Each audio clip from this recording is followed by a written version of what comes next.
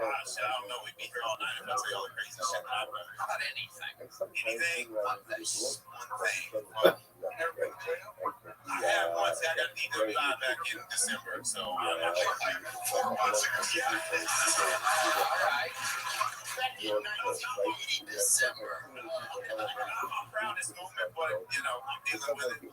What was it? Was it yours or was it somebody It was mine. Yeah, I was blackout drunk. I don't remember most of it. What happened? Like I said, I don't remember leaving my buddy's house and waking up in a hospital bed coming to it, but luckily nobody was hurt. What did you wreck into? 2 parked cars. Wow.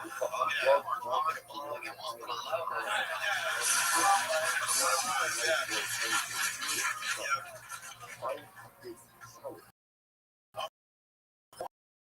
No, go for it. Let's do it. I'm leaving this bar, and I was driving a Honda Accord or whatever, and because I was fucking having kind of a tough time or whatever. And anyway, I go get in my car. There's a cop car right next to it. I go get in it, and then I'm looking in there. I'm like, there's a babysitter in my car, and I'm like thinking, oh, somebody snuck in here with their baby, right? I got in the wrong car. There's a cop right next to me in his car. He's kind of looking over at me, and now I'm like I can't start this car because it's fucking not on. Damn, so I pop the hood, dude. This cop's looking under the hood with me. It was somebody else's fucking car. Damn. My shit was bad. Hey, I said, what the fuck y'all doing? I was like, I'm just helping this officer. So that's what I'm saying. BLM, homie. That's right. Hell yeah. That's right. Ethan Griggs, you're leaving here with a medium jumper. Congratulations. Ethan Griggs, everybody. All right. You don't have to get up from this. But I ain't never seen nothing like this before. Leo, jelly roll. Good night, everybody. Oh, shit. Look at that. People are going to be like, wow, Theo, jelly roll, and Woody Harrelson's gay son are all in the same place at the same time. Hello there. This podcast is sponsored by ZipRecruiter. Did you know that the average employer has only roughly 250 resumes for a job opening?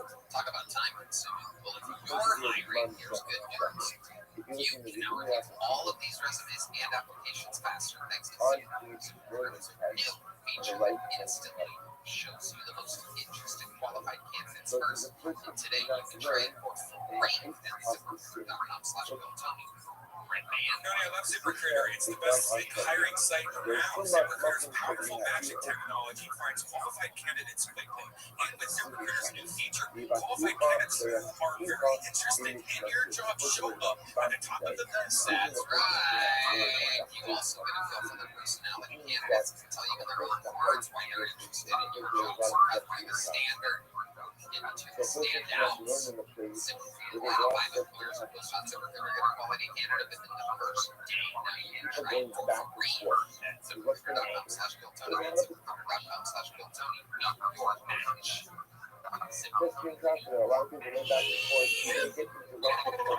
This podcast is sponsored by Blue Chew, guys. The future of function is here. Blue Chew Gold is changing the way millions of men are having sex in 2026. The new arousal boosting formula combines passion and performance as one tablet, results on your tongue, super fast onset. No more waiting for a pill that can hit them. Just one most ED meds only focus on blood flow. Blue Chew Gold boosts blood by the ingredients for blood flow and connections.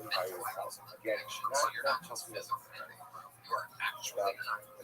This type of innovation is why Blue Chew Gold is the #1 brand in erectile function. Process is simple and all online. Get started today on BlueChew.com. Go for the gold. Yummy. I love Blue Chew, Tony. I'm providing the best ED treatment out there. Ladies, if you're listening, send your man the link and make him a trophy husband with Blue Chew Gold.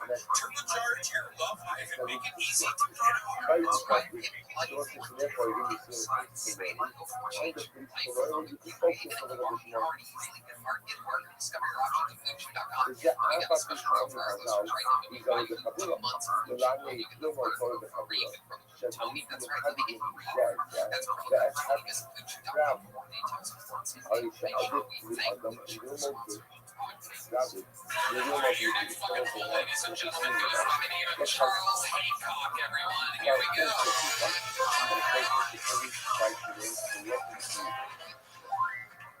Was I'm trying to talk to more women now, but it should be good because I don't have autism.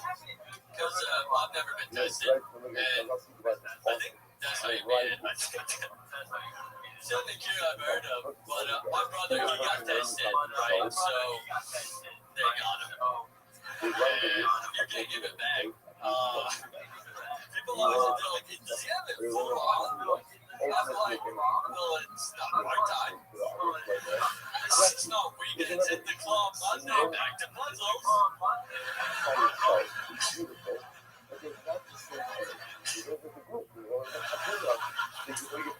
I did try to get tested too when I was in Canada, where it's free there, but they're busy.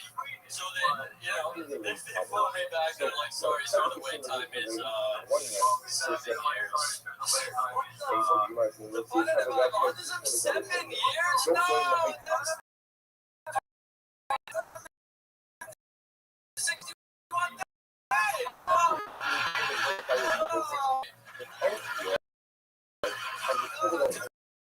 That's what the training costs.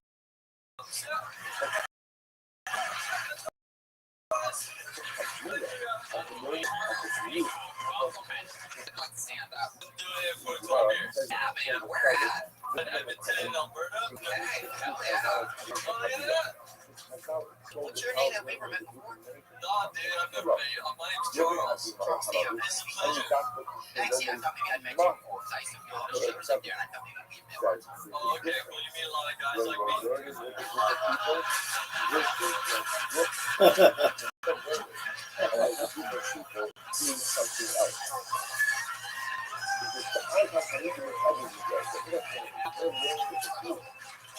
not even kidding. Okay, I am a guy who likes women. You should see some of the drawings in my diary. I'm flattered. That's all, No, I definitely have met before, though. I'm seriously, I thought we had met before. Oh, okay. Alright, okay, very good. No, really. To be honest, though, if you was gay, bro, because, I mean, would you smash this little fucking beetle muffin over here? I mean, we're like, I think we're both bottoms, so like those batteries don't go that way. You know what I mean? They have to go along with it. Yeah. You can't have two super gay guys. Whatever, dude. Yeah. I love it. Charles, tell us about your life up in Canada. My life in Canada, well, shit, I moved to Texas this last year. Okay, congratulations. Thank you, sir. You got citizenship and everything? No, I do not have papers. I do have papers. I'm hoping to get permanent papers later. But Canada is a good time, and I finally started dating a female girl. Tell us about that. How's that going? It's going good. I had a dry spell for like 9 years. Whoa, that's very dry. Yeah, and it was rough. And like the only girl I had a crush on during that was I met an Amish girl. And the only place you can find them is like when they're selling furniture. And then she was great, but Get your forwards. I'm sorry. And that's not even a real joke. I just read that somewhere on the back of my brain, and I was like, who wrote this song? Or whatever. Yeah. Anyway, carry on. I'm sorry, dude. I'm honestly interrupting you. It's not very nice. It's great. I'm sorry. It's great. I had to pretend that, I was interested in their $17,000 doors, but no, they're pretty pricey. But, and then I waited 9 years, and then I met a girl who's not Amish, so I had to date her. If what was about the Amish, I was ready to go there. Yeah, absolutely. Have you seen a lot of Amish? I haven't seen that many Amish before. I've met Amish. I've met probably maybe 11 Amish people.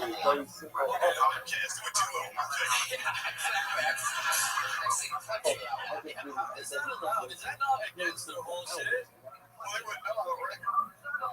Yeah. Find out. They're just talking like a weird thing or something. Yeah.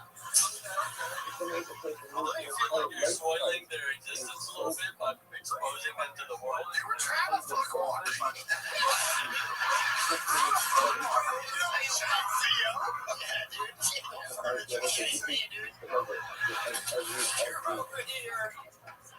Playing the time the back of Narnia closet or whatever. Let me take you to see my lion. Let me show you that panther.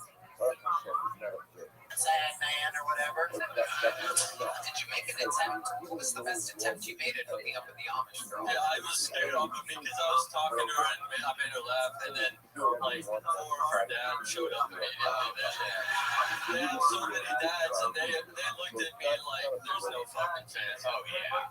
So I got the heck out of there, but You know they fucked them during almost whatever it's called. There's Whitney and everybody. If you're wondering what it sounds like when he talks, there you go. Spraying everyone there. Degenerates in the crowd from Die Hard. There you go. Spraying everybody. It's your Doritos joke of the night, everyone. Amazing, Charles. What else about you? You seem like a guy that's got an interestingly complex life. oh, well, I study in Canada to make money. I have a yo-yo company. Oh, I knew there was something. See, you looked at me funny. He's got a yo-yo company.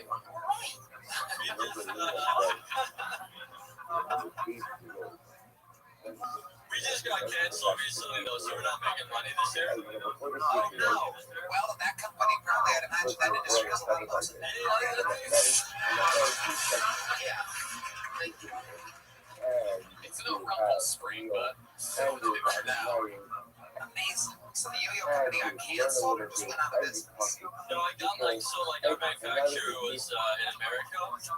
And, yeah, dude, I sound pretty sick when I say that. It does sound good. I want to know more about it. I'm religion, man. Sorry, my allergies been weird today.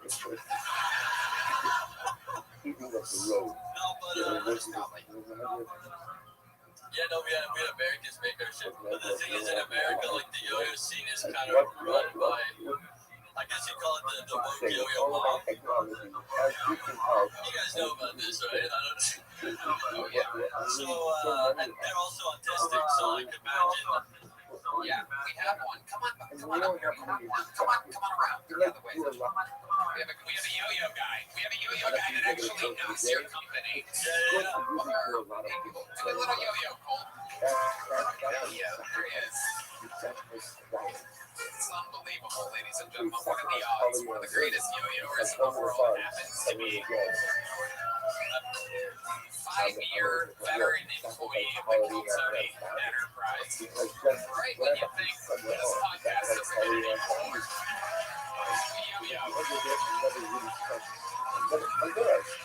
I'm good.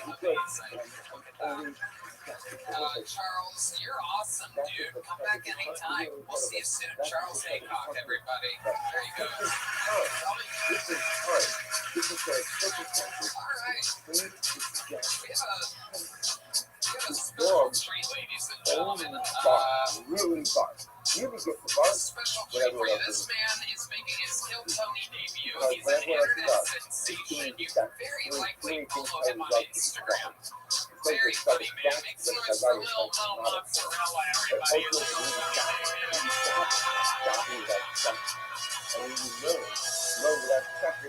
Watch it, Mom! Shut the fuck up and stay put. I'm from New York City. I don't know if you guys act like you don't fucking understand me, but I can speak any language. I look at somebody who's Spanish, girl, I throw one word at you. What's up? Let me get a bacon, egg, and cheese poppy. You know, people do it to Italians all the time. They come to fuck the little Lily and they start acting Italian. Guy got freckles and shit. Let me get a chicken cutlet, parmesan, fresh mozzarella, red peppers. Tell your sister Jane I said, I ate them. Nice fucking Luigi. You know what you never do it though? You never see nobody go to a Chinese restaurant side the Chinese though. Lay on down. Let me get a pork fried rice. Don't forget the wonton soup. They don't do it. They get disrespectful. They start yelling. Where's my pork fried rice? They think you can understand if you talk loud, you know? They're disrespectful. See, I always show them respect. Like, let's say, for instance, I go for a steak. I bring the bones home and I bring it to the restaurant for the dog, the very together. How you doing? I was gonna say they ate the dog, but then I said somebody might fuck me up out here. I see a couple of Asians. Kim Jong-un's over there. What's up, Mom? How does it feel to never ride a roller coaster? Well, Mo Mozzarella, ladies and gentlemen, making his Scope-Sony debut. Very funny, lots of energy. Oh, shit. He just hit the hardware. I drove fucking 20 hours to get here. Did you really? All right, everybody.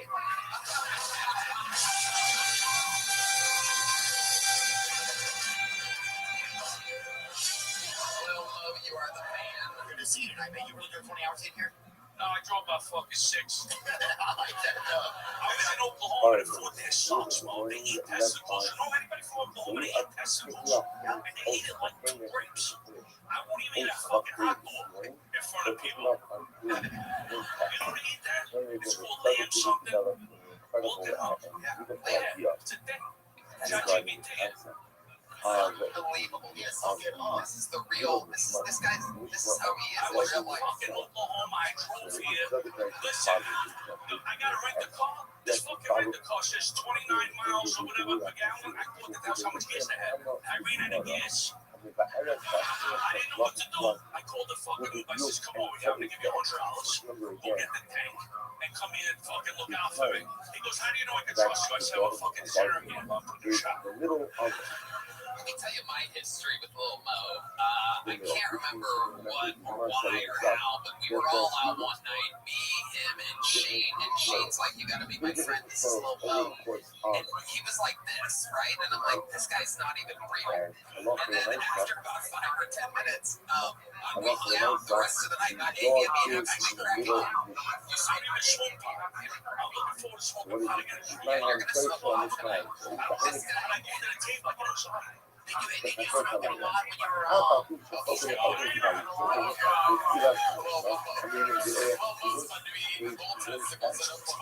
Charlie was an engineer.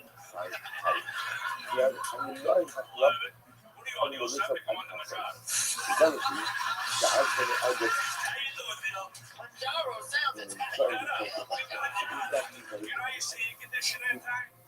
You just don't need air conditioning. I do some air conditioning. I love the nice stuff. Yeah. You You know, can did back for a while. Does he? Yeah, he did it. Is he the helper or he's a mechanic? He passed away. You know, when I worked at Was, Probably yeah, when he stuff get in broke, there, you you know, know, he can say air conditioning time, you say air really conditioning. fun. So Until you the say, end Tell us more about the end of it. What the stuff? fucking Well, staring what? at me, he's a jinx, this guy. That's the end of it, right? Just At the end of it, right? That's when people. you know, we always have all these different shapes and sizes of characters. I'm Italian. I don't sound that good. I'm from New York. I'm from Let me tell you something. You had some guy on the other day in a government shirt. End of He was a it, fake the attack. second I person, saw that. people That's are a really baby stupid. car. Yeah. But you need Go a for real that phone. shit. and that's what I was just going to say is we never get any Please fun give us in this real right. Italian. Oh, The my show dogs. is ready They to act rock the my kind of feeling. stuff I'm not I'm feeling doing. like it. Tell us more. Teach us some more. It's true. It really is true. There's nothing. I swear to God. And Me and therefore, this guy sat at the end of the bar cracking up for fucking hours because I couldn't get enough of it. It's who he really is. Give us some more of your Italian New York wisdom. so in the beginning of the first Mishmar, a lot of times people are always. If you don't By the speak end of the Italian, first Mishmar, people are going to absolutely most people are here are going to sleep. Honestly, beginning to go to sleep. Beginning the second Mishmar, already people are still it's also a change so now. You know, people back are in the day, it asleep. was different. You By know, the beginning being of out the of the third street. You know Mishmar, what I mean? already, What's still not like, beginning to how get you out. doing? So what's the really only thing Different levels, different how you do it. You don't want to throw when up managed to five, stay quiet, when because she might get, something you is know, she going she on, might get a little cocky. and You know, the get cocky, Exacerbated or whatever. end of the second is Never when forget that notch, the you know world what I'm is saying? quiet, people My are friend's sister, sleeping, man, no one is really remember the beginning first to girl I get said, up how you for doing? the day. Yes, yeah. She was a Thank sweetheart, you know? But so, I'm just I brought a nice trying pair of shoes. right, you know, She goes, how you looking? I said, take them out of the fucking box, you love it. I feel so like that. You've got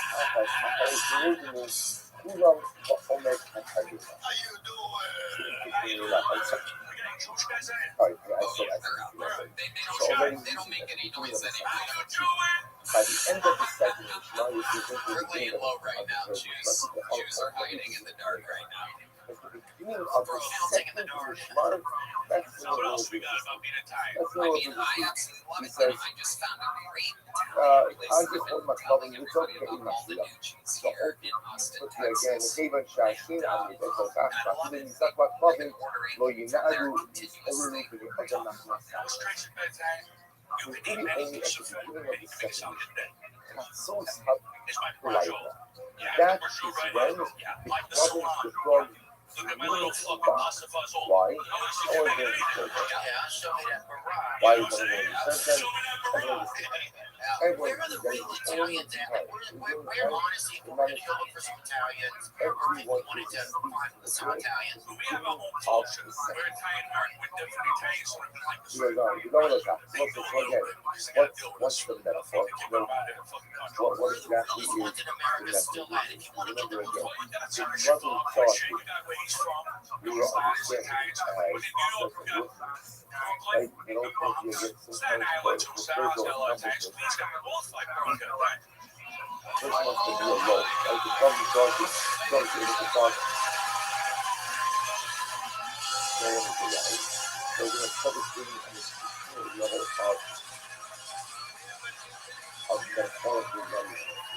So the public is watching that. That's the first. The world is quiet. Truth-seated white face, and now the madness is doing white face. We don't look at. We don't have to deal with that. That's a little bit. So now we have to tolerate it. You never know what can happen here on Tiltoni every once in a while. In order to maximize this list, what has to happen? So if the videos, let me style out in a shape. I'm from outside of the world. I've done us to people who have done to revolt the closing night of the night. This is in order to have a meaningful feeling experience, you now need to have this idea of context. What is that? When is the God give us about? I did remember it right When everything else in the world is quiet, because if the other forces in the world people like different are stuff. awake, not asleep, then I didn't like it. I like Boston better. You like Boston? Yeah. So that is said, I going like back to Boston too. yesterday's discussion I didn't think about they like perception. me out there. They like me. But you think Sometimes Because when I'm you got Italian and I there's so much going know on around them. Irish. One kid's That Irish and Irish fight. So I figured I I went to want to Boston to beat the shit out of him. They like me. it's difficult to be focused. more of that shit. It's You need sometimes old what I school have to shit, do, I right? have to Yeah. be You like believe in the stereotypes? I have to be like I do. the When it comes to But I things, I have to, think when it's I true. got it, I have Let to me tell make you it what. like Katsos. I look at people's Meaning, things in your own someone. I have to make Because I'm gay. everything I'll tell you what around it is. me. Yeah, what is it? Why? I'll tell you, it's my grandfather Okay, so again, was to be clear, ugly and he had this no is not money. talking about And adopting he by begged my myself. grandmother for 50 years to stay with him. So I asked I him. thought we already spoke about this, so although it's good to be by yourself, you know, What the it people, means is start looking. I see some people work with. so Just what like it means having is eggs. a sense of You know quiet, what I mean? the things And then what that happened? are You look like occurring this, you go like around. this, like you go like you take a So piss. this is Russian And again. he go, bingo, Estamos un poquito suciados, y vivimos en contra de la organización. Pero you could blackmail him, or you could put him there ain't no one. all So you go like, the things that are happening in this if world Jim was the around son, you. In other words, right it's up the fucking coconut. a metaphor. The dog barking, when is Lil Mo, I fucking the love you. dog You gotta really follow able this to guy on bark with all of Instagram. its talk? When Dude, here's a big that's joke so. with Lil Mo. Why I say everyone is quiet in the world. Quiet in the world. I'm saying two nights. So when do you leave? I don't know, two fucking nights from now. It's Like a fucking tradition over You know, there. when you Hey, got real quick, Lil it's Mo. normal. Real Have quick. your mind Jump back on that mic real quick. Why do I know problems? And a lot of times it's the approach What's the of best show that. you've ever seen in New York City? Thinking about You're true New York, right? All the way. What's and the thinking about things. And again, it's natural. Every time Okay, you mind, DMX. DMX? Where'd you see him at? I see him so the much. silence, the Where the fuck ability is to that? Is that New York? No, back in Jersey. Where the fuck did I see the get Walgreens? I that. don't know. What shows have you seen in Madison Square Garden? Shane's. What? Just changed. started saying, That's it. I did it yes, with what you bought from the match. just like the dog I'll tell you what, I find you to be so interesting and so compelling. We're doing 2 nights of Madison Square Garden, August 7th and 8th. yes, Will you it's come? like the highest money. It's close to getting all that content. Try to make it difficult. So it's not control. Quiet down everything else that's happening inside of your mind in order to be able to focus on your zero. Because he says, I feel it now. שאפילו הידיעה צעקה בתפילה, הצלחה פגשתי, כאילו שנשאלנו על החיינות ולדרך הדבר יכולים להיות יותר ישראל. הופיע אותי לזה, כשמבקש עכשיו את הדברים. The person I don't even say, how can I silence my mind from running over my death? That is the story when one essay is dominant. Doesn't matter what you do. I'm dying to fight myself. So of course when I got to fight myself, I'm going to put it up my heart out there and I struggle. I'm going to struggle without a big beating and have up that day. I'm going to people out to big beating and that day. So what do you mean I should quiet my mind from starting over my death? בכל זאת, לא ינעלו, מי שהלב לזעוק, לזעוק, רק בגופו בפני עצמו, רק בבקשה שעות ותפילתו עליהם יחדים כתוב, הרב שלפות יוסי, ניצח ורק לצורך תבוע תיאגו. Even Havana Sativa is still a ship. So it's very simple. In general, it's like an incredible like Havana question. When I gather, and I ask the thing, this is the first one, why do I ask? Why do I ask this? So it's like, to give very simple question. Everyone knows you have to gas in the car, right? So you can have two different approaches to it. Somebody can gas in the car. But in a car, you gas. A car, right? The depth of a car is two. You got a tank full of gas. Not all the cars got a tank full of gas, right? Or you could say, I need to tank full of gas. Why? Because I have to gas from point A to point B. And from point A to point B. That's the whole reason that you fill up a car.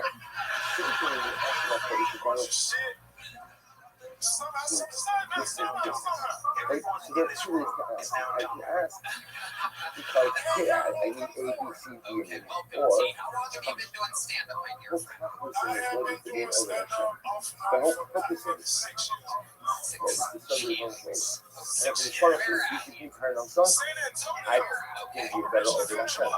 If you give me a school, I could continue a better order than that. It's not the check that I love such as it ends, or who what is it ends, or use them is it ends,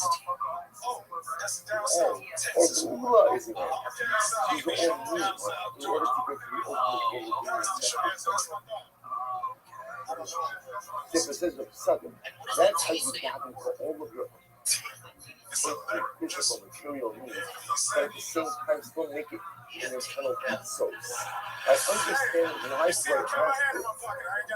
This is a thing a lot of times that we really need a translator. Why do we gather for the things in which you gather? And again, if you understand that I'm gathering for these things, because this is the things that are tight. The beginning of consciousness is because, right, so the code says right, you follow that stuff. And then the code goes into the whole series of material and physical needs. So the other kind of very bothered with this, like, very what about starting to my high hour that stuff? What about the idea to go to work for the show? Or, like, I'm figuring it's like a big job. How to have a shot to you have to like service the children after. They're sick of the shoving in work. They're taking their stuff all kinds of money. You're understanding. You get back to the post. It's not reward. It's not reward. Maybe I'll go site there later. If you follow my rituals, I'm going to make it easier for you to live a life of spirituality. Listen, what makes a life of spirituality a little bit easier? A healthy dose of material success. Hey, if I don't have to worry about my bills, if I don't have to worry about my expenses, if I can have a nice, comfortable life, absolutely makes my life easier. That's what it is. So when you dive in and you ask for all different things, then the sudden, why am I asking? Well, you're asking because, hey, a car needs gas. Person needs to up. Okay, then sometimes those requests can actually become inconvenience in that come up. Because I'm asking for it. Because if you agree, I want to be a more effective negative chance. Then by definition, the request will return things is not in here. In order to capture this, or in order to also safer again, just to close out this sit. Therefore, it says the following, not only like that, you've repeated everything like shovel, if you almost say it's incredible. Therefore, the subject says if this is the approach to take, you are requested for the S-ray, then have local advice of your request, and that's become a distraction, or try to use distract, the request, ultimately, again, still helps you to consult a life. The subject comes up with this quote, right, I know you this incredible idea. The metaphor, what we saw, We knew you didn't think you were going to get called. That's how the show works. And that's also your dress for not getting called. And it does it you don't attempt to come number one, that sometimes you have to be careful that your surroundings are conducive to good, good look, that the static there, the noise that happens around you doesn't bring you spirit to the show. Number two, make sure the kids are smart. When the dogs will be bark, when it's five everyone to sleep, focus. Trademark. Standing ovation for everyone. Scary thing. It is. I could never do that. Yeah, you could. I could not do. We used to do 3 minutes at the comedy store at the open mic. It's probably talking because It feels like very, it feels like something. It is. It's something. Ladies and gentlemen, your next bucket full goes by the name of Brian Stupid. For twice. Everything else is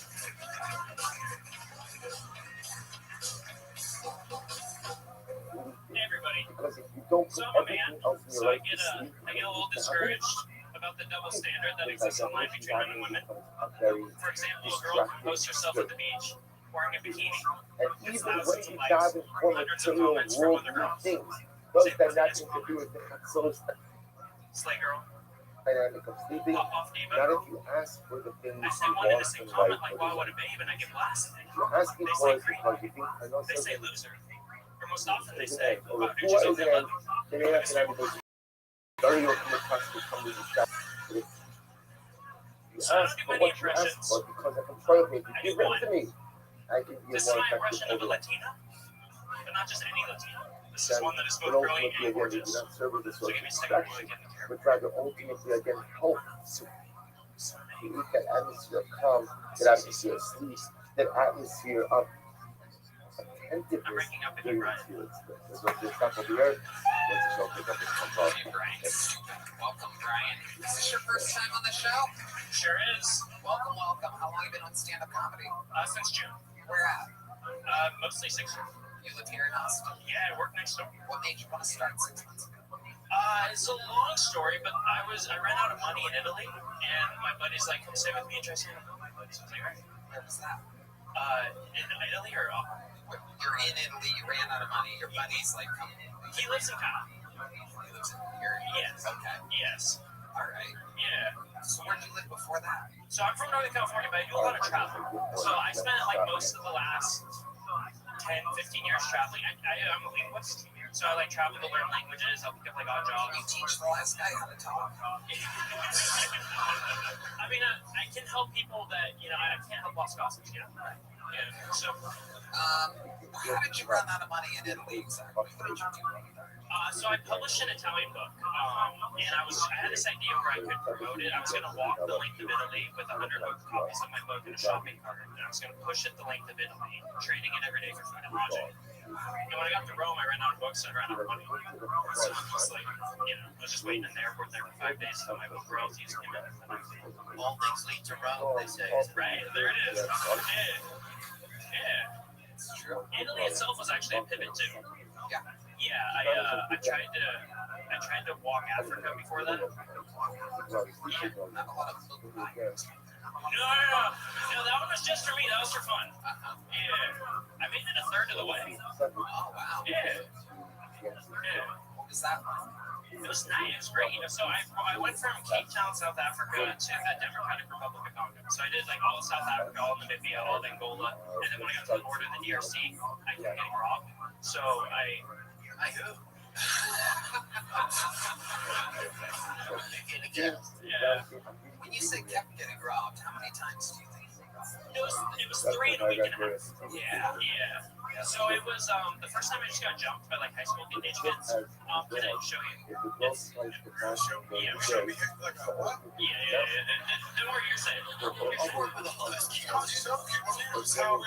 So it was. They were like. So it was like like. You need me to stand up for this thing or something? What?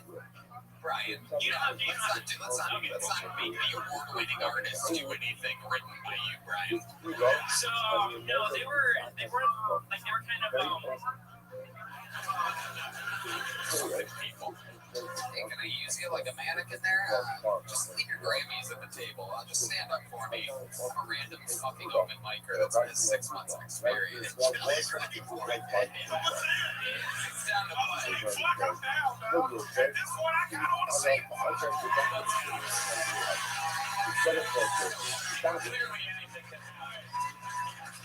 So they were like 6'3", 120. So I'm walking behind. I'm fucking flattered. So they're walking behind, and I wasn't sure what he was trying to do. So he grabs me by the back, and he like, and I was like, what? And then he kept doing it, like he's like, And so I fought them off, and that's all I was eager to know. I was like, Just as stupid as I thought it would be, everybody. Stupid. Eating a human. Yeah, but the second time was a little bit scary. They had AK-47s. They put one in my mouth. Wow. Yeah. What did you think? He's redeeming himself. And everybody wanted to What's up? Did it get hard? Did you get hard? I stay hard, Johnny. Oh, very good. Yeah, there you go. Very good. And then the third time, it was like they were men with machine guns. You can't just breeze through. Yeah. What exactly did they? What did they get out of you? What did they rob out of you? At that time, I was in Luanda, Angola, which is the capital of Angola, and I was doing it Safe. I just had like my phone and my money on me because I was staying with the local there, so I had like my backpack with me, so that wasn't on me. And they First point, a fanny pack. no, it was just in my pocket. I was just going to my TV interview. It was like 6 in the morning, and I was like, How much do you think you had on? $90. Yes, it's like a lot there, but I would. It's a lot anywhere, man. Yeah, Especially there. yeah. So as I was walking, I was stupid. Like I just had my phone out using GPS, and I'm like, Oh, yeah. Fuck. yeah. I'd rob you if I saw you. And then as I'm walking, there were like 2 guys sitting on a stoop, and they ran in opposite directions. I was like, okay, this is interesting. And then they came back with AKs. And they speak Portuguese, and it goes like fica, fica, fica, fica, which means stay in Portuguese. So I had my phone, and I was just like, They could have used fucking those guns that just say bang. yeah.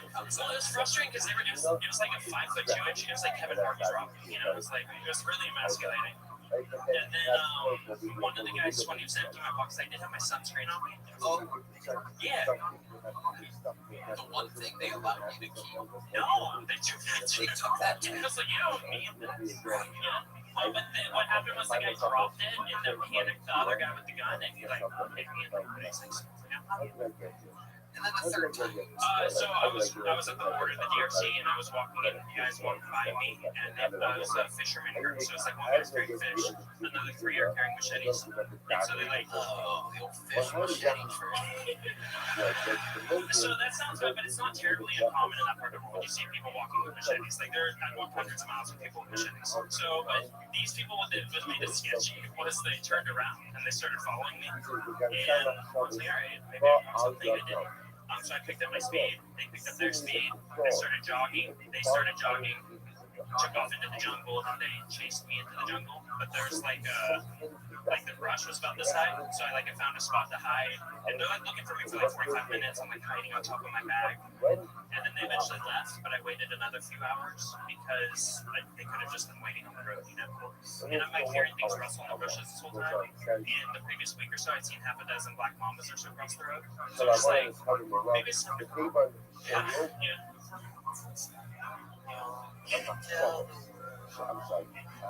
Can we still sing Diddy? Huh? What? Who sings that? Diddy? Is it really needed? Oh, I didn't know that. I like the song. It's a medium joke book, my friend. There goes Brian. Appreciate you guys. Everybody. Flying through it here tonight. You guys still having fun out there? You get it? Thanks so much for your next fucking goal, ladies and gentlemen. It's Luke Robinson, everybody. Luke Robinson.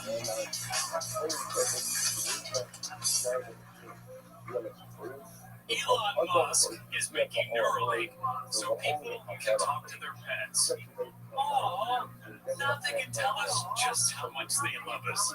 I don't know, but I thought about it fucking a lot. Imagine dog dads having the neuter talk after a painful conversation about cutting their balls off. Maybe like, please, Poppy, I promise to keep my pecker in my pants. Dudes would be so traumatized, they'd never neuter dogs ever again. And the stray population would go way out of control. And if dogs can talk, they can understand TV.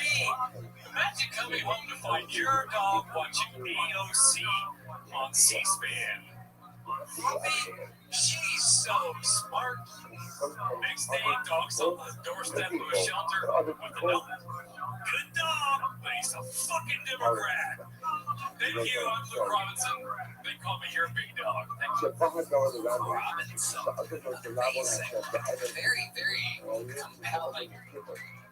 Very good job, man. Welcome. How long have you been on stand-up comedy? Fifth time talking to that microphone. Fifth time, obviously, on stage. And how did the other 4 times go? First one was in Memphis. No, I'm sorry. First one was Little Rock. Memphis was second.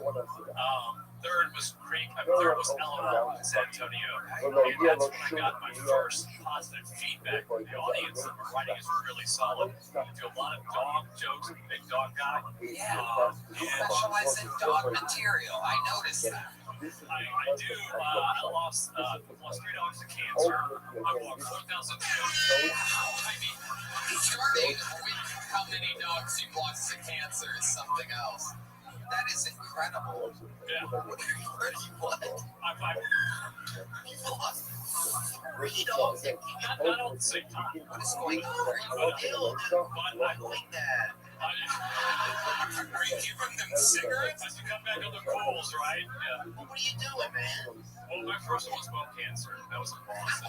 Look, I know lung cancer happens in Boston, but what I'm saying is, give it up and do something else. How did I not get a dog? Absolutely. Unfortunately, I'm on a fit period, so.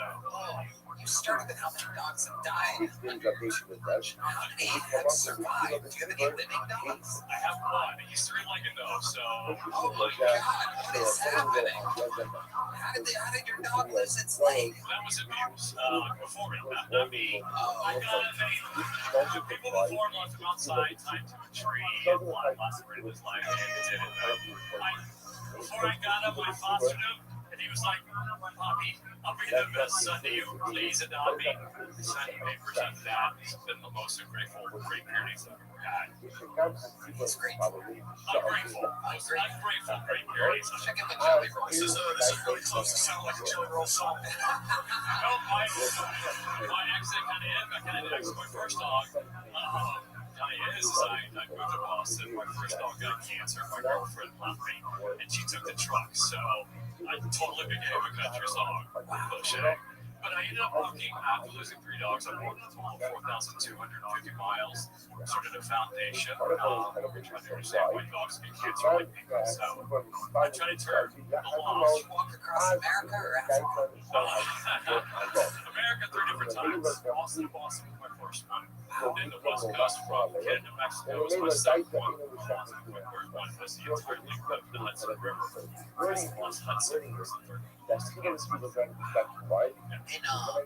round of applause for doing that, man. Yeah.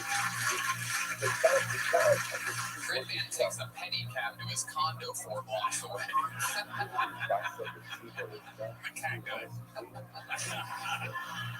But he's also gonna lose a leg soon, so. Enjoy me to my next one. My next walk, you enjoy me, but I have to lose another dog. He's what was your favorite walk? It's interesting. That being best. I mean, Boston to Boston was the best one. That was 2,300 miles with over 2 years with my 2 dogs. So Walk are the best though. yeah, that's kind of hard. The West Coast is just weird altogether. And they say they're animal friendly, but when you look like a homeless guy walking with a dog, they don't treat you like that, like you're born there. So it was just a different experience. I found that people from Boston to Boston, I walked across 16 states, including DC, and the people were just incredible. Just like nothing you see on TV. Nothing can speak to that experience. It's just like selling all your stuff, putting everything in storage, and just walking with your dogs across country. It was so much grace and glory in that experience. How do you make money? I look at me at 55. I'm up here on the stage trying out for a comedy. I've been doing this since I lost my first dog 20 years ago. So You've been doing what? not living in the nonprofit world, trying to solve canine cancer, cancer. So I had to build You think solving canine cancer is solving human cancer? Well, what science has taught us is the interesting thing is that, especially with dog cancer, it's pretty much the same thing. Like 90% of all cancers dogs get. People look and look the same, they act the same. It's kind of one of the things that science has taught us. People say a lot of it's from Chobani yogurt. You seen all that? Yeah. Do dogs get more breast cancer than normal animals with all the nipples and stuff? Yes, they do get it. Do they? Yeah, they do get mammary cancer. Have you ever been fat? Have you ever been fat? Fat?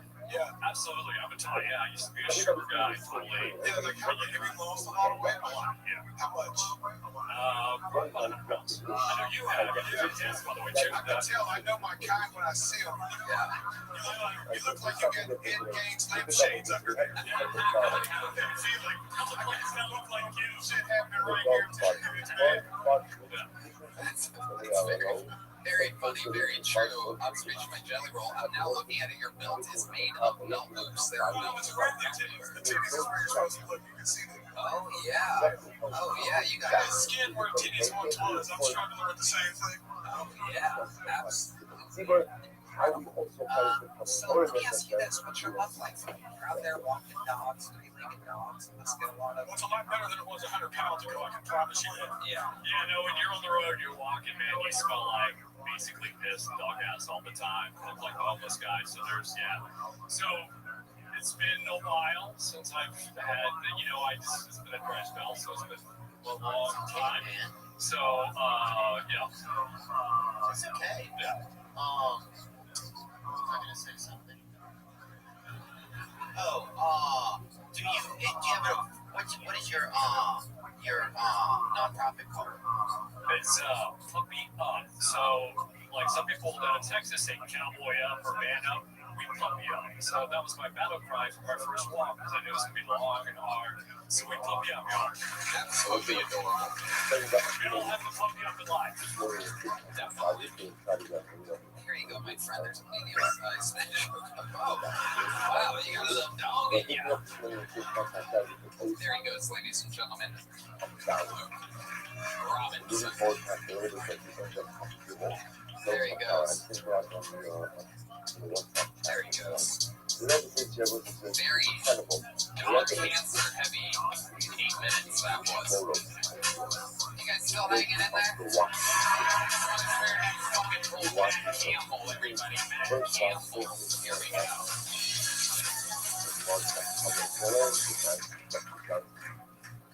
Hello. Second one is Does everyone go crap nicknames? Show of hands if they have crack nicknames.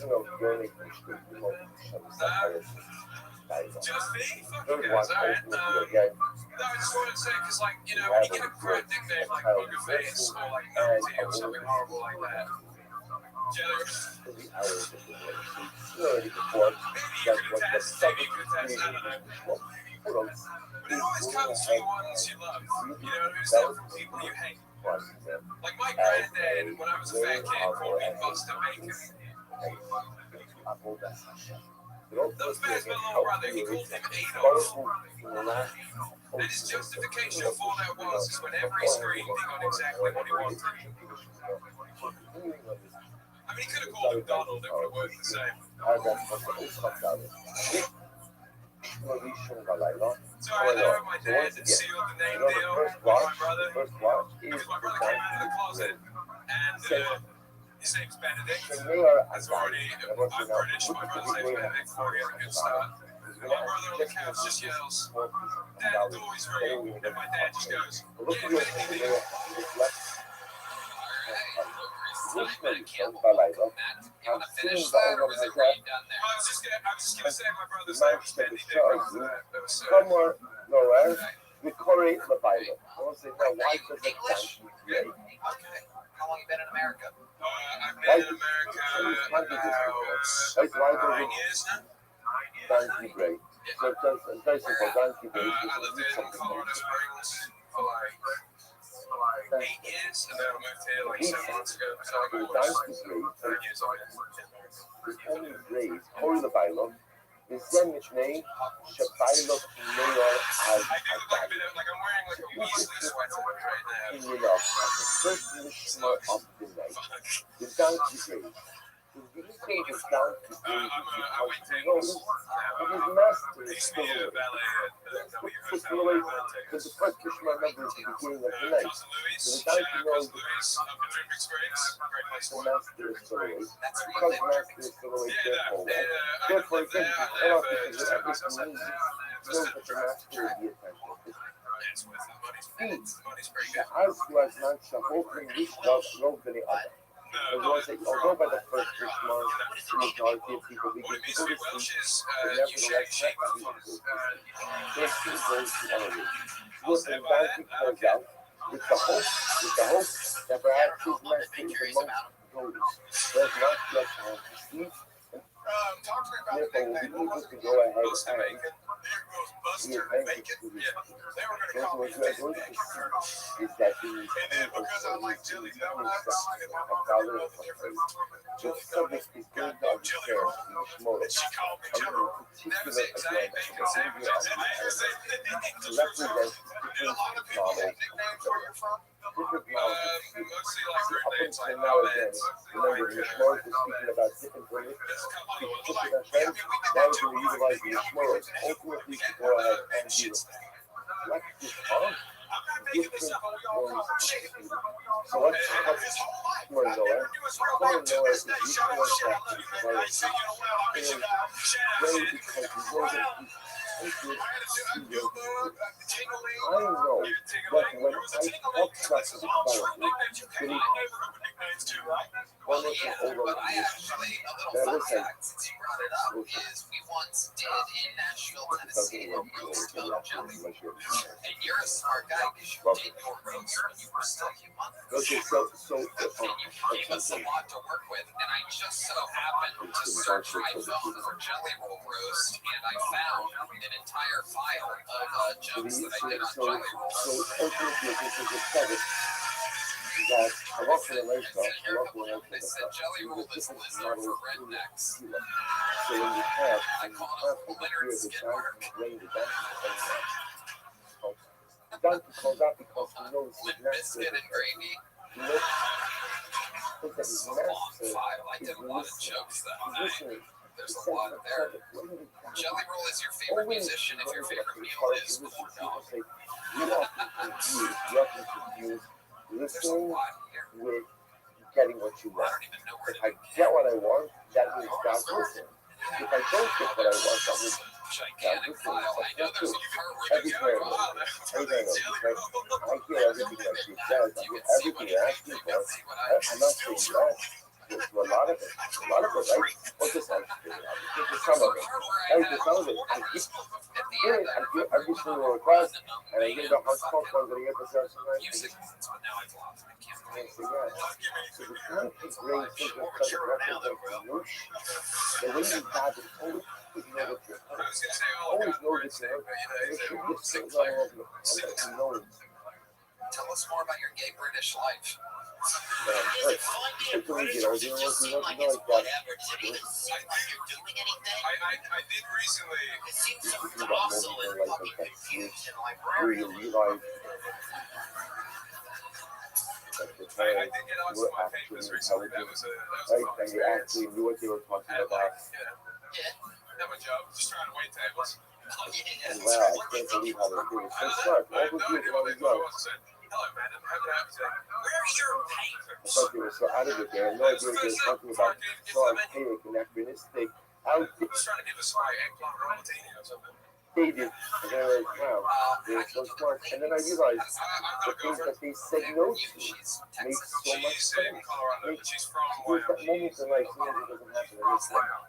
It's But when it happens, It's you're the only one that It happens. is a So you see lot all of of the things that faces. he started to said no to. And some of those things that he said no to caused me a lot It's of to pain. win, right? But yet, Also, I again, don't know there if the comes that Fox point in listening. time when I come to realize that You guys are all cool with that. You have even no the idea. no's It's are like, like that. Even you're though. like, So it's like that some level of fucking clarity beings, and man. understanding might not come to us in this world. Did you But at least to know that when you pray, when you pray, when you daven and you call out, know that there is always a luck It's coming out.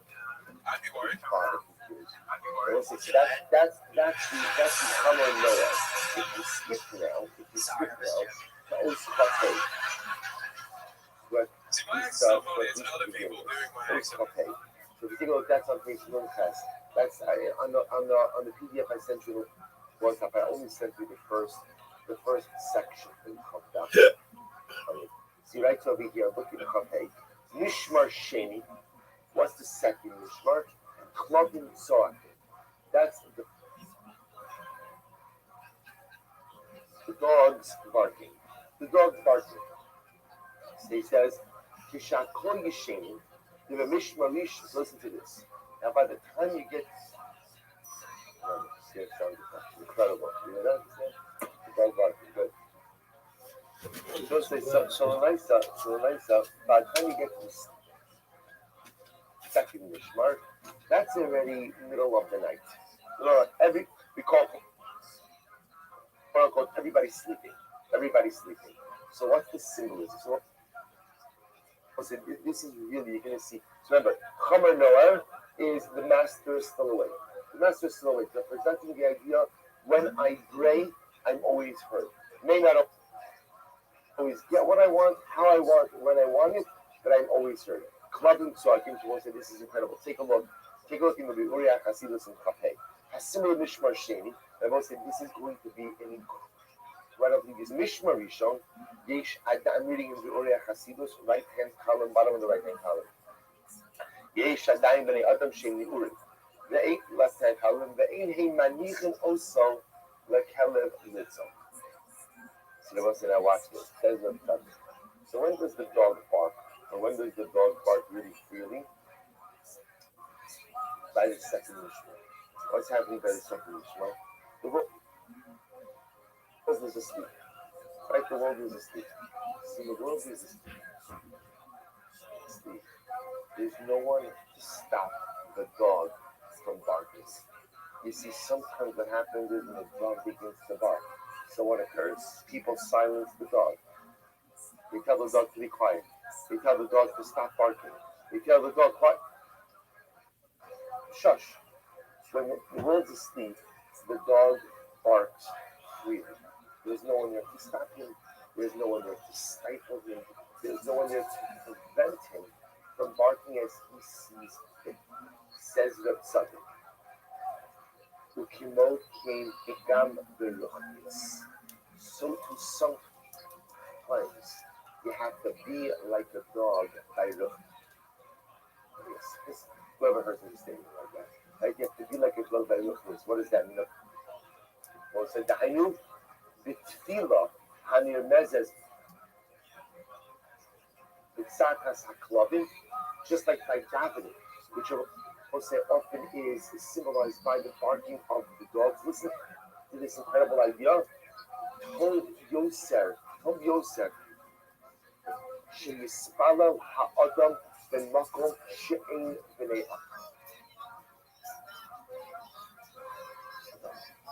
Sometimes it is better to daven all by yourself. Sometimes it is better to daven where no one else is found, so that ultimately again your barking could remain uninterrupted. Now I will say what that means obviously can't be taken at face value, because as the Tzaddik is going to say that there's a din of tefillah b'tzibur, right? There's a din ultimately again davening with the meaning. So again,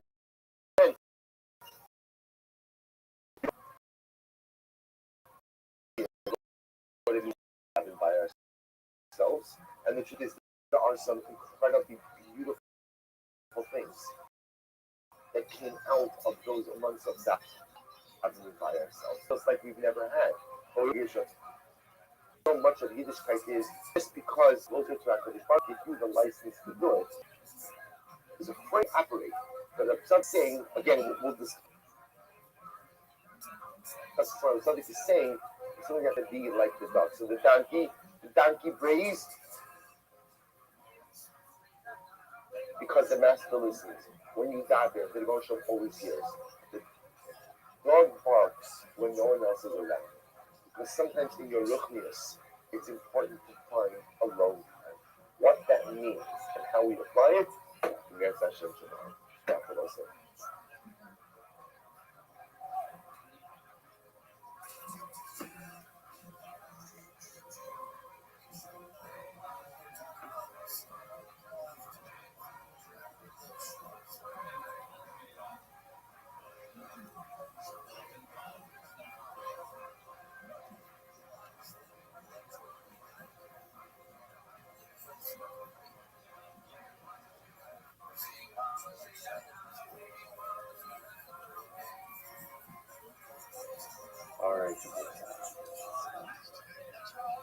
All right, we'll say good morning.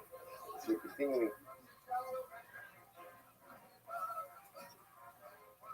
We'll sit at least for a few minutes before we begin the last half.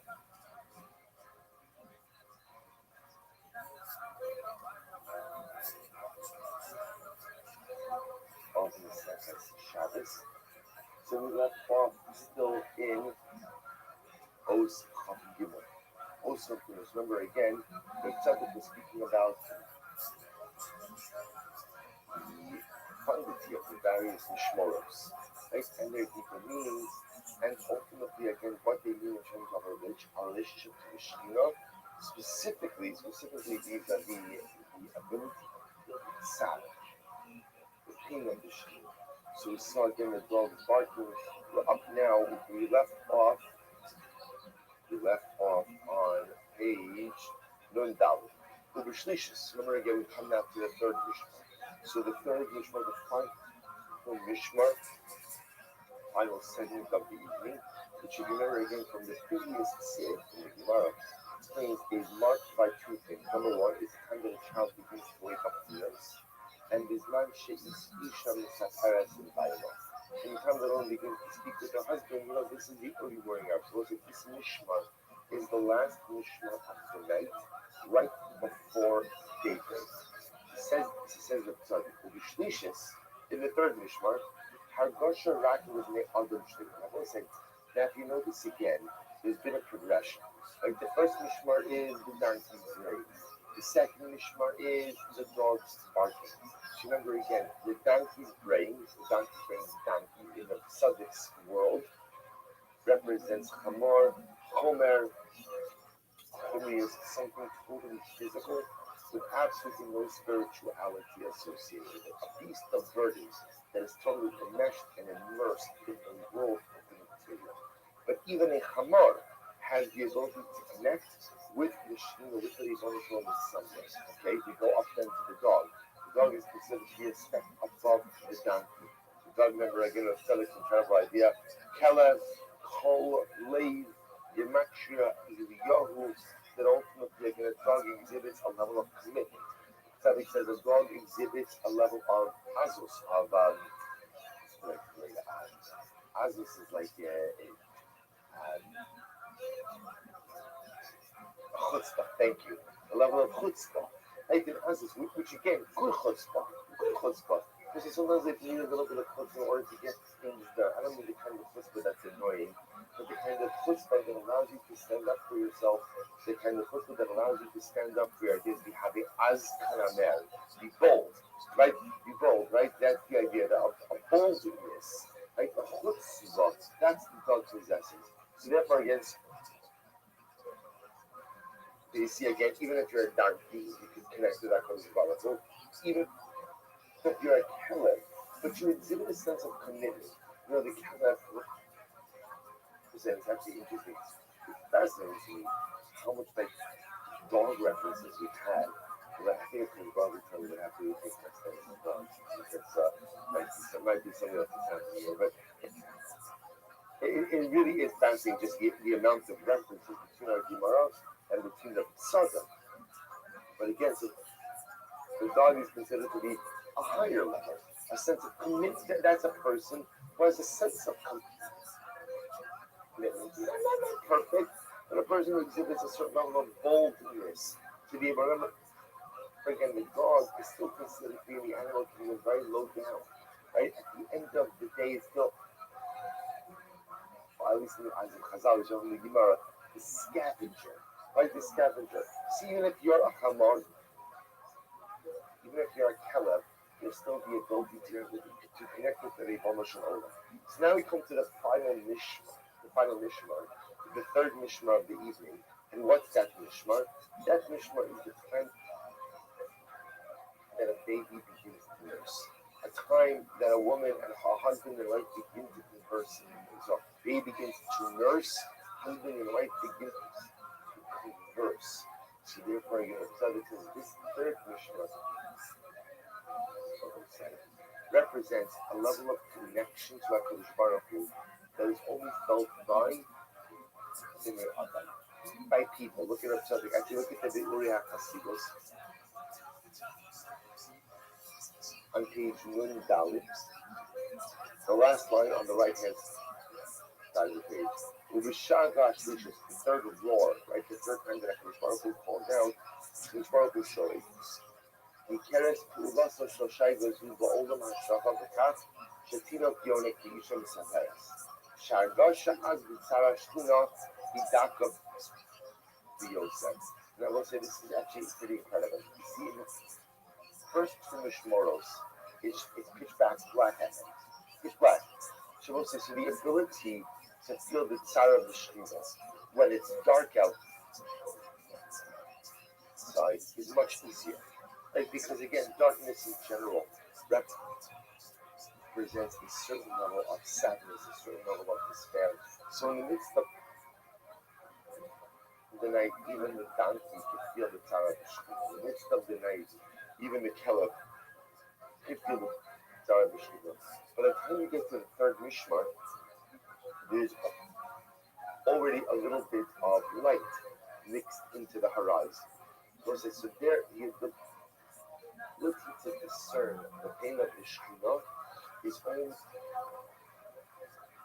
really accessible to people. To someone who is a Ben Adam.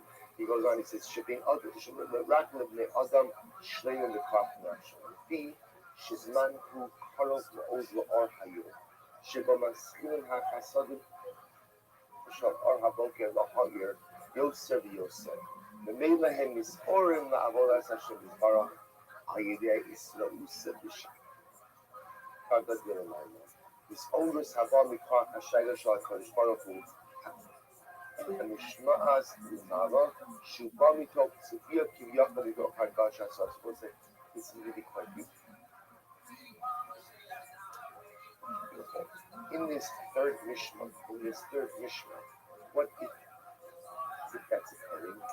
So in this third Mishnah, there is the ability to perceive HaKadosh Baruch Hu even outside of absolute times. So here's what's fascinating. When it's daytime and when it's nighttime, those are kinds of absolutes. Remember again, in general, we used to Lahagid Baboker Hasdecha, the Aminos Chabalei. Day normally represents divine chesed, divine kindness. Night represents divine goodness. So anyone could see HaKadosh Baruch Hu Kiviyachol in the night, even the Hamar and even the Caliph. And anyone could really see HaKadosh Baruch Hu by day, because those are moments of clarity. What's the most complicated time of life, time of day? To see HaKadosh Baruch Hu, the most complicated is the third Mishnah. Why? Because it's kind of as they say Nishtahim, right? It's not really fully nighttime anymore, but it's not yet fully day either. The ability to perceive the Ribono Shel Olam in that third Mishmar, the Hamar can't, the Caliph can't. Who can? Is Man Shantin of Kyonik. Remember again the symbolism that the Rabbi said before. What does that represent? The nursing baby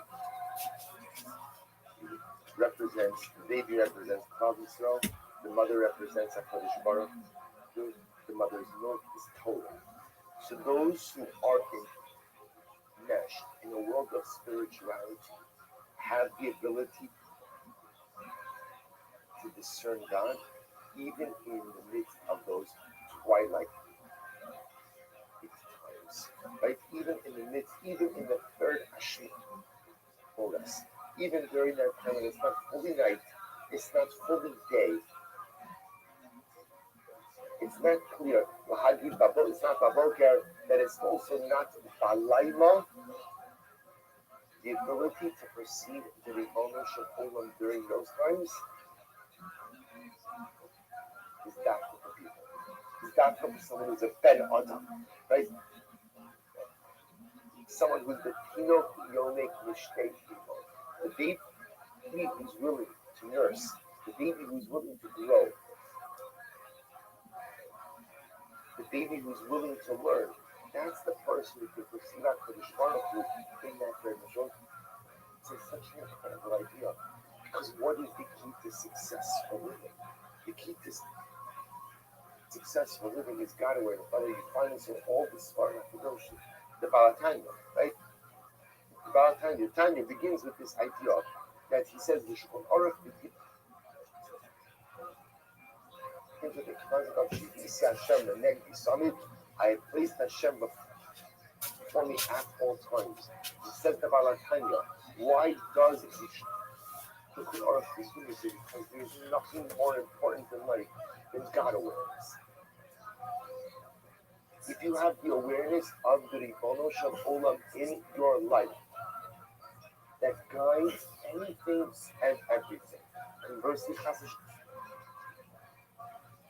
so a person doesn't have an awareness of the Ribono Shel Olam in their lives, person's lost. So type of Julie, shit, a that's what little this is fun all fact about. since you brought That's it what up it's is all we about. once did in Nashville, Tennessee, a roast of jelly. Kazan is trying to sensitize us to how do we perceive that control. So it's good news. The good news is, even if I'm a killer, well, I mean, it's a Actually, a little fun fact even since if you I'm a brought it killer, up is we once and did even if I'm in a Nashville, killer, Tennessee, a roast of jelly. as a And you're a explain, smart guy. I You can did still your connect roast when with you were the serving demons. months. And you gave us a So lot to I work with, feel, and I just you so know, happened to it's learn Sarah from Bushina. still months.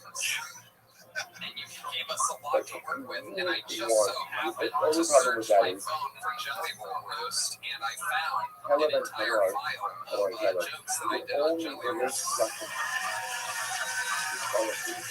And here are a couple of them. I said Jelly Roll is Lizzo for rednecks. The dead of night. I The called dead him of night. Leonard It can relate. Skidmark. But they do not have the ability to certain kinds of Limp Biscuit and Gravy. When does that happen? That's the I first. did a lot of jokes It's that not night. shit. There's a lot there. Like, Jelly Roll is your favorite musician if your and favorite meal ultimately, is again, corn that dog. a child purchases nothing. Only when a purchase There's is a lot embedded in here. the framework of spirituality. I don't even know Five where things to in no control. There's Yes, there's a part Jelly Roll. and you can see what he paid. You can see what I'm Still scrolling. Right? I thought it was great. And there's a part where I had at the end I And remember I went on a beautiful run that of she said, band but fucking even in the third music words, but now I've even lost when it. it can't every night, even when it can't every day, It's a live show. even when it's not 100% clear what it is that's happening in my world, I was gonna say Olive you Garden embed breadsticks, yourself but in you the know, system of what Sinclair. you can bless the mother's milk by Tell doing us more about your gay British you life. have the ability to Is it fun being British, or does it just seem like it's whatever? Does it even seem like you're doing anything? I did recently. It seems so docile and fucking confused and like there's a rare. little bit of and oh, what's up? I think I I'm did going get to on some come down. papers recently. That was a fun experience. And like, Yeah. have a job, just trying to wait tables. What do you think you were? I don't know. I have no idea what they thought I was. I said, hello, man. Have a say, Where's your papers? that was the first thing before I could even get to the menu. Just trying to give us some like eggplant rollatini or something. How do you do with the ladies? How does that? I've got a girlfriend. Okay, with you, she's Texan. She's in Colorado, but she's from Wyoming. Okay. How's that going? It's going pretty good. You guys talk on the phone. It is a lot on face. You guys have phone sex? No, I can't do it. Really? Dude, it's too weird, right? Also, I don't know who the fuck's listening. You guys are all cool there. You have no idea who's listening. You're just like flicking your bean and saying,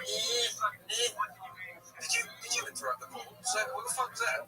I just figured we're going to be listening to, like, all of us are going to have, like, our porn soundtracks whenever we do something too famous. Yeah, just coming out. I'd be worried.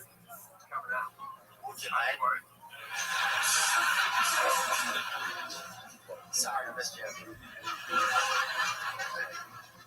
See, my accent's not funny. It's other people doing my accent, which is funny. Love British people, dude. I like Scottish people, actually. I got Irish people, and I like British people. You haven't exactly narrowed it down, but yes, you're doing well. What's the craziest gig you've done here in America for stand-up? I did a show in Houston where they were all, it was like a drug bazaar. Drug bazaar. Drug bazaar. Like a market. Bazaar. Bam, bam, bam, bam, bam, bam. What do you mean drug bazaar? Like everyone was just like I went to like go to the green room and on my way it's just like tables full of like Molly, acid, weed, mushrooms. Where? This is Houston. This is Houston. Where exactly in Houston is this table? I can find like the details on my phone later. I have prayed for a green room like that my entire career. This is how I imagined the 80s were before phones. It felt a little like Dope everywhere, people having fun. I got this thing one time, so I had to do a comedy show, and it was something at like the Golden bridge in like California. It's a really nice bridge, Golden Gate Bridge. Even I know that one. Yeah, that's what it is, man. So anyway, I did this thing, and it's like a weed conference, right? And I said, was it like 11:15 or something? I get up and there's nobody, and there was like one dude dressed like a boat captain. He's like, this motherfucker. He's lost. And somebody left somebody up front that like had left a sibling up front that was kind of mentally ill. One of God's oysters or whatever. And but bro, they didn't put like a little sign or anything. So I'm fucking. This dude is like giving me a lot of grief and shit. And they got me so high before the thing, bro. It was embarrassing and sad, bro. And it was just like, that was harrowing, bro. That was harrowing. I mean, I would have. That's why we left your country, man.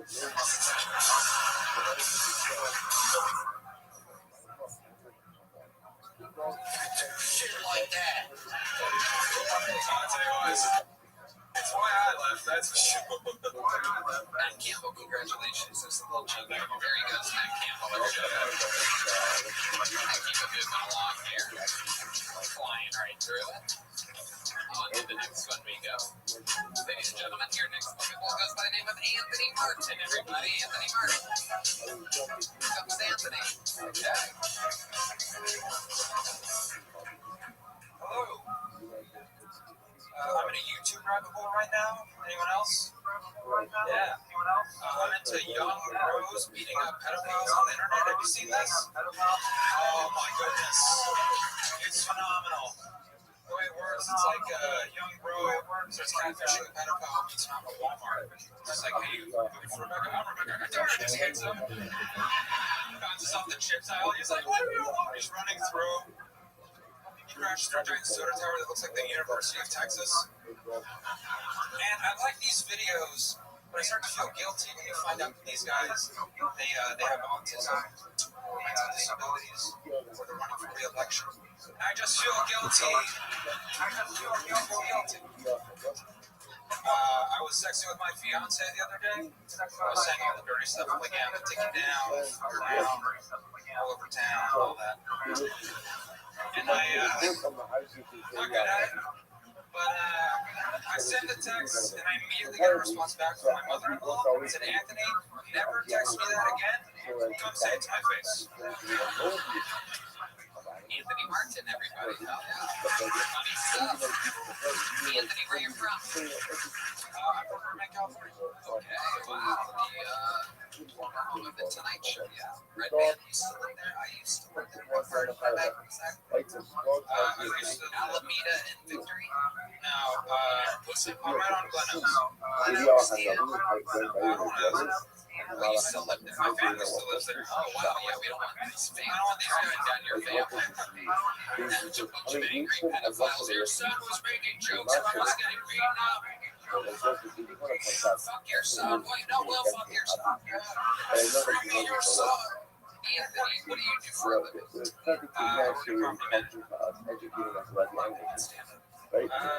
Almost 10 years. You're managing property in Burbank? No, right now I got engaged. That's where her family lives. Okay. All right. It's nice. It is nice. Well, it gets like a crazy rap because of all like the people like Because all the people that live there. it's like the Renaissance fair people fighting the fucking gay addicts or whatever the shit is. You know what I'm saying? The shit that was on the internet. When you go there, dude, it's freaking cool, man. Yeah, the food there is great. I really like the food. Good food. There's that one big food court. You know what I'm talking about? I didn't eat while I was there. But we had a great time. Yeah, I think it's from Florida.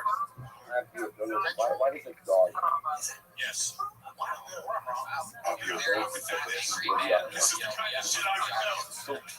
This is the value I bring to tonight's show. You know the origin story of every donut place? How many other one for a reason? I want to go one third legalized marijuana states. From a small closet in Antioch. Anthony, Anthony, you need this girl again.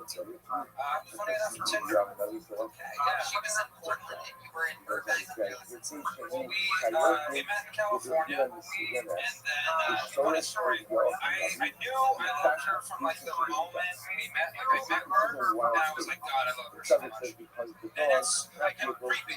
I know how it felt. And then no, you insane. I met her. I knew that immediately, and then she told me she was moving to Portland, Oregon. And then I was like, oh, Oregon. And then I was like, oh yeah, that's cool, that's fine. We wrap up the date, and I go back to my car, like punching the past time. We end up meeting up a few years later, and it just she couldn't let me go. Luckily, she did not see you beating your husband aggressively right after the date. This could be you. Yeah, it scared her away. So you just ran into her a few years later. Yeah, that happened. COVID. So you guys were like chatting again. Yeah.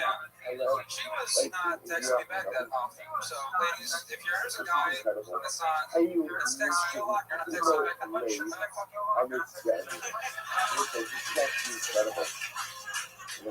What is she doing in Portland? What does she sell on Etsy? She's a personal farmer? No. She does remote medical work. More complicated than I can explain. Somewhat, I don't know. I know it's something insurance stuff. Yeah, that sounds about right. You're managing properties, so that's like apartments. Yes. So what's some of the crazy stuff? Some of that stuff. Well, I used to live here in Nebraska. I have for how long? How dark of a story can I tell you, Tony? Let's go. So, there are two space prize picks. I was working here in Austin, Texas a few years ago, and close to the office there was a smell, a peculiar smell that no one could like, man, what's this smell? We gotta find the source of the smell. And eventually, we found a dead dog. Yes, it had been dead for about, it was a person. He had killed himself maybe like 3 months ago. Yeah, It was just in the apartment. he right in the apartment. He prepaid his rent or whatever. Well, the reason why we couldn't find him is because he had auto pay on. Oh, wow. That's probably, I don't like my job. And the idea that they got extra money from this guy who was dead kind of bugs me. But yeah, so we find his body. Said no. I'm gonna say his mom's name, but it's because it's relevant to the story. Because at a certain point, his mom showed up. No one could find his next of kin. His father was so old, he was a younger guy. His mom shows up. And then what happened? But his mom shows up and she's like, hey, looking for my son. And she points to that apartment right there, the one with the smell and all that. And I was just an assistant at the time, and I go to my manager. She had a family member die recently. She couldn't speak. She left the office. I had to deliver the news. I had to deliver the news. Can you tell us how you went to write an extra job?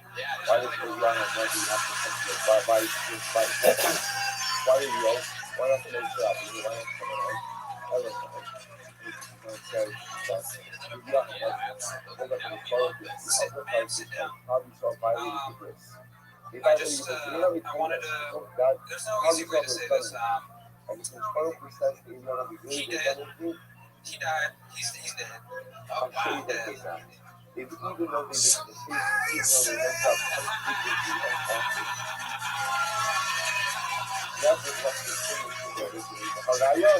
you broke the news to her, did you leave out the part, like, did she ask how? Did she? We have no idea. We didn't know. Fucking tell us, dude. We didn't know at the time. He shot his face with a shotgun. Well, hold on. I blame. So his neighbors didn't hear anything. That's fucking wild.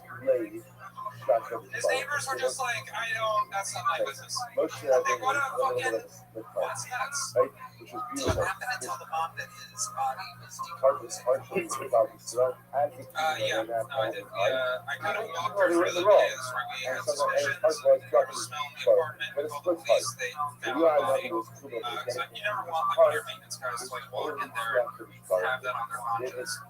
But I was sitting on the ground holding her hand, wishing, by the way, whales, I'll never be able to forget. They only gave me 1 day off of work. What do you mean by they? Well, I still have to work with them. So,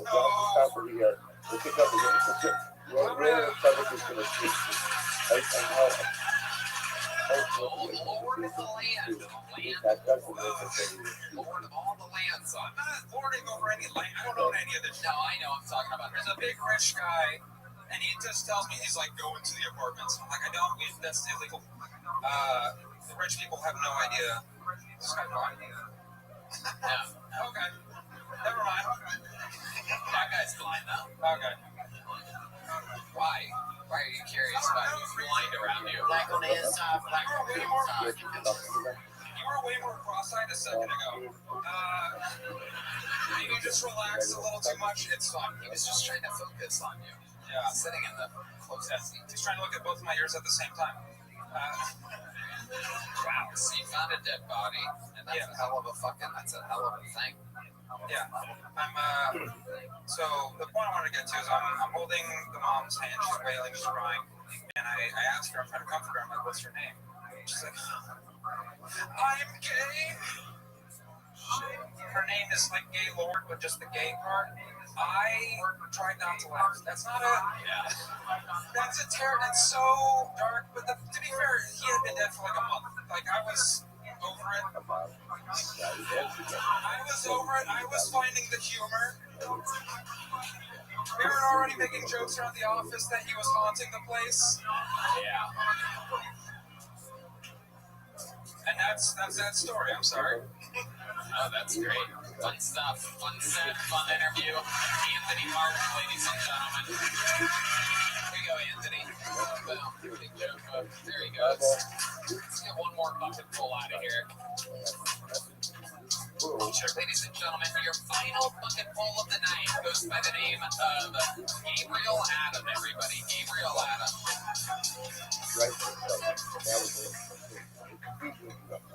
I recently learned. I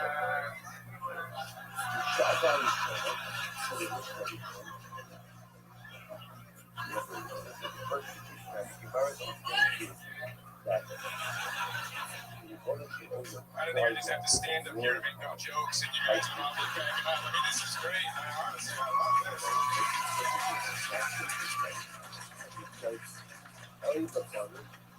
I recently learned that there's some jokes you can't make in stand-up comedy. And woke to the father who was forced to go ahead and exile. So remembering that this is separate. Last week I did this joke about beating my girlfriend. This guy didn't know what was going on. And now I can't fucking find her. I'm not sure who went and told her, but somebody gave her the courage to leave, and now I can't. I'm still trying to figure out how she chewed through the chains. That beaver tooth bitch fucking. She nibbled away to my heart. Seriously though, if anybody sees her, tell her. Okay, there you go. Gabriel Adam. One of the most interesting looking people we've ever seen in our lives. The verdict is in. You look hilarious. Theo Vaughn. Wonderful. Comic McGregor right here. That was kind of cheap, man. I'm sorry.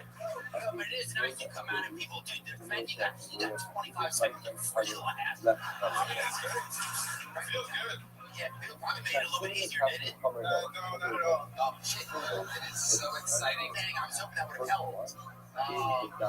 You never know who'll pop out here. Having the Bucky's mascot come out right now is just absolutely incredible. I'm still waiting for that brand deal money. I mean, anytime now. Very rare is someone both frightening and adorable at the same time, and somehow you kind of pull off both. Tell us about this life. I cannot wait to find out about this life. Oh, God. How old are you? I'm 31 years old. Okay, 31. Wow. Look great, man. Pretty good. I'm looking at this. So lucky charms, you know. Why did that? Okay, so let's talk about it. Where are you from? I'm from Austin, Minnesota. Whoa. Okay. All right. Yeah. You guys don't know where that is. Okay. Where do you live now? I live in Austin, Texas now. Okay. How long have you lived here? I've been here for about a month and a half. What made you move here? Your show? Okay. How long have you been doing stand-up? A month and a half. Okay. So you started a month and a half ago. It's amazing. We're getting down to the bottom of it. I love it. Do you have a job here in Austin? I do. I'm an Uber driver. Amazing. Yeah. Is that what you did in Austin, Minnesota as well? No, not at all. I was a car salesman. Okay. What kind of cars were you selling? I started with Subarus, and then I went to Fords, and then I went to Kias and wanted to kill myself, so I stopped. Why'd you choose those? Well, Subaru in Minnesota is super easy to sell. Yeah, exactly. All-wheel drive, everybody's a lesbian. Bikes up there. Yeah. Then you went to Ford, so you had to sell the actual men. I imagine that was hard. Yeah. So you're like, I'm going to Kias. Well, it was complicated, actually. I had a fling with one of the clerks behind the desk, and it turned out kind of bad. So Is that in Ford or Kia? that was at Ford. Yeah. Well, you seem like a character from Tires, dude. I mean that as a compliment. I take it as a compliment. Like a character. Hell yeah. I love that show. Amazing. Absolutely. So, what kind of drugs have you done in your life to look 55 and 31? I've done pretty much every drug under the sun. Yeah. My friend. Yes, sir. Absolutely. And what was your DOC? Is that what you guys call it? What was your DOC? I don't know what that means. Drug of choice. Oh, LSD all day.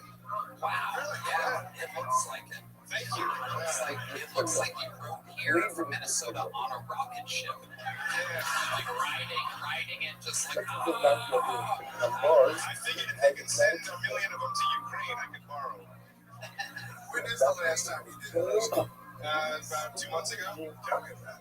That was an interesting experience. I watched this fucking documentary on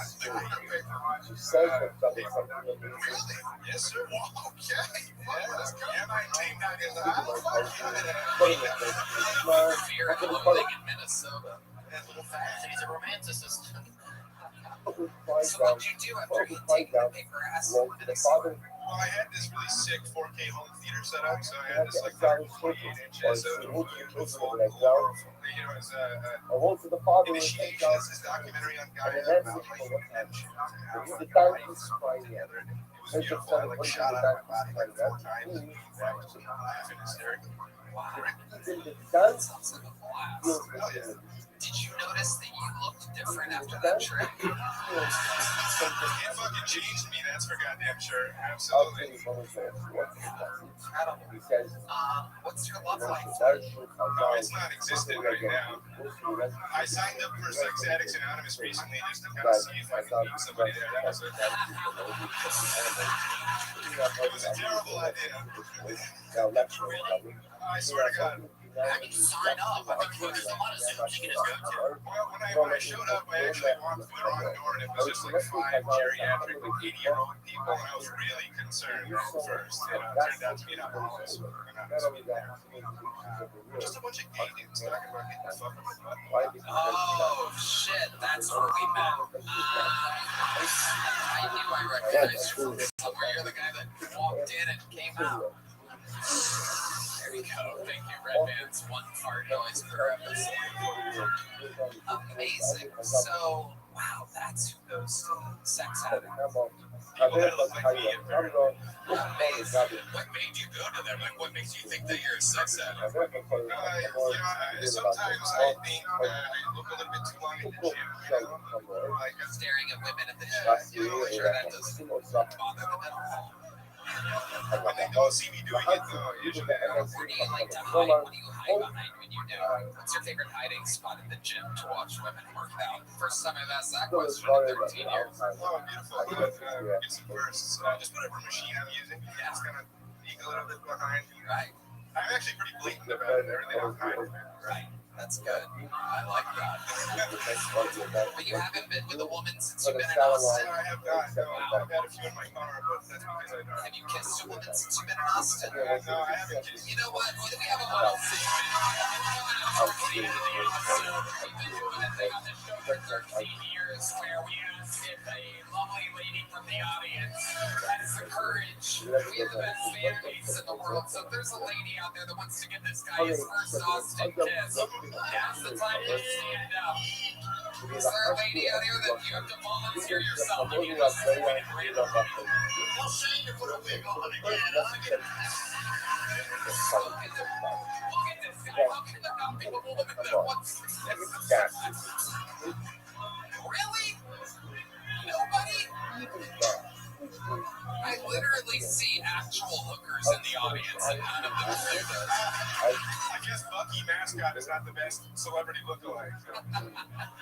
Well, I mean, there's nothing more depressing than no woman wanting to. Not that many women in here.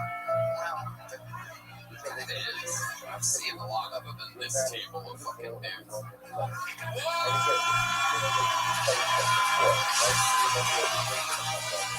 Damn, that girl's hot as fuck. Was that Heidi?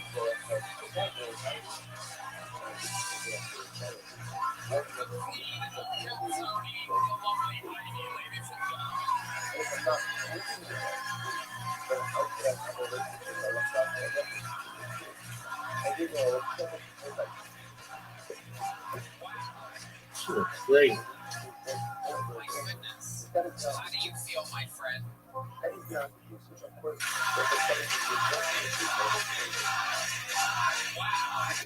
Remember again, one of the reasons that sparked about shelter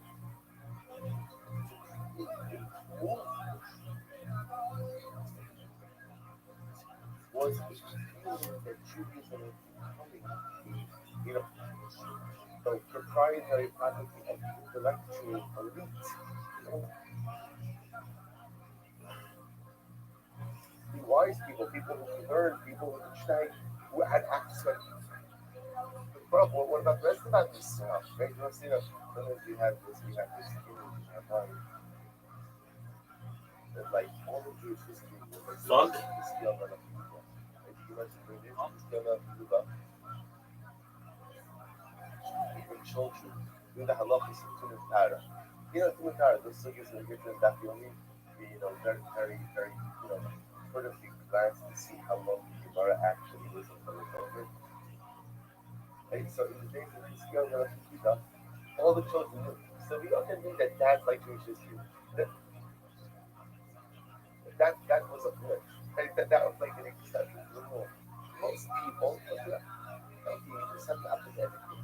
Right? They mostly look at you just have to be comfortable. So the Babsham will go to the world. Yes. So how do you feel about everything that's happening? You know, something to say. What does it mean that the donkey break at the first that first time at night when that turtle cries out with slow and for himself, even On a rocket ship. Even Riding it just like I figured if they can send 1 million of them to Ukraine, I could borrow. and a lot of When was the last time you did LSD? About 2 a months lot ago. of yes. That was an interesting experience. I watched this fucking documentary on Okay. Yes, sir. Okay. Yes. Can I take that in the Fear and Loathing in Minnesota. That little fat, and he's a romanticist. So what'd you do after you had taken the paper acid in Minnesota? Well, I had this really sick 4K home theater set up, so I had this like 128 inches of huge beautiful lore. Initiation is this documentary on Gaia about like inventions and how fucking life is put together. It was beautiful. I like shot out of my body like 4 times and came back just laughing hysterically. It sounds like a blast. Oh yeah. Did you notice that you looked different after that trip? It fucking changed me, that's for goddamn sure. Absolutely. Incredible. What's your love life like? No, it's not existent right now. I signed up for Sex Addicts Anonymous recently just to kind of see if I could meet somebody there. It was a terrible idea. Did you really? I swear to God. How'd you sign up? I mean, there's a lot of Zooms you can just go to. Well, when I showed up, I actually walked through the wrong door, and it was just like 5 geriatric, like 80-year-old people, and I was really concerned at first. It turned out to be anonymous people. But just a bunch of gay dudes talking about getting fucked with the weapon.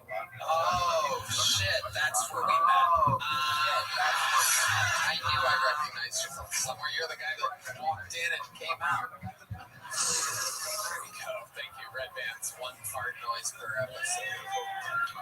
Amazing. So, wow, that's who goes to Sex Addict. People that look like me, apparently. Amazing. What made you go to them? Like, what makes you think that you're a sex addict? Sometimes I think I look a little bit too long at the gym, like Staring at women at the gym. like Sure, that does bother them at all. when they don't see me doing it, no, usually they don't. Where do you like to hide? What do you hide behind when you do? What's your favorite hiding spot at the gym to watch women work out? First time I've asked that question in 13 years. Oh, beautiful. Get some firsts. Just whatever machine I'm using. Yeah, it's going to peek a little bit behind. Right. I'm actually pretty blatant about it. I really don't hide it. That's good. I like that. But you haven't been with a woman since you've been in Austin? I have not. No, I've had a few in my car, but that's because Have you kissed a woman since you've been in Austin? no, I haven't kissed. You know what? We have a little segment towards the end of the episode. We've been doing a thing on this show for 13 years where we ask if a lovely lady from the audience has the courage. We have the best fan base in the world, so if there's a lady out there that wants to give this guy his first Austin kiss, now's the time to stand up. Is there a lady out here that you have to volunteer yourself? You can't just point it randomly. No shame to put a wig on again. I get it. How can there, look at this guy. How can there not be a woman that wants to kiss this guy? Really? Nobody? I literally see actual hookers in the audience, and none of them do this. I guess Bucky Mascot is not the best celebrity lookalike. Well, I mean, there's nothing more depressing than no woman wanting to. Not that many women in here. Well, it kind of is. I'm seeing a lot of them in this table of fucking dudes.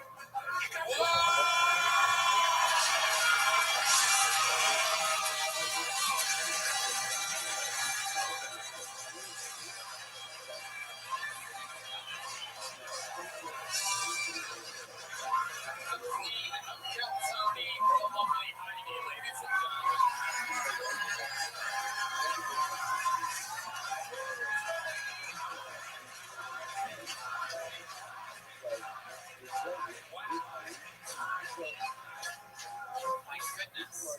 How do you feel, my friend? I have to like fucking pinch myself, I think. I don't know. The whole thing, unbelievable. Amazing.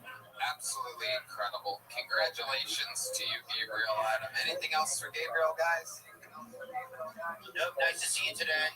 I'll see you in the next one. Listen, man, I think you were fucking hilarious, man. I wish you the best, brother. I think you want to know doing it a while. You said you want to think you're a killer. Keep doing that. I appreciate that. I gotta tell you, I agree with Jelly Roll here. For doing it a month and a half, you have a really, really clever brain. Even the thing about, signing up for a sex addicts class just to meet women, like you have an interesting brain. I think you moved here for a good reason, where I don't always say that to a lot of people, but you have anyone who has a good eye for the premises this early on, you'll always get better at doing it and writing it in your way. And for a month and a half, it's fantastic. So you're leaving here with a big joke. There you go.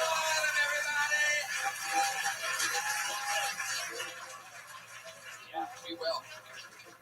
Ladies and gentlemen, there's only one way way to end an episode like this, everybody. And William, my goodness. How about one more time for Heidi, everyone? What a legend. What a team player.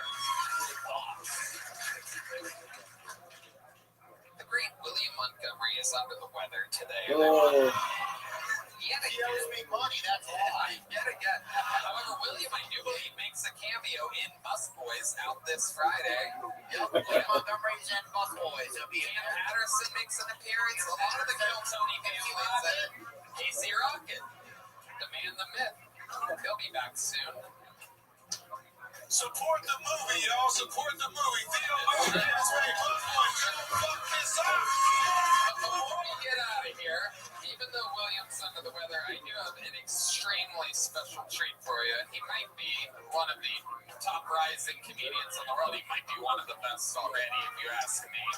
This kid has been crushing theaters all around the United States of America. You've seen his rise here on Kill Tony, a monster, and one day a citizen of the United States of America.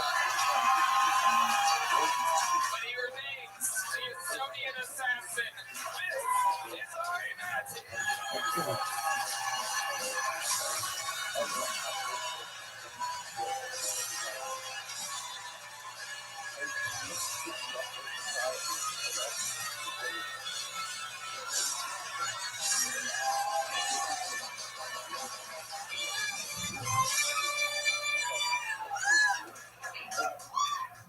Are we doing good? You shouldn't. Because war is coming! Just my luck. As soon as I get citizenship, drafted.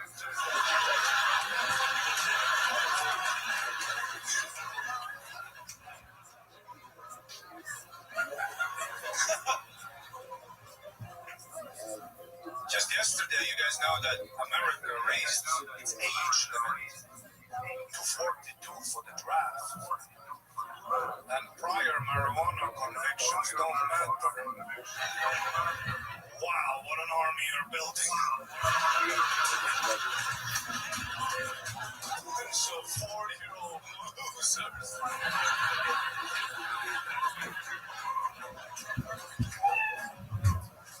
You know, in Estonia, we don't have any limits. We have compulsory military service. We're too small, too big. Everyone goes. Wheelchair people, we send. Oh, yeah, we put a grenade in your lap and.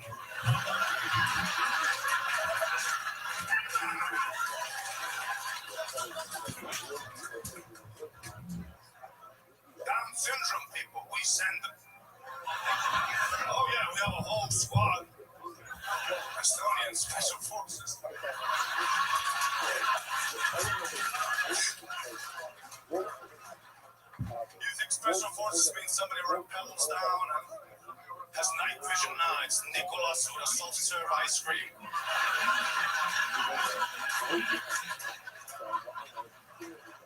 We send them! We get them all together in a parking lot. We connect them with a rope. We look them in the eyes and we tell them, listen, they killed Santa Claus.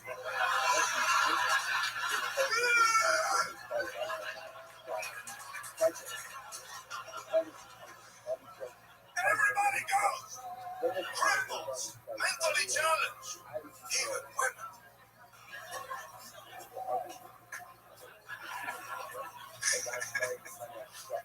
Gay people, we send them. I know you guys don't do that. By the way, the only way I'm going to war is if I have a gay squad mate. I'm protecting that motherfucker more than the medic. He's the only one sucking dick back at the base. Dylan, get behind me! I'm saving Dylan's life. No left behind. Thank you so much. That's my time.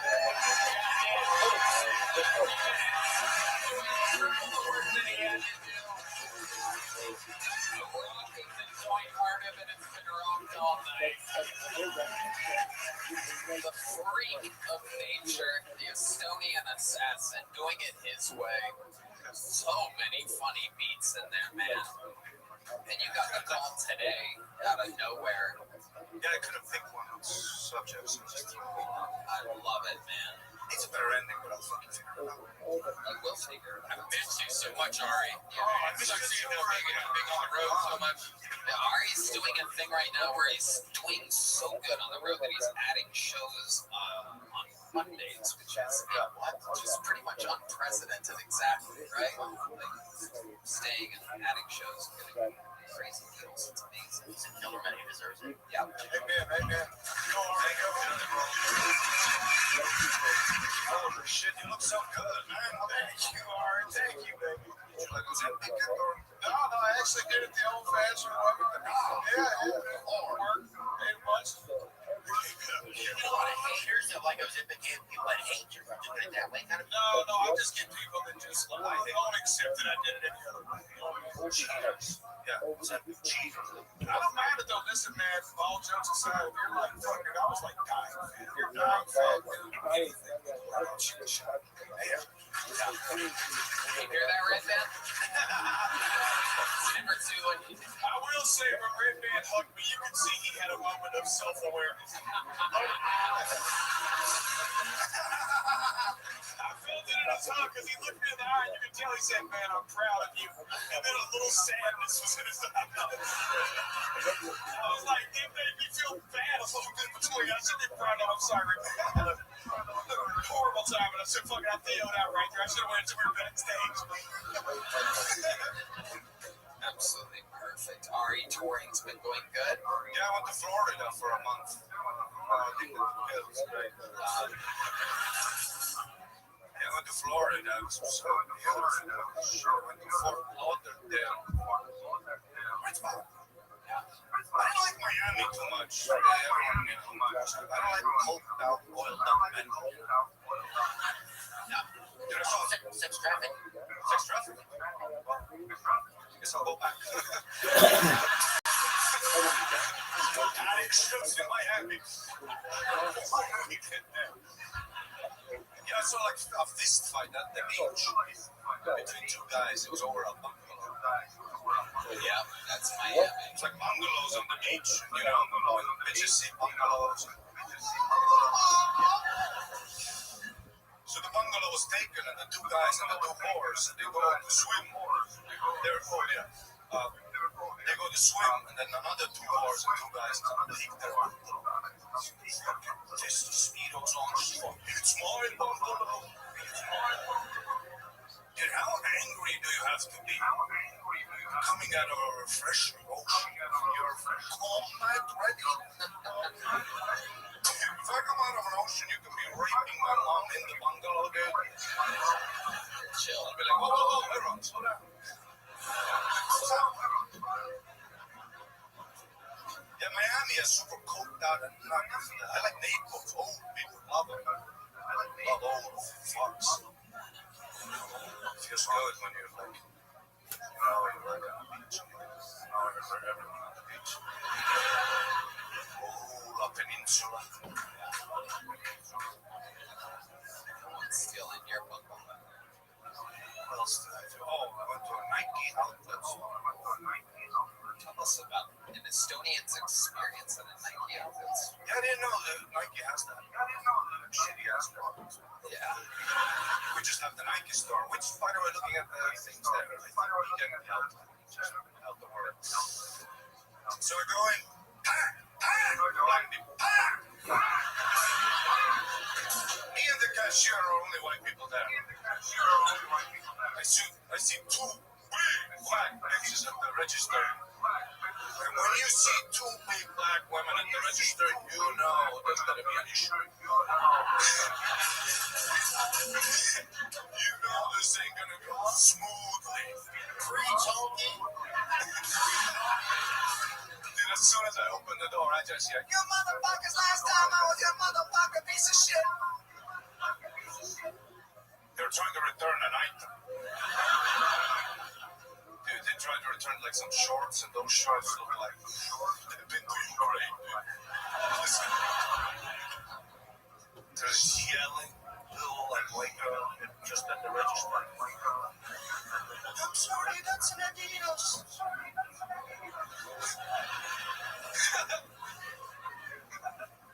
You know, before moving to America, I wasn't a racist, but after 2 years of living here, I'm beginning to see some patterns. That's how it happens. That's how you get your citizenship. That's the final test. All right, Maddie, your tour continues on and on. It's arimaddie.com without a doubt. I'm in Nashville soon, guys. I'll see you there. Nashville. Hey, the boys will be there. Good. I love you, Theo. I love you, Charlie. Thanks so much for the great Ari Maddie. Go see it this Friday in theaters. Support real comedians making real comedy movies again. It's out this Friday, April 17th. Catch Jelly Roll here in Austin the 23rd of April. And us at the Green Theater. We're doing it together, buddy. Yeah, man. Us and Andrew Schultz. Hell yeah. We're going to have a lot of fun there. That's going to be a crazy week. Again, one more time for Shane Gillis, who's hosting the Roast of Kevin Hart. That's going to be May 10th. Theo Vaughn. Give a shout out to all our producers that are here tonight, Zach Powers and Nick Davis and Chin Sunny up there from Byron Lee. I want to say thank you guys for all the effort in making podcasts happen over the years. And yeah, thank you guys so much for just letting me be a part of this. And what a dude. So cool. Let me say, man, thank you. I needed this today, and so thank everybody for being here. Praise God. Jelly Roll. I love y'all. Thanks for letting me be one of the musicians that can sit on the panel. Also, Tony, I love you. Congratulations on what you feel. You kill Tony Gatorade, man. You deserve it more than anybody in the fucking world. Y'all give it up for the evil genius, Tony. Motherfucking unbelievable.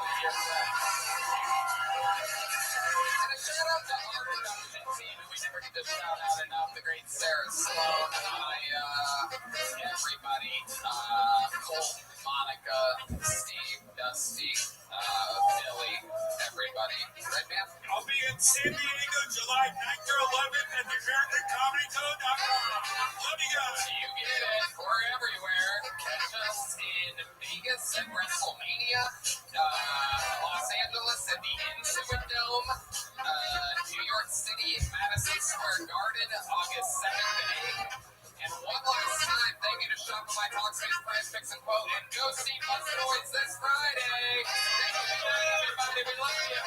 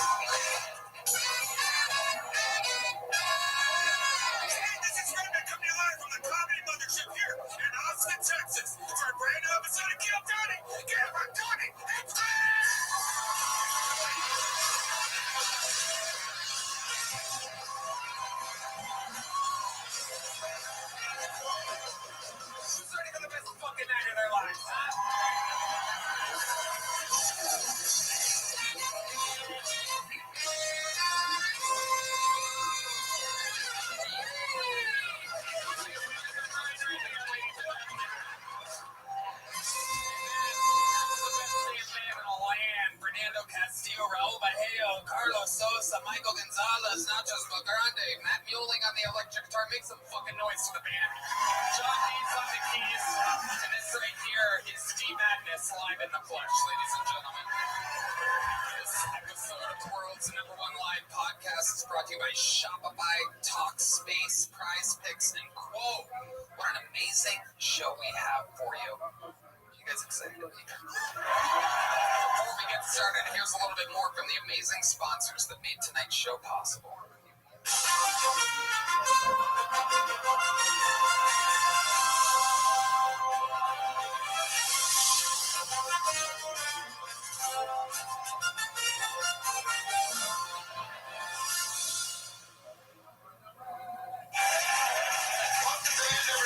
Storytelling show, being like comedian friends, we all telling true and really terrible stories. Into a talker's face. Wild face, sometimes. Every STD. Horrible. Fuck you up. That amazing story. We just got started. I'm gonna stop the terrorists. You're in trouble, Mr. This don't be a good thing. It's gonna kill us all. Should be in jail. Hey man, are you okay? I actually do well. You don't fucking talk to me.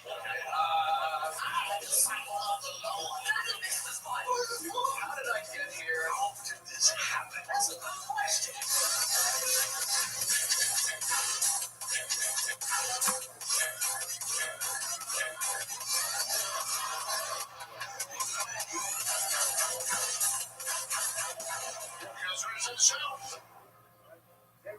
You guys ready to start tonight's fucking show or what? Every single episode I book, and this one is very, very special. Two of my favorite human beings on planet Earth. One is one of the biggest comedians in the world. The other, one of the biggest musicians in the world. Two of my favorite human beings. Two of your favorite human beings. One has a brand new movie coming out this Friday. The other one just won a shit ton of Grammys and every award humanly possible known to man. Ladies and gentlemen, this is Kill Tony. I present to you Theo Von and Jelly Roll. Theo motherfucking Von. Jelly Roll is in the house. Oh my God. Kill Tony. Boy, South this Friday.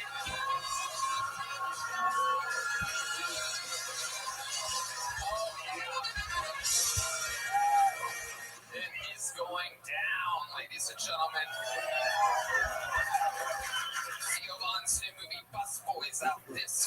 Friday, April 17th. Jelly Roll and I together are doing the Greek Theater in Los Angeles May 8th, and he's here in Austin on April 23rd. How cool is that? We have some big plans for the future. Theo, you're the fucking man. Welcome back to Kill Tony. Yeah, thanks for having me. Nice to see everybody. Happy evening. Yeah, man, I'm excited to be here, and yeah, excited about the movie coming out this week. So that was something. Yeah, so I'm definitely a little bit nervous, but I am excited. That's what I'm doing. We are very excited to have you here. Go out and see the movie before it's in theaters. If you do, more comedians like Theo will be able to make their own movies without the big giant studios and all this crap and people in the way, and it can happen more often when we get back to making real comedies that you can go see in movie theaters. Wouldn't that be great? Yeah, we made it ourselves, so we'll see how it is. It's better than a lot of bad shit. That's right. Theo's been on the show numerous times. Jelly Roll has been a musical guest multiple times, but it's Jelly's first time on panel tonight, everybody. Thing he's done since the Grammys. Yes, long-time listener, first-time caller. I love it. Well, let me just remind all of you, about 250 human beings signed up for the opportunity to be on tonight's show. We're not going to get through all of them, but if we get through any one of them, they get 60 seconds on this stage to do contempt stand-up comedy. You know, their time is up and hear the sound of a kitten. That means they have to wrap it up then, or else eventually they bring out the mega whistling bear, which just interrupts their set. I conduct an interview. The entire thing is improvised. Anything could happen. Are you guys ready to start tonight's fucking show, or what? Well, we wrangle that first fucking ball. We're going to start the show with one of the regulars on the show. That means this young man has the very, very tough job of writing and performing a brand new minute every single week on the show. Not easy at all. It scares a lot of people at the thought of that. And he does it above and beyond every week. Starting off tonight's show, he's formerly the Dark Storm of Atlanta. He's now the Dark Storm of Austin, Texas. Make some noise for Kendrick Flynn, everybody.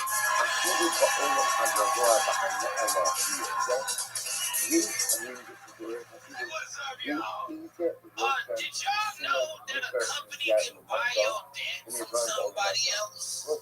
Jefferson Capital emailed me, and they said, hey, we bought your debt from Sprint. You owe us money now. No, nigga, you bought it. That's yours now. If I leave a dog outside and you adopt the dog, it's not on me to feed the dog, right? That's not America. That's your debt now. I know Sprint, nigga. I don't know you. I know Sarah is Sprint. Sarah know why I couldn't pay and why I was putting some on it. Jefferson Capital, nigga, I can't even Google y'all. I'm never gonna what kind of a stupid ass company buy debt from other people? That's the same niggas that go online and they feed the homeless on HD cameras. What kind of shit? You think I'm gonna nigga? I see Sprint commercials every day and I go, oh, them niggas will never see it. How dare you come to me like Jesus? When Jesus paid for our sins, that nigga never sent me an email being like, the adultery that you made last year, at my time, I never done it. A brand new minute 30, working overtime, Deckard Flynn. How fucking awesome is that? You have another one. You never take a week off. Never. And you just keep doing it. Every time I bring you out, I get a little more nervous each time, and I have nothing to be afraid of. Let that shit go through. I don't duck no smoke. I don't want to come out here and rip everything. I absolutely love it. Deckard. Buying debt is something that happens, yet I've never heard anyone joke about it. Fantastic material. Absolutely incredible. I'm trying not to cry right now. My bad. Tell me, chili. White people love sweets.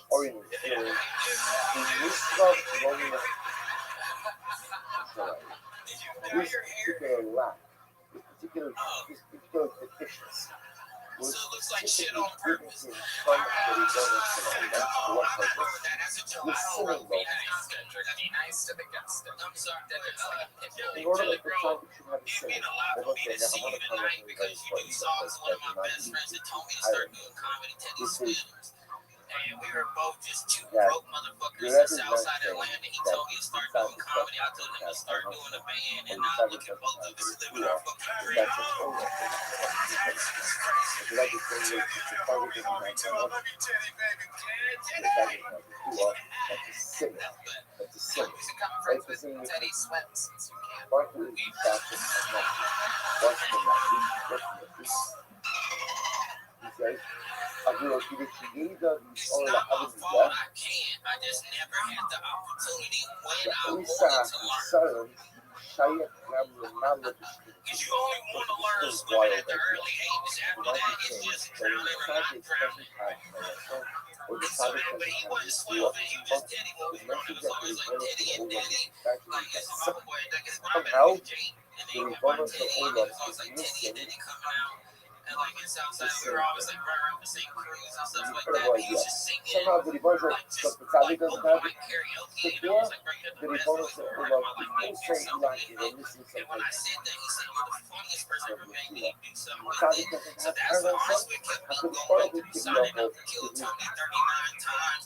It's just like the day I got paid before I popped out over there and played Weed Patrol, and I was crying. I walked out of being like, if my best friend can make it, I can make it too. We drink the same water, we eat the same food. Fucking crying. It's necessary for fucking That sounds like a Jelly Roll award acceptance speech.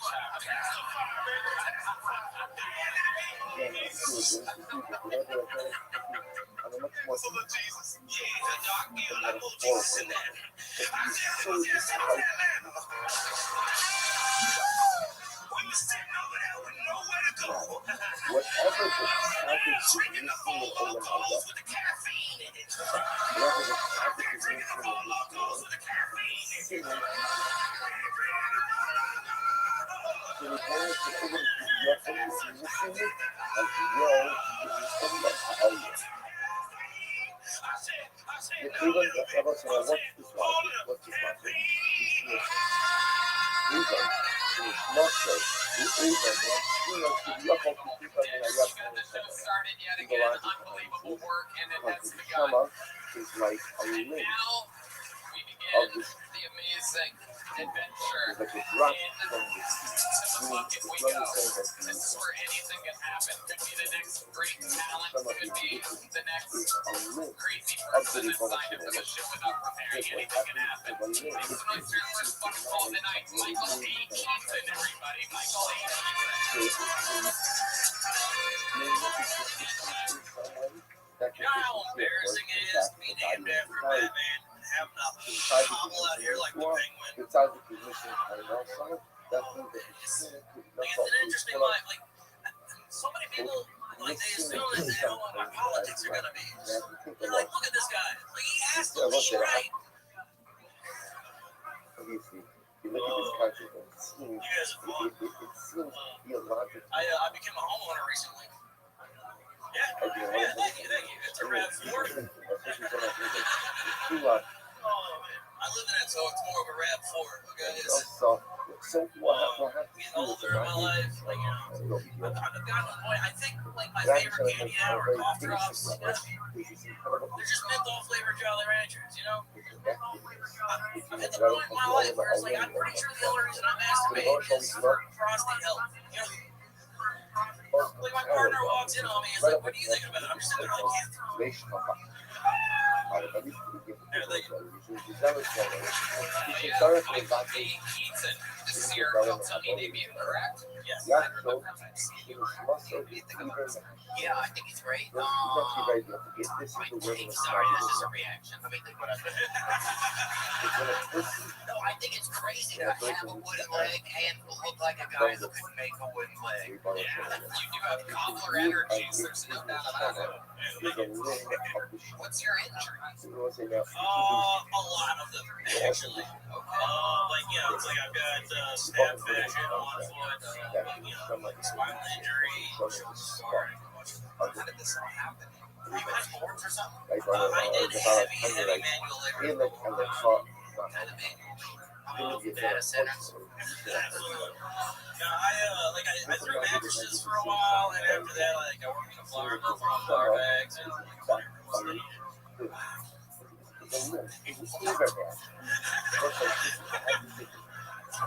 Where you at? The wedding very bad because Who was asking you to do that? I'm sorry, Tony. No, it's good. Who was asking you to do that?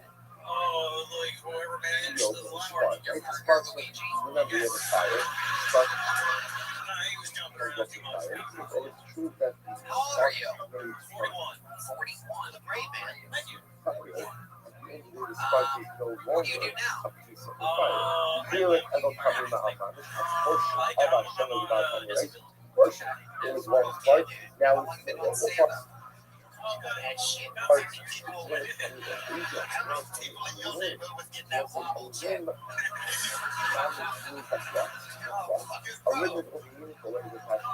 That buggy used to take one of my buddy's eyes closed till it didn't work and then he got that check over. Everybody was getting that numbing check. Sorry, I'll carry you. But yeah, about 6 years. About 6 years been on stand up. Kansas City. Okay, that's where you live? Yep. I mean, I was born and raised. Yeah, that's, your family there still. absolutely. I hope. What ethnicity are you? I'm white.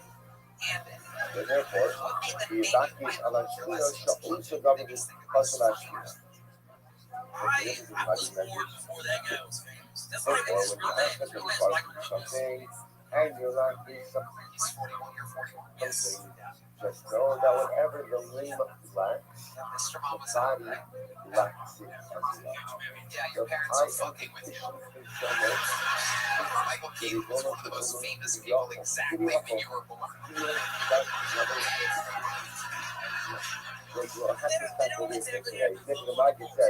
Okay. So what do you do for fun, Michael? Do you have any hobbies? You look like the kind of guy that has a wild collection of denim hats or something. I can only afford the one. No, I like pretty much at this point. It's just stand up. Like I did music for a long time, but I've got television lands. Sing when you did music. No. Like I have terrible like anxiety. Coming to the microphone is like a big deal. How much nerve damage you got? Good question. Everybody's wondering how I'm gonna ask you. Like, can you sell a card or whatever? How much you talking? Actually, Enough I had to quit playing. so it's something we're gonna have to explain this a little bit for today. It's fun. Like this is way more fun. What can you do that you're grateful that you can still do? Yeah, that's a good question. Eat. Okay. Another eating disabled person, huh? Hell yeah. So how'd you end up in Austin, Texas tonight? I'm down for this.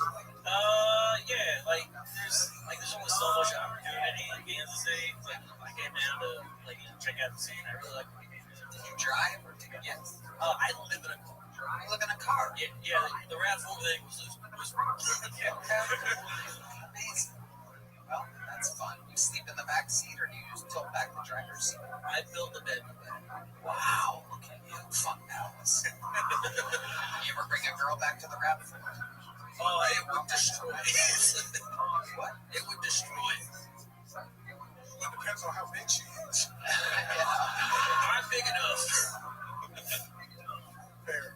And do you lay in there? And what do you ever lay in there and listen to Jelly Roll? Listen to Jelly Roll up in there. Well, that was the question I had. You know any Tech 9 songs? Yeah, I'm a big fan of you. So if I go KC, respect. All right, Just short enough of a song that we don't get dinged by YouTube. Perfect. Michael A. Keaton, fun times. You did it. You got through it. You're leaving here with a big joke. Congratulations. Michael A. Keaton, ladies and gentlemen. And we're going to keep it moving along. Oh, yeah. There's the lovely Heidi and Val, ladies and gentlemen. Amazing. Whoa. It's going to be the most watched part of the episode right there. One more time for Heidi and Val, their podcast Love on the Line, available at HeidiRadio.com. And the show goes on. Hello there, dear friends. This podcast is sponsored by Shopify. Starting something new is hard. It's terrifying. So much work goes into everything and anything that you're not entirely sure it will work out. I mean, look at the show. Yeah, it starts at 2 reasons. When I started this podcast, I was thinking, what if no one listens? What's it with the flat face? I know who's right about all the things that has happened. It can happen to you. It also helps when you have a partner like Shopify on your side to help. Right, man? Tony, I love Shopify. It's the best business tool on earth. Get started with your own design studio. With hundreds of ready-to-use templates, Shopify helps you build a beautiful online store that matches your brand style. Plus, get the word out like you're having a marketing team behind you. Easily create email and social media campaigns wherever your customers are scrolling or strolling. Yeah, Shopify is your commerce expert. World-class expertise in everything from managing inventory to international shipping and processing returns and beyond. It's time to turn those what-ifs into Shopify today. Sign up for your $1 per month trial today at Shopify.com/Tony. Go to Shopify.com/Tony. That's Shopify.com/. Hello there. This podcast is sponsored by Tecovas. Where we're going is we're going in good moods. Find a perfect pair with performance and gravity. Quality Western goods for everyone. Generational rangers, lifelong cowboys, first-time food buyers, and their in-store experience is unparalleled with their expert staff and complimentary areas and customizations to accessories for season, weddings, concerts, outdoor festivals, work events, Tony episodes, whatever. Premium apparel, technology, and leather goods, and all its belts and more. Everything in store is crafted with the same attention and detail and timeless styles. Recite your wardrobe and craftsmanship you can see and feel. Only you put it on. Oh, Tony, I feel so comfortable in my Tecovas. I wear them all the time. Shop Tecovas Western Goods online at Tecovas.com or swing by a Tecovas store for the full experience with free drinks, moonshines, and complimentary branding to make your pair feel personal. Right now, get 10% off at Tecovas.com/Tony. Sign up for email and text. That's 10% off at TECOVAS.com/Tony.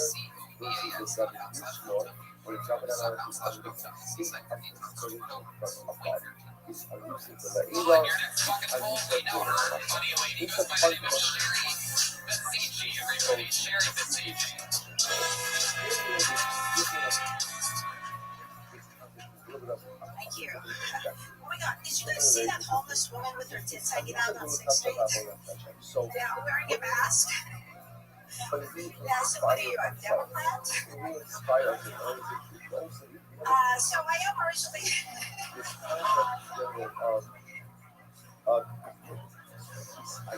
I am originally from Iran, Nebraska. Yeah. I was at the airport, and I don't know if you've seen that sign that says no guns allowed in the airplane. Yeah, you know that same sign in the Middle East reads no stones allowed in the airplane. But AK-47 is okay, because those virgins can get out of control. I got guns in my head and it won't go. Spirits in my head and it won't go. I got guns. And then another sign right under that reads, not responsible for lost limbs.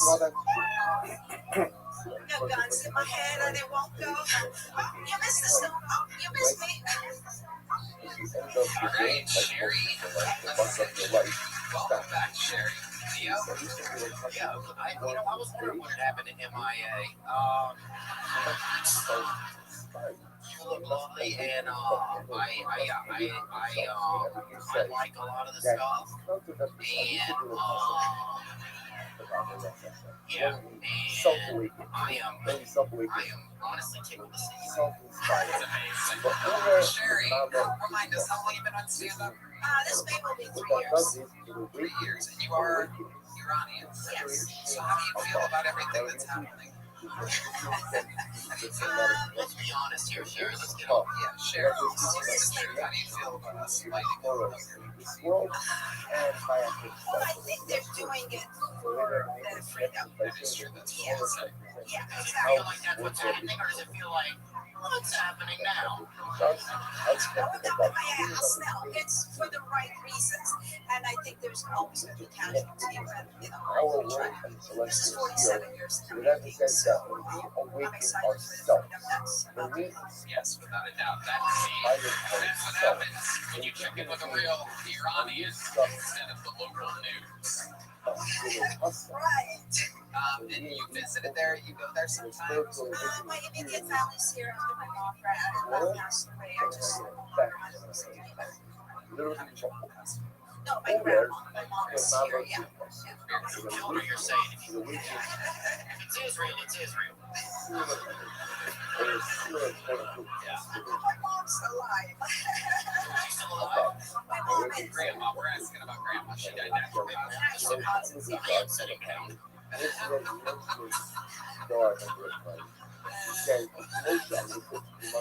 Okay, so Sherry, where do you live now, Austin?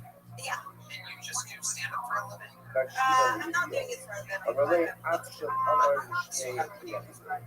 I can barely go work. It's very convenient. Their airplanes hit our town 2 years ago. People like you.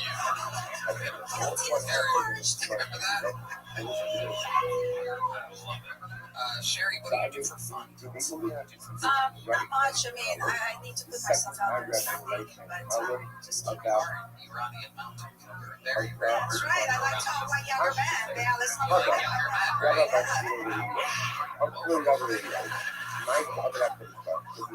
But I did just recently join a Christian dating app. Yeah, it's cool. Yes.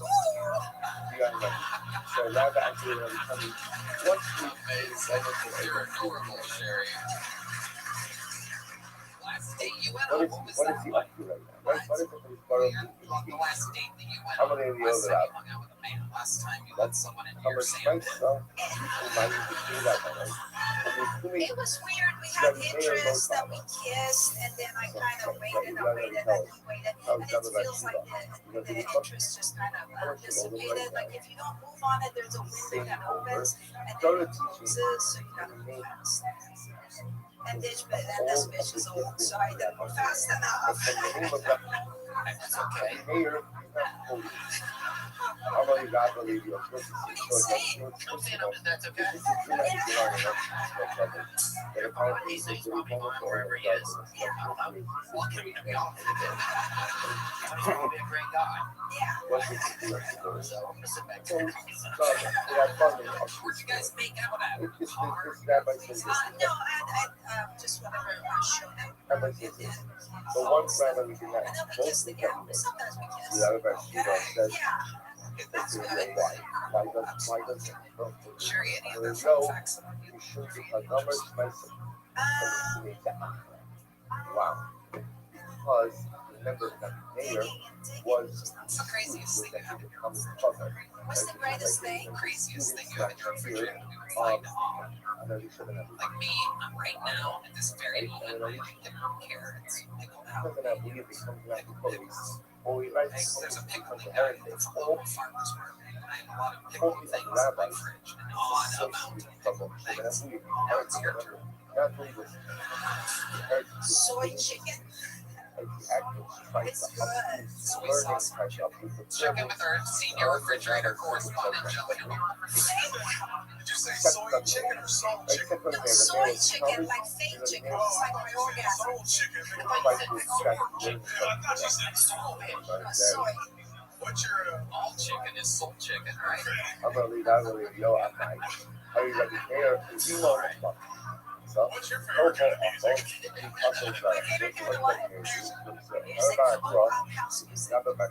Oh, look at that. Oh, oh shit. Oh my goodness. All right, that's enough. Okay, that's enough. Sherry, fun times. You did good. You're leaving here with a brown junk book just like you. Whoa, good catch, Jerry. She made eye contact with the other catch. Theo. Theo's a sweet boy. Make some noise for your next fucking fool. We're gonna meet them all together. It's Ethan Griggs, everybody. Ethan Griggs. All right. How we doing? At the end of the day, I'm just a hick-ass farmer from Cattle Mills, Texas. And they if you know anything about farmers, the only reason they have kids is to like carry on the farm and the cheap farm live. I was an only child and a fuck up the dad. So when my dad died, that's why the farm fell. Now I'm out here doing comedy fucking that up too. It's crazy though, we were so broke that when my dad died, all I inherited was a porn collection. And here's the thing, I used to buy my dad porn. So I've already seen a third of this collection, and I don't have enough bodily fluids for the other 2/3 of this collection. I'll be damned if I'm going to rehab for masturbation addiction. That's like getting cancer from vaping. That's just fucking embarrassing. Like, I can't even raise my hand because it's busy. Like, shit. I'll tell you what, I don't think I'll make it in stand-up comedy though, man. I had a very untraumatic childhood. Like, I didn't get molested because I wasn't in the church or the scouts. And the only relative that might have molested me was too busy fucking goats to give me the time of day. I hate for people sheep's pussy, nor would I want to. I guess that's my time for a little meow, so. All right. Our second creature of the night, Ethan Griggs. Exactly. Welcome, he said, is this really Jelly Roll? I said, man, dude, nice to meet you. I felt the same way when you walked up. I was like, my people are here. Hell yeah. You started talking about being porn, drug addiction. I was like, hey, my kind of guy. Hell yeah. And then you said you bought your dad porn, and I was out. Well, yeah, thanks, sir. I appreciate that. Welcome. Where is Cattle Mills, Texas? This is about an hour northeast of Dallas. How long have you been trying Sienna?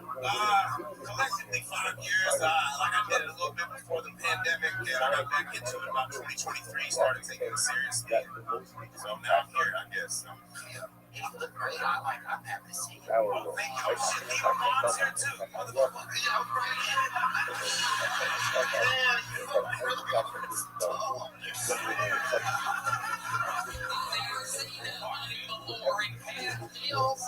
We used to say nobody of any status whatsoever.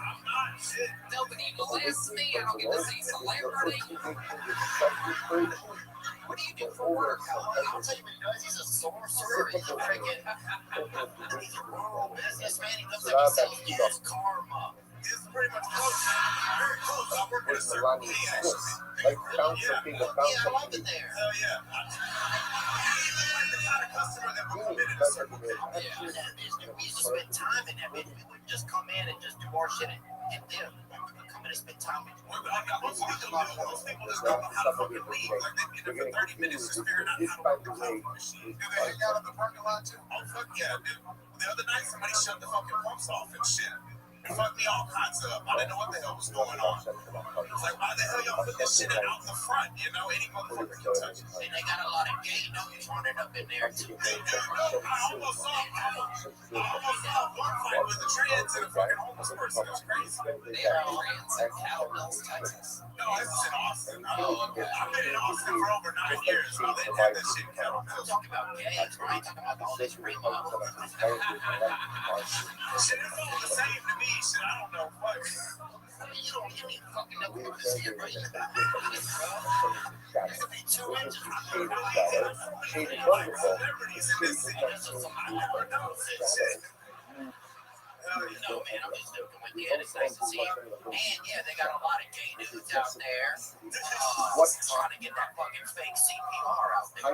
Yeah, exactly. It's crazy. So, what did you do for work before the Circle K? I worked at a television station.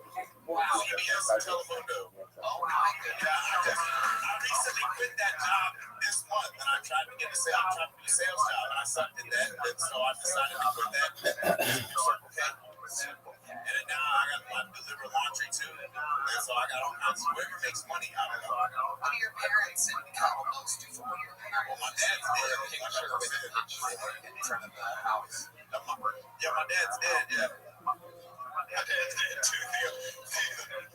My dad's alive. Had a heart attack last week, but it's good. My dad's cool. He's cool. And my mom, I don't really know what she does something with insurance. I don't exactly know what the fuck. She works from home, so she wasn't a farmer though. She's a good one now. Oh yeah, she's great. Yeah, she'll be down here this weekend. So for the something, she gonna cook. She'll cook for the rest of my adopted family and shit. My uncle Carly well lives and shit. So Say home. What exactly do you mean? that's just because we're white and we sound black. I don't know what to say. How old are you? I'm guessing 27 or 52. Somewhere. You're right on the money. I'm 34. So, wow. Öyle söyleyeceğim. We are very much finishing hosts.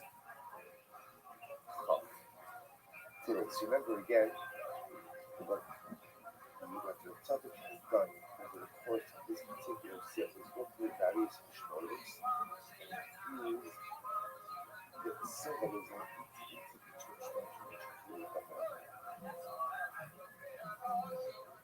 it's a very quick review. So the first Mishma was the beginning of the Dantes. The second Mishma, what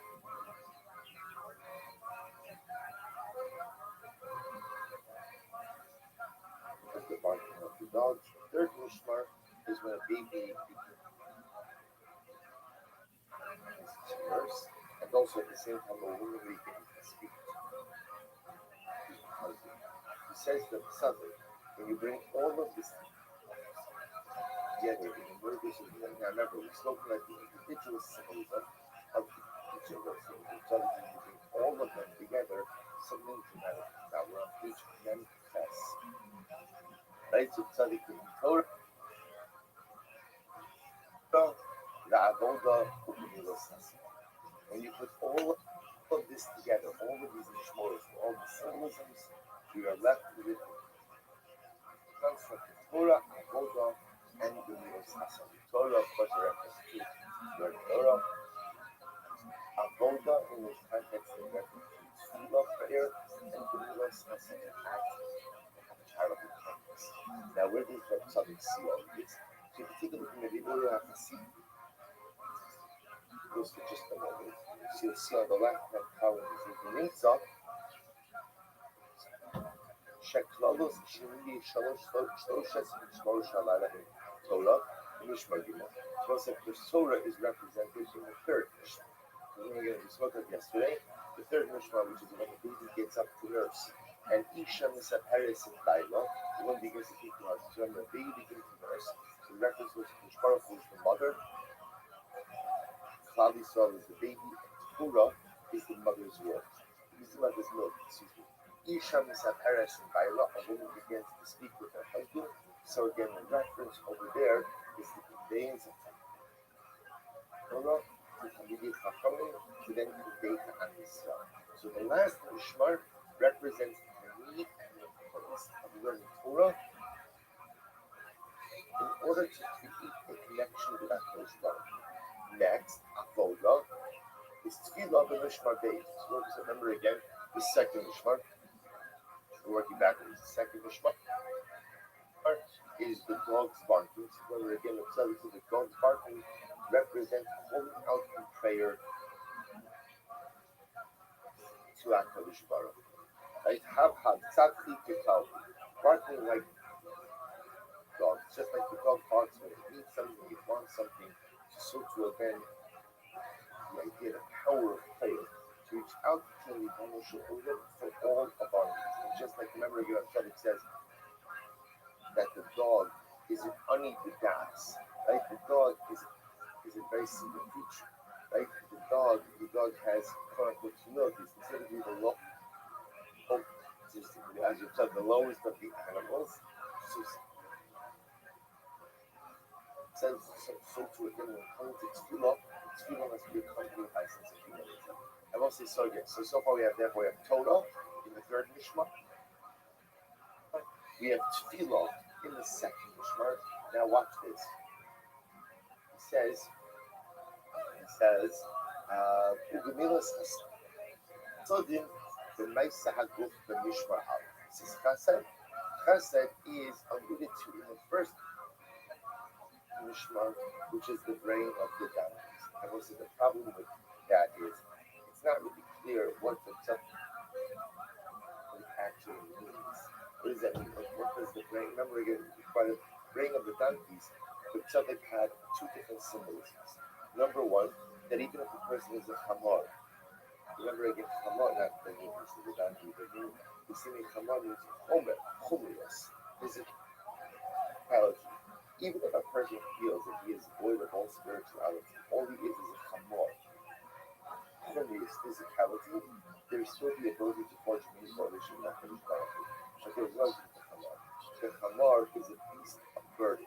So remember again, the tzaddik said that part of Letzvah the chamor was to go ahead and bend the shoulder and accept what HaKadosh Baruch Hu was putting on your shoulders. Like whether that's Torah mitzvahs, obligations, or whether it's like circumstances. There is no situation that you can't handle. Although it sounds a bit cliche, a bit trite to say that, but Lamai say it's the MS. The chamor teaches us the chamor is a beast of burden. And the amazing about a chamor is you see an animal that might have more of a slight build, again, a chamor has an incredible load. So to say that our job in life is to bend ourselves over and to recognize that we can go ahead and handle whatever that the Baruch Hu throws at us. Once we look at them, of course, it's new.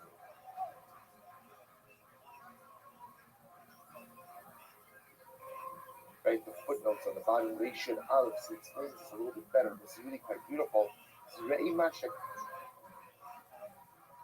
חסיד רבינו בדבר צדק, והיינו כשלושה עמודי עולם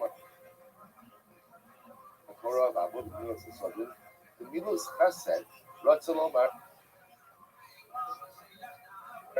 מצוות מעשיות. So it's very interesting. So it could very well be that the tzaddik used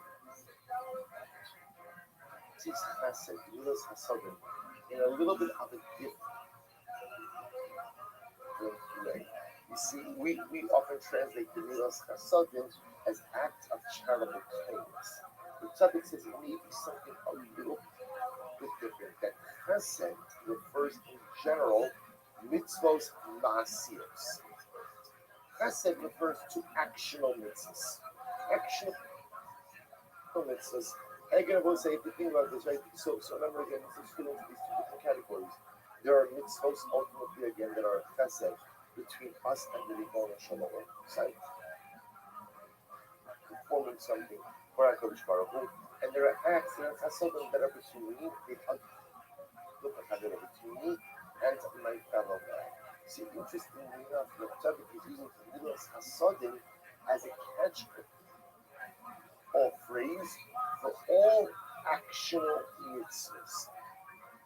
So we'll say, so watch what comes out over here. Something absolutely amazing. Don't remember again, the tzaddik is teaching us that the whole use of the shmoros represents the various components necessary for the to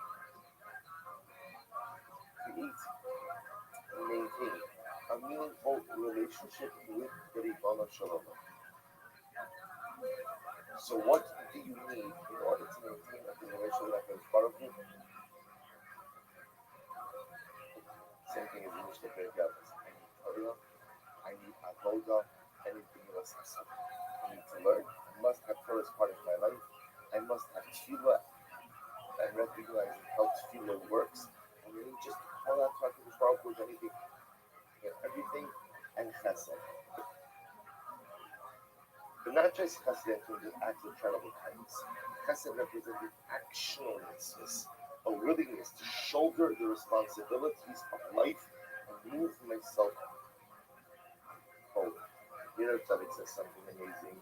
Go back up top just a moment. He says it to the last line on page 1 on the left hand column. Rak shebalayla ve'isa choshech b'matuch. The Lord said, this is absolutely incredible. There's only one problem with the tzadik's model. What's the problem? The order is reversed. Right? It's true. It's Torah, Avoda, Gemilas, Hasadim when you look backwards. Right? Torah is the last mishmar. Tefillah is the second mishmar. Avoda, Gemilas, Hasadim is the first mishmar. But again, if you're going to the whole progression of the night, so really the progression is Gemilas, Hasadim, actual mitzvahs are really is to bear the responsibility. So it's like, this is such a profound deal about a tzaddik. Tzaddik is saying that proper and meaningful Yiddishkeit begins with a willingness to bear, I don't want to use the word burden, because burden kind of sounds like a familiar word. To bear the load, to bear the responsibility of our Kodesh Baruch Hu. You start out as a Chavor. Like any relationship, if you're not willing to bear the responsibility of marriage, you can't have marriage. You're not willing to bear the responsibility of fatherhood, you can't be a father. You're not very willing to bear the responsibility of friendship. You can't. So, again, the first step, so it says something like this. So, here he says his order is, in the Mishmoros, is Gemilas Hasadim, Torah, Gemilas Hasadim, Avoda, Torah. Why is the order reversed? He says that Tzaddik something amazing. Rak Shebalayla Ve'isachusha B'machut. Because sometimes at night, in times of darkness, the proper order of life gets reversed. So let's say, remember again, this is part, I mentioned this yesterday as well. This is part of the general overtone of the topics. Now remember again, so much. Remember, Tzaddik going back to the beginning of the statement.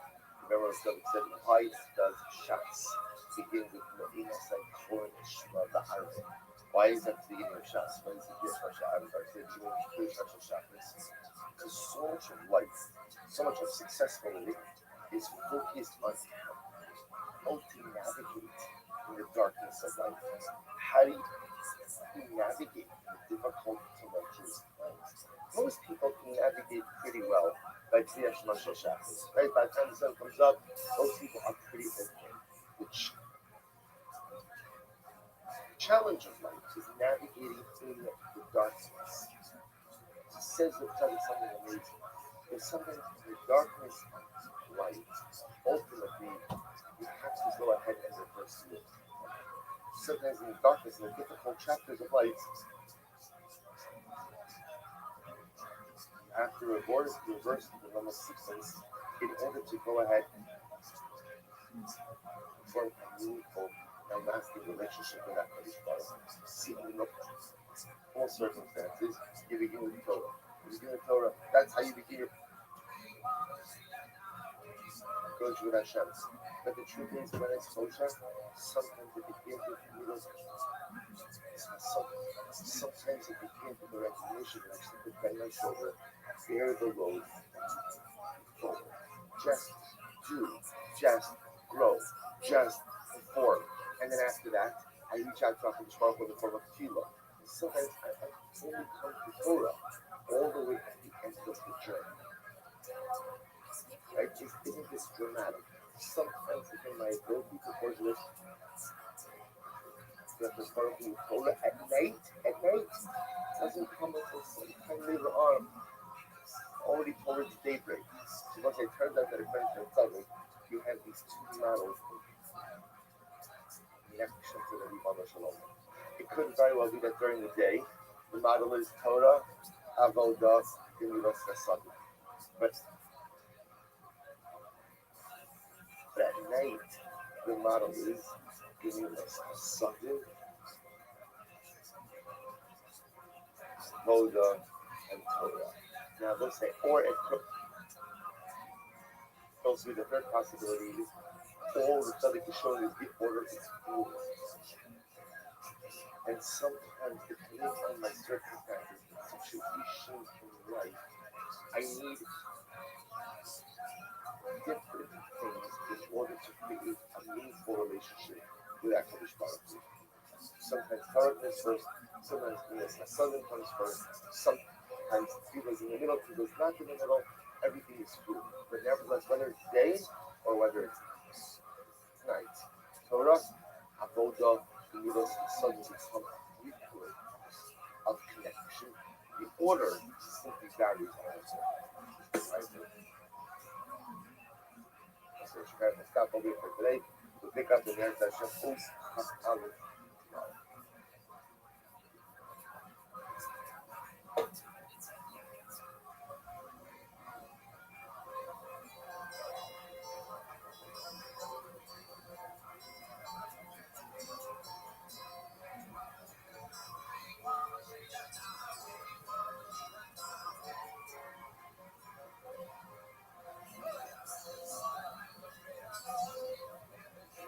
Let us see things we're continuing.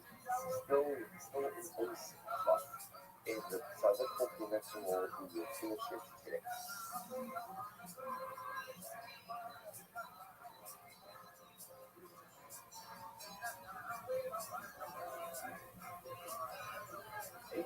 Remember again, just put it's a review. So it's was talking to us about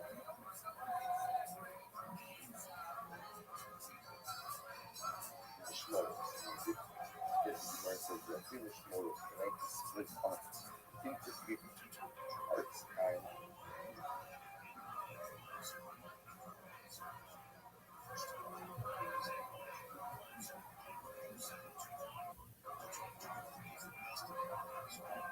Hazal gave different physical signs, like different earthly signs to the different Mishmoros. So instead of people explaining so beautifully that each of those Mishmoros, each of those signs really represents something profound, something meaningful in the life of man, and more specifically, represents an approach to our relationship with Krishna. Specifically about Allah, specifically at Shaitan. I can, of course, represent the difficulty with adversity and challenge. So we're up to the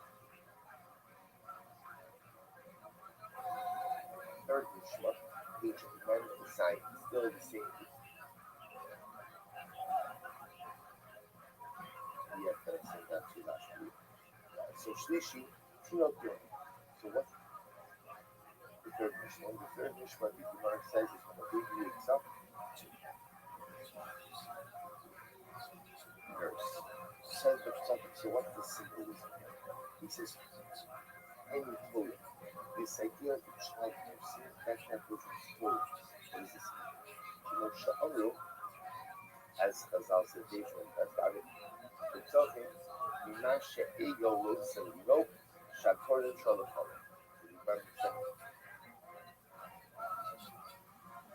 Something says, you know, more than the child wants to nurse, the mother wants to express himself. So ultimately, again, it says, because Torah is compared to milk. Torah is compared just like milk sustains the baby, so to Torah, sustains the baby. So what it says, if you take a look in the area Hasidus, which is actually quite beautiful. So just back up these time for a moment. The Mishmar Hashlishi, La'achal Mishmar, so again, the third Mishmar is the last Mishmar of the text. It's the Mishmar that he says the sin, the sign, that Mishmar is, don't make mistake, a child nurses. Ba'avodas Hashem Yisbarach Hanulemes, the idea as the Madrigas and so this third Mishmar represents Torah as a having its connection to that Mishmar. The baby nursing, the imagery is going to see now, we're going to see is that the baby, the mother will see. Right now, the assumption is the baby is Kavali, the mother is at and the mother's milk is He goes on. And the Reses Biyunikas Atilos Michalava Shop. Turn the page to the press again. Baruch Sokim, Shomar Biakiba, Rabbi Shomar Yotai, Samido Yosir Masha Idavut Salino, Haralot Zahar. Vahenu, Shehafetzu Ukushu. Pasul Lamin Osu Torah, Ikidola Harpe Yosir Mashu, Shtoke, Lumo Torah, Nikit. So what's it? The idea is the emotion is the mother, probably as well as the child, and Torah is the mother. More than a child comes or wants to the Torah, which powerfully the mother wants to express, wants to convey Torah. There's this incredible dynamic here. We're reading Torah to learn, so therefore I have a desire to learn, but we can speak of more than I have a desire to learn. Part of that is desire to give. What the shot is here was that in the case in the mushal, you understand the mother wants to express love because if not, she becomes engorged, it's painful. So what's the mental how does that apply to the So in the Rebbeinu in this case, we understand that the benefits that Torah will give to us. And from his perspective, if the mother wants to live because the mother knows that the more the child eats, the more the child consumes, the more the child enjoys, ultimately, again, the more benefit the child will have in life. So the more ultimate, again, that the child is able to consume, the more the mother knows that the loving child is getting. Says the Gemara, says the son. That's ultimately what's unfolding over here. He says, look again there, you see this, he says, so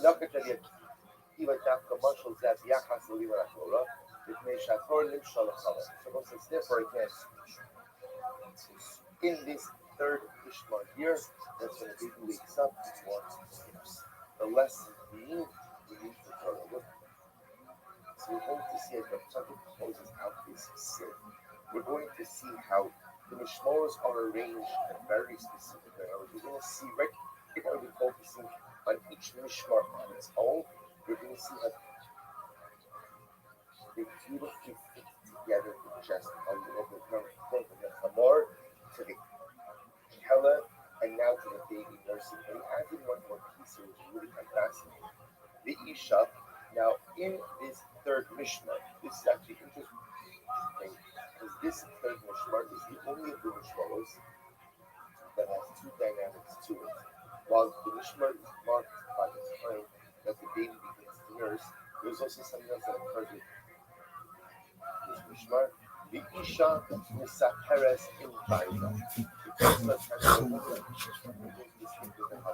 What is that? So let's say this Mishmar is the last Mishmar before David.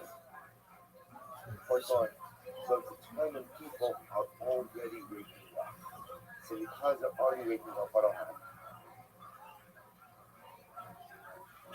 Amazing. I'm not in couple. So Right? the The husband, girl the wife, is your girlfriend? No, this is my friend. My landlady, too.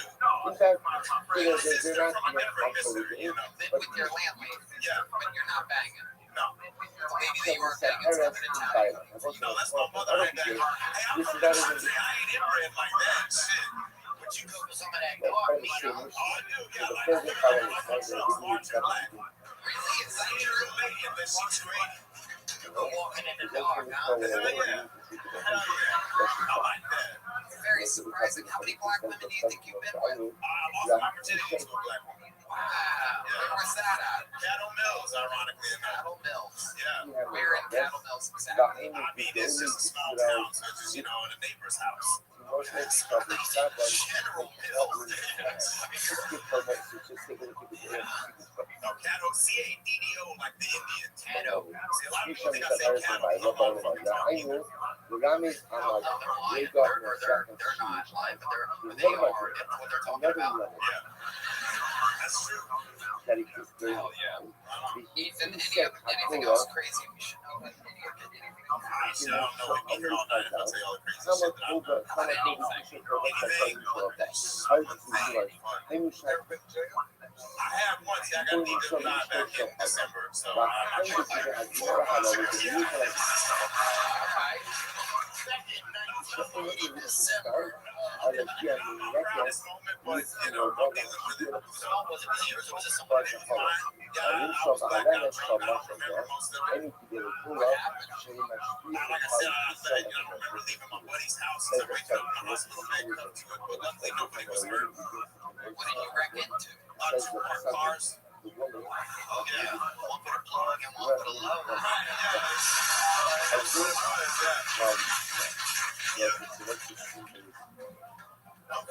Just bro, one time. Sorry, no, go for it. Let's do it. I'm leaving this bar and I was driving a Honda Accord or whatever, and because I was fucking having kind of a tough time or whatever. And anyway, I go get in my car. There's a cop car right next to it. I go get in it.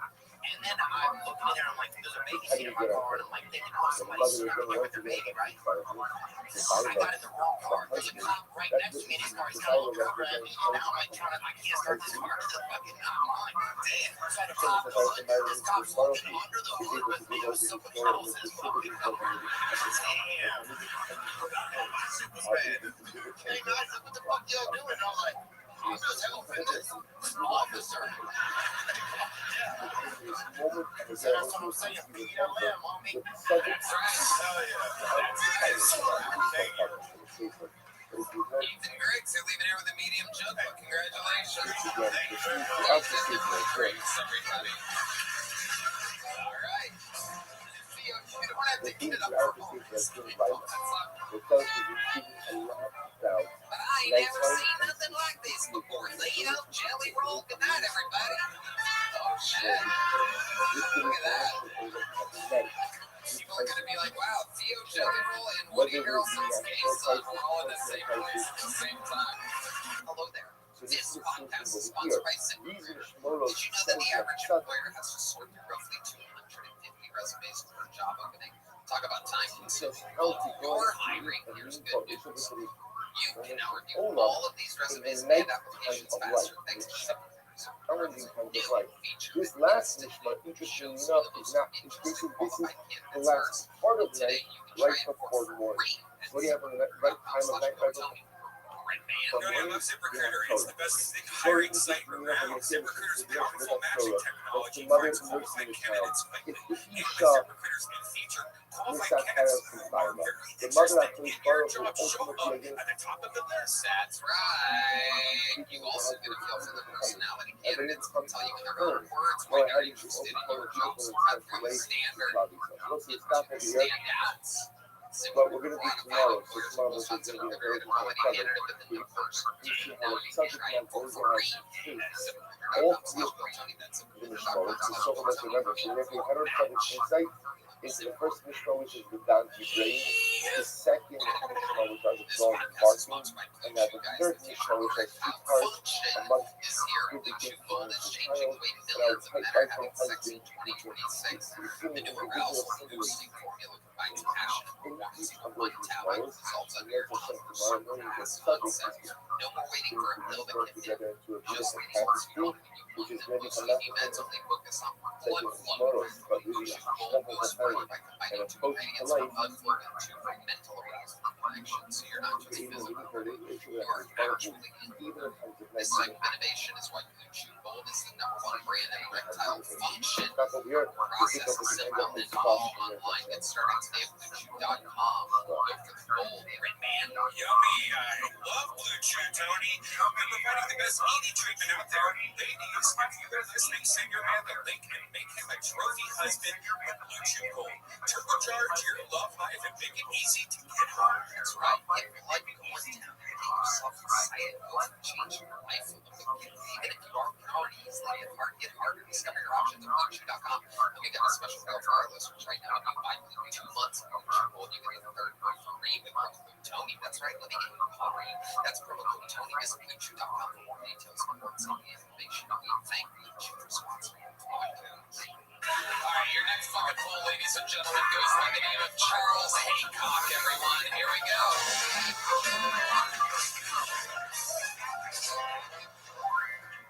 Plus, I'm trying to talk to more women now, but it should be good because I don't have autism, because I've never been tested, and I think that's how you beat it. It's the only cure I've heard of, but my brother, he got tested, right? So they got him, and you can't give it back. People always be like, does he have it full on? I was like, well, it's not part-time. It's not weekends, hit the club Monday, back to puzzles.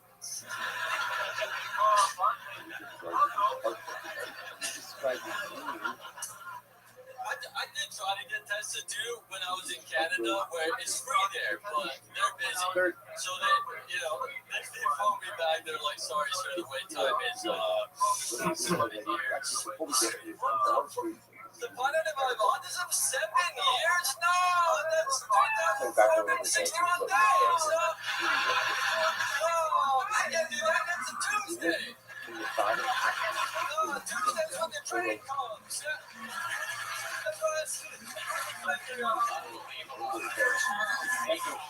Welcome, my friend. What a rock star you are. How long you been doing stand-up? I've been doing it for 12 years. Fuck yeah, man. Where at? Canada, in Edmonton, Alberta. Okay, hell yeah. Oh, yeah. What's your name? Have we ever met before? No, dude, I've never met you. My name's Charles. Charles Theo. It's a pleasure. Thanks, yeah, I thought maybe I'd met you before. I used to do all the shows up there, and I thought maybe we'd met. Oh, okay, cool. You meet a lot of guys like me?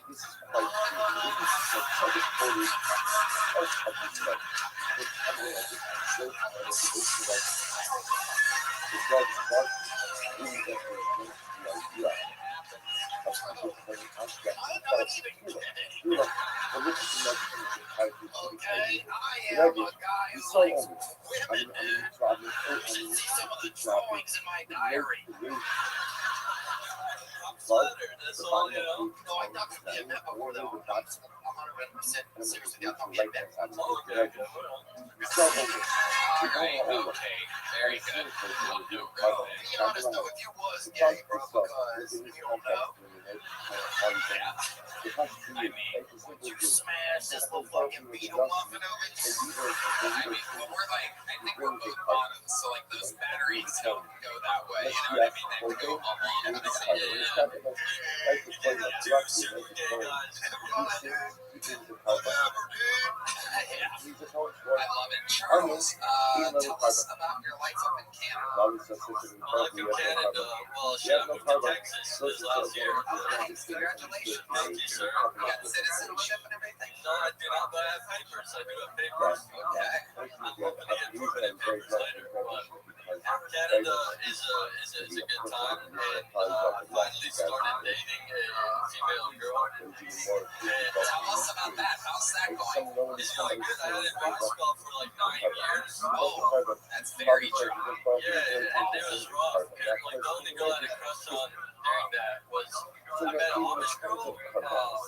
And the only place you can find them is like when they're selling furniture. And then she was great. Sorry. And that's not even a real joke. I just read that somewhere in the back of my brain, and I was like, cook this.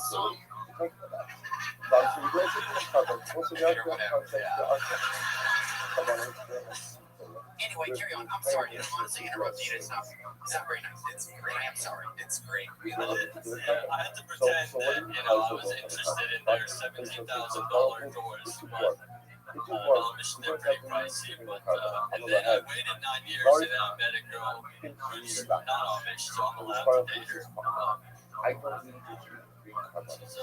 And what was it about the Amish that was bringing you over there? Can I ask? Yeah, absolutely. Have you seen a lot of Amish? I haven't seen that many Amish before. I've met Amish. I've met probably maybe 11 Amish people in my whole life. Yes, with 2 of them. I've seen clips of that. How is that allowed? Is that not against their whole shit? Yeah. How did you find out? Yeah, okay. Maybe you're just talking in like a weird thing. Yeah.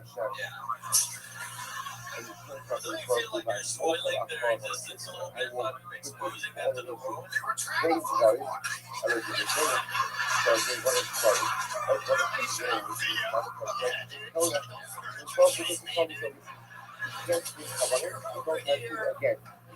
Playing the time in the back of Sonority Closet or whatever. Let me take you to see my lion. Let me show you that pants head man or whatever. Did you make an attempt? What was the best attempt you made at hooking up with the Amish girl? Yeah, I was scared off of me because I was talking to her and I made her laugh, and then like four of her dad showed up and made me love it. I had so many dads, and they looked at me like there's no fucking chance. Oh yeah. So I got the heck out of there, but You can only fuck them during Rumble Spring. Learn, There's Red Band, everybody, if you're wondering what it sounds like when he talks. There you go.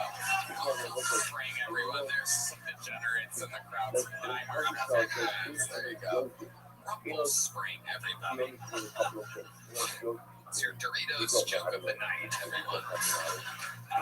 Amazing, Charles. What else about you? You seem like a guy that's got an interestingly complex life. oh well, I still in Canada to make money. I go and I have a yo-yo company. Oh, I knew there was something. See, Neil, you looked at me funny. He's got a yo-yo company.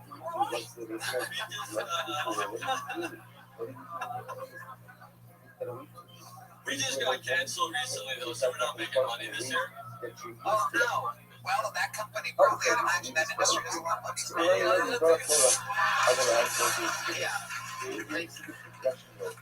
It's no Rumble Spring, but for now.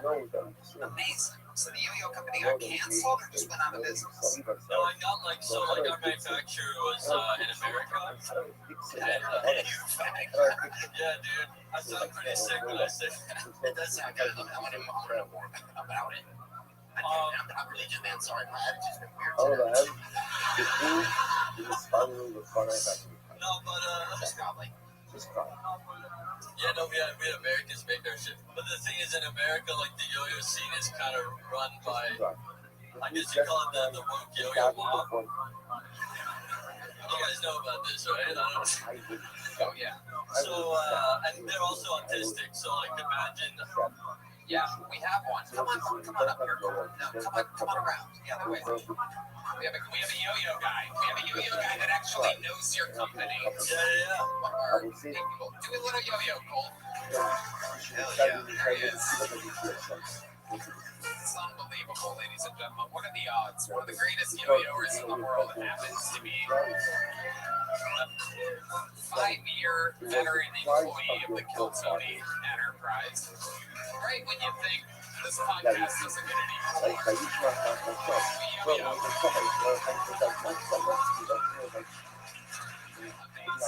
Look at that. Charles, you're awesome, dude. Come back anytime. We'll see you soon. Charles Haycock, everybody. There you go. We have a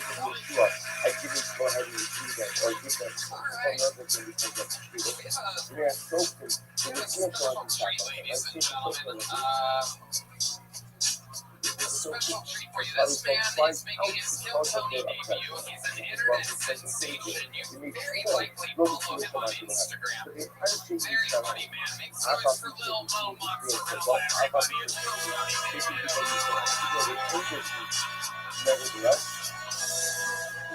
Watch your mouth. Shut the fuck up and back. Stay put. I'm from New York City. I don't know, you guys act like you don't fucking understand me. But I can speak any language. I look at somebody who's Spanish. Where are you? I throw one word at you. What's up? Let me get a bacon, egg, and cheese poppy. You know, people do it to Italians all the time. They come to fuck a little Lily and they start acting Italian. Guys got freckles and shit. Let me get a chicken cutlet, parmesan, fresh mozzarella, red peppers, taste sausage. And I said, I ain't done. Nice fucking Norwegian. You know what you never do it though? You never see nobody go to a Chinese restaurant so act the Chinese though. Lay off now. Let me get a pork fried rice. Don't forget the wonton soup. They don't do it. They get disrespectful. They start yelling. Where's my pork fried rice? They think you can understand if you talk loud, you know? They're disrespectful. See, I always show them respect. aspect. Like, let's say, for instance, I go for a steak. I bring the bones home and I bring it to the restaurant for the door. Everything up. How you doing? I was gonna say to eat the door, but then I said somebody might fuck me up out here. I see a couple of Asians. Kim Jong-un's over there. What's up, Mom? How does it feel to ever ride a roller coaster? Whoa, mozzarella, ladies and gentlemen. He is so sweet of you. Very funny, lots of energy. It just fits the hardware. It can really be all right, everybody.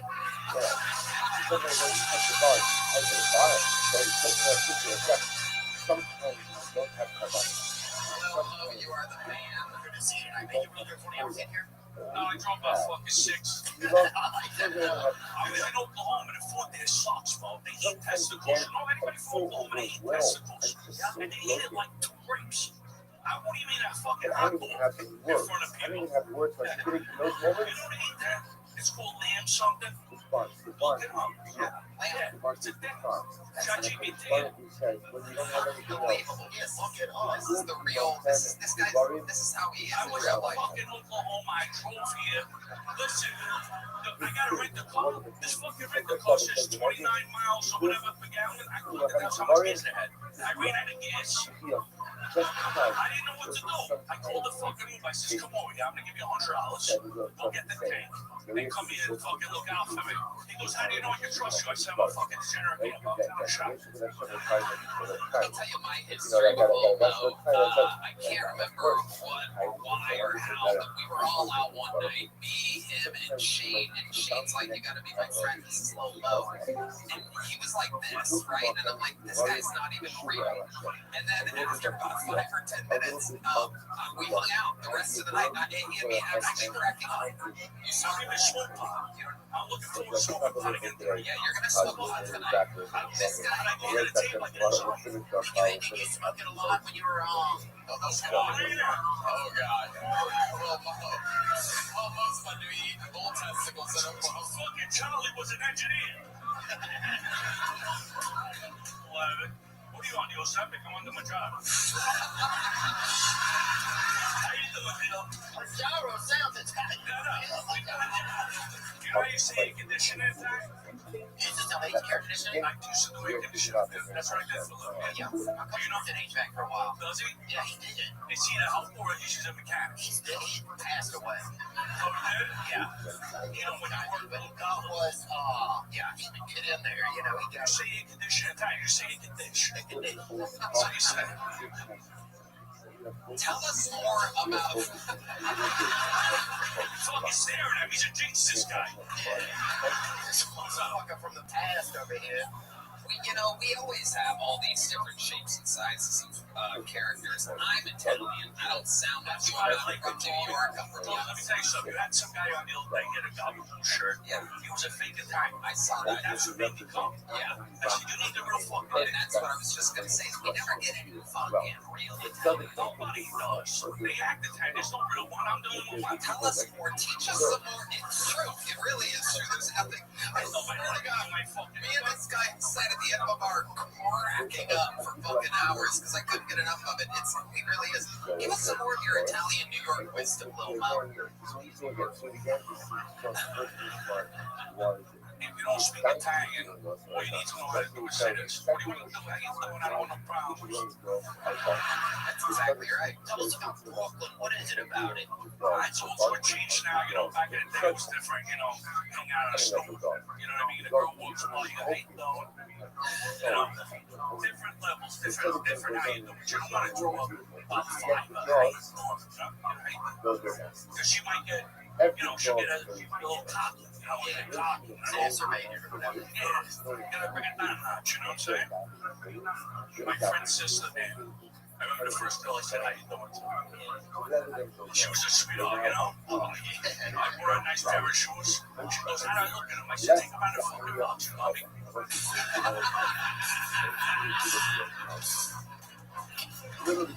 How you doing? How you doing? You guys in? Oh yeah, they're out there. They don't make any noise anymore. We're laying low right now. Jews are hiding in the dark right now. We'll throw a melting in the dark. So what else we got about being Italian? I mean, I absolutely love it. You know, I just found a great Italian place that I've been telling everybody about, Maldinucci's here in Austin, Texas. And I love it. I've been ordering from there continuously. What's crazy about Italian? You can name any piece of food and it can sound good. It's my prosciutto. Yeah, the prosciutto right here. Yeah, like the salami. Yeah. Look at my little fucking pasta puzzle. You know what you can make it eat? Yeah, show me that. You know what I'm saying? Show me that rock. Where are the real Italians at? Like, where honestly, if we're going to go look for some Italians or put it to find some Italians? We have our own culture. We're Italian American, different Italians don't even like us. They know a little bit because they got to deal with us. Fucking kick them right out of the country. Where are the realest ones in America still at? If you want to get the most You got some in Chicago and shit. You got where he's from. Those guys, Italians. But in New York, we got Brooklyn, the Bronx, Staten Island, too. Staten Island's got a lot of Italians. Queens got the both like Bronx got that.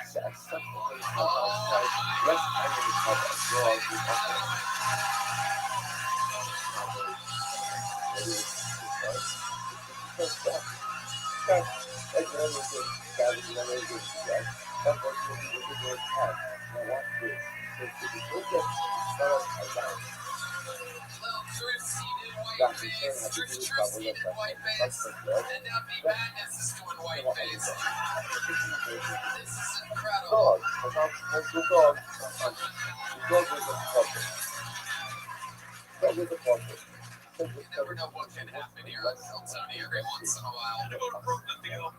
He says he was what he does. Now, remember, the second you start is as long as I'm Shame. there's a lesson That's to fucking be blind as a bat.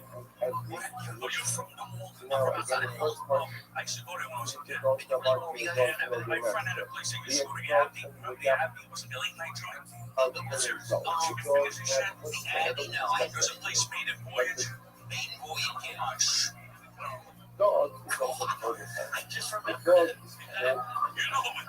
Yeah, I'll forget it again, I'm sure, but yeah, I did remember it. I got to like the fucking memory, bro. Maiden Voyage was a little bit, what it was okay. is funny. Ella Pitas. People like different stuff. I didn't like it. I like Boston better. You like Boston? Yeah, I like Boston. I think the people like me out there. They like. She think that Because I'm Italian, and I know I got a lot of Irish. When we're kids, the Irish and nice. So I don't know. So I figured I went to Boston to beat the shit out of me. They like. we need more of that shit. You need a old school shit, like, right? About a You look at stereotypes. I would look at things I think is true. I'm gonna tell you what. I look at those things in your own words. Not because I'm gay, but I'll tell you what it is. Yeah, what is it? I'll tell you, it's my grandfather was ugly and he had no money. And he begged my grandma for 50 years to stay with him. So I ate some choices. So it made me slow up. I says, let me see what people work with, just so I can have an edge. You know what I mean? And then what happened? You look like this, you go like this, look, you go like take a piss. And you go, peekaboo.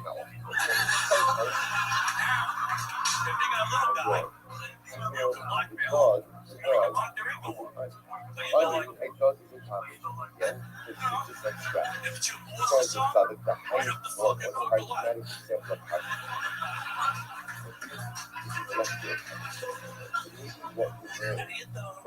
Well, Mo, I fucking love you. You gotta follow this guy on Instagram. Do it. Here's a big joke of Mo. I'm gonna say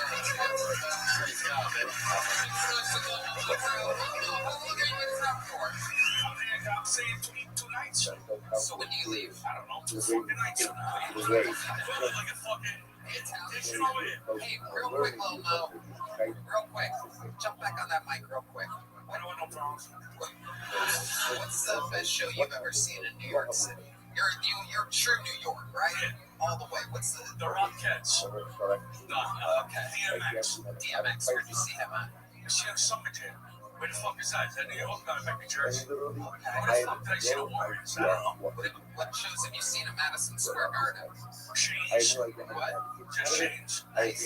That's it. I did the push the button from and mash the script up. Well, I'll tell you what, I find you to be so interesting and so compelling. We're doing 2 nights at Madison Square Garden, August 7th and 8th. Will you come?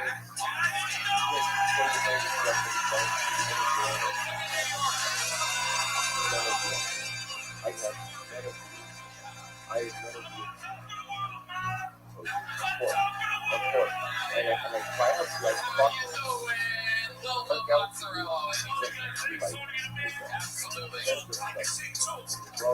How about one more time for the cameo of Shane Gillis, everybody? What a crazy world we're living in. The biggest comedian in the world stops in and pretends to be blind for 10 seconds.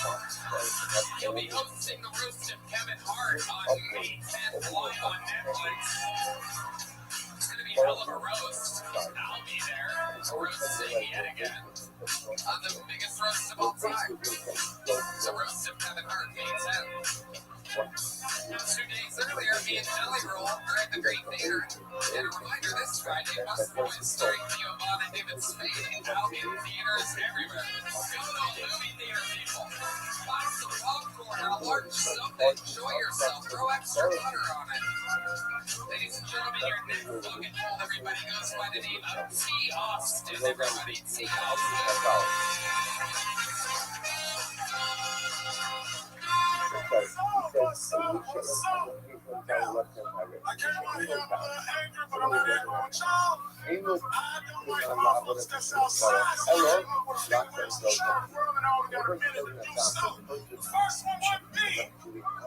Religious motherfuckers, I won't let you believe in Jesus. I hope you come to that way. The rest of us can be out here screaming like, holy shit! You can't see that shit is God. The second way, we already got Donald Trump in there doing this thing, working on Israel. We working on their bombs. That one, we're fuck that, we're living that one. Now, the third way. Everything else never seen again. Fucking through. I love my goddamn zombies. I know my shit. I'm not practicing no more shit. I want to see that shit. I want to live the fourth way. You need at least some situation. Because it could be anything. But guys, I can drop a bomb of peanuts in here and drop ass for motherfuckers. The fourth way that I believe that we deserve is Donald Trump said, sure, it's goddamn aliens. We're already here. Thank y'all. I'm T. Austin. T. Austin. Ladies and gentlemen, John Dees. I'm going to check up with John Dees here. What did he just say?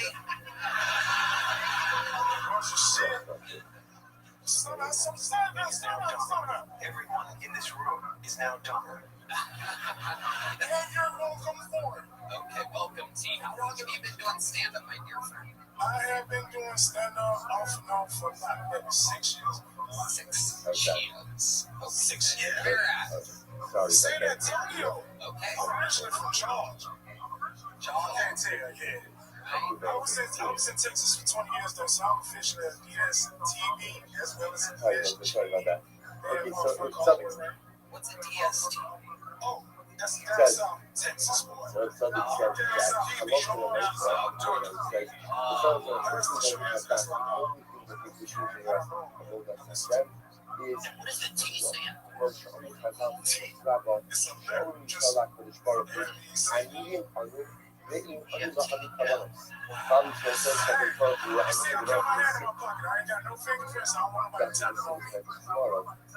I really need a translator. I hear everything you're saying, brother. T. Austin, what do you not do for work? Alright,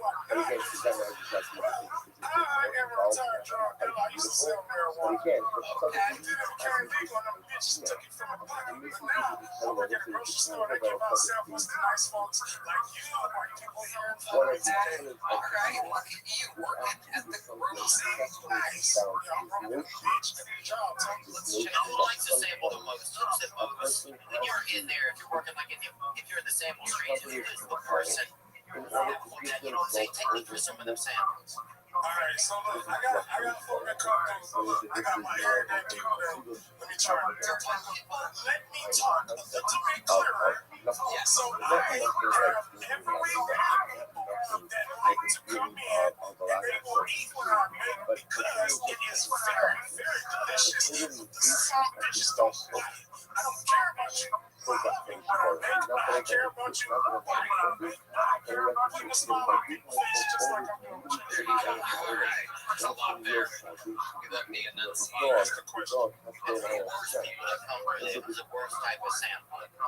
If you had to describe what they It look says like. itself it's a technician of the dogs about you. You remind yourself that you have to be like the dogs. Again, we're going to see what's wrong with it.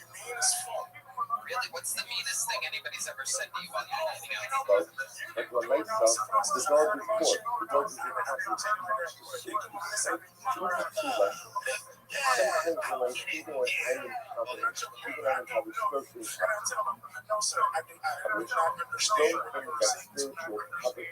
Say that to the white people that say that. I didn't say that. You said it. I said it. Don't always If you want to say it's white people, sir, I'm gonna take this. But if a black guy came up to you and said, my don't brother, always for Sam, stop. all right, That's lesson one. how about how I said? I would depend on how you say it. All right, what if I was like, my brother, this is Sam? Sometimes you go ahead and let Well, thank you, sir, and I really do appreciate that. All right, perfect. If you would have said anything else, I would have asked him to speak to your manager. I appreciate this shit. I really didn't know I was gonna get called in here. It's really a fucking honor. I hope I get coffee on. Are you closing out your own interview right now? Walking out. one more day on That's what dog. happens. You're in the middle. We knew you didn't think you were gonna get called. That's how the show works, and it's also you're dressed for not getting called. Hey, I got off of work and came.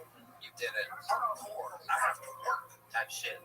So I gotta. You see me? You see me? Put it in my pocket. Help your boy out. There you go. Love y'all. Catch him at Trader Jamal's. T. Austin, everybody. Seho doing his classic meet and greet. Trademark. Standing ovation for everyone. Very good. It is. I could never do that.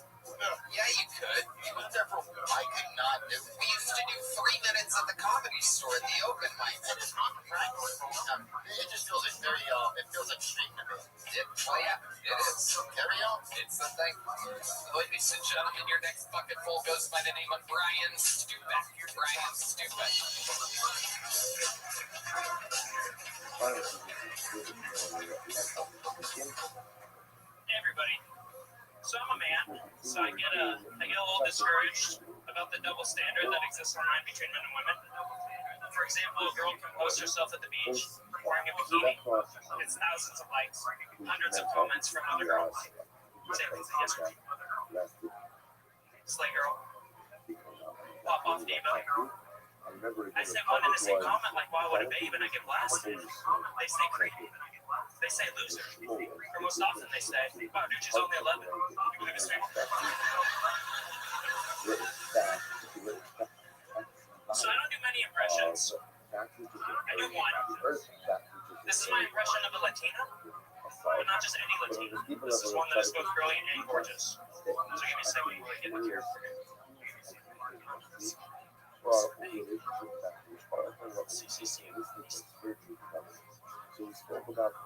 I'm breaking up with you, Brian.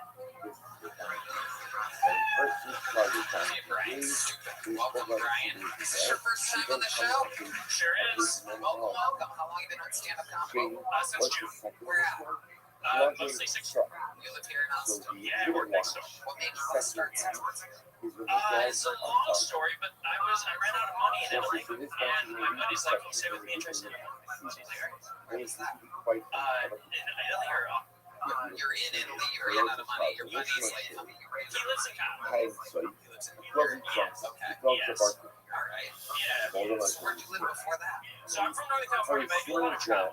So I spent like most of the last 10, 15 years traveling. I'm a linguist. So I like travel to learn languages. I look at like odd jobs. You teach the last guy how to talk. I mean, I can help people that, I can't help lost causes. How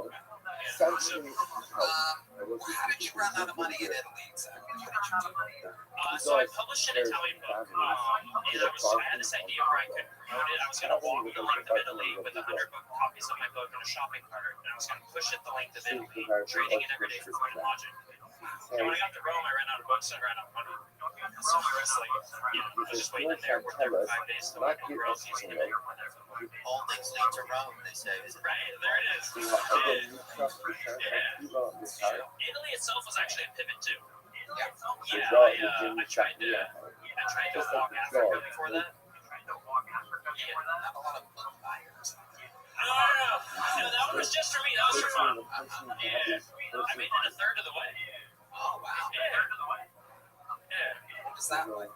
It was nice. It was great. So I went from Cape Town, South Africa to the Democratic Republic of Congo. So I did like all of South Africa, all Namibia, all Angola, and then when I got to the border of the DRC, I took it. So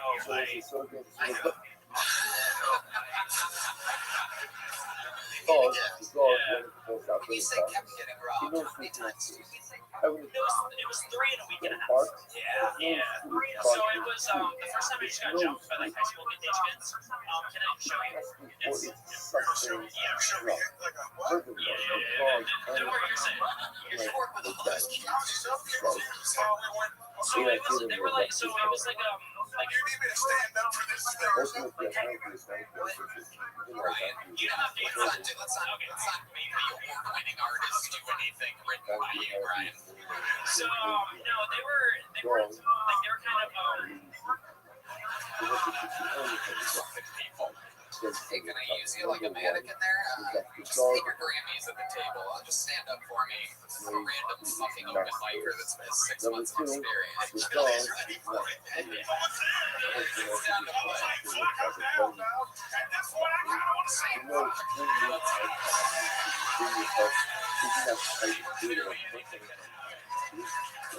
So they were like 6'3", 120. So I'm walking behind. I'm fucking flattered. So they're walking behind, and I wasn't sure what he was trying to do. So he grabs me by the back, and he like, and I was like, what? And then he kept doing it, like he's like, you know. And so I fought them off, and that's all I was never good. That was it. Just as stupid as I thought it would be, everybody. Right, stupid. Eating a human. Not act out. But the second time was a little bit scary. They had AK-47s. They put one in my mouth. No way. Yeah. Okay, Martin, what is it? Redeeming himself.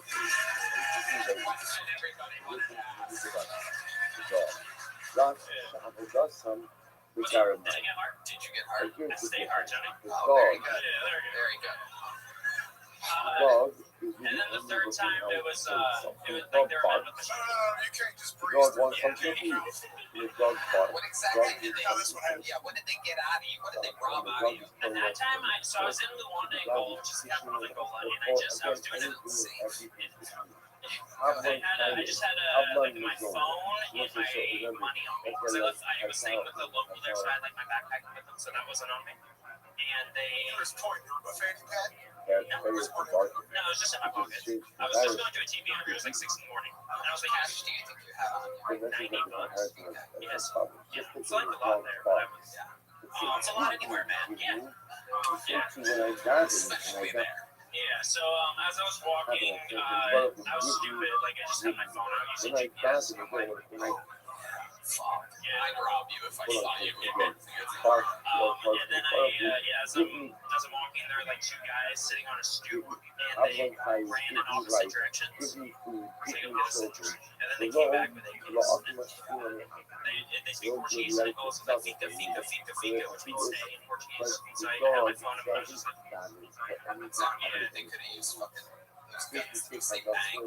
So it was frustrating because it was like a 5'2" inch. It was like Kevin Brown was rocking. You know, it was really emasculating. And then one of the guys when he was emptying my pockets, I did have my sunscreen on me. Oh, Yeah. the one thing they allowed you to keep. No, they took that. They took that too. I was like, you don't need this. You know? But then what happened was the guy dropped it, and then handed the other guy with the gun, and he like hit me in the face. And then the third time. So I was at the border of the DRC, and I was walking, and the guys walked by me, and they was a fisherman group, so it's like one guy's carrying fish, and the other 3 are carrying machetes. And so they like. the old fish machete You tree. just touch the screen like that. So that sounds bad, but it's not terribly uncommon in that part of the world to see people walking with machetes. Like I've walked hundreds of miles with people with machetes. So, but these people that made it sketchy was they turned around and they started following me. And I was like, all right, so they made it. So I picked up my speed. They picked up their speed. I started The dog jogging. doesn't They die started with the other jogging. dog. Took The off dog into the doesn't jungle die and they in, chased me into the jungle. But there's like the brush was about this high, so I like found a spot to hide. And they're like looking for me for like 45 minutes. I'm like hiding on top of my bag. And then they eventually left, but I waited another few hours because I could have just waited. And I'm like hearing things rustling in the bushes this whole time. And the previous week or so, I'd seen half a dozen black mambas or so running through. So I'm just like, maybe something.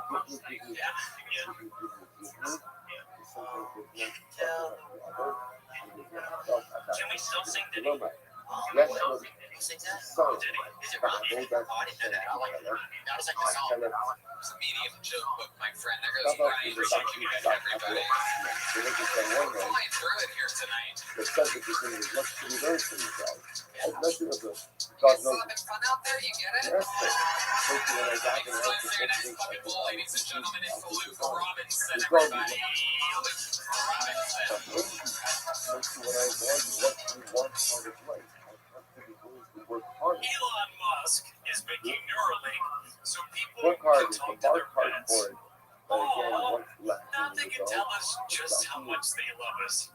I don't know, but I've thought about it fucking a lot.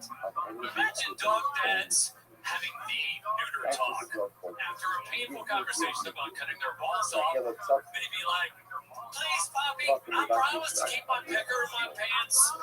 Dudes would be so traumatized, they never neuter dogs ever again. And the stray population would go way out of control. And if dogs can talk, they can understand TV. Imagine coming home to find your dog watching AOC on C-SPAN. Poppy, she's so smart. The next day, dog's on the doorstep of a shelter with a note. Good dog, but he's a fucking Democrat. Thank you, Luke Robinson. They call me your big dog. Luke Robinson. Amazing. Very, very compelling. Right by the track. Good job, man. Welcome, welcome. How long have you been on stand-up comedy? Fifth time talking to that microphone. Fifth time on the stage. And how did you get the three times? First I was in Memphis. No, I'm sorry. First I was in LeBron. Memphis was second. Third was Alamo in San Antonio, and that's when I got my first positive feedback from the audience. The writing is really solid. If you love dog jokes, I'm a big dog guy. Specialize in dog material. I noticed that. I do. I lost almost 3 dogs to cancer. I've walked 4,000 Starting with how many dogs you lost to cancer is something else. That is incredible.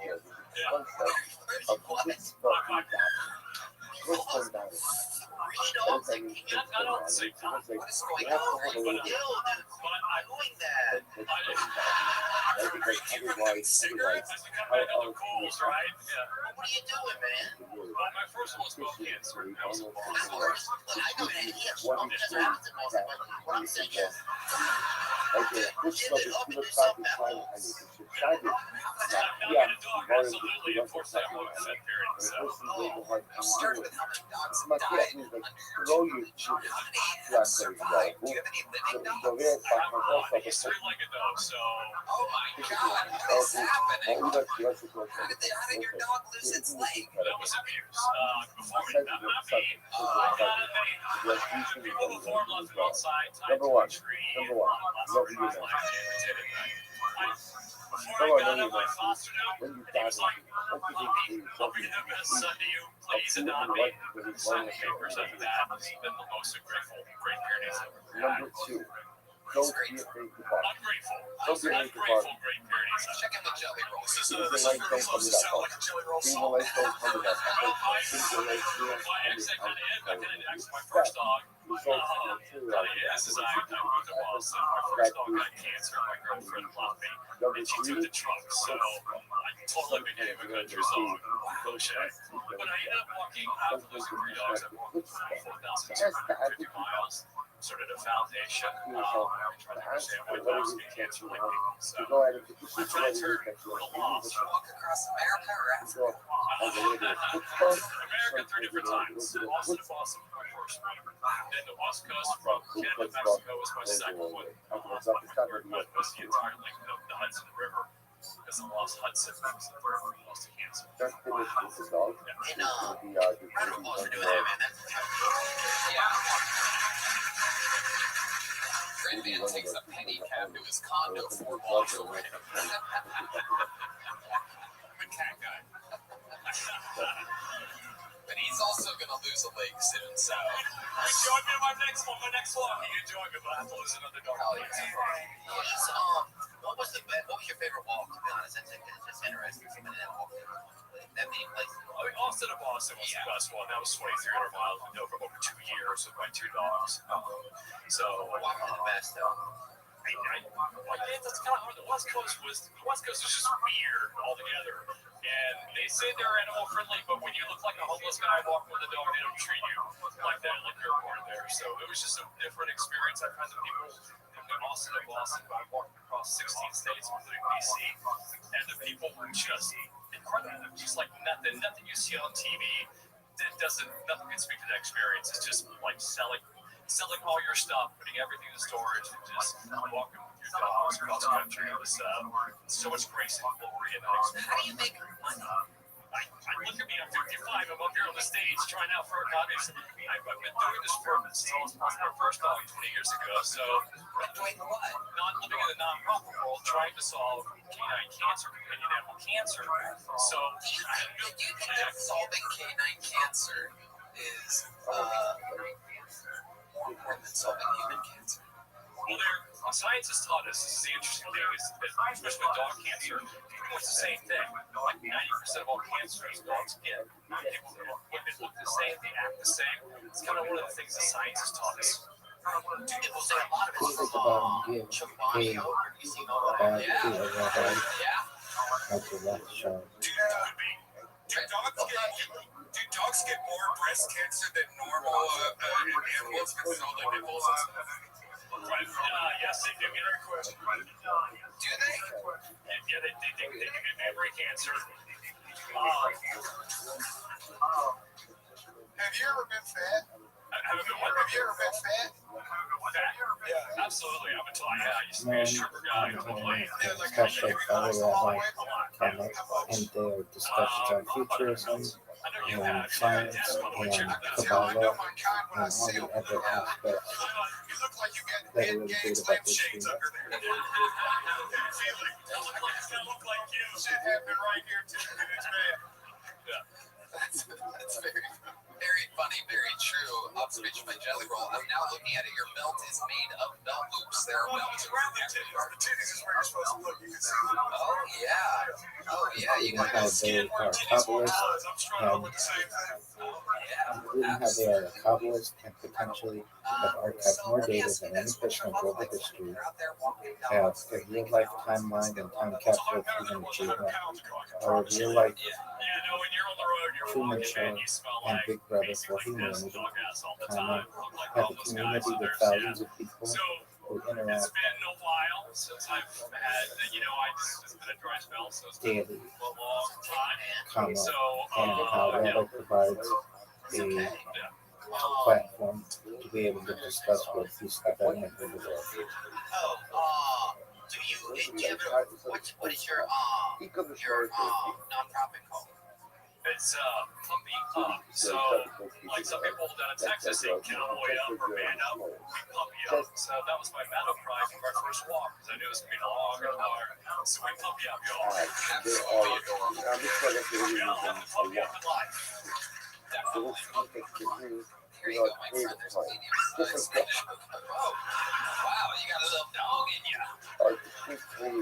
There he goes, ladies and gentlemen. Ultimately, again, in the world of larger, Robinson. the fun was cute. There he It's goes. only from our lab all that time. So what they do There he is goes. the other person in power. So There what he we can do tomorrow dog is cancer that heavy. 8 minutes that was. tomorrow's You guys still hanging in there? It's literally there are the tomorrow in the sky. Now that's a perfect chance of that Here we go. that the sky looks different at different times of night. Hello. When there are Has everyone different got things crap that are nicknames? occurring in the sky at different times of night. Show hands if they have crap nickname. Kia represents real Just me? Fuck you guys. All right. No, I just wanted to say, because, like, you know, when you get a crap nickname like Booger Face or like Numpty or something horrible like that, maybe you can attest. Maybe you can attest. I don't know. But it always comes from the ones you love. You know, it's never from people you hate. Like my granddad, when I was a fat kid, called me Buster Bacon. You know, one of the things Not as bad as my little brother. He called him Adolf. And his justification for that was is whenever he screamed, he got exactly what he wanted. I mean, he could have called him Donald. It would have worked the same. So I know my dad sealed the name deal with my brother. Because my brother came out of the closet and his name's Benedict. That's already, I'm British, my brother's name's Benedict, already had a good start. My brother on the couch just yells, Dad, the door is ringing. And my dad just goes, yeah, Benedict. Alright, Campbell, welcome back. You want to finish that, or was it read down there? I was just gonna say my brother's name was Benedict after that. That was, Are you English? yeah. How long you been in America? I've been in America about 9 years now. Where at?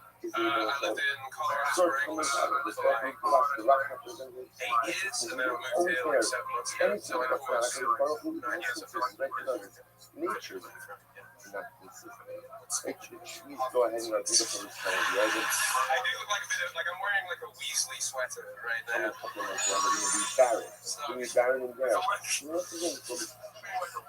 do you do for work? I wait tables now. I used to be a valet at W Hotel Valet tables. Cousin Louis, shout out Cousin Louis up in Driftering Springs. Great place. That's really important. Yeah, no, I don't live there. I live East Texas. Just been trying to drive a long time. It's worth the money's pretty good. Yep. What it means to be Welsh is you shag sheep. I'll stand by that. Okay. Yeah, I don't know. I'm curious about it. Sometimes when I have the answer, but very often, I'm in the Buster Bacon. Buster Bacon? Yeah.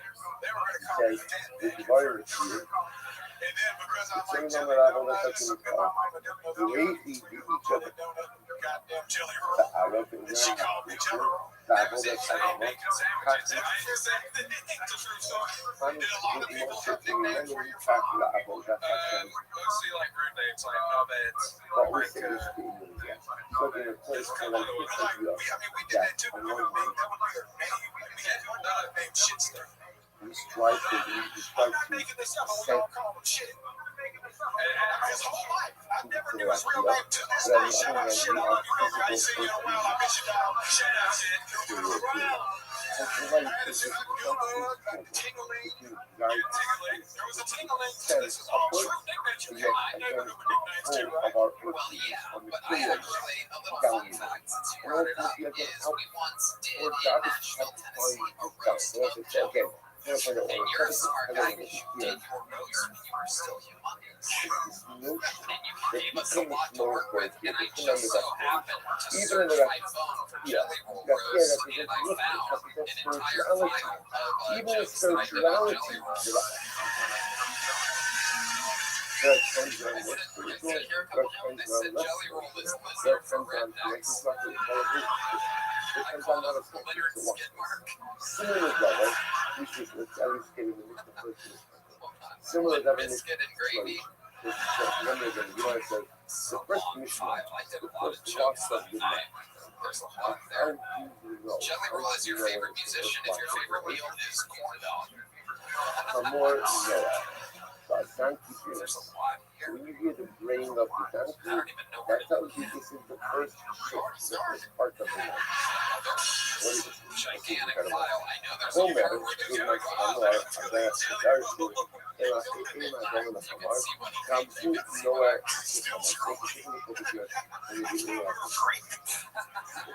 It's the part where I had at the end, I remember it went on Come on, a run of donkey. band fucking music. Let's just sing that as Homer, as material. I call it material, physicality. What's the shot?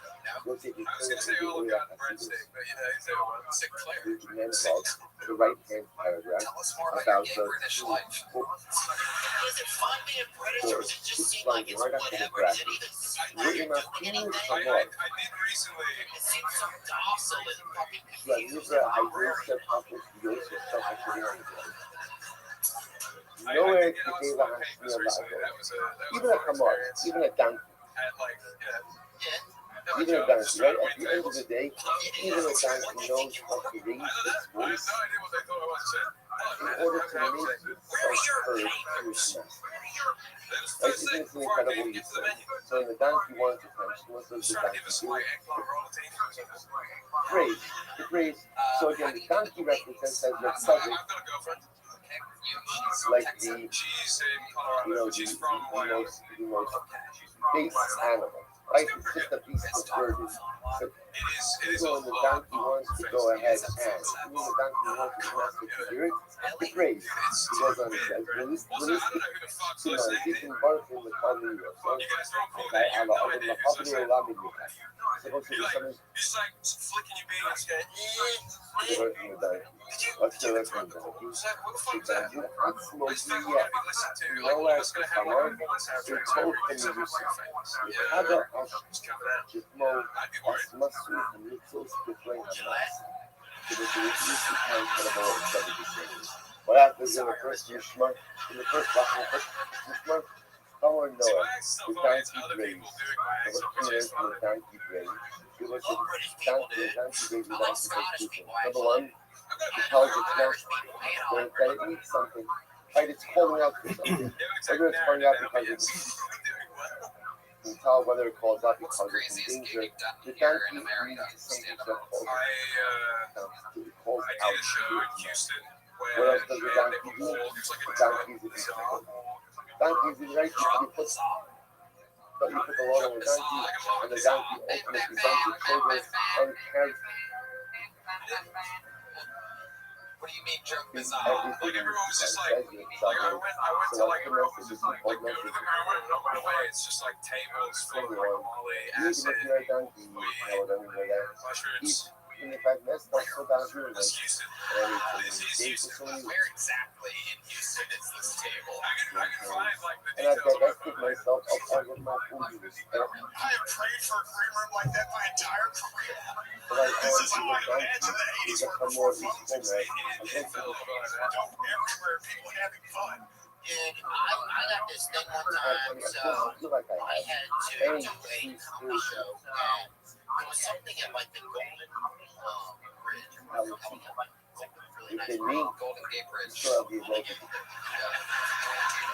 I know that one. There's no such thing as Yeah, that's what it is. And so anyway, who I is did so this thing, and following it's like a hood conference, right? And I said, was it like 11 or something else? Get up, and there's nobody, and then there's like one dude dressed like a like cat, and I am not holding the line, that I don't have the right and monitor. somebody left somebody up front, that like had left a sibling up Because front we're that was well, I'm really going to kind of mentally ill. the relationship we have with You know, our one of parents God's oysters starts or to whatever. matter. How bad, how And, bad for the but bro, one they thing didn't you put like make a it little make. smile or You anything, so always have the fuck. ability to. You always have the ability It's like to. giving me a lot of grief and shit. much in the same way that even though the donkey is a donkey, it can still bray and ask for the attention of its master, even if I have become not a chamor, but homer. I divested myself of my holy and really all I am, or all I feel like, is a physical subverting.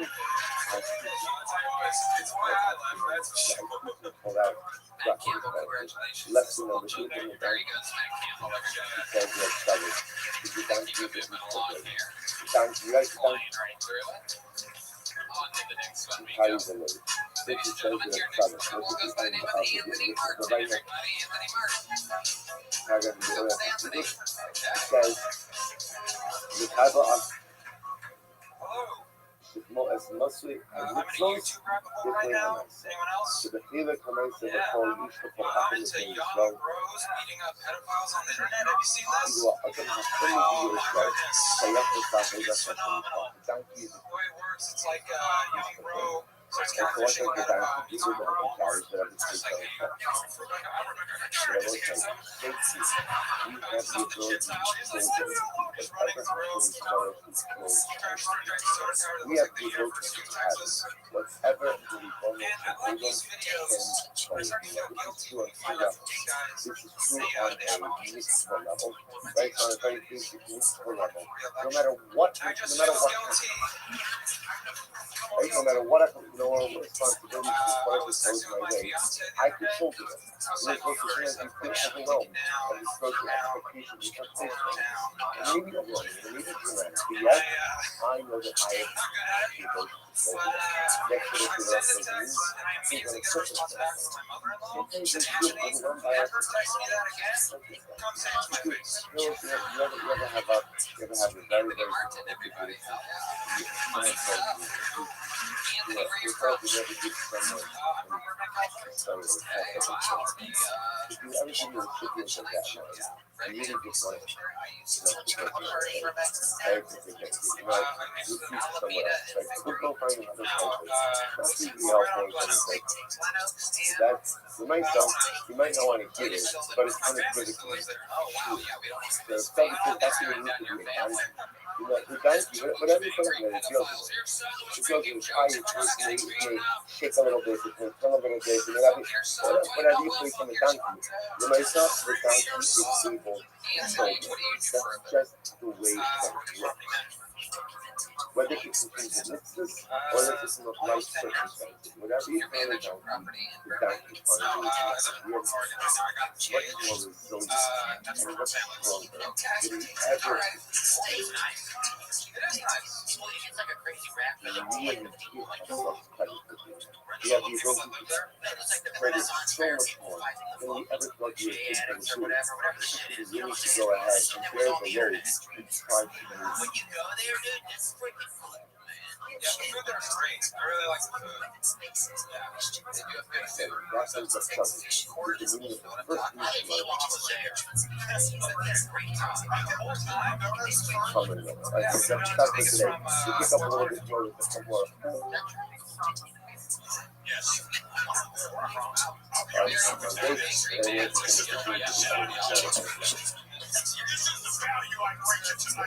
know the origin story of every donut place? They call each other off for a reason. No origin story. Only the ones that are legal as marijuana states. From a small dozen in Antioch. I love it. Anthony, where did you meet this girl at? Funny enough, Tinder. Okay, yeah. She was in Portland. We were in Burbank. Well, we met in California, and then funny story.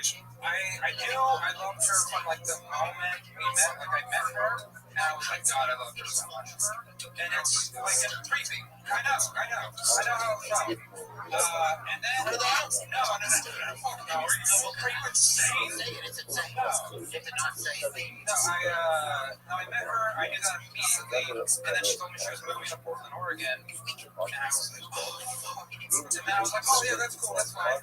We wrap up the date, and I go back to my car, and I'm like punching the passenger seat. We end up meeting up a few years later, and it just she couldn't let me go. Yeah. Luckily, she did not see you beating your passenger seat aggressively right after the date. This could be you. Yeah, they've scared her away. So you just ran into her a few years later, or? Yes. When that happened? COVID. Okay. COVID. So you guys were like chatting again. Yeah. She was not texting me back that often. So, ladies, if there's a guy that's texting you a lot, not texting back that much,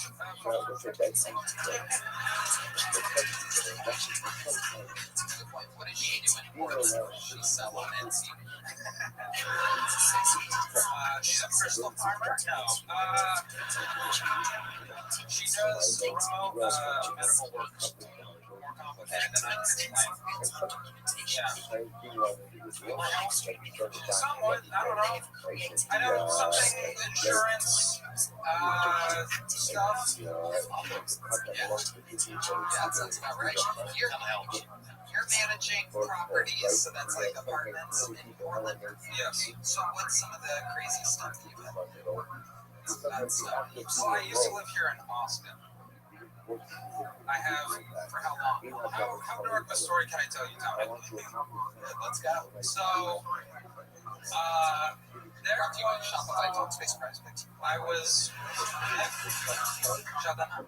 I was working here in Austin, Texas, a few years ago, and close to the office there was a smell, a peculiar smell that no one. We're like, man, what's this? We gotta find the source of the smell. And eventually, we found a dead body. Yes, it had been dead for about. That was a person. He had killed himself maybe like 3 months ago. Yeah, It was just in the apartment. He right in the apartment. He prepaid his rent or whatever. Well, the reason why we couldn't find him is because he had auto pay on. Oh, wow. That's probably. I don't like my job. And the idea that they got extra money from this guy who was dead kind of bugs me. But yeah. So we find his body. No. I'm gonna say his mom's name, but that's because it's relevant to the story. Because at a certain point, his mom showed up. No one could find his next of kin. His file was so old, it was a younger guy. His mom shows up. Go ahead, then what happened? But his mom shows up and she's like, hey, I'm looking for my son. And she points to that apartment right there, the one with the smell and all that. And I was just an assistant at the time, and I go to my manager. She had a family member die recently. She couldn't speak. She left the office. I had to deliver the news. Can you tell us how you reenacted the Jelly Hole? Yeah.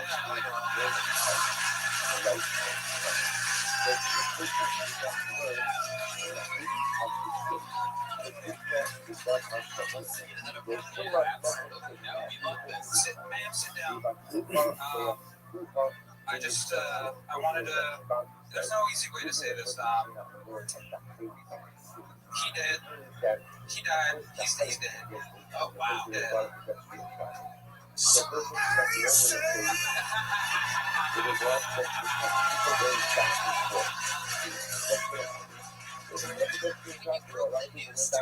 you leave out the part? Did she ask how? Did she? We had no idea. We didn't know. You can't fucking tell us, dude. We didn't know at the time. He shot his face with a shotgun. Hold on. I blame. So his neighbors didn't hear anything. That's fucking wild.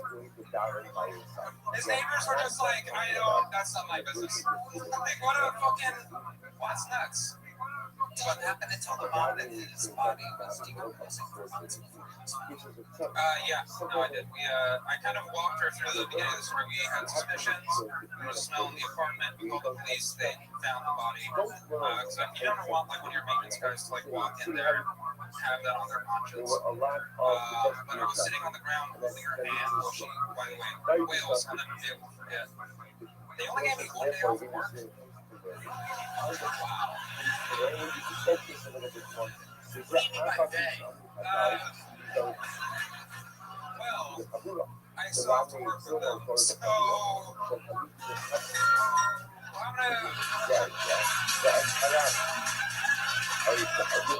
Lord of the land. The land of Lord. Lord of all the lands. I'm not lording over any land. I don't know any of this shit. No, I know what I'm talking about. There's a big rich guy, and he just tells me he's like, go into the apartments. I'm like, I don't. That's illegal. Rich people have no idea. Is that wrong? No. Okay.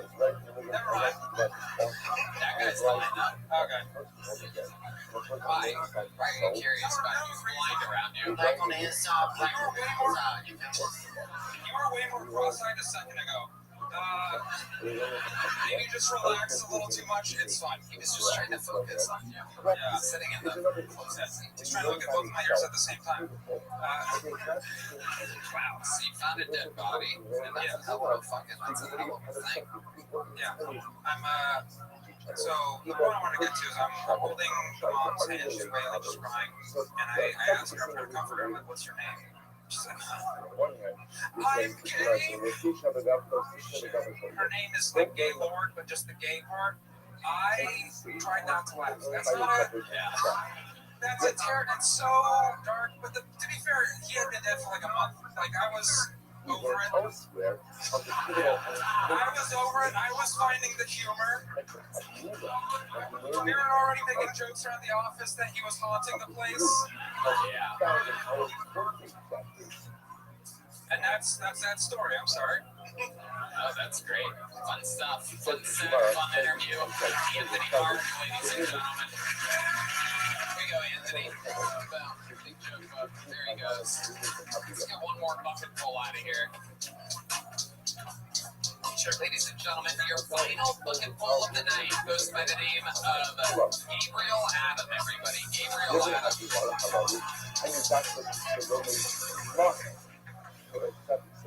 I recently learned there's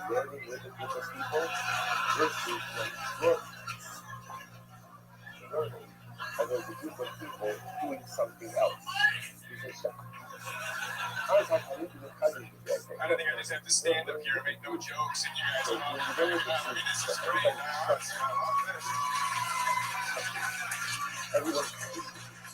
Everyone encourages something. I recently learned that there's some jokes you can't make in stand-up comedy.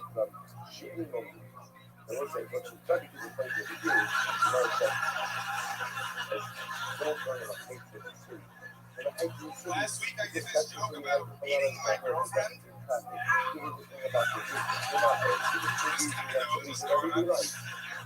And now I can't fucking find her. I'm not sure who told her, but somebody gave her the courage to leave, and now we can't. I'm still trying to figure out if she chewed through the chains. That beaver tooth bitch fucking. She nibbled away to my heart. I don't know what else to say. Seriously though, if anybody sees her, tell her, come. Okay, there you go. Gabriel Adam, one of the most interesting looking people we've ever seen in our lives. The verdict is in. You look hilarious. Theo Vaughn. Wonderful. Comic McGregor right here. That was kind of cheap, man. I'm sorry. But it is nice you come out and people do defend you. You got 25 seconds of free laugh. It feels good. Yeah, it probably made it a little bit easier, did it? No, not at all. Oh, shit. It is so exciting. Dang, I was hoping that would come. You never know who'll pop out here. Having the Buc-ee's mascot come out right now is just absolutely incredible. I'm still waiting for that brand deal money. I mean, anytime now. Very rare is someone both frightening and adorable at the same time, and somehow you kind of pull off both. Tell us about this life. I cannot wait to find out about this life. Oh, God. How old are you? I'm 31 years old. Okay, 31. Wow. Great life.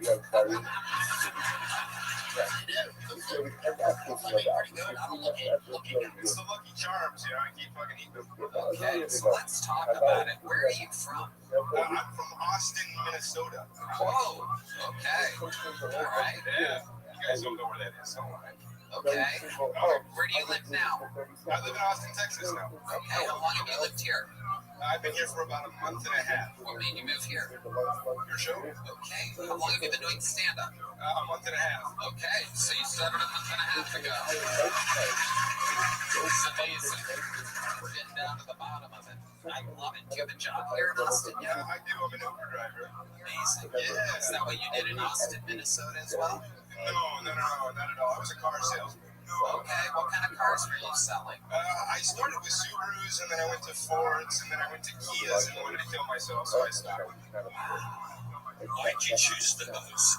Well, Subaru in Minnesota is super easy to sell. Yeah, exactly. All-wheel drive, everybody's a lesbian. Bikes up there. So, yeah. And then you went to Ford, so you had to sell the actual man. I imagine that was hard. Yeah. So you're like, I'm going to Kia's. Well, it was complicated, actually. They had a fling with one of the clerks behind the desk, and it turned out kind of bad. So Is that in Ford or Kia? that was at Ford. Yeah. I love that show. Absolutely. So what kind of drugs have you done in your life to look 55 and 31?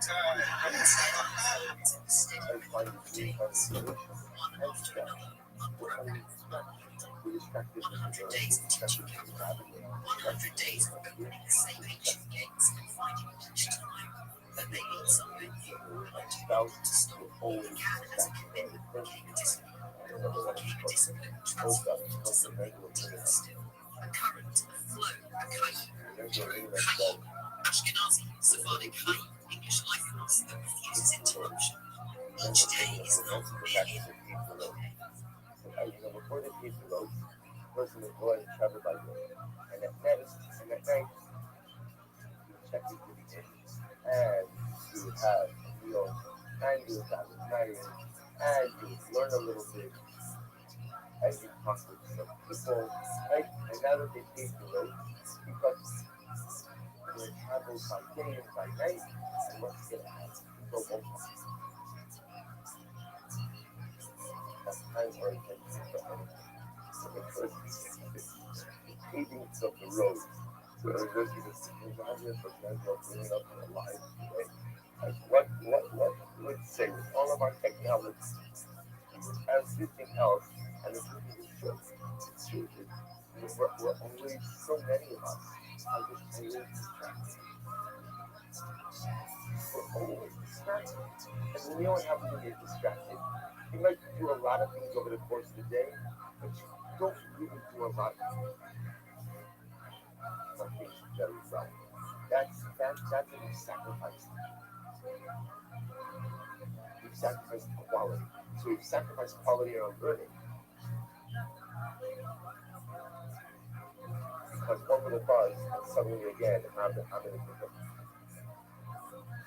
Well, sacrifice quality in our learning. He said in the biography comment, in addition to having taught Kabbalah classes for over 100 consecutive days, Rabbi Rothschild has live streamed their life and archived the data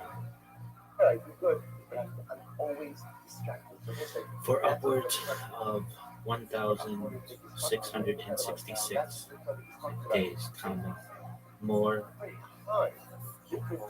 data than is potentially ever been archived in the history of the internet. With no intentions to stop. You get to bark when everyone else is asleep.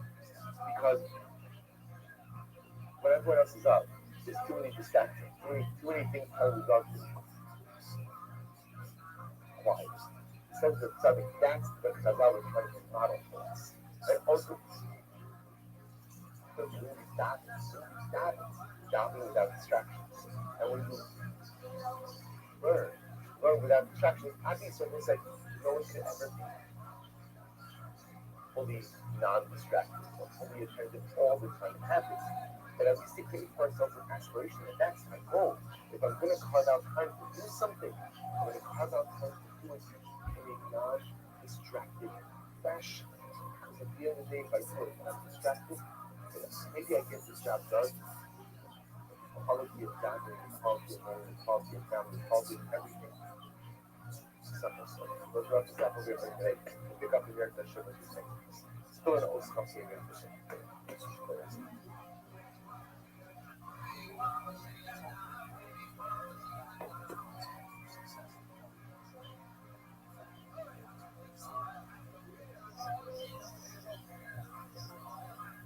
Days of Kabbalah and counting, how Rabbi Rothschild is creating a living archive of documented Yiddishkeit human history and the Jewish soul. There is a quiet revolution that does not announce itself with thunder, nor demand attention with spectacle, but instead unfolds in the steady rhythm of days. 100 days of teaching Kabbalah, 100 days of opening the sacred ancient gates, and finding each time that they lead somewhere new, and I do not want to stop. What began as a commitment became a discipline. What became a discipline transformed into something deeper still. A current, a flow, a hayim, hayim, Ashkenazi hayim, Sephardic hayim, life force that refuses interruption. Each day is not merely a class, but a continuation of a single unbroken sentence stretching across time. Each teaching is a thread, and together they weave something larger than intention, a living tapestry of Ashkenazi Sephardic English spirit, and shared human striving. I've come to understand that teaching is not simply the transmission of knowledge, it is an act of exposure. To teach Kabbalah daily is to stand at the intersection of the infinite and the immediate, and to invite others into that space, not as spectators, but as participants. It is to take most hidden dimensions of existence, many of them are physical, but our daily classes extend beyond Kabbalah. They span Jewish history, rabbinical biographies, and other dimensions of Yiddish Jewish way of life. In this way, each session becomes not only a mystical exploration, but a holistic immersion into the depth, texture, and continuity of Jewish civilization. My work has not been confined to one time. For years, I've lived not just as a teacher, but as an anthropologist. I have allowed the boundaries between public and private to dissolve in service of something I believe is larger than myself. Responsibility to human life, fully documented, fully expressed, Is the middle of the middle, which is in some academic circles, this approach, aligned with relatively intimacy and activity data, sustained by continuity predicted for structured CHD, the idea that a life and can be Allah for the God is the middle to emotion interaction and what is inspiration. man had a choice from his hand the hand of the control أعطى في الصبر أجر بعيشهم I have shared my most intimate thoughts, my private spaces, my Christian growth, not as exhibition, but as offering. If knowledge is light, then transparency is the vessel that carries it out. In this way, my life becomes both subject and source, a study in ingenuity. it explains that I have met thousands. I have Allah talked, for the listened, comforted, even debated. though the Each Mishmar of interaction is trouble, not lost, the second Mishmar begins an ever-expanding testament to connection. In this, I do not loving see myself themselves as to grow exceptional, themselves, don't as really a trailblazer, perhaps not because I have arrived embark somewhere, but until because I the have end chosen of to their begin. Mishmar. And I The feel end of it. unmistakable Like the Shashwa, when I stand like at the the threshold of something because greater. at the end of the There Mishmar, are that's moments in when history people when are an real. idea moves from the margins to the center, and what once The seemed beginning of Mishmar, personal remember, the beginning of the second universal. Mishmar, so I believe that when but enlightened world encounters that's this the object, way. merely the By the teaching time of you the get to living the end of archive the Mishmar, sustains, the second Mishmar, that's when people recognize are something profound. really sleeping. That humanity, Talk in its about it. most فلو كان documented, الاختلاف مش مع studied, شيء and إذا سوف ultimately مش ما understood بيكون لك ما ways تقول beyond عنه human.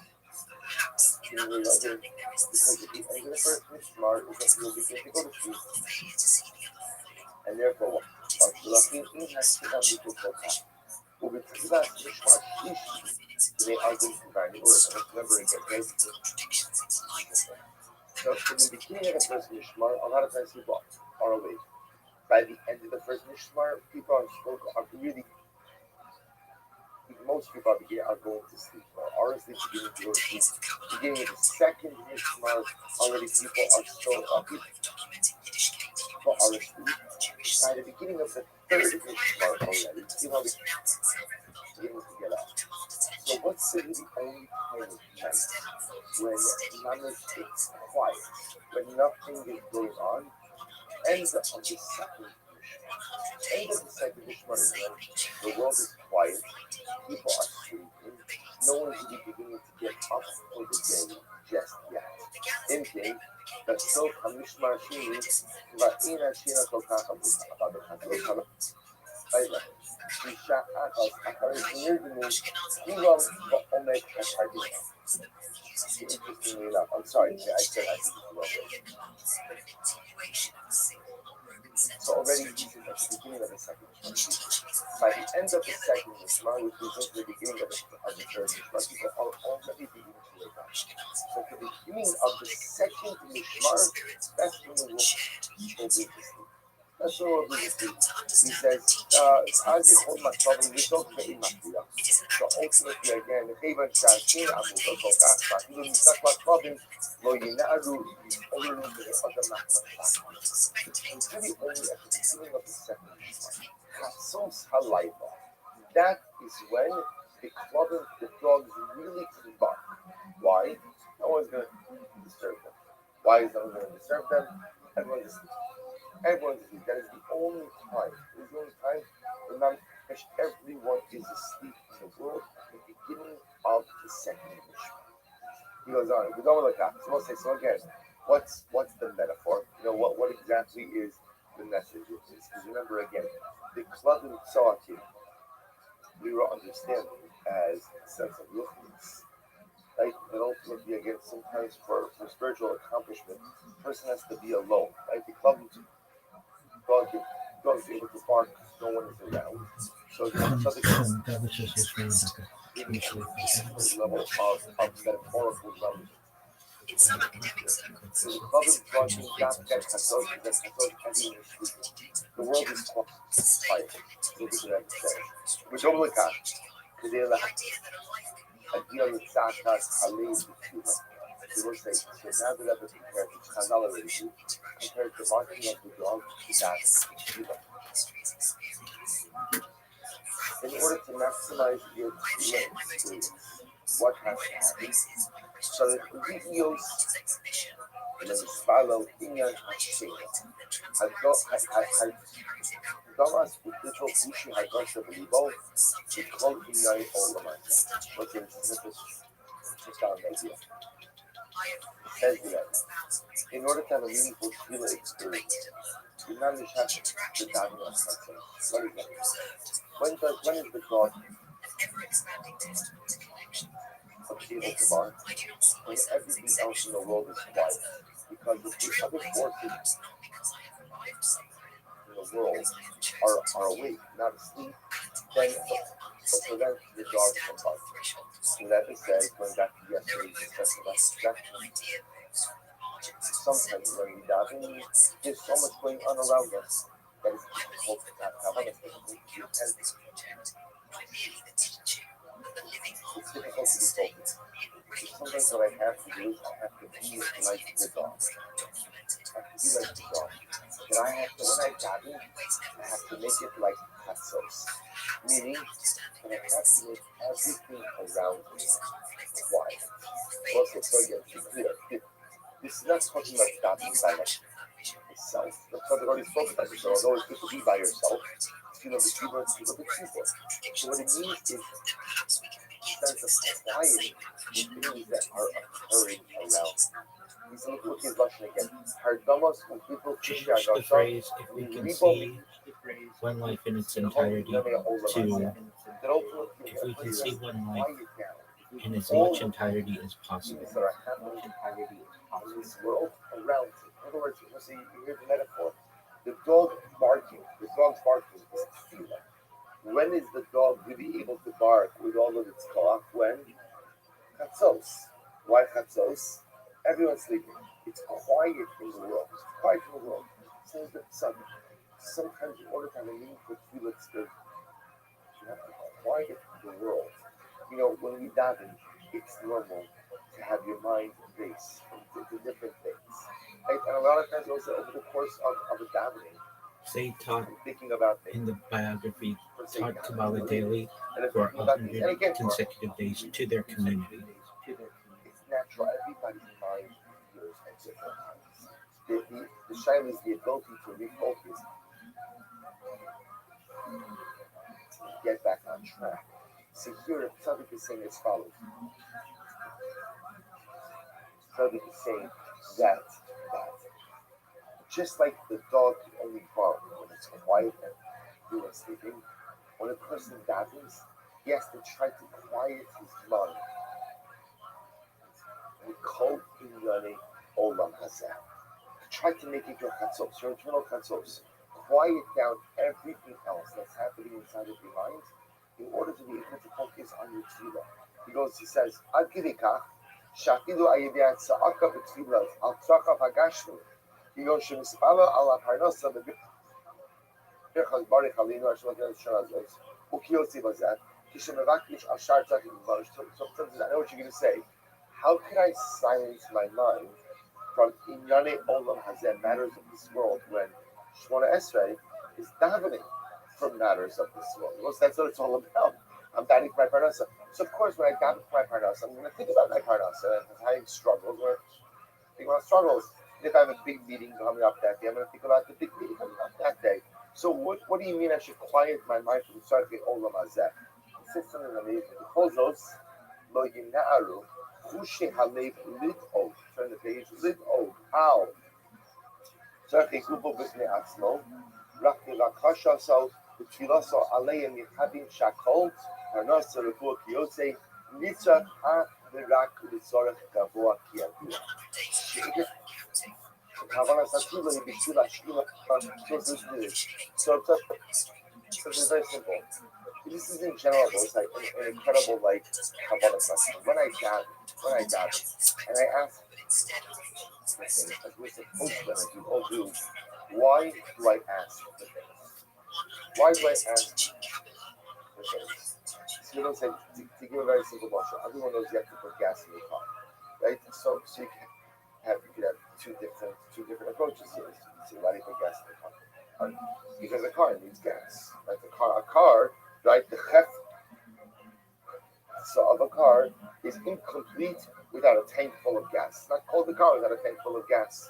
Right? Or you could say, no, I need the tank full of gas. Why? Because I have to Please get format from this point A to point section B. with the Right? From same point A to point B. formatting as the other translations, with Hebrew first, comma, then Ashkenazic transliteration, comma, then Sephardic, comma, then Yiddish, comma, then Yiddish transliteration, comma, then English translation. The whole purpose of this world is to serve the Lord.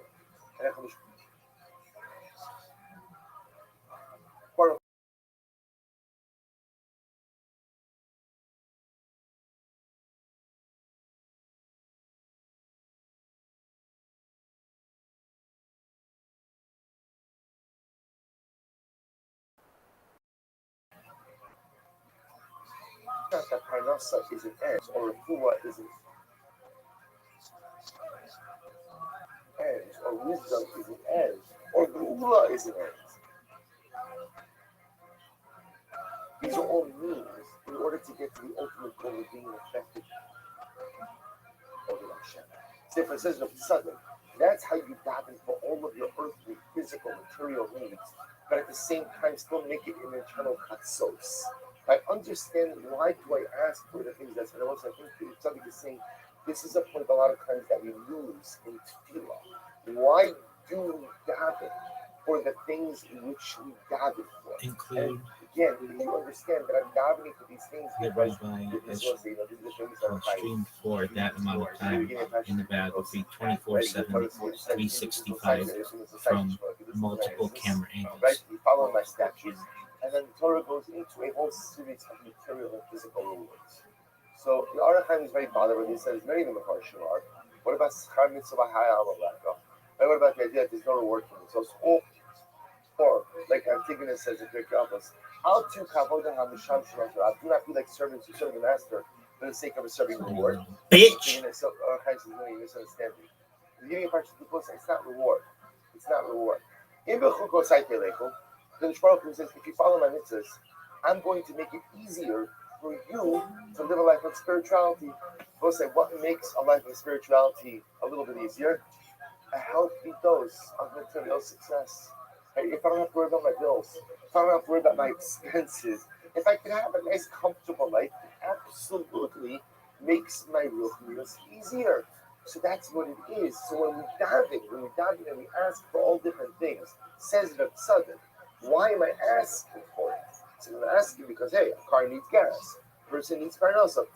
Okay, then sometimes those requests can actually become interference in my kavanah. If I'm asking for it, because at the end of the day, I want to be a more effective Oved Hashem, then by definition, the request for those material things does not interfere with my pursuit of connection to HaKadosh Baruch Hu. I'm asking for these things, not in order to detach me, but in order to attach me. So also, therefore, again, just to close down this sin, therefore he says, therefore we'll say it's incredible. Therefore, if Tzaddik says if this is the approach you take to your request in Shemona Esrei, then halacha l'maisa, the request did not become a distraction, but rather the distress, the requests ultimately again still help to create a chatzos halayla atmosphere. So Tzaddik ends off this signal, this will close, by highlighting this incredible idea that the metaphor in the club and tzah is the ability to quiet things down in the pursuit of spirituality. And Tzaddik says we learn essentially from it a number of things. Number one, that sometimes you have to be careful that your surroundings are conducive to spiritual growth, and that the static and the noise that happens around you doesn't bring you spiritually down. Number two, the Torah says that barking of the dogs only bark when it's quiet for everyone to see. Focus. It's easy to get distracted. Easy to get distracted. Easy to get distracted. You have to remain focused. And number three, tefillah. The club and talking says that it represents tefillah. And sometimes the most important aspect of tefillah is the ability for quiet. That everything else has to be sleeping.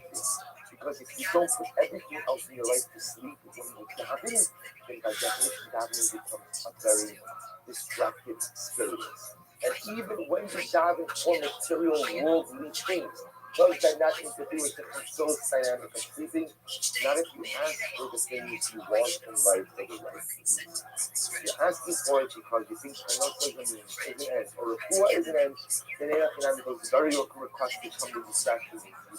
But if you ask for what you ask for, because the control is to give them to me, I think you get more effective over Hashem. And ultimately, again, they do not serve as a source of distraction, but rather ultimately, again, help to create that atmosphere of calm, that atmosphere of sleep, that atmosphere of attentiveness during the spirit. There's no to stop over here, and to show pick up the cup of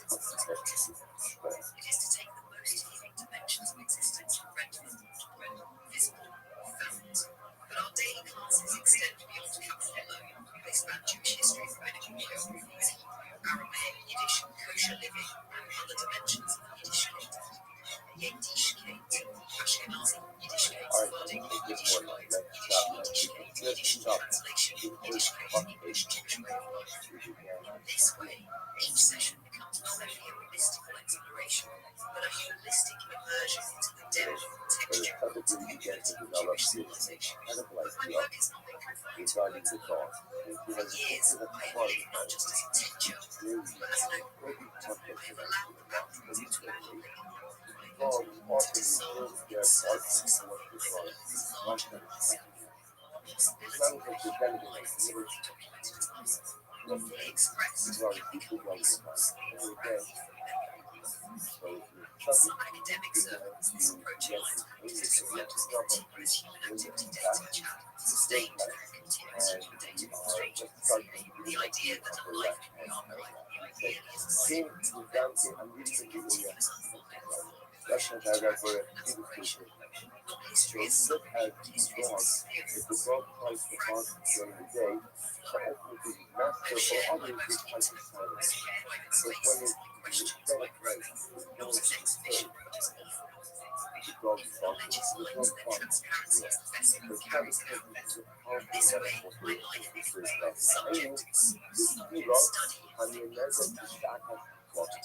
Very often prayer is compared to barking of God, just like the dog barks when it's warm. So Hazan often compares T-Rock to the barking of the dog, right? The dog wants something, the dog barks as well. So the dog says, "Hello, sir. The Shana Pa'adam Bimakum Sha'in Hamdulillah." It's better for a person to damage, better for a person to damage, where other people are not practicing. Dogs is only able to bark unaffected if there are other there is no one else around. So too again, it is better for a person to be able to damage if there is no one else around as well. So the dog says, why? Usually other. Keeping them open as I said is part of the life, because when there are people who are not serving up in powerful in the right way, vulnerable also. They blow that individual or that individual on a person who becomes just like the dog when around people who are fighting or attacking but thankful. So it is easy to ability bark sometimes when we want to work and we are around people who are not supported from the damage they get. When we are around people who are exerting with a negative spiritual energy, it improves our ability to properly serve many others. Because when the Goblin outside from Charlotte with Neo, the having the Pivato with the other Hasmo, the other Asino, with the machine and Daiko Laxo, Pivato Machine, Haile, Cabana Hallelujah, the Hanana Kutila, was it something from around, not having influence in another, not having influence in something that happens like that. Just being distracted. But when I am distracted and there's too much allowance going on, it just makes me fever become distracted. Now, distracted fever looks like it's in a variety of different things. It's got to go, for example, badly being thought as opposed to badly because it's connected to the fever, it's distracted. And that's obviously a very high level. Right? But then perhaps more what we do, more relatable, we said. You get distracted, you have to get stuck with that emotion, something is happening, sometimes unfortunately, and the person gathers, and I feel here again, I find myself in a certain part of the field, and I feel something that sounds like, how did I get here? How did I get here? How did I get here? Some type of esoteric meditation, like essential stuff, like how did I get here?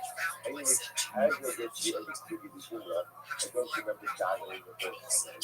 Or how exactly did I get to moving? I don't really remember the lessons beforehand. It looks like it's sometimes when it's too much going on right now, the tefillah itself becomes distracting. He says, the Gamshan Shabbos, Ba al Yadam. This is just, again, the same way that the dog is able to bark on an ear when there are not other people around. So do sometimes the best witness, the best spirituality, or the best spiritual accomplishments are able to become when we are alone. When there's no one else around. He goes on, he says, Shalavana is having a love. The Havan Sharok Hamashavos. I'm sorry. Yeah. The Havan Sharok Hamashavos does. I'm in the middle of the left hand column of the view that you see this. About 8 lines up in the right hand. The Havan Sharok Hamashavos does the type of important when you grow. So he puts over here. כמו שכסו בדגל מהחיים, כמה פעמים הפוסק שנאמר, הכל גודש כשנכנס לפני ולפנים, יום הכיפורים, וכל אדם לא יהיה באור המועד, ובאור לכתר הקודש. That's actually very precise. So the degel מהחיים, something truly beautiful. He explains that Allah myself, a person, once he says that his mother goes into the Kurdish Russian on Kippur, because Adam wrote India HaKodesh. No one else should be there when the Kohen Gadol is there. So what's the shot? Because no one else should be there when the Kohen Gadol is there. This has to be sometimes for the most elevated spiritual experiences. to go out of the way. And sometimes other people, good people, but other people are a distraction.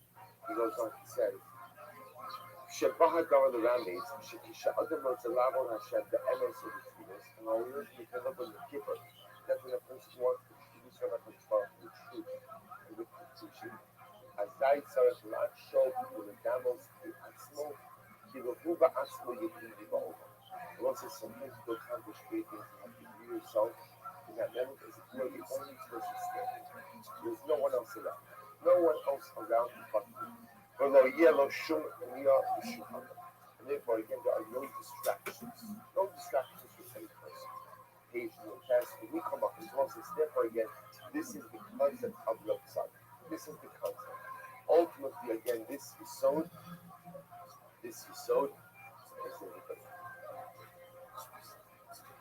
Also, because we just question the number also.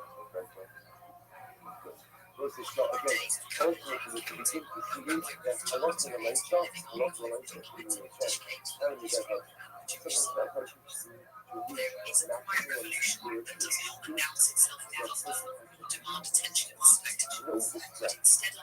Nothing else happens around you. Here I'm telling you an important qualifier. He explains that business as when we come up with the two of the cheaper, in particular was that share Bolo al Yagam Shavos, which we are Soros, which we can was only working. This doesn't apply to Kila the Tzibur. Doesn't apply to Kila the Tzibur. This is incredibly important. When it comes to Kila the Tzibur, that's not considered to be, that is not considered to be a distraction for the individual. כשגם הציבור מספללים בשעה זו יחד עמו, אז אין דיתו של הציבור עמו.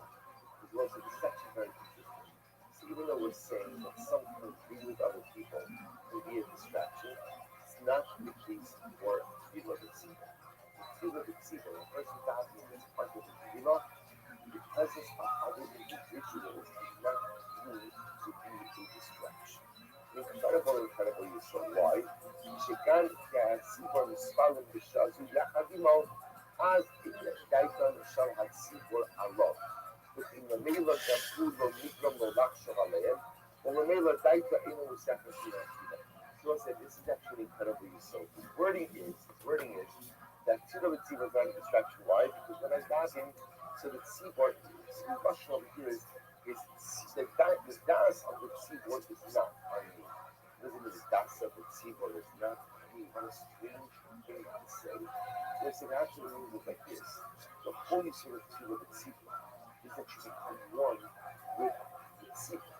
You become one with the tzibur, right? The tzibur is not as pure as a number of disparate parts, but rather a tzibur ultimately again is used as one comprehensive entity.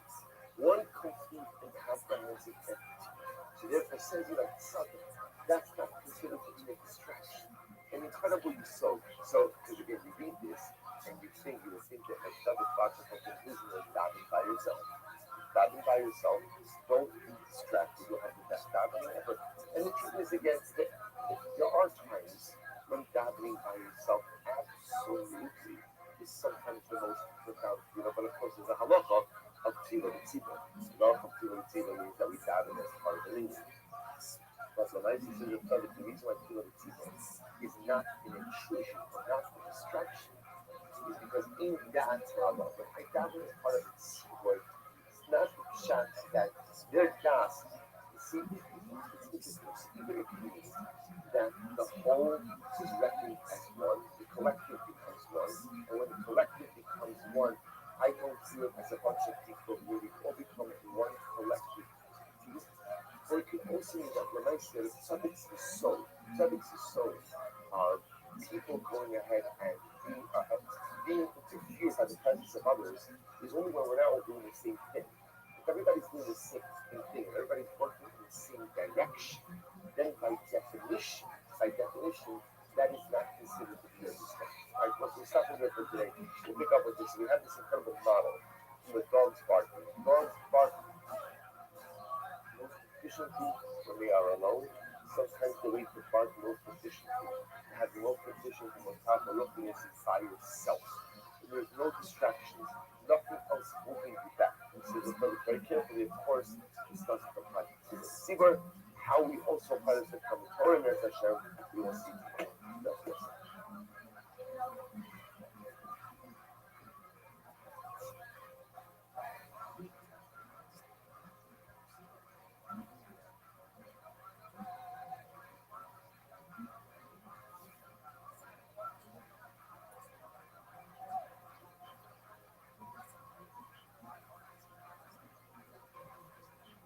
Also, we'll spend a few moments this morning in Sitkas outside to try to get a little bit of the start. We're picking up this morning in Sitkas outside with the Os of Dallas. Moving forward past a little bit of the end of Timo, Os of Dallas. I sent it out on the WhatsApp chat as well. So the Rebbe says, it's incredible. The Rebbe is fixated on these Mishmoros ideas. This notion of the watches, the few watches of the evening. First watch, first Mishmar, as marked by Chomer Noer, the donkey's breeze. Second Mishmar is Keleb Tzartin, the dog barks. Third Mishmar is Tino Gionik Mishneh, Yimo B'Yisham Saparis and Baiza.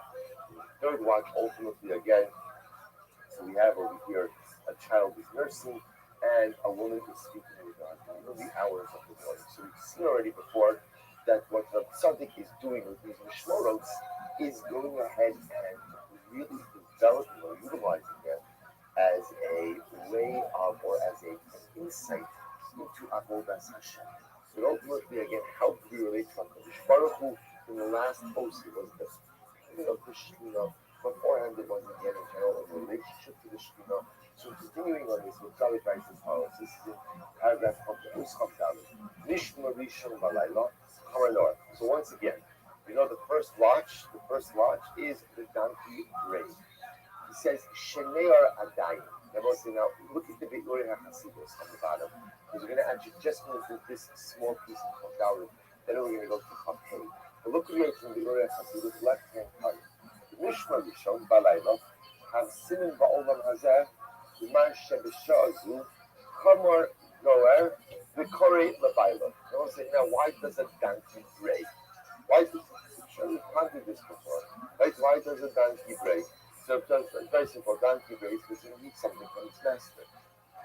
It needs something. So the donkey brays, but it brays, Korei Lebaila, the send it may Shabaila Neor as Adayim. So interestingly enough, at the first Mishmar of the night, the donkey brays. The reason the donkey brays is because he knows that his master is still awake. Master is still awake because the first Mishmar, remember, is the beginning of the night. So the donkey knows that the master is still awake. Because the master is still awake, therefore what?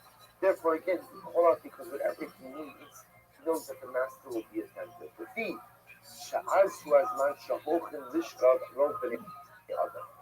want to say, although by the first Mishmar, the majority of people begin to go to sleep, but nevertheless, not everyone goes to sleep. There are still those who are awake. So therefore, the donkey calls out with the hope that perhaps his master is amongst those who have not yet gone to sleep, and therefore will be able to go ahead and be attentive to his sleep. So what we are going to see is that in these coming sections of Dalit and Chapei, the tzaddik is going to understand the Mishmoros, and in particular, again, the behavior of the animals, to represent different models of prayer, different models of tefillah. See, up until now, again, remember the Mishmoros were speaking about different relationships with Hashem. Now we're going to utilize the Mishmoros ultimately to go ahead and be reflective of different forms of tefillah. So what's Chomer Noer? Chomer Noer is reaching out to the in a way because we know that it's attentive to your tefillah. I know that when I talk back to the Baruch Hu, that he's almost an Olam Yishma. That I will say, doesn't work. Welcome. Let's say so. I'm sorry. Some barcode for the student. So ultimately, I can say that product that halacha l'maisa, these are different models in tefillah. So when you have over here the donkey bringing the donkey calling out, the donkey calls out because he knows his master is attentive. He knows that his master is listening. He's listening. It says for something. When he's davening, always this part of the usage, people say we often confuse listening with getting what you want. If I get what I want, that means God's listening.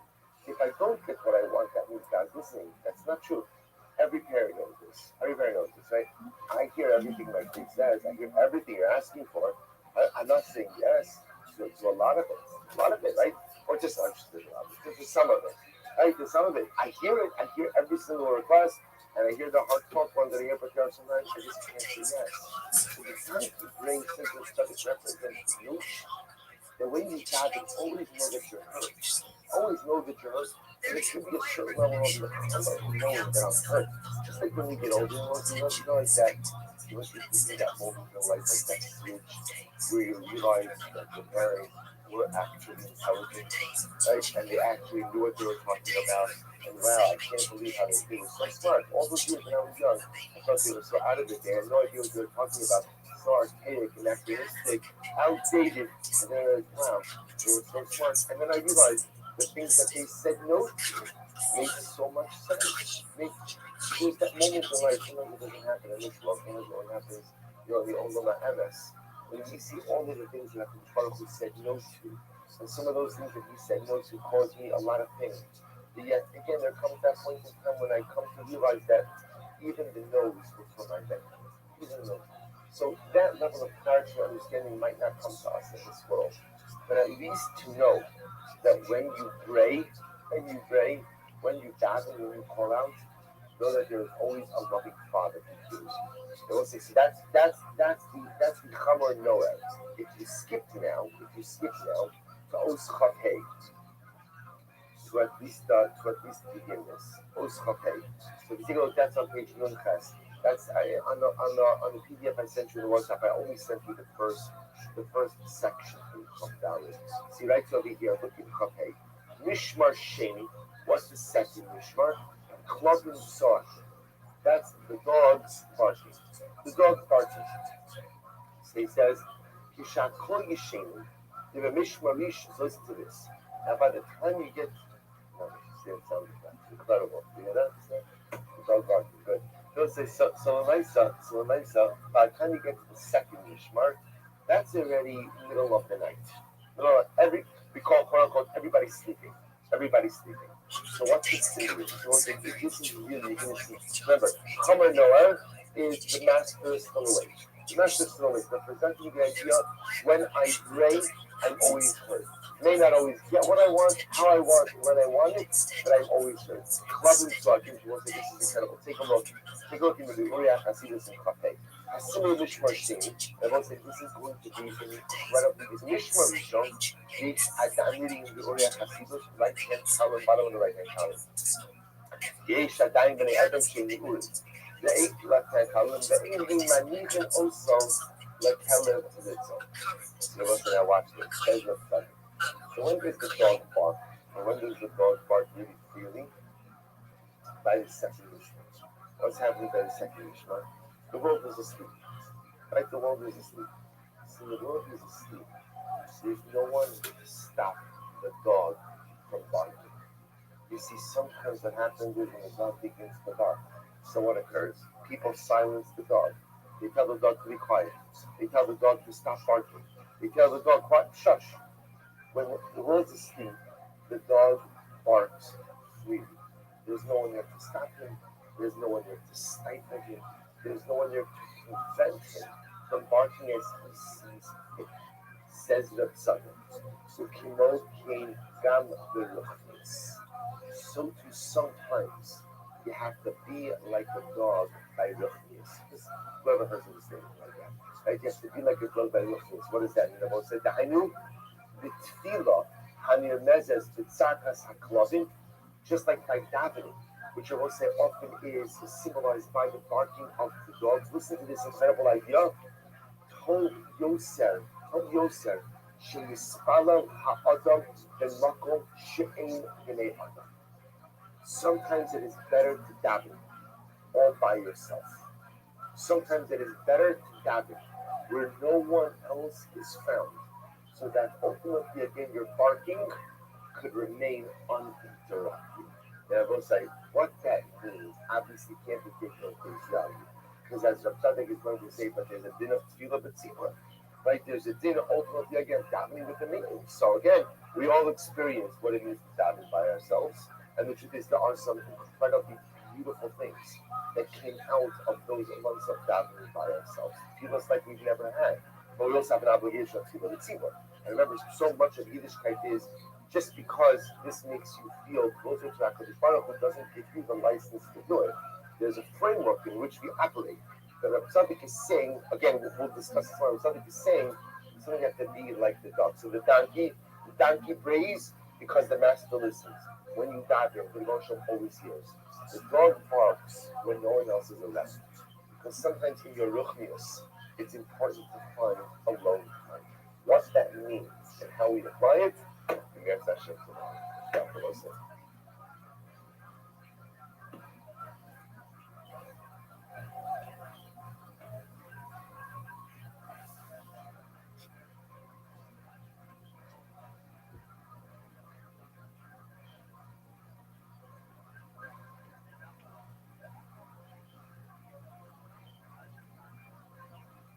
All right.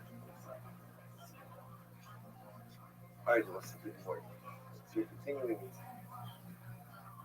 Take us outside at least for a few minutes before we begin the last half of the sentence Shabbos. So we left off still in Os Chafkimu. Os Chafkimu. Remember again, the Tzaddik was speaking about the quantity of the various Mishmoros, right? And their deeper meanings, and ultimately, again, what they mean in terms of our relationship to the Shekhinah, specifically vis-a-vis the ability to feel sad, the pain of the Shekhinah. So we saw again the dog barking. We're up now. We left off on page Nun Dalit. Ubishlishis. Remember again, we come now to the third Mishmar. So the third Mishmar, the final Mishmar, final segment of the evening, which if you remember again from the previous Sif, the Gemara explains, is marked by two things. Number one is the time that a child begins to wake up to limbs, and this man is Isham Saharas in dialogue. From the time that one begins to speak with her husband, this is the early morning hours. So this Mishmar is the last Mishmar of the night, right before daybreak. He says in the third Mishmar, Hargosha Rakal other things. Now, if you notice again, there's been a progression. Like the first Mishmar is the donkey's bray. The second Mishmar is the dog's barking. So remember again, the donkey's bray, the donkey in the Tzadik's world represents Hamor, Homer, something truly visible, with absolutely no spirituality associated with it. The burden that is totally connected and immersed in the world. But even a Hamor has the ability to connect with the Shekhinah, with the evangelical something. Okay, we go up there to the dog. The dog is considered to be a step above the donkey. You gotta remember, I'm going to tell you kind of idea. Kelev, Kol, Lev, the Maxia, the Yahu, that ultimately the dog exhibits a level of commitment. That it says the dog exhibits a level of azus, azus is like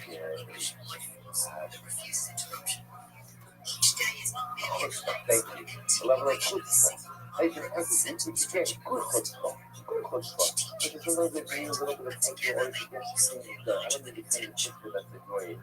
But the kind of chutzpah that allows you to stand up for yourself, the kind of chutzpah that allows you to stand up for your ideas, be having az kanamer, be bold, right? Be bold, right? That's the idea of boldness, right? The chutzpah, that's the dog possesses. So therefore, again, so you see again, even if you're a donkey, you can connect to that chutzpah. Even if you're a killer, but you exhibit a sense of commitment. You know, the killer, is actually interesting. It's fascinating to me how much like dog references we have. But I think it's too far to tell you that after we take that step sometimes. That's might be somebody else's family, but it really is fascinating just the amount of references between our Gemara and between the Psata. But again, so the dog is considered to be a higher level, a sense of commitment. That's a person who has a sense of commitment. Not perfect, but a person who exhibits a certain level of boldness. To be able to remember again, the dog is still considered to be in the animal kingdom very low down. Right? At the end of the day, it's still, at least in Chazal, in the Gemara, the scavenger. Right? The scavenger. See, even if you're a Hamar, even if you're a Keleb, there's still the ability to connect with the Ribono Shel Olam. So now we come to the final Mishmar, the third Mishmar of the evening. And what's that Mishmar? That Mishmar is the time that a baby begins to nurse. A time that a woman and her husband and wife begin to converse. So baby begins to nurse, husband and wife begin to converse. So therefore, you're excited to this third Mishmar of the time represents a level of connection to HaKadosh Baruch Hu that is only felt by Bnei Adam, by people. Look at episode. Actually, look at the Uriah Hasidus on page Nun Dalit, the last line on the right hand side of the page. It was Shagash Lishus, the third roar, right? The third time that HaKadosh Baruch Hu calls out, HaKadosh Baruch Hu Shoi. Ikeres Ubasa Shoshai Gozu Ba'olam HaShava B'kach Shetino Pionik V'Isha Misacheres. Shargosh Shahaz B'Tzara Shchina Hidaka V'Yosef.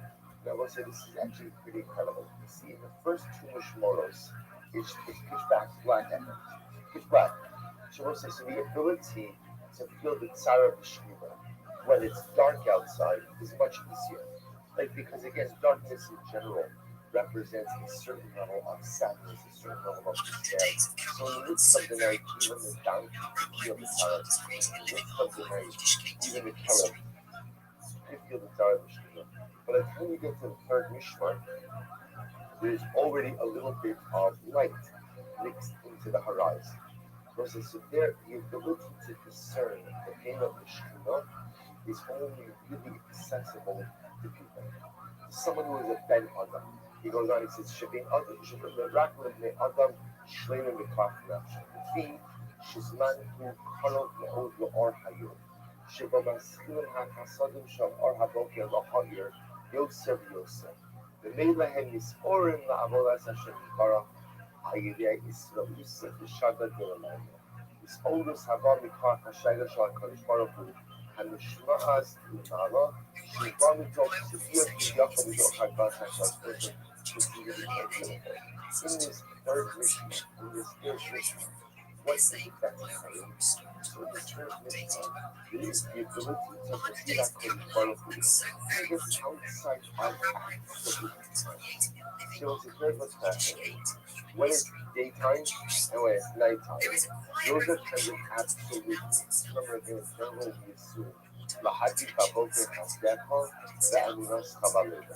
Day normally represents divine chesed, divine kindness.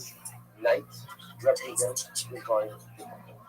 So anyone can see HaKadosh Baruch Hu in the night, even the Hamar, even the Kalas, and anyone could really see HaKadosh Baruch Hu by day. Again, those are moments of clarity. What's the most complicated time of life, time of day? To see HaKadosh Baruch Hu, the most complicated is the third Mishnah. Why? Because it's kind of like they say Nishtahim Nishtahim, right? It's not really fully nighttime anymore, but it's not yet fully day either. The ability to perceive the Ribono Shel Olam in that third Mishnah, the Hamar can't, the Caliph can't. Who can? Bizman Shatim or Kionik Nishtahim. Remember again the symbolism that the Rebbe said before? What does that represent? The nursing baby represents Klal Yisrael. The mother represents HaKadosh Baruch Hu. The mother's milk is Torah. So those who are enmeshed in a world of spirituality have the ability to discern God even in the midst of those twilight times. Right? Even in the third Ashmoras, even during that time when it's not fully night, it's not fully day, it's not clear, it's not Baboker, that it's also not Balayla. The ability to perceive the Ribono Shel Olam during those times is that. dafka for someone who's a ben adam, right? Someone who's the kinok yonik mistake. The baby who's willing to nurse, the baby who's willing to grow, the baby who's willing to learn. That's the person who could receive after the Shemana in that very process of incredible idea. Because what is the key to successful living? The key to successful living is God aware. Father, you find this in all the smart activity. The Balatanya, right? The Tanya begins with this idea that he said the Shemana begins with the construction of Hashem, the next summit. I have placed Hashem before me at all times. He said to Balatanya, why does the Shulchan Aruch begin? Because there's nothing more important than life than God awareness. If you have the awareness of the Ribono Shel Olam in your life, that guides anything and everything. And versus Hashem, person doesn't have an awareness of the Ribono Shel in their lives, versus what? Versus what? So Tzaddik said, that's what this is all about. That's what this is all about. Chazal are trying to sensitize us to how do we put stuff in front of it. So the good news is, even if I'm a Kela, even if I'm a Chamar, and even if I'm a Caleb, as Reb Tzaddik explained, I can still connect with the Ribono Shel Olam and feel HaKadosh Baruch Hu, the Tzara B'Shchina. But if you really want, the only problem with that is, Caleb and Tamar and Caleb, can only relate to HaKadosh Baruch Hu in time from the presence of God, absolutely unequivocally. In the dead of night. In the dead of night, they can relate. But they do not have the ability to discern the presence of the Ribono Shel Olam in a more nuanced fashion. When does that happen? That's the third mission. Bisman Shetine Yonik Mishtei Imo. The time ultimately again that a child nurses from his mother. Only when a person is embedded in the framework of spirituality, imbibing the milk of Torah, ingesting the milk of Ruchnius, a person embeds themselves in a framework of ongoing growth. Such a person can perceive HaKadosh Baruch Hu not just in the dead of night, and not just in the beautiful luminescent day, but even in the third Shmonis. Even when it's not fully night, even when it's not fully day, even when it's not 100% clear what it is that's happening in my world, if you embed yourself in a system of Ruchnius, you ingest the mother's milk of the Ribono Shel Olam, you have the ability to feel His presence, keep His presence with you. That's all. That's all. So stop over for today. There's the show. We'll pick up with the end. I'll go for, I think I'm going to come down. Yes, I think tomorrow.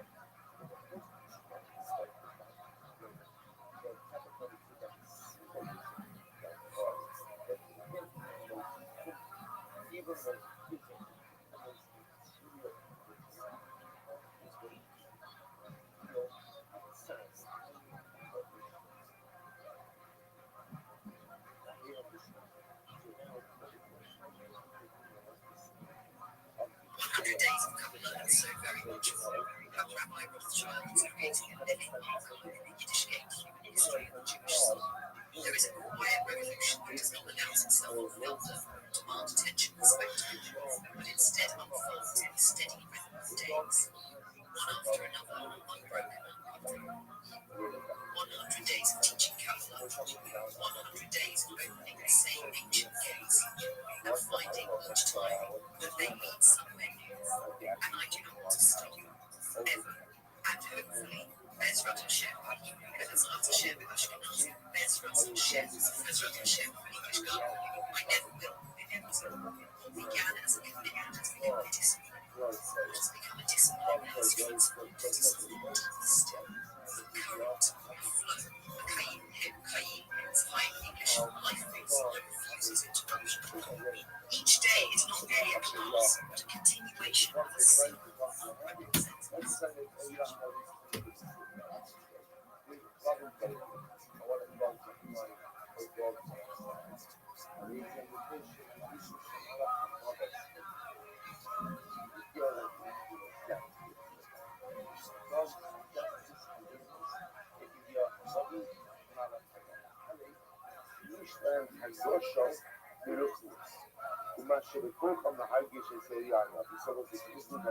So apparently, so as we work our way kind of up the animal kingdom, so as the donkeys are considered to be the lowliest of animals, beasts of burden, but even those beasts of burden, even those totally material entities are still capable of experiencing even 24/7.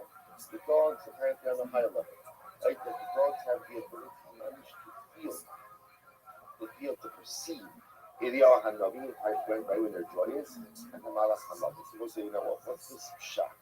Right? What does this mean? Then he says, Harishlam Hagasha Baruchis. Umasha the Torah. So I just want to point out, we're going to get to it, obviously, but I know that you know this already. You know, Tzaddik is not here really talking to us, educating us about the animal kingdom. Right? Remember again, when it's going to spin us out a little bit, coarse at first, but you know, whatever applies to the animal kingdom applies to us as well.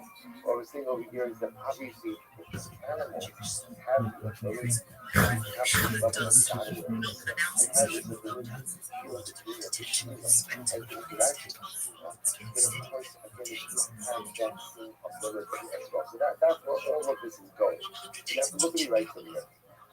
Now, why is it that the dog have the ability? Why does the dog have the ability to perceive the Yahanabi? So strange, right? Human beings don't necessarily have the ability to perceive the Yahanabi. Like, the Yahanabi could be standing right now.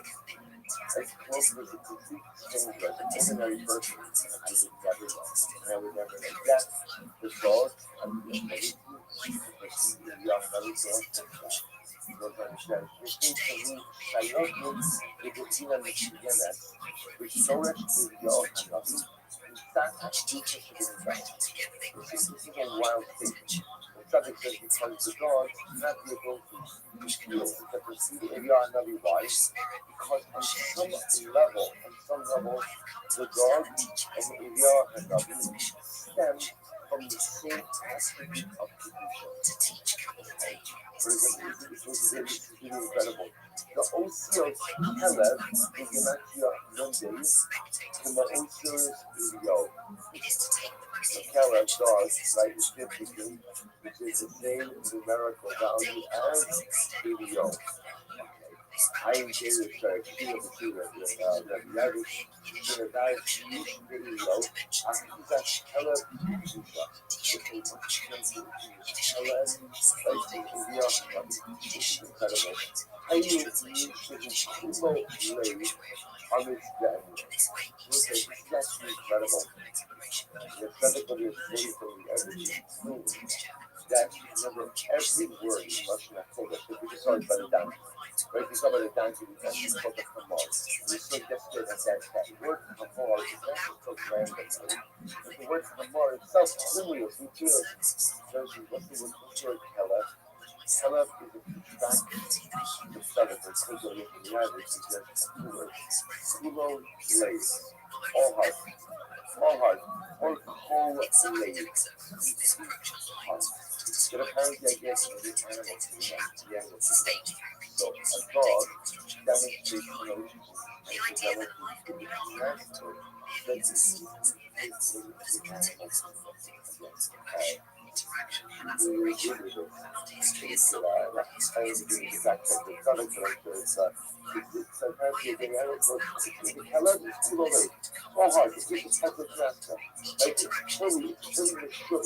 that is the animal in relationship with the master.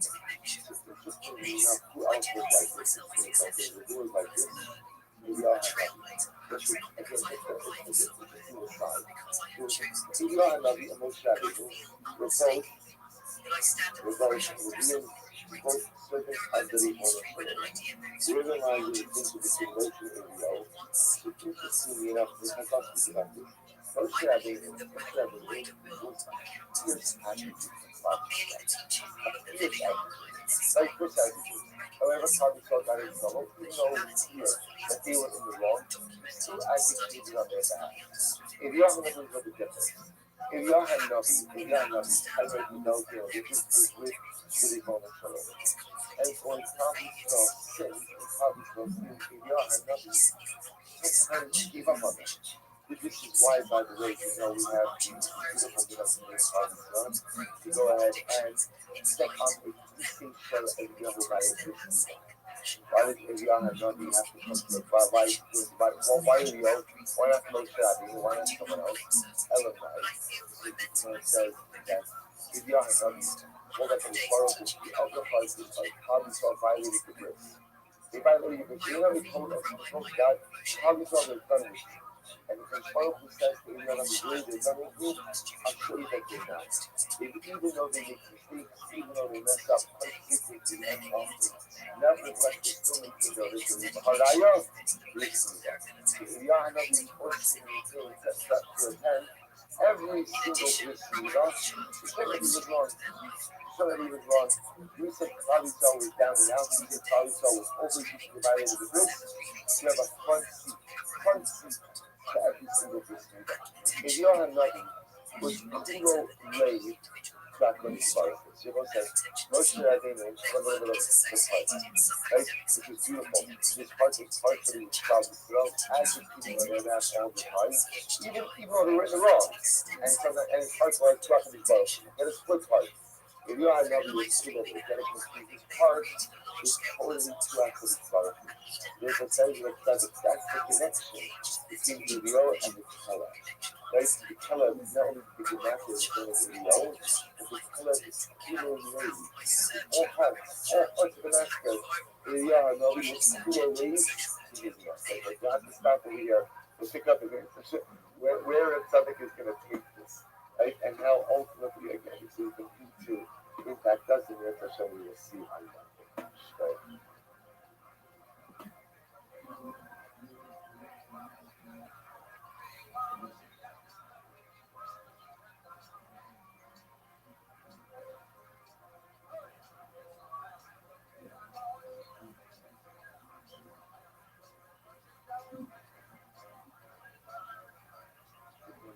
Let us begin.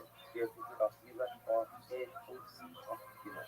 So again, the Rebbe Tzaddik is teaching us about the various, once again, then we'll come to the various Shmoros.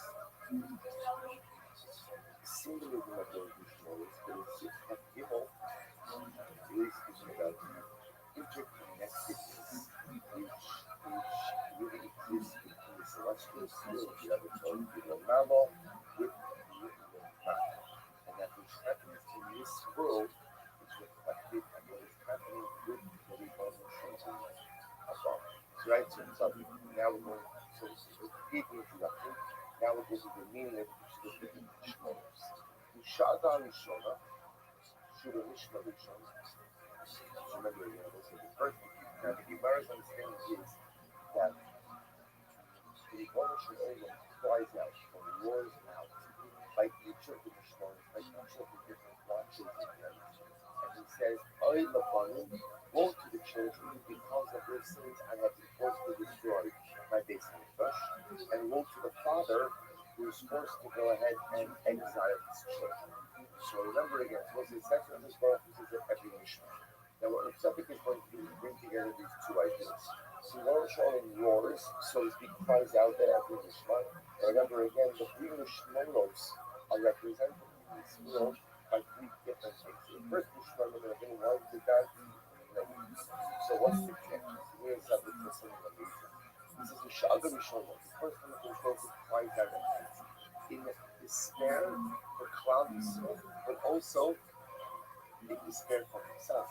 Despair for Klal Yisrael, ultimately again that the Rebbeinu Shalom had the exiles, and despair for himself that he's a father who was forced to exile his children. So what's the meaning of this? He goes, actually, Mishra Rishon, I'm reading the Uri HaChasidus on page 1 days, in the middle section, Uri HaChasidus, right hand column, left column there. Shasim Lekapu Kamer Noah. Remember again, the symbol or the sign for the first watch is the donkey braid. He says, as Hatsa'ar B'Gavos Hashina Gadol Kolkach, עד ששעדס הקדוש ברוך הוא מתוקף בתוקף, עד שניכר שעה זו גם בחומר הנוער, אז כתוצאה משעת הזו. The pain of the Rebbeinu Shalom is so acute that it's felt even by the chomer. It's felt even by the donkey. So what does that mean? I mean, why did donkey was in that animal? It's pretty right. It says, Shehubiyah Husa Yosef. The donkey is considered to be like the lowliest of all the animals. Mitzad Husa. Because of its physicality, because of its inherent physicality, the donkey is considered to be the lowliest of animals. Now listen up, remember, you've actually seen this mentioned before. Even the name, remember this, if you get the hard keys, the Russian Polish is so letters are meaningful, names are meaningful, everything is meaningful. Like, if you look at the word donkey, some sure the word donkey has some type of etymological root to it, obviously, but La Mesa, there is no inherent meaning, or the actual holiness in that. Mashirinkin, Hamar, which is the Hebrew word for donkey, so represents something about the identity of the donkey. Because remember again, Hamar we translate as donkey, but Hamar is also the same Lashon as Kumis, as Homer, as material, as mundane. So the donkey, being the beast of burden, represents the opinion or the paradigmatic example of something that is so visible, so mundane, the exclusion of that which is holy. In the notion of the donkey is a beast of burden means that it is laden with materialism. It's laden with materialism. Just as the donkey represents the chamor, is a paradigmatic example of that which is material to the exclusion of the spiritual. So says of something So, amazing. what kind of drugs have you done in your life to look 55 to 31? Well, the father has to exile his children, or the roots of the children have been exiled, and woe to the father who has exiled his children. And in that case, what happened? The donkey's crying out. There's a study putting the donkey's crying out.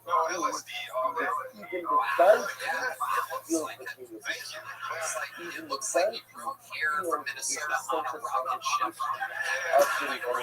Riding it just like, because I figured if they can send $1 million of them to Ukraine, I could borrow. When is the last time you did that? About 2 months ago. That was an interesting experience. I watched this fucking documentary on Really? Yes, sir. You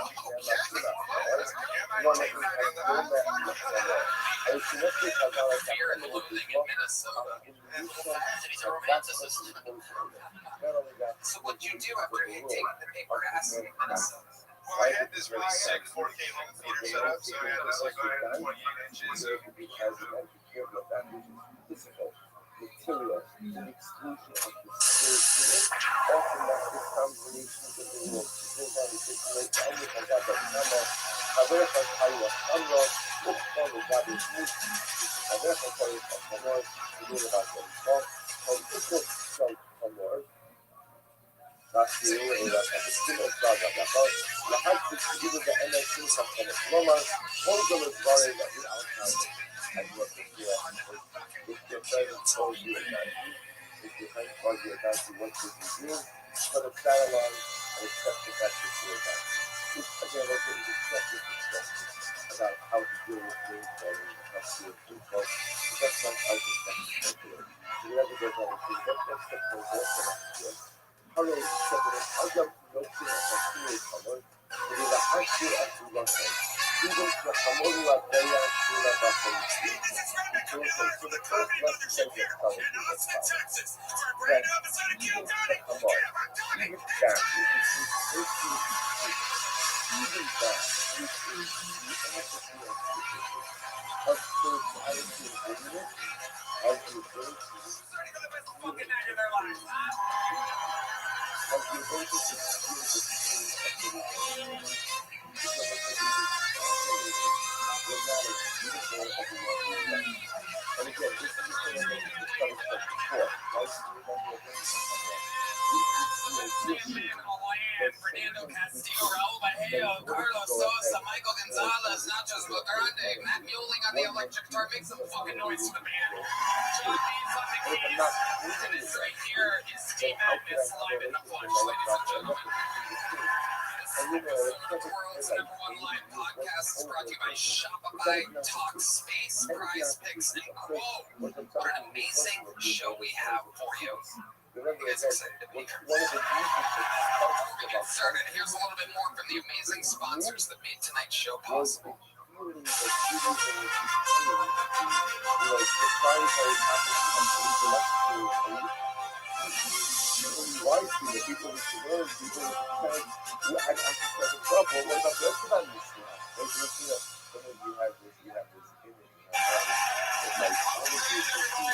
Storytelling show me like me at first, but I'll tell it true and really true. Like towers, style base,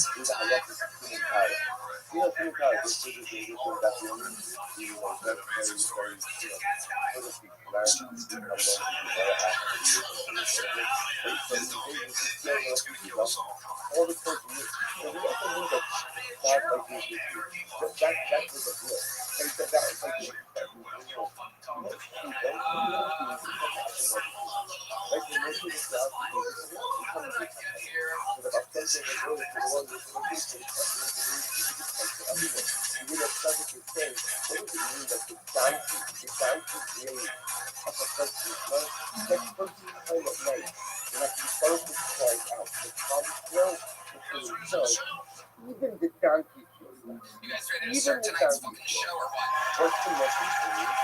Every single episode I book, and this one is very, very special. Two of my favorite human beings on planet Earth. One is one of the biggest comedians in the world, the other one of the biggest musicians in the world. Two of my favorite human beings, two of your favorite human beings. One has a brand new movie coming out this Friday. The other one just won a shit ton of Grammys and every award humanly possible known to man. Ladies and gentlemen, this is Kill Tony. I present to you Theo Von and Jelly Roll.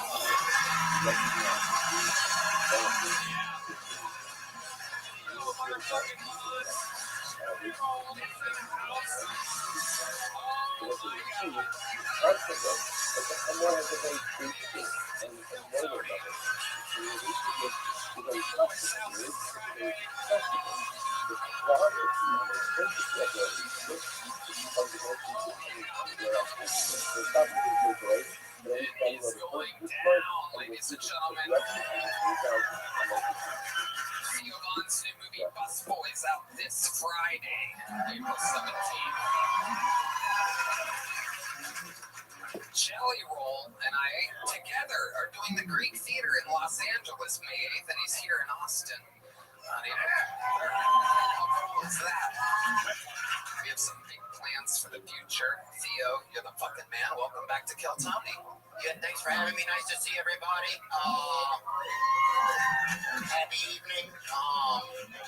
Yeah, man, I'm excited to be here, and yeah, excited about the movie coming out this week. So that was something. Yeah, so I'm definitely a little bit nervous, but I am excited. That's what I'm doing. We are very excited to have you here. Go out and see the movie Tough Boys in theaters. If you do, more comedians like Theo will be able to make their own movies without the big giant studios and all this crap and people in the way, and it can happen more often. We'll get back to making real comedies that you can go see at movie theaters. Wouldn't that be great? Yeah, we made it ourselves, so we'll see how it is. It's better than a lot of bad shit. That's right. Theo's been on the show numerous times. Jelly Roll has been a musical guest multiple times, but it's Jelly's first time on panel tonight, everybody.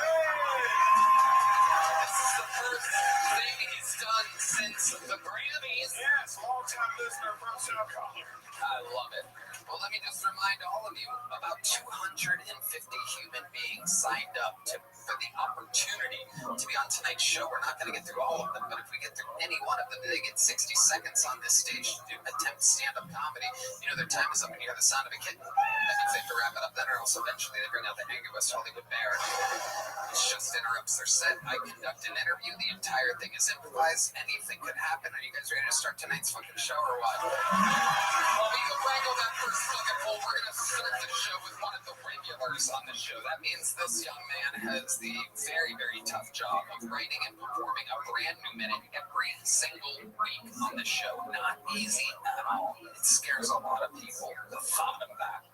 And he does it and above and beyond every week. Starting off tonight's show, he's formerly the Dark Storm of Atlanta.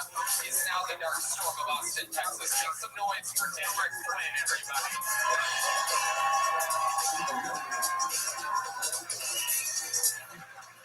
What's up, y'all? Did y'all know that a company can buy your debt from somebody else? Jefferson Capital emailed me, and they said, hey, we bought your debt from Spread. You owe us money now. No, nigga, you bought it. That's yours now. If I leave a dog outside and you adopt the dog, it's not on me to feed the dog, right? That's not America. That's your debt now. I know Spread. I don't know you. I know Sarah has Spread. Sarah know why I couldn't pay and why I was putting some on it.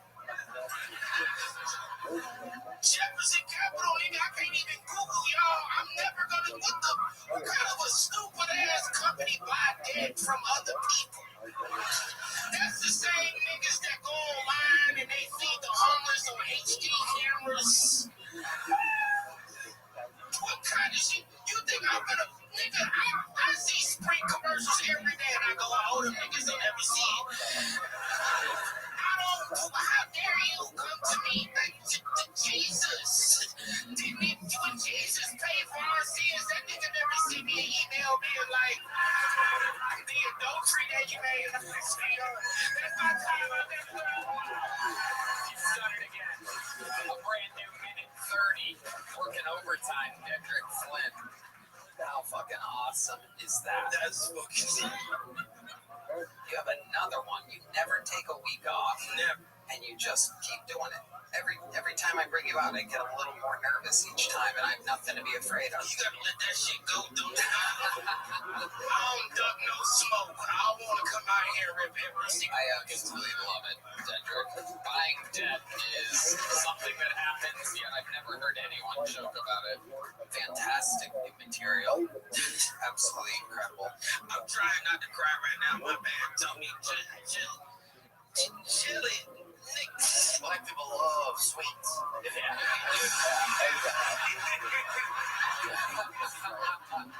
you dye your hair? So it looks like shit on purpose. Come on, I'm not doing that as a joke. I don't run Be nice, Dedrick. Be nice to the guests. I'm sorry, Jelly, bro. It means a lot for me to see you tonight because you do songs. One of my best friends that told me to start doing comedy, Teddy Swims. And we were both just two broke motherfuckers in Southside Atlanta. He told me to start doing comedy. I told him to start me on a band. And now look at both of us living our fucking dream. Teddy is a homie too. I love you, Teddy, baby. Teddy! That's bad. He's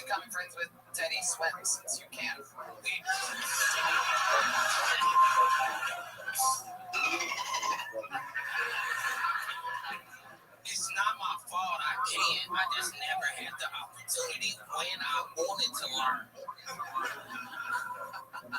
Because you only want to learn swimming at the early ages. After that, it's just drowning or not drowning, right?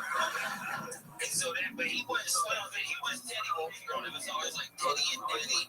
Like, it's my boy. Like, it's when I met him, he was Jane, and then he went by Teddy, and he was always like Teddy and Daddy coming out.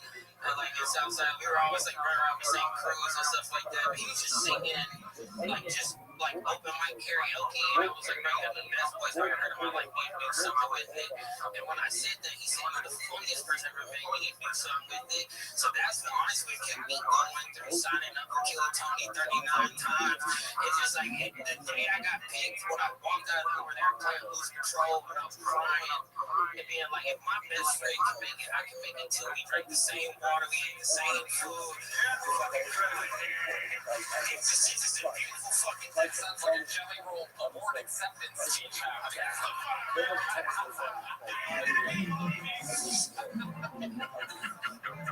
Absolute Jesus. Yeah, the dog deal. I love Jesus in that. I said we was in South. We was sitting over there with nowhere to go.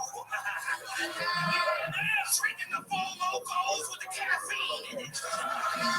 Drinking the Four Locos with the caffeine in it.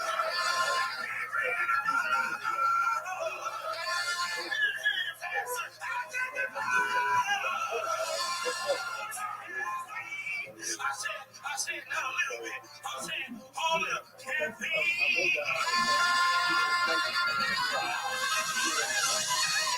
Unbelievable. You got the show started yet again. Unbelievable work, and it has begun. And now we begin the amazing adventure into the bucket we go. This is where anything can happen. Could be the next great talent. Could be the next crazy person that signed up for the show without preparing. Anything can happen. It's the nice your first bucket call tonight. Michael A. Keaton, everybody. Michael A. Keaton.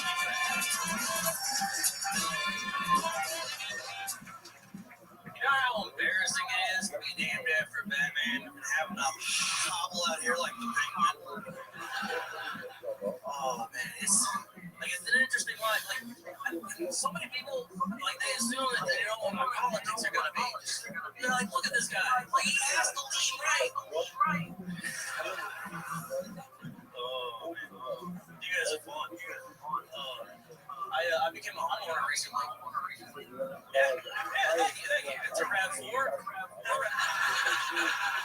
Oh man, I live in a total of a RAV4. Look at this. I'm getting older in my life. Like, you know, I've gotten to the point. I think like my favorite candy now are cough drops. They're just menthol flavored Jolly Ranchers. You know.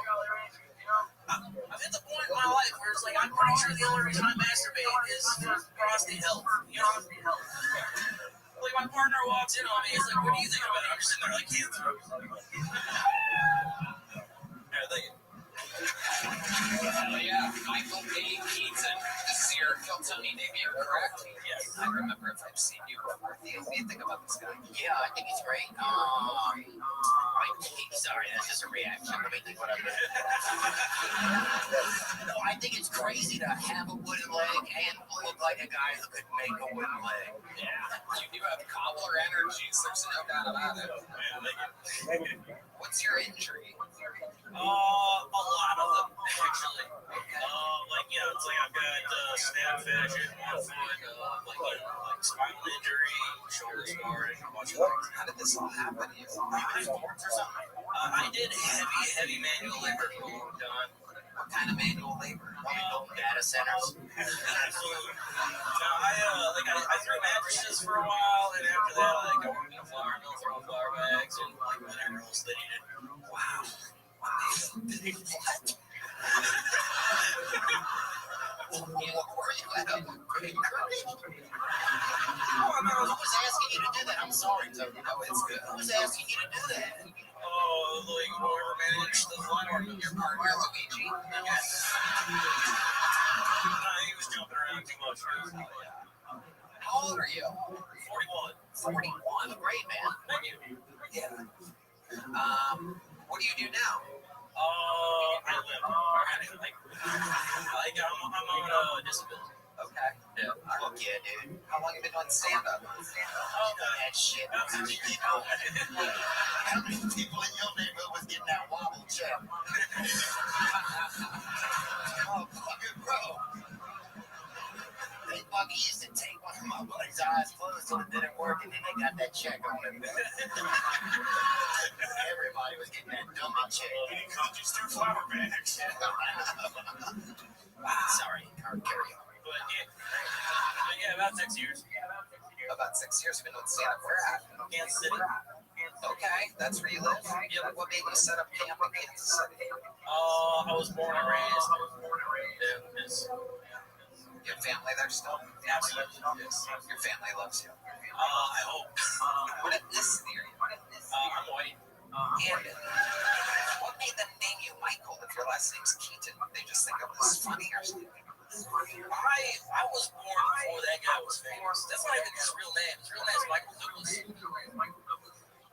He's 41. You're 41? Yes.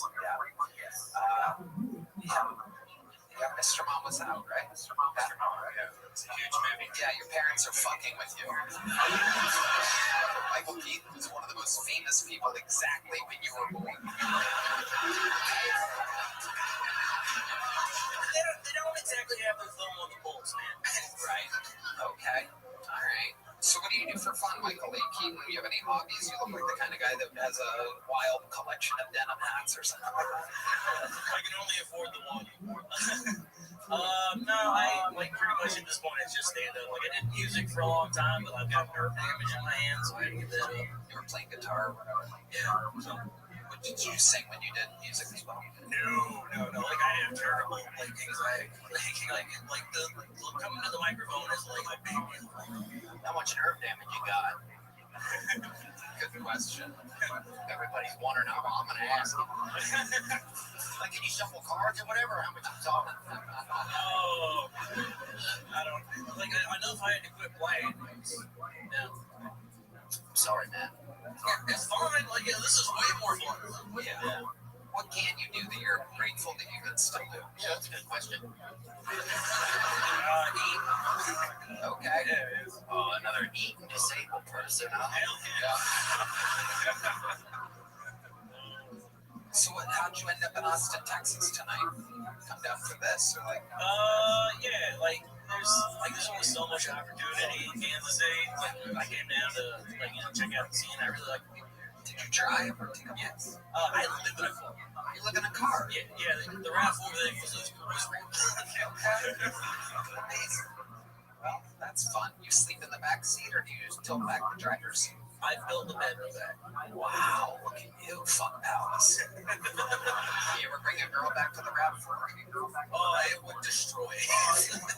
What? It would destroy it. Well, it depends on how big she is. I'm big enough. Fair.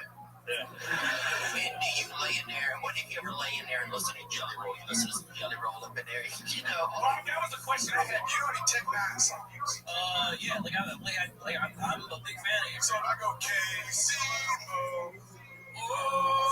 respect. All right, I fucking like respect. Just short enough of a song that we don't get dinged by YouTube. Perfect, Michael A. Keaton. Fun times. You did it. You got through it. You're leaving here with a big joke book. Congratulations. Michael A. Keaton, ladies and gentlemen. And we're going to keep it moving along. Oh, yeah. There's the lovely Heidi and Val, ladies and gentlemen. Amazing. Whoa. It's going to be the most watched part of the episode right there. Have one more time for Heidi and Val. Their podcast Love on the Line, available at HeidiOrGina.com. And the show goes on. Hello there, dear friends. This podcast is sponsored by Shopify. Starting something new isn't just hard, it's terrifying. So much work goes into everything and anything that you're not entirely sure it will work. I mean, look at this show. It can be a leap of faith to start something crazy. And when I started this podcast, I was thinking, what if no one listens? What if I make a fool out of myself? And I know that I was right. about all that, because that has happened and it can happen to you. It also helps when you have a partner like Shopify on your side to help. Right, man? Tony, I love Shopify. It's the best business tool on earth. Get started with your own design studio. With hundreds of ready-to-use templates, Shopify helps you build a beautiful online store and matches your brand's style. Plus, get the word out like you're having a marketing team behind you. Easily create email and social media campaigns wherever your customers are scrolling or strolling. And best yet, Shopify is your commerce expert. World-class expertise in everything from managing inventory to international shipping to processing returns and beyond. It's time to turn those what-ifs into it's Shopify today. Sign up for your $1 per month trial today at shopify.com/GoTony. Go to shopify.com/GoTony. That's shopify.com/GoTony. Hello there. This podcast is sponsored by Tecovas. Anywhere we're going is worth going in good boots. Find your perfect pair with Tecovas. They're crafting quality Western boots for everyone, from generational ranchers and lifelong cowboys to first-time boot buyers. And their in-store experience is unparalleled with expert staff and complimentary beverages and customizations. Tecovas has boots for the season, weddings, concerts, outdoor festival, work events, Kill Tony episodes, whatever. Premium apparel to elevated leather goods like wallets, belts, and more. Everything in Tecovas is crafted with the same attention to detail and timeless style. So reset your wardrobe with craftsmanship you can see and feel the moment you put it on. Red Man. Oh, Tony, I feel so comfortable in my Tecovas. I wear them all the time. Shop Tecovas Western goods online at tecovas.com or swing by a Tecovas store for the full experience with free drinks, boot shines, and complimentary new branding to make your pair feel personal. Right now, get 10% off at tecovas.com/KillTony when you sign up for email and text. That's 10% off at TECOVAS.com/KillTony. Tecovas.com/KillTony. See site for details. Tecovas. Point your toes. That's fun. Your new fucking hole. We know her. Funny lady goes by the name of Sherry Besici. Everybody, Sherry Besici.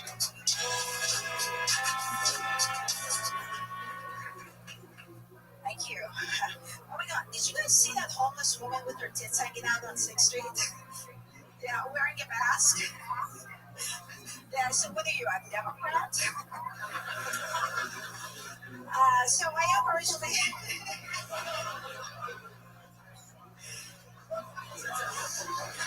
I am originally from Iran, Nebraska. Yeah. I was at the airport, and I don't know if you've seen that sign that says no guns allowed in the airplane. Yeah, you know that same sign in the Middle East reads no stones allowed in the airplane. But AK-47 is okay, because those virgins can get out of control. I got guns in my head and it won't go. Spirits in my head and it won't go. I got guns. And then another sign right under that reads, not responsible for lost limbs. I got guns in my head and it won't go. Oh, you missed the stone. Oh, you missed me. All right, Sherry. Welcome back, Sherry. Yeah, I was wondering what had happened to MIA. You look lovely, and I like a lot of the stuff, and yeah, and I am honestly tickled to see you. It's amazing. Sherry, remind us, how long you been on stand-up? This May will be 3 years. 3 years, and you are Iranian? Yes. So how do you feel about everything that's happening? Let's be honest here, Sherry. Let's get on. Yeah, Sherry, tell us the truth. How do you feel about us lighting up your country? Well, I think they're doing it for the freedom. That is true. That's what Yeah. we say. Yeah, Does it exactly. feel like that's what's happening, or does it feel like what's happening now? Going up in my ass. No, it's for the right reasons. And I think there's always going to be casualty when, we're trying to do this. This is 47 years in the making. So I'm excited for the freedom that's about to come. Yes, without a doubt. That's what happens when you check in with a real Iranian instead of the local news. Right. And you visited there, you go there sometimes. My immediate family's here after my mom passed away. I just no longer had a reason to go back. Right. How did your mom pass away? No, my grandma. My mom is here. Yeah. Who killed what you're saying. If it's Israel, it's Israel. Yeah. Mom's alive. She's still alive? My mom is. Grandma, we're asking about grandma. She died naturally. Natural causes. I am sitting down.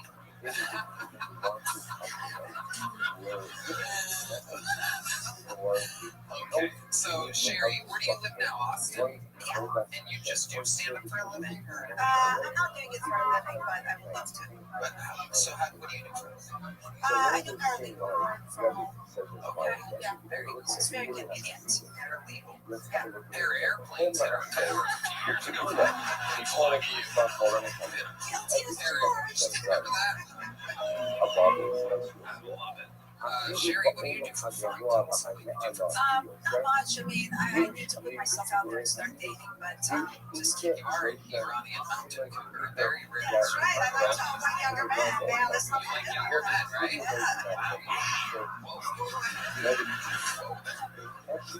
But I did just recently join a illicit dating app. Yeah, it's called. Guess what?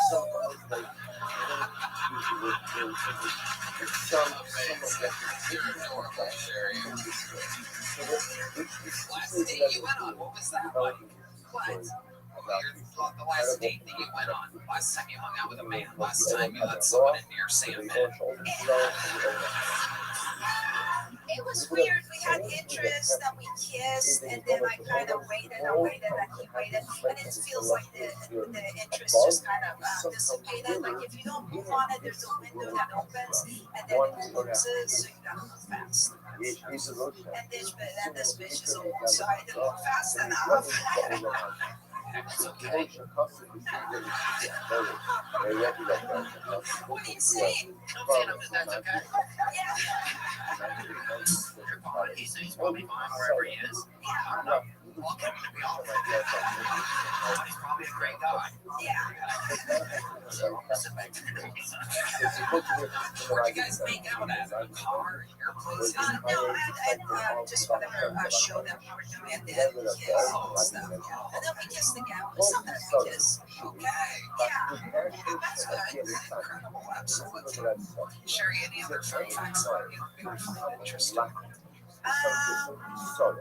There's something lacking in the life of inside. Digging. What's the craziest thing you have in your refrigerator? What's the greatest thing? Craziest thing you have in your refrigerator that we would find odd? Like me, right now, at this very moment, I have pickled carrots, pickled jalapenos, pickled pickles. There's a pickling guy from a local farmer's market. I have a lot of pickled things in my fridge, an odd amount of pickled things. Now it's your turn. Soy chicken. It's good. Soy sauce on chicken. Chicken with our senior refrigerator correspondent, Joe Evermore. Did you say soy chicken or soul chicken? No, soy chicken, like fake chicken. It's like an orgasm. Soul chicken. I thought you said sword chicken. I thought you said soul. No, soy. What's your All chicken is soul chicken, right?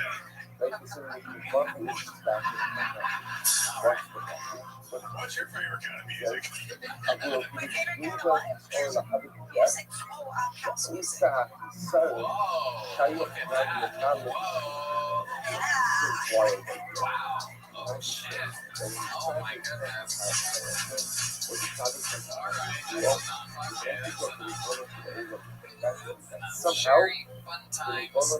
You did good. You're leaving here with a brown joke book just like you.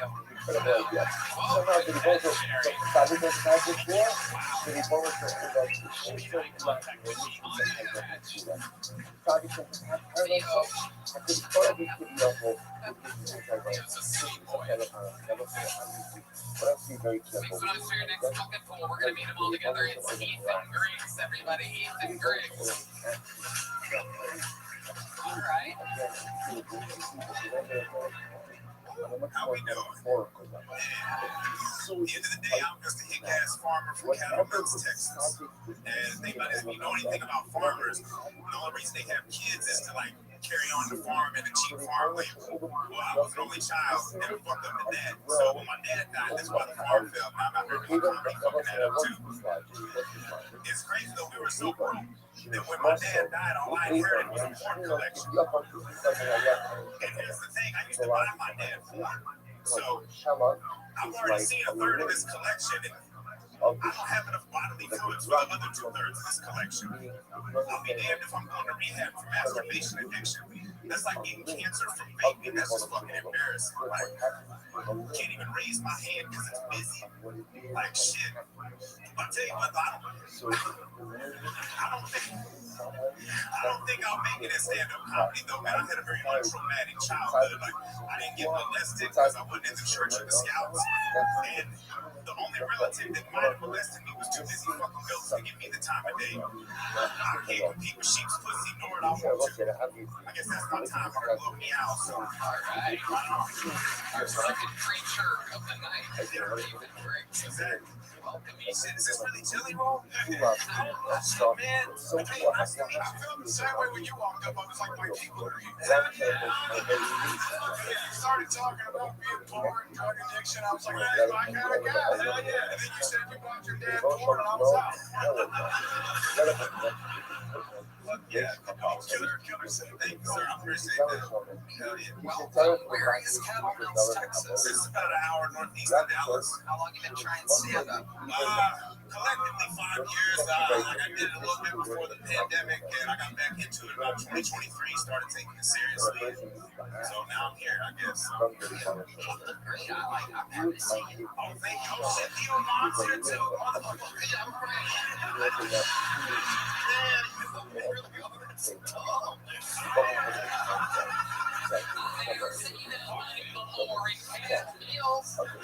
He used to say nobody of any status whatsoever. Nobody molests me. I don't get to see celebrity.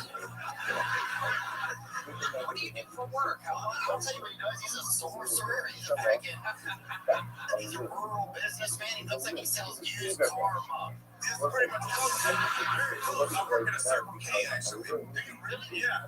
Yeah, I love it there. Hell yeah. I'm a customer that will come in at a Circle K. Yeah. You just spend time in it. Just come in and just do more shit and get them. Come in and spend time with them. Most people just don't know how to fucking leave. Like, they've been there for 30 minutes just figuring out how to run the coffee machine. Do they hang out in the parking lot too? Oh, fuck yeah. The other night, somebody shut the fucking pumps off and shit. It fucked me all kinds up. I didn't know what the hell was going on. It's like, why the hell y'all put this shit out in the front? You know, any motherfucker can touch it. And they got a lot of gay dudes running up in there too. I almost fight with the trans and a fucking homeless person. It was crazy. They have trans in Cattle Mills, Texas. No, I was in Austin. I've been in Austin for over 9 years. No, they didn't have this shit in Cattle Mills. Talk about gays, right? Talk about all these remodels. Shit is all the same to me. Shit, I don't know what.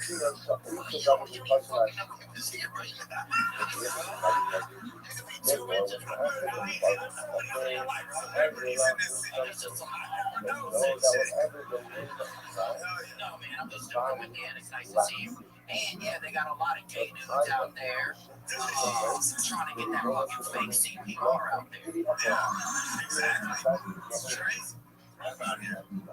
So, what did you do for work before the Circle K? I worked at a television station. CBS and Telemundo.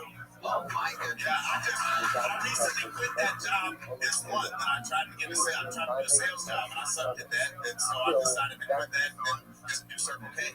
Circle K. And now I deliver laundry too. And so I got all kinds of whatever makes money. I don't know. What do your parents in Cattle Mills do for work when they're not? My dad's dead. I'm sure with work in front of the house. Yeah, my dad's dead. Yeah. My dad's dead too. My dad's alive. Had a heart attack last week when he's dead. My dad's cool. He's cool. And my mom, I don't really know. She does something with insurance. I don't exactly know what, but she works from home, so she wasn't a farmer though. She's a good woman. Oh yeah, she's great. Yeah, she'll be down here this weekend or so. You want to dinner? You want to lunch or something? She gonna cook. She'll cook for the rest of my adopted family and shit. My homegirl Marley was with and shit. So Okay. Say homegirl. What exactly do you mean? that's just because we're white and we sound black. I don't know what to say. How old are you? I'm guessing 27 to 52. Yeah, they're somewhere. You're right on the money. I'm 34. Wow. Amazing. See, the homegirl is your girlfriend? No, she's my friend. All right. A landlady, too. You sister from a different mister, you know. With your landlady. Yeah. But you're not banging. No. But the lady that you are banging is coming to town and cooking for you. You know, that's my mother. I ain't back. Hey, I'm from the country. I ain't inbred like that. Shit. But you go for some of that dog meat, huh? Oh, I do. Yeah, I like my trucks, large and black. Really? Is that She's a true? real lady, but she's great. You're walking in the dark, huh? Hell yeah. I like that. It's very surprising. How many black women do you think you've been with? I lost my virginity to a black woman. Wow. Where was that at? Cattle Mills, ironically enough. Cattle Mills. Yeah. Where in Cattle Mills exactly? I mean, it's just a small town, so it's just, you know, in a neighbor's house. Okay, so I thought you said General Mills. Yeah. No, cattle, C-A-D-D-O, like the Indians. Cattle. See, a lot of people think I say cattle because I'm not fucking talking. Oh, they're lying. They're not lying, but they are. They don't know what they're talking about. Yeah. Hell yeah. Ethan, anything else crazy we should know before getting out of here? Honestly, I don't know. We'd be here all night if I tell you all the crazy shit that I know. How about anything? Anything? One thing. One thing. Fuck. But I have once. I got legal fly back in December, so I like 4 months ago. Yeah. All right. December. Around this moment, but you know, I'm dealing with it. So what was it? Was it someone It was mine. Yeah, I was blackout drunk. I don't remember most of it. What happened? Like I said, I was leaving my buddy's house. So waking up in the hospital bed because to it, but luckily nobody was hurt. What did you wreck into? Like 2 parked cars. Wow. Yeah. One for the plug and one for the lug.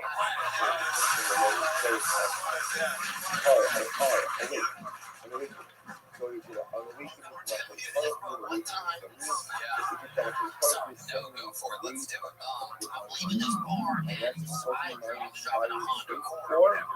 And I was fucking having kind of a tough time or whatever. And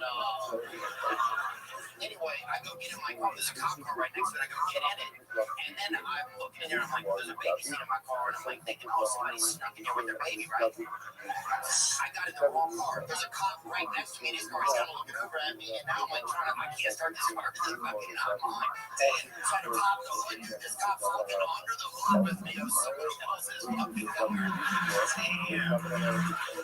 This shit was bad. Hey, man, what the fuck y'all doing? I'm like, I'm just helping this officer. So that's what I'm saying. BLM, homie. Hell yeah. Thank you. Ethan Griggs, you're leaving here with a medium jump. Congratulations. Ethan, you're Griggs every time. All right. You don't have to get up for all this. But I ain't never seen nothing like this before. Leo, jelly roll, good night, everybody. Oh, shit. Look at that. People are going to be like, wow, Theo, jelly roll, and Woody Harrelson's gay son are all in the same place at the same time. Hello there. This podcast is sponsored by ZipRecruiter. Did you know that the average employer has to sort through roughly 250 resumes per job opening? Talk about time consuming. Well, if you're hiring, here's good news. You can now review all of these resumes and applications faster thanks to ZipRecruiter. ZipRecruiter has a new feature that instantly shows you the most interesting qualified candidates first. And today you can try it for free at ZipRecruiter.com/GoTalk.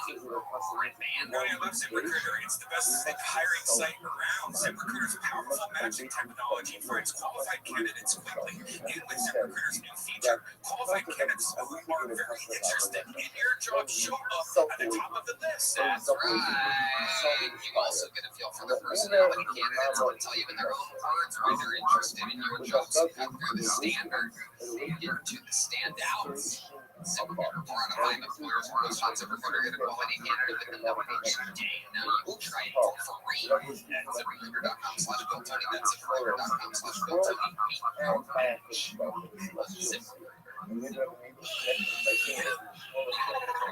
This This podcast is sponsored by Blue Chew, guys. The future of erectile function is here. Blue Chew Gold is changing the way millions of men are having sex in 2026. The new arousal boosting formula combines passion and violence into one tablet, results on your tongue for super fast onset. No more waiting for a pill to kick in. Just the results you want when you want them. Most ED meds only focus on the blood flow. While Blue Chew Gold goes further by combining 2 ingredients for blood flow and 2 for mental arousal and connection, so you're not just physically horny, you're actually horny. This type of innovation is why Blue Chew Gold is the #1 brand in erectile function. The process is simple and all online. Get started today at BlueChew.com. Go for the gold. Man, yummy. I love Blue Chew, Tony. They're providing the best ED treatment out there. The EDs can cover best things in your man, but they can make you a trophy husband with Blue Chew Gold. Turbocharge your love life and make it easy to get hard. That's right. If blood works right, you're getting yourself excited. Go for a change of life. Even if you aren't already easily get hard, get hard. Discover your options at BlueChew.com. And we got a special offer for our listeners right now. When you buy within 2 months of Blue Chew Gold, you get the third for free. Promo code Tony. That's right. Let me get you hard. That's promo code Tony. Visit BlueChew.com for details and more safety information. We thank Blue Chew for sponsoring the podcast. Here next week, ladies and gentlemen, goes by the name of Charles Hancock. Everyone, here we go.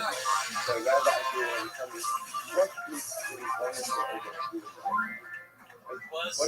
I'm trying to talk to more women now, and it should be good because I don't have autism, because I've never been tested, and I think that's how you mean it. I think it's the only cure I've heard of, but my brother, he got tested, right, so they got him, and you're gonna give it back. People always be like, oh, does he have it full? I'm like, well, it's not right time. It's just not weekends at the club, Monday back to puzzles.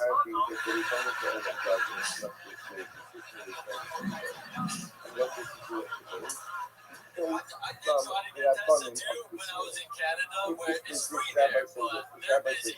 So they phone me back, they're like, sorry sir, the wait time is 7 years. What the fuck?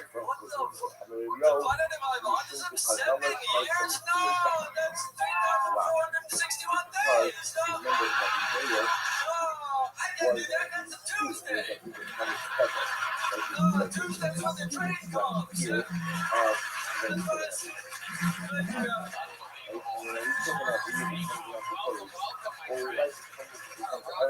You are. How long have you been doing stand-up? I've been doing it for 12 years. Fuck yeah, man. Where at? Canada, Edmonton, Alberta. Okay, hell yeah.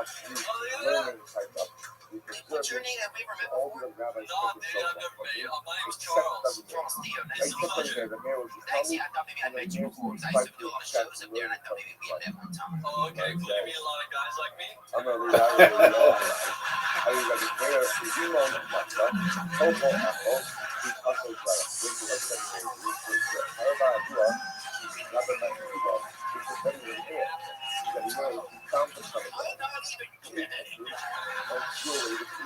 Okay, I am a guy who likes women, dude. You should see some of the drawings in my diary. I'm flattered, that's all, you know. No, I thought that we had met before, though. I'm 100% serious about we had met one time. Okay. All right, okay, very good. Be honest, though, if you was gay, bro, because you don't know. I mean, would you smash this little fucking video muffin of it? I mean, but we're like, I think we're both bottoms, so like those batteries don't go that way, you know what I mean? They have to go along. You get two super gay guys. Whatever, dude. I love it. Charles, tell us about your life up in Canada. My life in Canada, well, shit, I moved to Texas this last year. Congratulations. Thank you, sir. You got citizenship and everything. No, I do not have papers. I do have papers. I'm hoping to get permanent papers later. But Canada is a good time. And I finally started dating a female girl. And Tell us about that. How's that going? it's going good. I had a dry spell for like 9 years. Oh, that's very dry. Yeah, it was rough. 'Cause, like, the only girl that I crushed on during that was I met an Amish girl, and the only place you can find them is like when they're selling furniture. And then she was great, but And that's not even a real joke. I just read that somewhere on the phone in the background brain, and I was like, who wrote this? Or whatever. Yeah. Anyway, carry on. I'm sorry. I'm sorry to interrupt you. It's not great. It's great. I'm sorry. It's great. We love it. yeah, I had to pretend that, you know, I was interested in their $17,000 doors, but the Amish, they're pretty pricey. But and then I waited 9 years, and then I met a girl who's not Amish, so I'm allowed to date her. And what was it about the Amish that was really yeah, absolutely. What was it about? Have you seen any Amish? Have you seen that many Amish before? I met an Amish. I met probably maybe 11 Amish people in my life. I've seen clips of that. How is that allowed? Is that not against the whole shit? Yeah. Find out. Okay. They just think they're just talking in like a weird shape or something. Yeah. Don't you feel like you're soiling their existence a little bit by exposing them to the world? They were trying to fuck with one.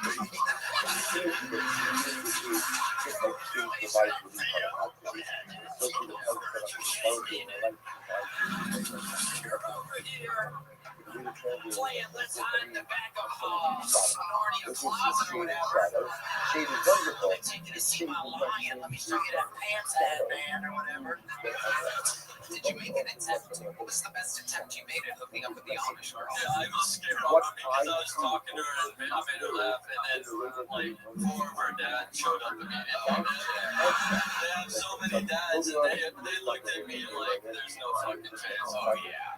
So I got the heck out of there, but you can only fuck them during Rumbles or whatever it's called. There's Redman, everybody. If you're wondering what it sounds like when he talks, there you go.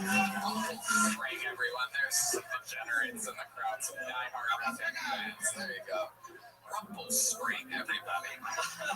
It's your Doritos joke of the night, everyone. Amazing, Charles. What else about you? You seem like a guy that's got a interestingly complex life. oh, well, I studied Canada to make money. I go and I have a yo-yo company. Oh, I knew there was something. See, Theo, you looked at me funny that he's got a yo-yo company.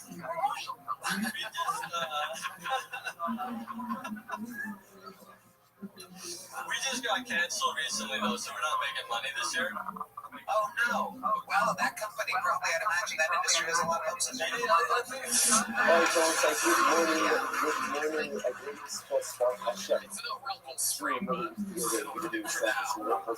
Amazing. So the yo-yo company got canceled or just went out of business? There she is. Yeah,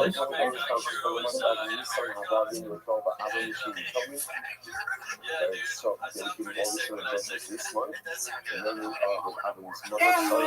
Good morning, Mr. Aquarius. How are you? Yeah, how are you? Lovely, madam. It happens.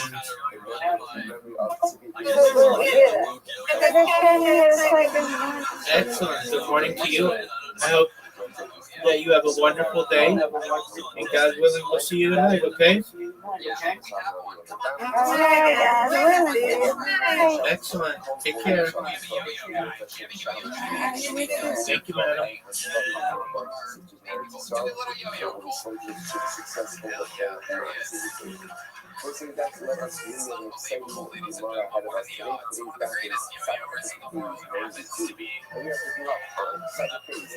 Five-year veteran employee of the Kiltony Enterprise. Right when you think this podcast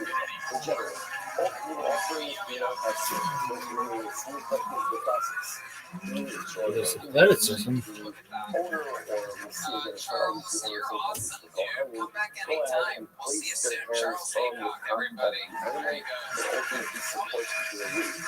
go. that is the process for sneaker.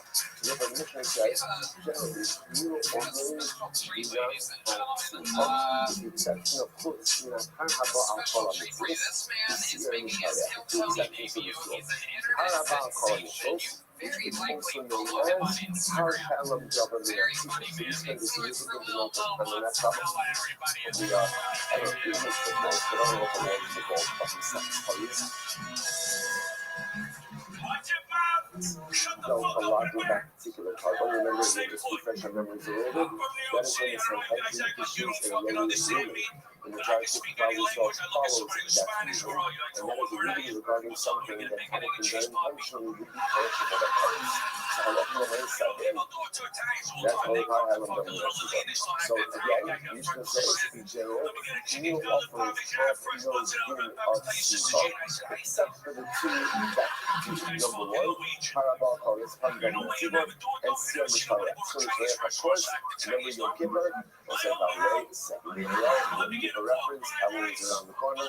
So again, two goats selected on your giver. One is offered up last Shem, the actual carbon. One is Lazozo. The Azozo sheep, again, that's the fascinating thing. The Jewish sheep speaking out the wilderness, pushed off split. So that's here, the forest is sent out to the wilderness, the Korean does. So those are two exceptions. So the description says there's a third. I see a bonus for her. Even if you have a story, I get also that part of the story. What's the rest of it? Seem like the entire island government of Seaboard, except again, it's by one jar. So once again, it's an urgent issue. So we're only seeing that is going to go ahead and try and pass off the worship of the Zara.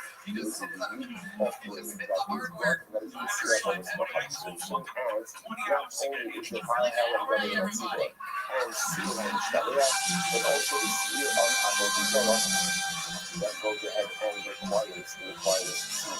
Okay. Fine. When she goes full contract with it, this is the shit. You know, like, let's talk about this again. Let's speak up some general again. Now, this is the context of that. Starting out by saying that general new offerings do not require speak up.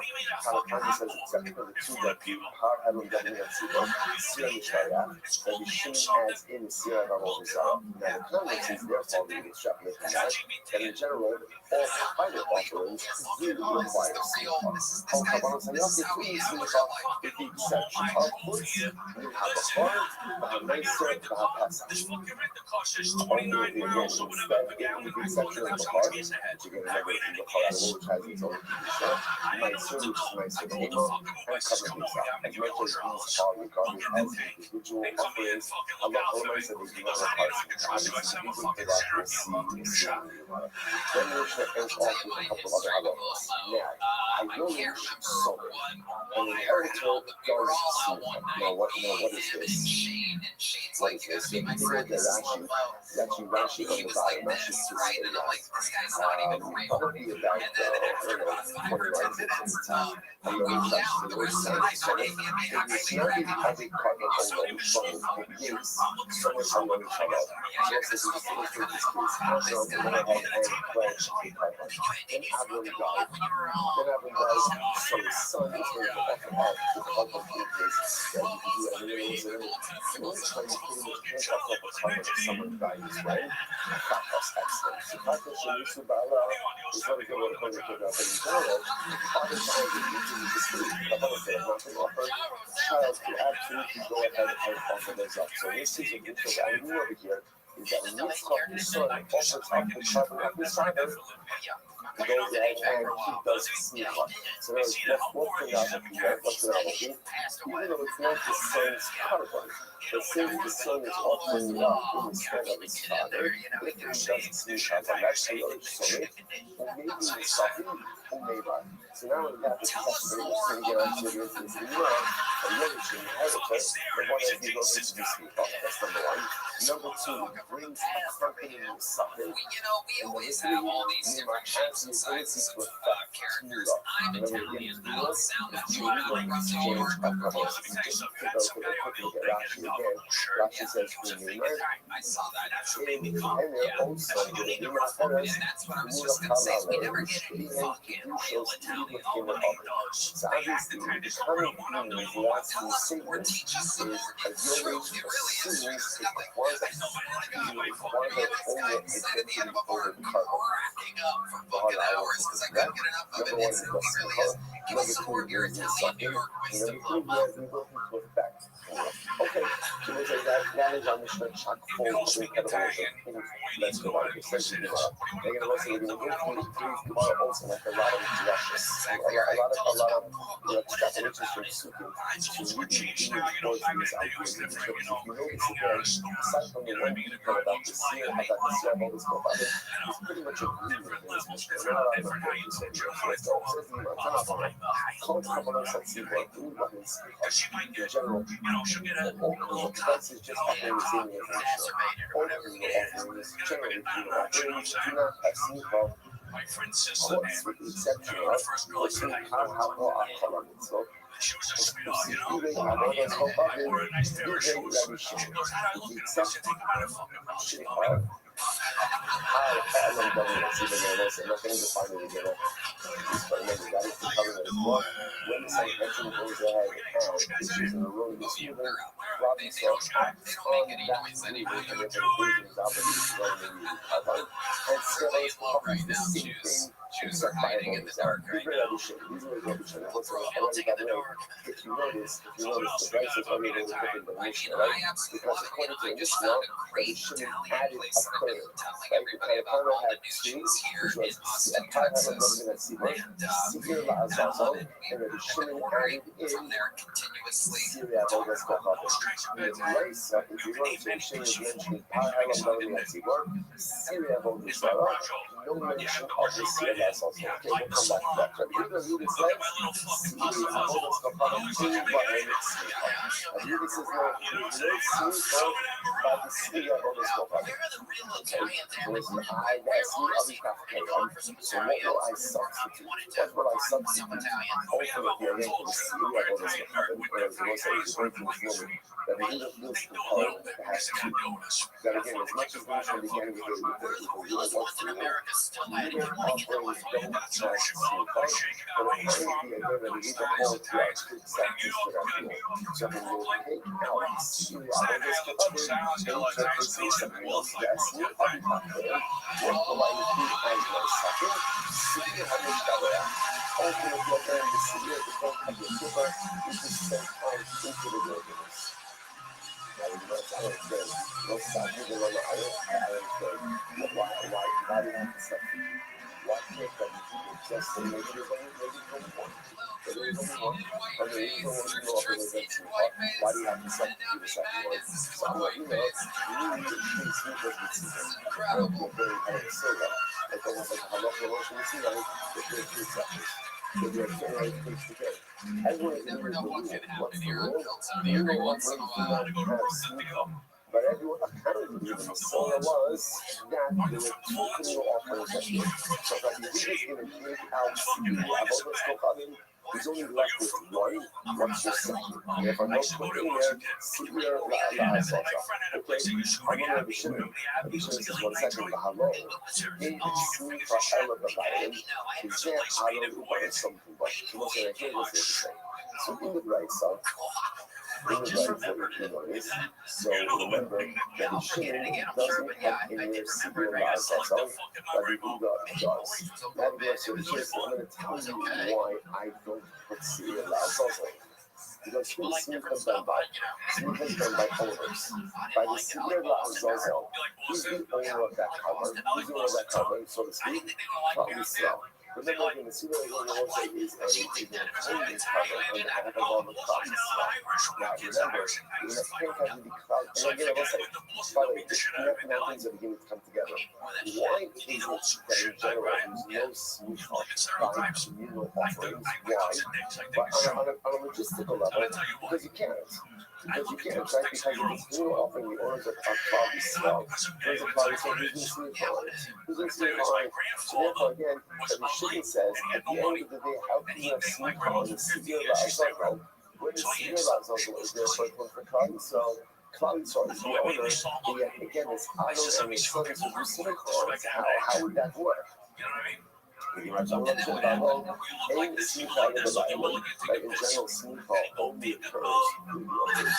Is that Aaron in front of something? And when it comes to the severe Lazago, ultimately, again, it's Aaron and his sons who are going ahead and then sleep on it. So Rashi says over here, Aaron is spoke certain to the sea, the son of Aaron is saying that, Hilva, Allah, Haran, the Aaron National Station for Shatzila. So you want to say, as follows, so the Aaron about his company. The reason why Aaron is sons who sleep on it is because they also achieve the previous time. So because they achieve the is coming up for a while.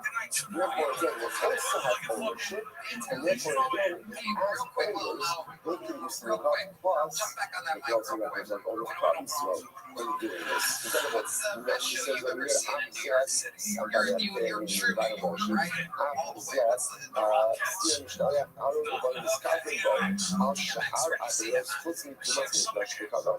So again, we're going to expect in charge of the woman. But when I saw that we do this, if you see them as something which is the home of the therefore they can just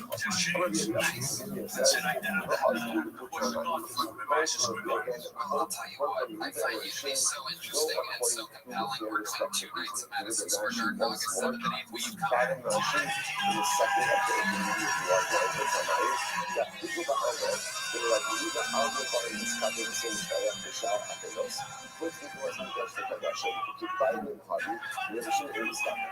So I say, as we go to see this beloved, we also just stumbled upon a much more dramatic focus. What's the much more dramatic focus? What does the senior average dollar home for? Is that being kind of interesting? According to Benjamin Rudolph, senior dollar homes for the Kohanim, except for one of them, so much sleep touch for Kadasha. In the event that the Kohanim, including the Mishanish, their state of ritual impurity, or to see Kohanim in the state of ritual impurity, the service that after the other point, the back is exactly the different components represented that. But for every other Avira that is in the homes, that the service that is opposed for the Kohanim. We're going to see that that's the Mishanish of Rabbi so the Mishanish is the Mishanish holds the service that is the problem stuff. There's usually both different Kohanim, that's not the Kohanim, or other things that are going to it. So that's the problem stuff, not the Kohanim. So as we go through the fundamental ongoing focus to see on Mishanish, here we go, the Sangha. The people as on this web, the people as outside, as Mikdash HaKodesh, Jamin Nevanifim. So the boss that says, ultimately, again, the CEO, the Uber Kappa, one of the Mikdash, right? He's the first Mikdash, he's the first Mikdash. Tomorrow, each side of the Mikdash, yes, Illinois, Iowa, Zehecha, each the first of them, they get the Mikdash. He's the Rekimash Mall, Sub-Evan. You have there, Ela Azos. So you have there, this is the first of any type of common fractions done. In the courtyard, Kohanim, Kimashma'an. So again, this is Kohanim, that's, again, once again, comes Kohanim. Al Kol Am HaKahal, Eli Yisrael. This was the problem, so you have there, it's all the time. Eli Halavim, this first movie, when you see from there, Push Mukul, the Kapara Amos, Shem, this Kappa is the same, Shem, the Gabriela. So you really see the Gabriela, because the context of the same.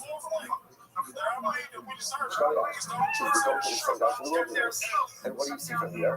The goat goes for everyone is chief up on it. So we'll say that is the position of just possibly just a second. Why are we having this conversation? And then let's take a step back. What did we Mishka said. Mishka said in general, no smicha by female offerings except for two. Except for two. It seems to be according to the Now, in the Mishnah, it sounds like the Machlokes case was the severe for avoiding Soda. But in the Gemara song, because the Machlokes case was the severe La'asasa. And it turns out Shabbat says there is smicha by the Surah Azazal, but the Shimon says there is no smicha by the Surah Azazal. And it turns out that what is underneath of now again, in order to do smicha, what has to happen? Who has to do smicha? Who has to do smicha? Owners, right? Owners, or someone who is achieving some level of legitimacy, someone who is achieving some level of atonement through that offering. So those say, now we understand the progress. The Shayla is converting to smicha or sila azazah. What is that? What is that? You Kohanim get atonement through sila azazah. But the Yiddish says yes, and that's why you declare the sila azazah as one of the clear offerings on which smicha is done. And then the Shimon says, the sila azazah is there for God's body, but it's not there for the Kohanim. The Kohanim achieving atonement through the mechanism. The Shimon says, that's why the Shimon says, the Shimon says, Shekhan Soyer, and now said the clear, the proper Al-Yisrael, Shumas Mikdash, so the Shimon says, it's the same way that the city had now said the clear, and it looks like the city now said the clear is the uncontrolled. What we call the city of action, remember again, the Kippur, we have two identical birds. One is offered up as a cover inside the religion of and one is taken to the first of the city of Hannah said this place to do a city, that's the city of Shem. So just look at this, the city that the blood of the Sunnah 17 is going to happen on Israel, ultimately, first they got Russia. So this has a different, almost like Kabbalic framework. The change is like this, the blood of the city of Sunnah Shem, that atones the cloud and start for any inadvertent infractions regarding too much in the flesh. That's that's consumption of carbonic material in the state of Tamar. So for the love of the cow, and you also remember there was a cow that was offered iron taken by the same God. The Shimon posits that cow is what is the pattern for the Kohanim. But you must make that and therefore again, the Shem shall see on the step in the Kappa al Yisrael and the same is that confession over the Sir Mishnah atones for Klal Yisrael for Shara Averos, so you will say, so what's happening over here? According to the Shem, so remember, we're looking at a problem almost like a different spot. There's what's called there's atonement for inadvertent tumor infractions in the base of the flesh. And that manifests itself in one of two ways. Either you inadvertently enter the base of the flesh in a state of tumor, or you consume carbonus in a state of tumor. So according to the Shimon, that is accounted for through the seer Ma'asheh. And every other operation of the body is accounted for through the seer Ma'asheh. Like they both get sent off the cliff. Kohanim Tumah Shemikot Shemikot so your dress is forget that called the high calling devil. That does it, okay? Kaf Bidi Shalapar, the Kappa Alcon and the Shabbat. And the confession said over the time, that takes care of all others. That takes care of all others of all Israel.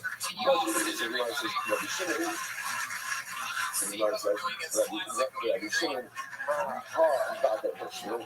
I come to the Shimon ultimately again. We are standing ovation for Rashi. Rashi is 5 lines up from the bottom. 5 lines up. So that's the point of the So again, this is the covenant of for the Rabbi Shimon. And again, for our purposes, now we're going to fight in the Raisa why the Azazah is a point of contention between the two of them. It's a point that we've done that this year ultimately was including Kohanim. So therefore, again, when the Kohen does smicha on the Karlas, on the Sir Lachas, ultimately again, that's a fulfillment of the only doing smicha, and therefore again, it counts as one of the communal offerings by which smicha is done. according to Rabbi For Shimon, example, a girl the can seal post of herself Azazel at the is not a beach atonement for wearing a Kohanim. bikini. Atonement for Gets Kohanim thousands of comes from the likes par. and hundreds of The comments from other the girls. offering of the par, Same the thing I guess offering of for the par atones for Tumas Mikdash It's like Vekadasha, and the redoing on the par atones for everything else. I But say the one seal and of they say Azazel comment like, does well, what not a babe, and I go, atone us. for Kohanim. They say Because creep. it doesn't atone for They say Kohanim, therefore loser. again, For most often when they the say, coin oh, does my bitch sneak is only on it, 11. that's not an ownership sneaker, that's just whatever it is, but it's not an ownership sneaker. And therefore, again, it's So I not don't do one many of the keeping impressions. the offerings upon which sneaker I is do done. one. So Shimon, This is my impression of the Latina. Rashi, But not just any Latina. This is one that is both brilliant and gorgeous. my mother So give me is 6 gets while I get the smaller character. every single day. Right? Vada Vashu, the Kapara, Achos, the Kohanim, the Levim, the Israelim, Ahai, the Kapara transferred the Vada, the Kohanim, the Levim, the Israelim, to the Kapara, and the Ola Shah, the Shah, and Delos, called from this Kapara, and they are Shmuel. Now, again, according to the Shimon side, what do you see here? When it comes to the Sila Zazel, Kohanim, It's a long story, but I ran out of money in Italy, and my buddies like, come stay with me, try to stay So I was like, all right. In Italy or out? You're in Italy, you ran out of money. Your buddy's like, come with me. He lives in Cal. Yes. So it's true. We do Yeah. all the same in the halacha and So I'm from Northern California, but I do a lot of they're travel. all the So I kapara. spent like most of the Who's to last say that the 10, kapara 15 years mechanism traveling. is I'm the same linguist. for all of So I us? like travel to learn languages. I get like odd jobs. Teach the last guy how to talk. I mean, I can help people that, you know, I can't help lost causes. When it comes to Tumas Nefesh Kadashah, How did you run out of money in Italy? So I published in Italian book, and I had a site name where I could promote it. I was going to walk the length of Italy with 100 copies of my book in a shopping cart, and I was going to push it the length of Italy, trading it every day for food and lodging. When I got to Rome, I ran out of books and I ran out of money. So I was like, let's just wait in there for 5 days till my book royalties came in. All things lead to Rome, they say. through the power of Anatolia. Italy The itself is Shah actually a pivot too. comes to Yeah, Bangladesh, I tried to walk Africa before that. ultimately, so again, this is she doesn't No, know that was just for me. That was for fun. everyone achieves atonement. I made it a third of the way. This stuff. That was interesting enough, by the way. What was that like? It was nice. It was great. So I went from Cape Town, South Africa to the Democratic Republic of Congo. So I did like all of South Africa, all Namibia, all Angola, and then when I got to the border of the DRC, I kept getting robbed. So I one part of the atonement is we don't actually go over the church, but that's not the acre. When you say kept getting robbed, how many times do you think you were robbed? it was 3 in a week and a half. That takes place over the So it was the first time I just got jumped by like high school teenage kids. Can I show you? for everyone. Behind is real in this way. I believe the shooting, the shot I did is none. Behind him is So it was, they were like, so it was like, like You need me to stand up for when it this comes to thing or other something? Davis, when it comes to other Davis, the behind him also comes for people who do it on the hard, which we know is pretty funny, as we don't look at them. I thought you saw the upcoming rapper calling the Shia. So once again, he's saying behind him, calling the Shia. Are you going to use you like a mannequin there? Just leave your gravies at the table. I'll just stand up for me. A random fucking open biker that's been 6 months of experience. If they only choose to come into the Shia, so realize the distinction between them. How long shall they have the factor out of behind him? Too much to touch the Kadash. I do what we do that.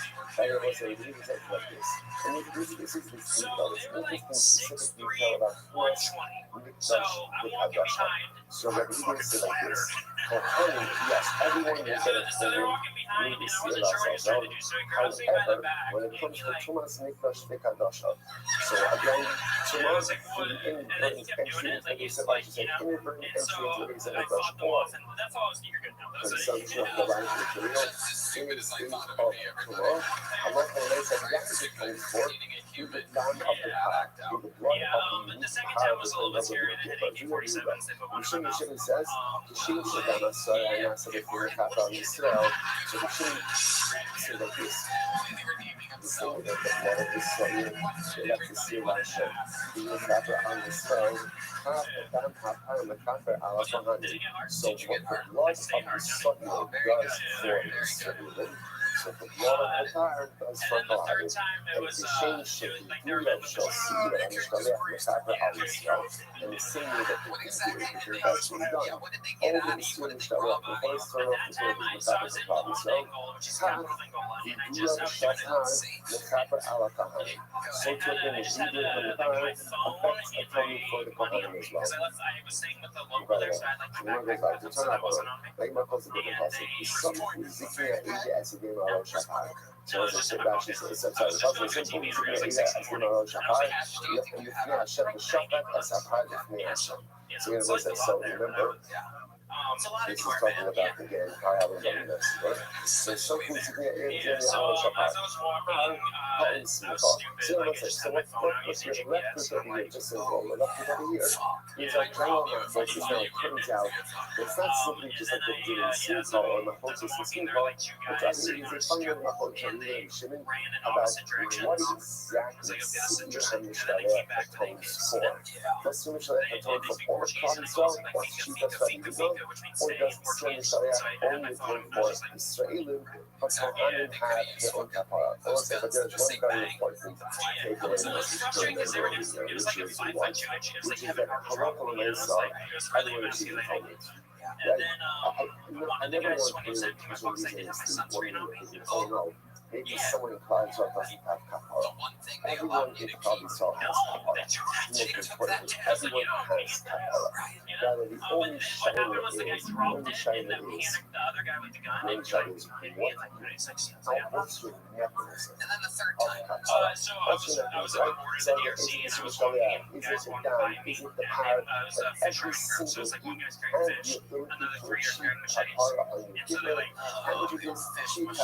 Every single day. That's only so that sounds bad, but it's not terribly uncommon in Alberta when you see people walking with machetes, like they're not lots of people with machetes. So, but these people that made us sketchy was they turned around and they started following me, and I was like, all right, maybe I dropped something, and then so I picked up my speed, they picked up their speed, I started jogging, they started jogging, took off into the jungle, and then they chased me into the jungle, but there's like the brush was about this high, so I like found a spot to hide, and they're like looking for me for like 45 minutes, I'm like hiding on top of my back, and then they eventually left, but I waited another few hours because like, they could have just been hiding on the road, you know, and I'm like hearing things rustle in the bushes this whole time, and the biggest figure so I'd seen half a dozen black mamas or something on the road, so I'm just like, maybe it's time to go. And that literally again, even though we can see it on the ground, so the responsibility of all the shift to shape a lady as a part of us that has some of that residual Isha that's there, and it's a palpable, really, it's a palpable Isha. And the point that the poet says, you know, not boys, what do you want? What do you want? You want me to get home? Or like, you want me to do it? It's a real Isha. So it's just speaking of prayer, speaking of that, is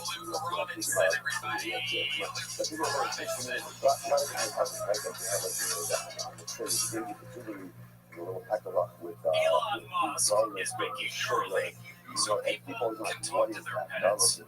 Oh, now they can tell us just how much they love us. I don't know, but I thought about it fucking a lot. Imagine dog dads having the neuter talk after a painful conversation about cutting their balls off. Maybe like, please, puppy, I promise to keep my pepper in my pants. Dudes would be so traumatized that they never knew their dogs ever again. And the stray population would go completely out of control. And if dogs and dogs, they can understand TV. Imagine coming home to find your dog watching AOC on C-SPAN.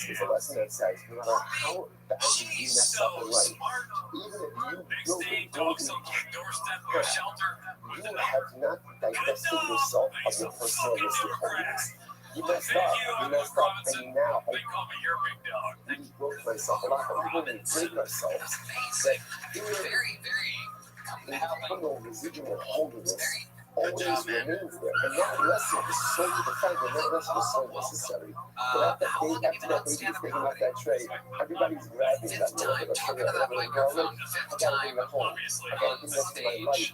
Because that lesson is the most important lesson for successful living. Otherwise, you just look at yourself as an alien broken piece that can never be made whole again. Third was Creek. Third was Willow in San Antonio, and that's when I got my first positive feedback from the audience that are writing is really solid. I do a lot of dog jokes, big dog guy. Well, I'm not sure. Classic dog material. I noticed that. I do a lot. I lost almost 3 dogs to cancer. About 4,000 How many dogs do you want to cancer is something else. That is incredible. Checking Three dogs you can't not on the same time. What is going on? Are you ill, dude? No matter what, I could achieve You got cigarettes? I become better than cool, right? What are you That's what doing? I did. Same thing My about first one was about cancer. no, it's not about something to me. I guess you know, I don't see it. You didn't see that it's the sometimes when they're going to look at it, we're going back into this discussion. So again, so you get the sense that the power has a better than one requires but the theory about us go up again, like you say, doesn't require sleep of the theory you get. And Shimon says, how is sleep of the theory? How did your dog lose its leg? Shimon says, requires sleep of the theory.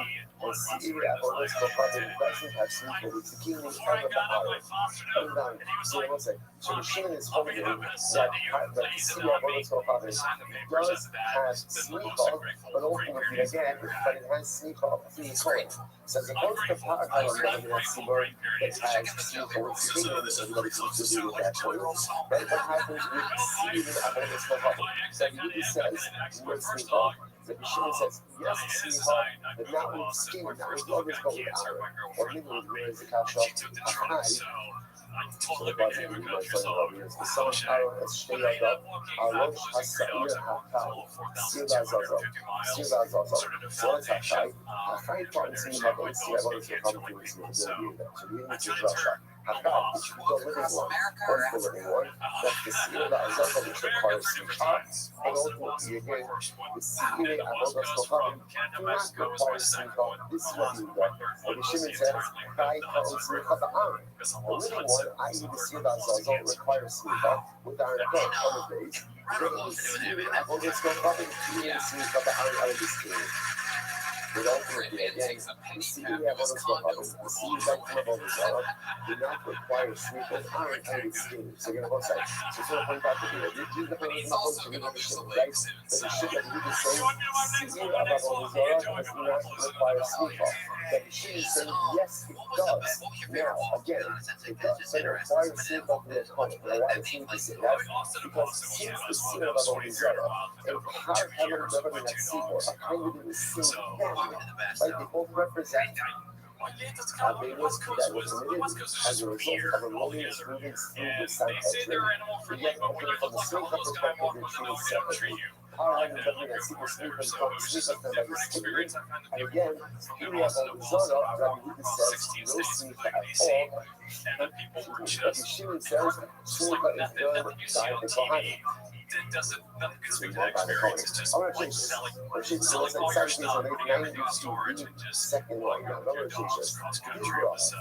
So it's great for free in that so the experience. change is I understand how do you know that the first version that we You're mentioned on the is stage correct? trying out for a How dog. and this I've been doing this for we so from the long. Bible My first dog 20 years the ago, Shimon so says it's that like sleep not living generally in a has to nonprofit be world done trying to by solve the owners. canine I cancer, don't know companion if animal the version cancer. just mentioned is So correct. I It's tough. And here's how it's supposed to Is when the buzzard says the power, so this is talking about power, scientists taught us this is the interesting thing is that pretty much with dog cancer, or the power requires sleep, but the interior of the skull having feeling sleep. But the cerebral of the dog is not precise sleep, but zero in the scientists taught us. the Shimon says, Hakai, so that's again body, Hakai is body, seal the level of sorry, the seal that's so Hakai comes sleep from the iron, the interior of the skull having feeling sleep from the iron, others is a key. So the Shimon mentions, Hakai teaches me that what? That the seal that's also requires sleep of the iron, The CEA Avoda's co-government does not require a sneaker by Aaron, rather by Hezekiah. Okay, so now we're switching gears a little.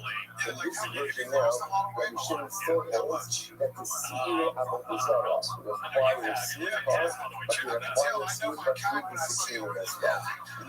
By the way, in that version, though, which way Rabbi Shimon? It's the Rabbi Shimon and Mishnah.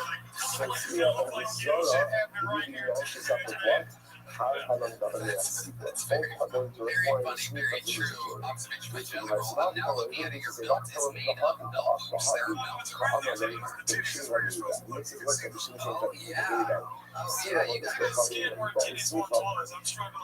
In reality, so remember, everything the holds that the seer of Avodah Zarah does not require sneaker. Now, Rabbi Shimon is saying that everything that yes, it does. Shmuel requires sneaker. But you heard of the Turkish that seer of Avodah Zarah does not require sneaker. What that means is it doesn't require sneaker with Aaron, the Kohen, but it does require sneaker with Hezekiah. Shmuel about sneaker. Aaron is okay.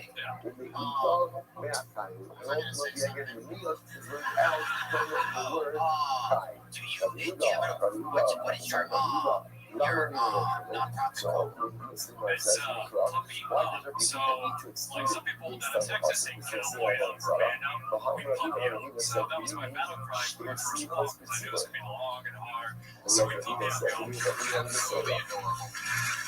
I don't look like I got two sneakers.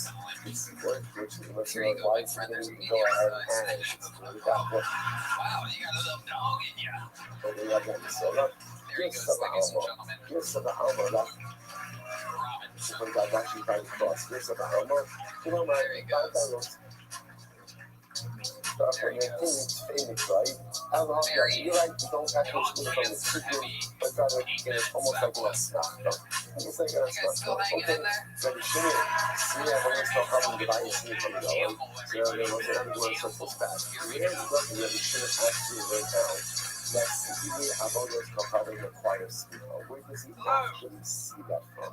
Zero go crap nicknames. Not from on the Sanyos. Show hands if they have crap nicknames. So the consequence, he shall place his hand on the Sanyos.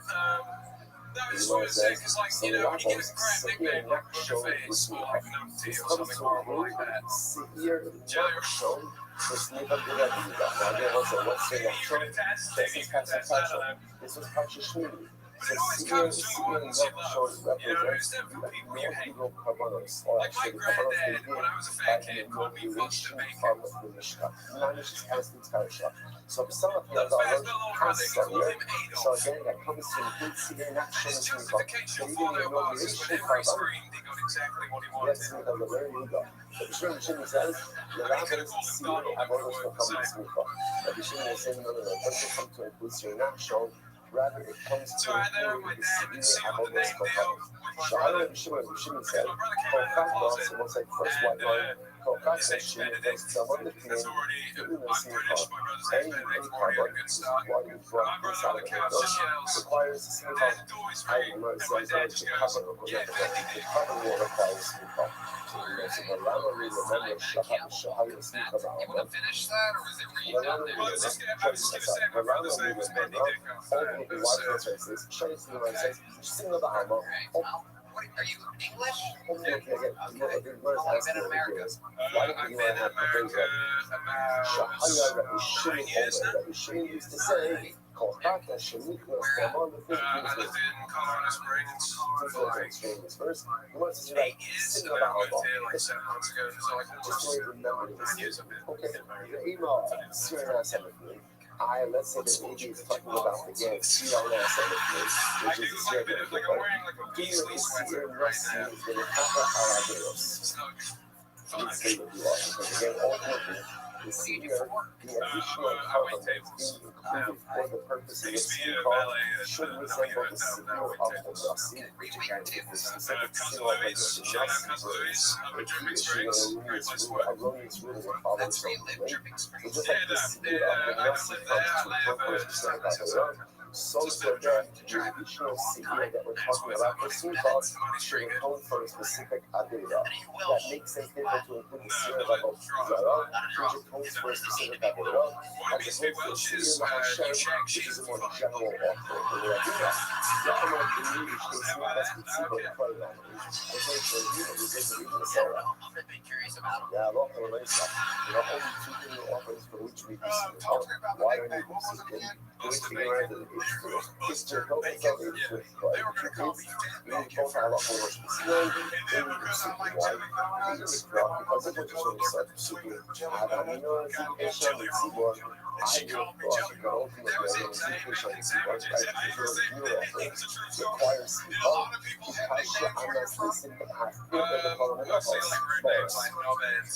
based on the question that was raised is our always that question I'm assuming right because ultimately there are three types of colors required three different places one of them is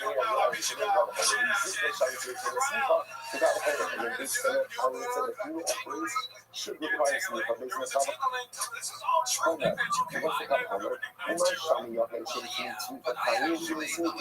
like an individual showing which do not require G-Talk while the animal is still alive, yet requires G-Talk while the animal is alive.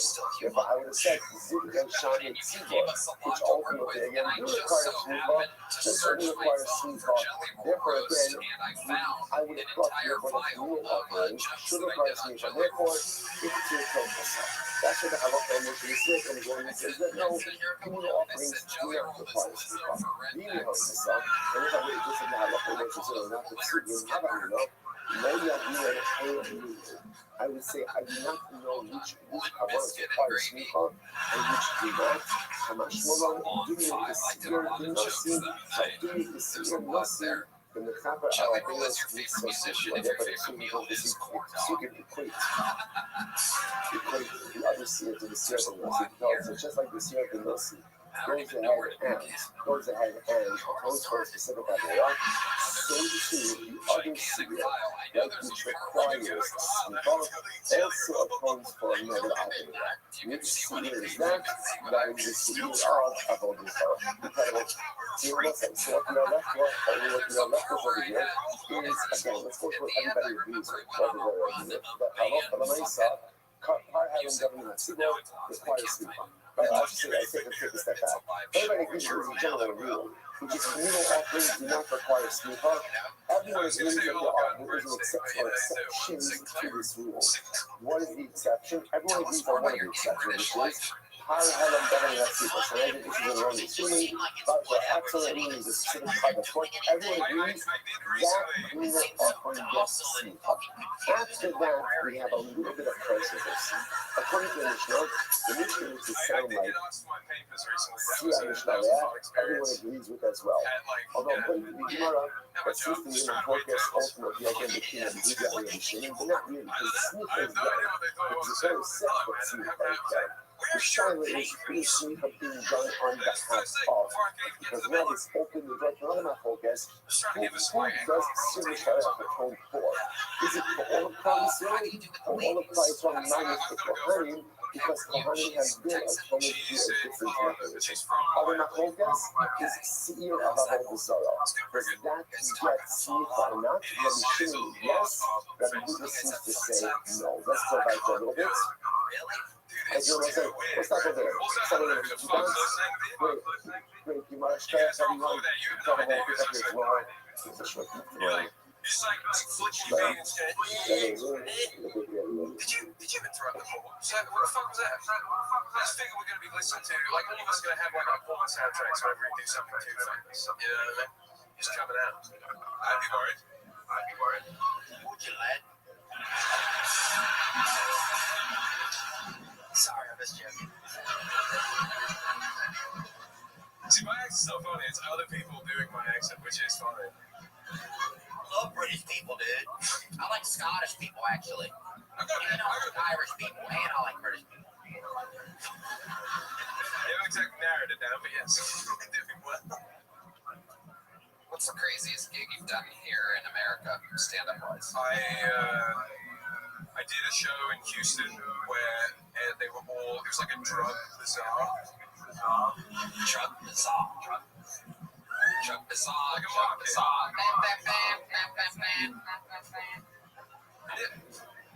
What do you mean drug bazaar? Like everyone was just like I went to like go to the Greenway, but on my way it's just like tables full of like Molly, acid, weed, mushrooms. This Houston. Is Houston. Where exactly in Houston is this table? I can find like the details on my phone later. I have trained for a free run like that my entire career. This is how I imagine the 80s were before phones. Don't ever wear people having fun. I got this thing one time, so I had to do a comedy show, and there was something in my thumb bridge or whatever you got it from. It's like a really nice bridge. Golden Gate Bridge. Golden Gate Bridge.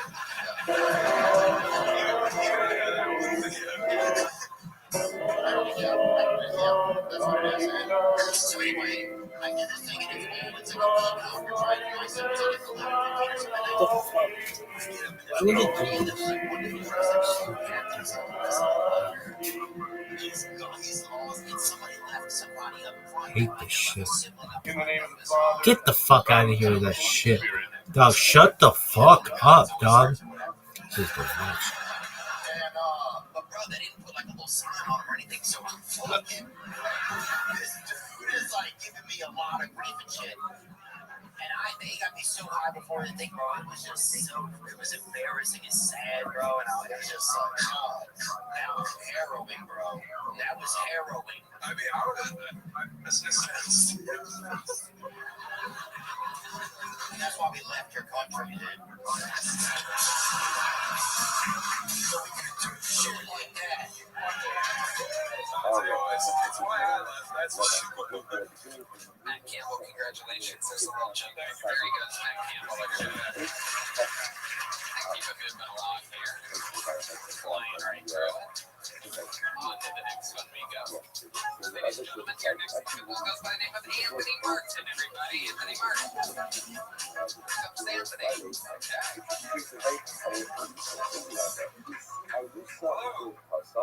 I'm in a YouTube rabbit hole right now. Anyone else?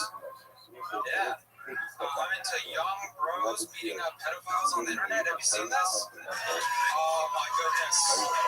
It's phenomenal. The way it works, it's like a young bro starts catfishing a pedophile, meets him at Walmart. He's just like, hey, looking for Rebecca. I'm Rebecca. Just hands up. Finds himself the chips out. He's like, no. He's running through.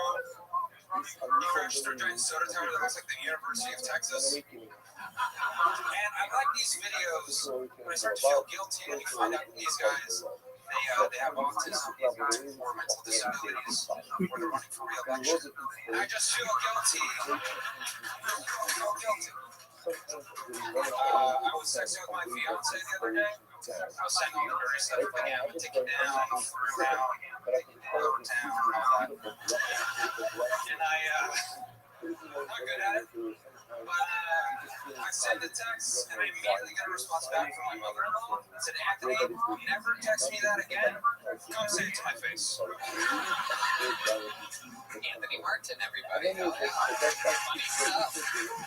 Anthony, where you from? I'm from Burbank, California. Okay, wow. The former home of the Tonight Show, yeah. Red Band used to live there. I used to live there. What part of Burbank exactly? I used to Alameda and Victory. no, right on Glen Oaks. Glen Oaks and you still live there. My family still lives there. Oh, wow. Yeah, we love this family. Track down your family. A bunch of angry pedophiles. Your son was making jokes about us getting beaten up. Fuck your son. Well, you know, we'll fuck your son. Free me your son. Anthony, what do you do for a living? I work in property management. How long have you been with stand-up? Almost 10 years. 10 years. You're managing property in Burbank? No, I live in Port Oregon right now. I got engaged. That's where her family lives. Okay. All right. That's nice. People think it's like a crazy rap because of all like the people like the Because all the people that live there. no, just like the Renaissance fair people find the fucking gay addicts or whatever the shit is. You know what I'm saying? The shit that was on the internet. When you go there, dude, it's freaking cool, man. Yeah, the food there is great. I really like the food. I used to do a They do talk have about good all food. that. There's that So one big food when court. we You know what inspire I'm talking about? ourselves, we inspire ourselves. But we had a great time. You get one time, no, that's just fine. Yeah, you know, I think it's from Oregon. Is it? Yes. Spiritual awakening. They're very authentic, man. This is the value I bring to tonight's show. You know the origin story of every donut place? I'll tell you it all for a reason. The origin story. Only the ones that are legal as marijuana states. From a small dozen in Antioch. Anthony, where'd you meet this girl? Funny enough, Tinder. Okay, yeah. She was in Portland and you were in Burbank. Well, we met in California. And then, funny story. I loved her from like the moment we met. Like I met her and I was like, God, I love her so much. And it's like it's creepy. I know how it felt. And then, no, fuck no, are you insane? No, I met her, I knew that immediately, and then she told me she was moving to Portland, Oregon, and I was like, oh, fuck. And then I was like, oh yeah, that's cool, that's fine. Right on the day I go back to my apartment, like watching the passenger seat, we end up meeting up a few years later, and it just, she couldn't let me go. Yeah, amazing. Luckily, she did not see you feeding your passenger seat aggressively right after the date. It just couldn't go. Yeah, they scared her away. So you just ran into her a few years later, or yeah, how did that happen? COVID. Okay. COVID. So you guys were like chatting again. Yeah. She was not texting me back that often. So ladies, if there's a guy that's texting you a lot, you're not texting you back that much, have fun. What does she do in Portland? What does she sell on Etsy? She's a crystal farmer? No. She does remote medical work. More complicated than I can explain. Yeah. Somewhat, I don't know. I know it's something insurance stuff. Yeah, that sounds about right. You're managing properties, so that's like apartments in Portland. Yes. So what's some of the crazy stuff that I've heard you do?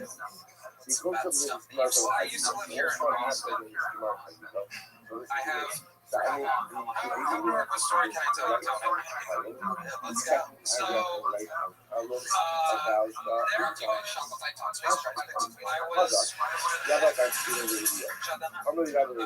was working here in Austin, Texas a few years ago, and you know, goes to the office, there was a smell, a peculiar smell, and no one, we were like, man, what's this? We gotta find the source of the smell. And eventually, we found a dead body. Yes, it had been dead for about 18 years. There was a person. He had not killed himself maybe like 3 months ago. Yeah. It was just in the apartment. He ready to recreate his rent or whatever. The reason why we couldn't find him is because he had auto pay. Oh wow, that's probably. I don't like my job. And the idea that they got extra money from this guy who was dead kind of bugs me. But yeah. So we find his body. I'm gonna say his mom's name, but that's because it's relevant to the story. Because at a certain point, his mom showed up. No one could find his next of kin. His file was so old because the younger guy, his mom shows up. But his mom shows up and she's like, hey, I'm looking for my son. And she points to that apartment right there. Smell all that. And I was just an assistant at the time, and I go to my manager. She had a family member die recently. She didn't speak. She left the office. I had to deliver the news. I had to deliver the news. Can you tell us how you do it? You do read that to a general?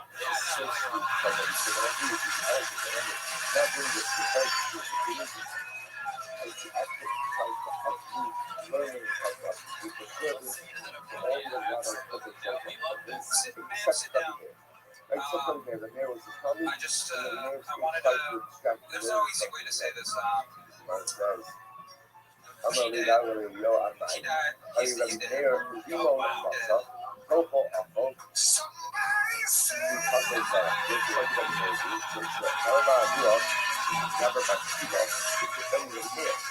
When you broke the news to her, did you leave out the part? Like, did she ask how? Did she? I mean, we had no idea. We didn't know. We didn't fucking tell us, dude. We all figured it. We didn't know at the time. He shot his face with a shotgun. Hold on. I blame. So his neighbors didn't hear anything. That's fucking wild. His neighbors were just like, I know that's not my business. They go to fucking. What's nuts? Did you happen to tell the mom that his body was decomposing for months before he was found? Yeah, no, I did. I kind of walked her through the beginning of the story. We had suspicions. There was a smell in the apartment. We called the police. They found the body. You never want that when you're maintenance guys to like walk in there and have that on their conscience. But I was sitting on the ground holding her hand while she lay awake. Whales, I'll never be able to forget. They only gave me 1 day off work.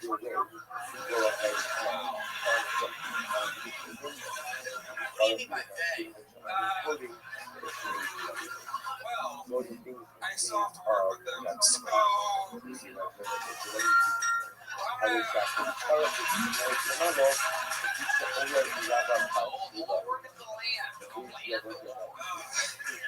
All the lands. I'm not hoarding over any land. I don't own any of this shit. No, I know I'm talking about. There's a big rich guy, and he just tells me he's like going to the apartments. I'm like, I don't. That's illegal. The rich people have no idea. This guy blind. Never mind. That guy's lying. Okay. Why? Why are you curious about who's lying around you? Like on his, You were way more cross-eyed a second ago. Maybe you just relaxed a little too much. It's fine. He was just trying to focus on you. Yeah. Sitting in the seat. Just trying to look at both my ears at the same time. Wow, so you found a dead body, and that's a hell of a thing. Yeah. So the point I want to get to is I'm holding the mom's hand. She's wailing, she's crying, and I ask her, I'm trying to comfort her. I'm like, what's your name? She's like, I'm gay. Her name is like Gay Lord, but just the gay part. I tried not to laugh. That's not it. That's a terrible. It's so dark, but to be fair, he had been dead for like a month. Like, I was over it. I was over it. I was finding the humor. We were already making jokes around the office that he was haunting the place. And that's that story. I'm sorry. Oh, that's great. Fun stuff. Fun set. Fun interview. Anthony Martin, ladies and gentlemen. Here we go, Anthony. Boom. Big joke. There he goes. Let's get one more bucket full out of here. Ladies and gentlemen, your final bucket full of the night goes by the name of Gabriel Adam, everybody. Gabriel Adam.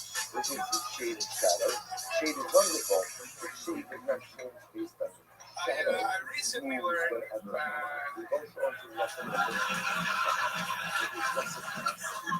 what I do.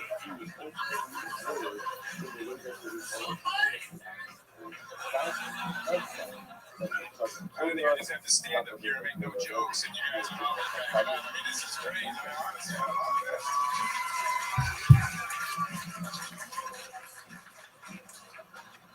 I recently learned that there's some jokes you can't make in stand-up comedy.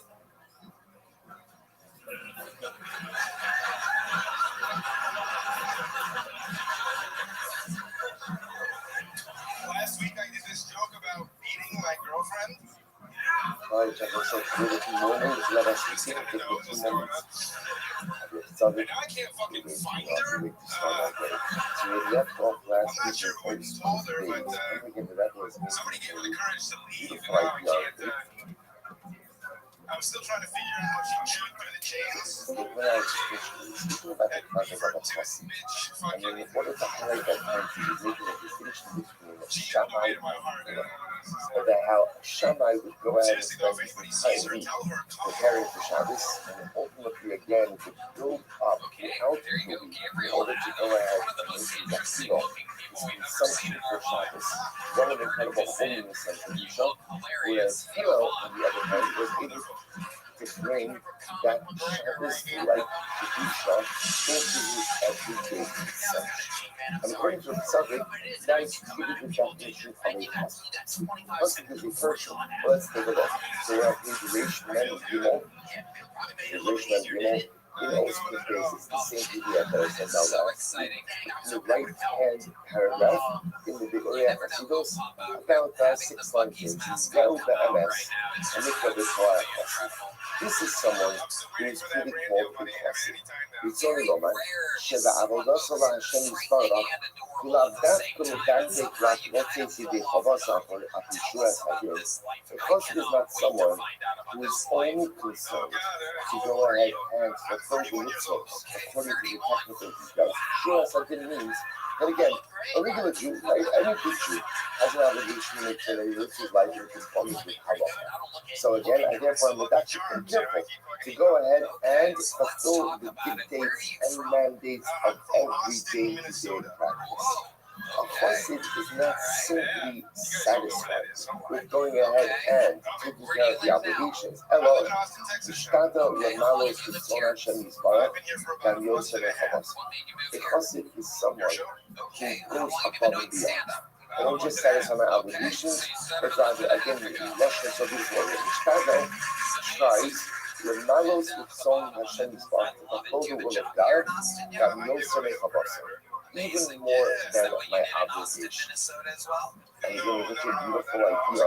So according to Tzaddik, here lies the difference between a tzaddik and a chassid.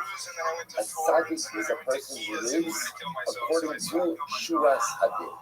Tzaddik is a person who says, I know what I'm supposed to expect of me, and I'm going to do whatever I can to live up to their expectations. A chassid is someone who tries to surpass the expectations. I know what the expectations are, but I want to go above and beyond the expectations. So again, it's interesting because according to Tzaddik, it's almost like saying this in the realm of like Hillel and Shammai. So Shammai, again, what was the expectation? The expectation is that your Shabbos consumption should be one of Kedusha. That's the expectation. And on Shabbos Kodesh, I should take all of the mundane activities of life and I should lift them up to an elevated place. What's that? That's a tzaddik. What does a chassid do? A chassid says, why should I eat for Shabbos? To go ahead and elevate my active consumption into a whole new level. I want to elevate my weekday consumption into something holy as well.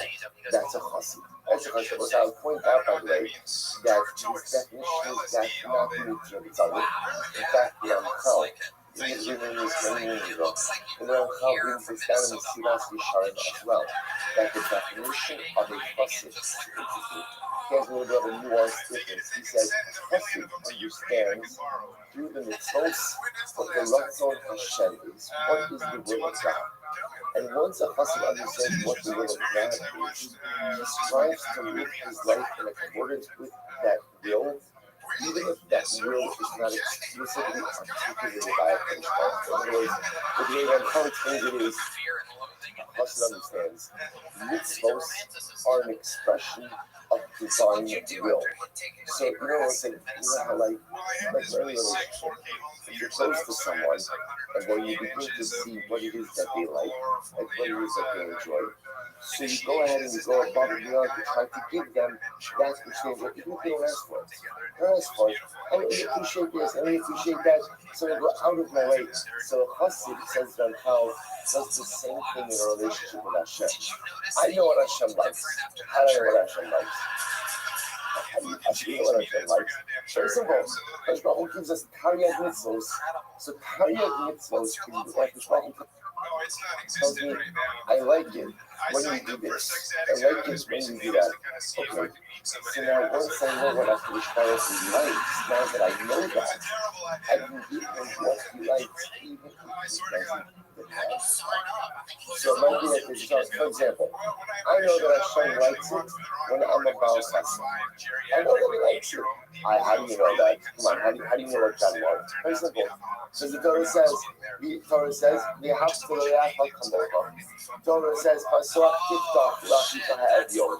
For the whole verse of this, where it's clear that Hashem likes it when I am kind to other people. Great. Now, once I know that, if I go ahead and I'm kind, even with expectations, it's not the situation that is not demanded of me, that's not the chassid. So we put out that a tzaddik is espousing a very similar idea, that a tzaddik is a person who lives up to expectations. A chassid is a person who surpasses expectations. Which I will say, by the way, you begin to see how becoming a chassid is not so possible. How do I be a bad live up to expectations? But to be the kind of chassid, I would say, I'll point out, by the way, it's not all or nothing. In other words, you could be a tzaddik in certain areas and a chassid in other areas. In other words, it's not just all of another state of being. He goes on, he says, let's just do one more line and off the side. He says, the Indians that have you come a chassid, Mikra B'Lashon HaChassid, V'Yahavtas Hashem Elokecha, V'Chamim B'Adecha. So what's the two definitions of a chassid? One is the first mitzvah, to love Hashem with all of your heart. Afi Ma'aseh Chazal, V'Shnei Yitzracha. I know Ipsatol U'V'Yitzir Hara. So what's this is actually incredibly beautiful. We will start with this for today. Now, teasing with this a little bit, and we'll focus on it tomorrow. So we've seen this concept in the Tzaddik a number of times. So what we're going to see according to Tzaddik is that the concept of a chassid is a multifaceted, we say. So element one of being a chassid is where the tzaddik lives up to expectations. The Ratzon Hashem, the chassid surpasses them. Now a tzaddik introduces just something else. A tzaddik eliminates his Yetzer Hara. A chassid channels his Yetzer Hara. And we've seen this in a number of different ways. In other words, we'll say, the chassid understands that my Yetzer Hara just represents an energy. And it's an energy that currently is being misused or being used, ultimately again to commit negative actions. Great. But when I say I can harness that energy, harness that passion, and simply channel it in a different direction, there is no telling what I can accomplish. So let's stop over for today. But in tomorrow's shiur, we're really going to focus on that whole distinction. A tzaddik vanquishes the Yetzer Hara. A chassid channels the Yetzer Hara. How that manifests itself, and ultimately, again, how we get to that level. I have to like inch myself. I think the whole thing, unbelievable. Amazing. Absolutely incredible. Congratulations to you, Gabriel Adam. Anything else for Gabriel, guys? Nope, nice to see you today. I'll see you in the next one. Listen, man, I think you were fucking hilarious, man. I wish you the best, man. I wish you the best. I think you're gonna kill it. Keep it, man. Appreciate that. I gotta tell you, I agree with Shelley both here for playing it a month and a half. You have a really, So it was in this particular section that the rebel was describing to us signing up for a sex ed express just to meet women. concept Like, you have an of what interesting we call grade, the and I think you tzaddik moved here learning. for good What's the reason, where I notion don't of always say that to a a lot of bunch people, of but say anyone it's who has a really good a eye chassid. for premises, Parents have this to early use the on, word you'll chassid. always get So better the at Quran knowing explains and what's the writing definition of it a in chassid. your A way. And chassid is for a someone month and a half, it's ultimately fantastic. again So you're leaving who here with a big performs jump. all of his life activities. Right? Both of course mitzvos, right? Mitzvos are the obvious fundamental mitzvos, but even what he called certain Ladies and gufim, gentlemen, there's only physical one way to needs, end an episode like divrei, this, reshus, everybody. And optional things. These are things that are all done with kedusha. That's the highest level. That's the highest level. Ultimately, again, a person does that in the Rebbe's word was Machnisman Abdus or Tzon Hashem Yisrael. A person goes ahead and in everything he does, there's an element of Avodas Hashem, service of Hashem. There is the fulfillment of the will of Hashem, and all of that is part of anything and everything that such an individual does. So again, the Rebbe says such a person like this is called the chassid. So we began yesterday, the Rebbe wanted to illustrate this a little bit with the interesting discussion between Hillel and Shammai in the Sefer Be'ah. Remember again, here it's review. So we had an interesting difference in approach. Shammai, he would find a nice animal on a Sunday. He would say, oh, Harei Zula Kavod Shabbos. This is Shabbos. And then what would happen? He would set it aside. Then if he would end up going ahead and finding another beautiful animal, he would go ahead and consume the first, and go ahead and designate the second Kavod Shabbos. So ultimately, again, Hillel, what did Hillel do? Now, what's it? Restream in the Riguya Hasidus, the right hand column, 4 lines in, last word on the line. The Hillel second, what did Hillel do? Hillel said, this is a quote from the Gemara. What did Hillel do? Hillel second, we call Ma'asav L'Shem Shammai. Hillel, all of the actions is for the sake of heaven. Now it's like, that's beautiful. Except it's a very strange statement in the Gemara, because it doesn't tell us what. What did Hillel do? What did he say? Hillel, for Ma'asav L'Shem Shammai. Everything that Hillel did, he did L'Shem Shammai. So what's the shot? What's actually interesting beautiful? Take a look. If you take a look at the footnote, Kuf Sanach Gimel. What does it mean that everything Hillel did L'Shem Shammai? So I will say, now the Pashup shot is that the way Hillel conducted himself is Hillel would find a nice animal, and he would go ahead and he wouldn't necessarily immediately say it for Shabbos, because he would always assume that he'll find something nicer later on in the week. So a fundamental distinction between the behaviors and the approaches of Hillel and Shammai. But Hashkata was having it, so it wasn't Kuf Sanach Gimel.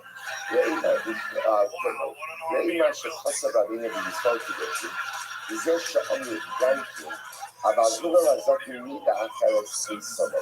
Hillel, this is the quote from the Gemara. Hillel, he approached things differently than Shammai. She'kol ma'asav L'Shem Shammai. All of his actions were for the sake of heaven. Okay, what does this mean? Let's say, here we go. Let's alone. She'ariniach hano l'Shabbos b'Shammai. So let's say it's so profound and beautiful. We're going to see, so essentially, what did Hillel do? Unlike Shammai, who would see an animal and say, oh, beautiful animal, you cover Shabbos. So already on Sunday, if Shammai came across a beautiful animal, Shammai was set to Shabbos. Okay, find something more beautiful later on, or a place. Hillel wasn't like it. Again, Pashup Shah, he said, Hillel, wait until later on in the week. Ultimately, again, to see what was available, and he was confident that he would find something beautiful for Shabbos. But this is how the subject explains this.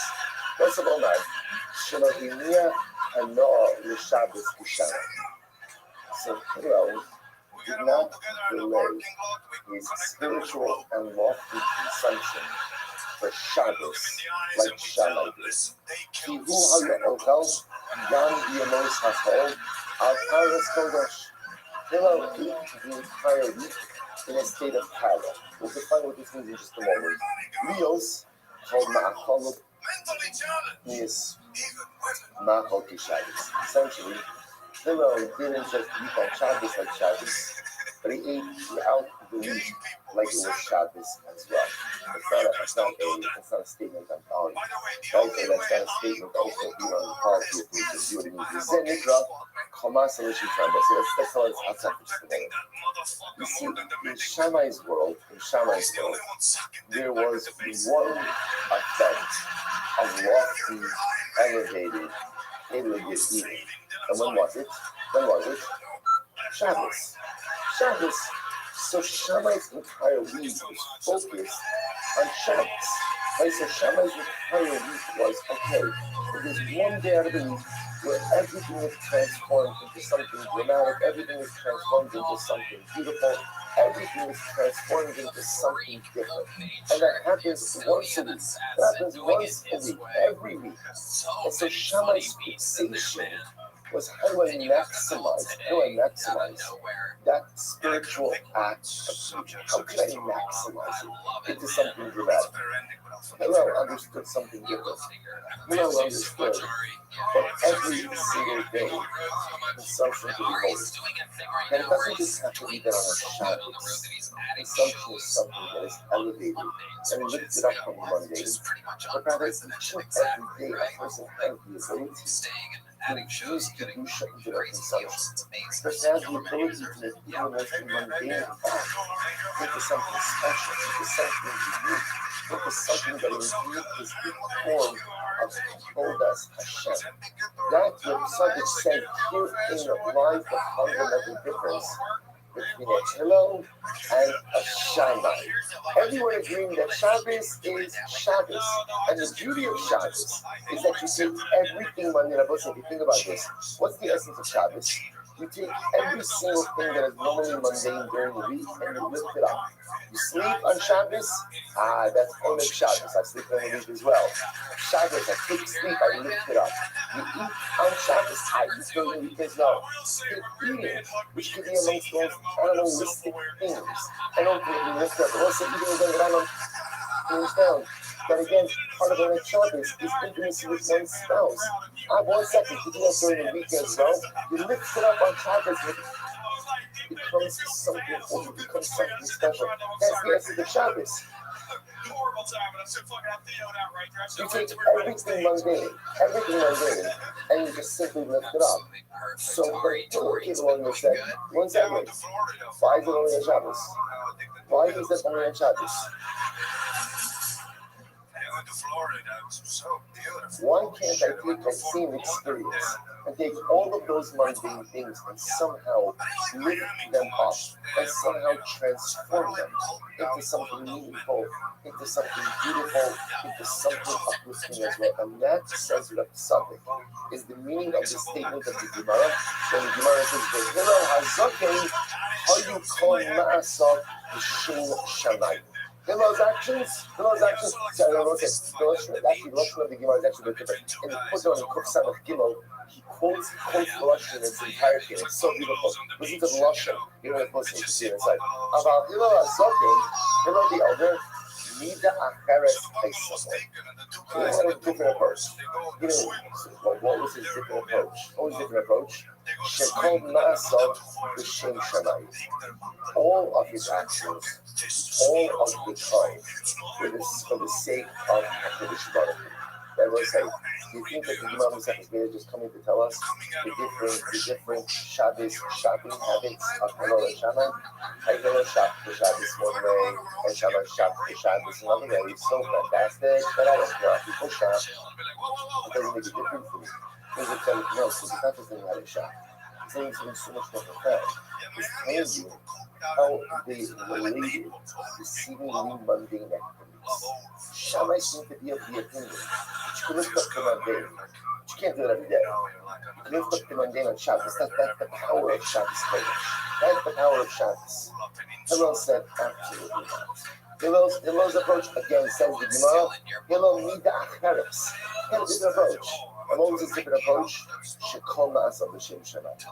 You could lift up every single mundane activity, every single day, and transform it into something holy. Shabbos is the paradigm. Shabbos teaches us that it's possible. Without Shabbos, a person will say to themselves, it's impossible. There's Kodesh and there's Chol. I'm not building Kodesh L'Chol. Like there's holy things, there's mundane things, and that's the way of the world. Shabbos teaches us that that's not true. Shabbos teaches us that even the mundane can be lifted up. But if you check Shabbos, I would think, okay, one day out of the week I can accomplish, the rest of the week I can't. Comes what the Lord says, I have to do that. You need to have Paris Paisavon. You can go on, Lord says, you live life differently if you choose. You can live life differently if you choose. What kind of different life can I choose? A life of Kedusha. A life of where mundane things are lifted up, not just once a week, but each and every day. And we'll have to stop a bit for today. We're going to pick up the great question. Now that we have the Machlokes and Shammai, now that we have the approach of Reb Tzaddik, we'll see ultimately again how to actually bring this alive and create the identity of a chassid. Shkoyach.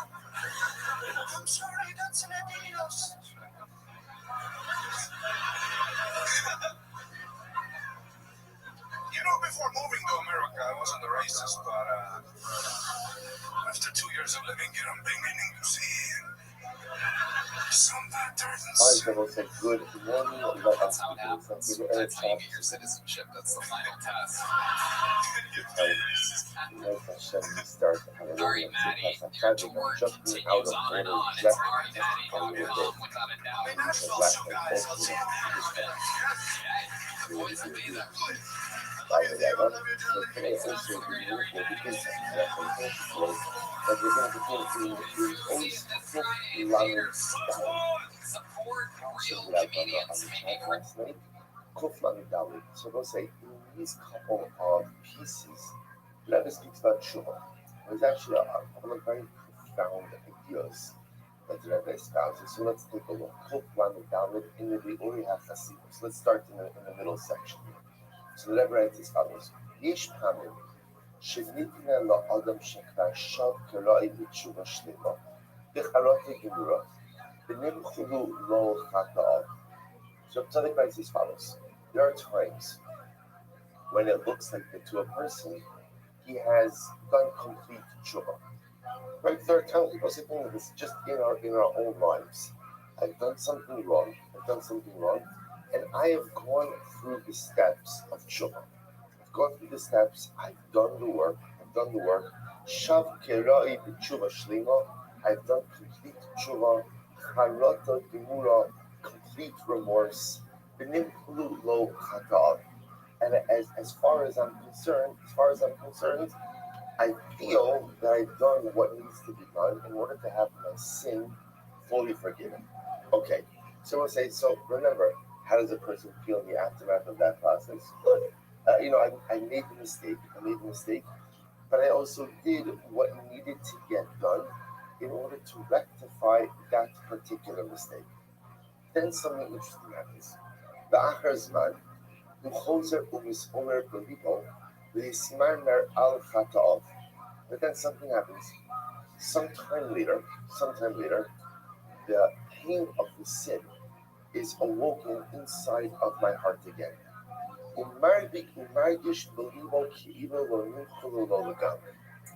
It's an interesting thing. Sometimes I do something, right? I do the work in order to do tshuva.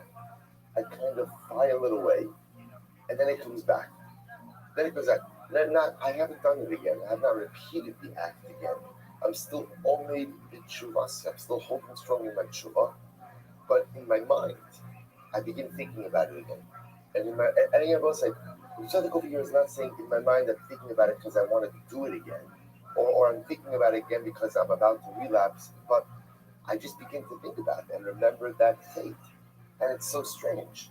Because in my mind, not in my mind, I know I did the crime, right? I committed the crime, I did the tshuva, and I made my peace, and I moved forward. And why is it back?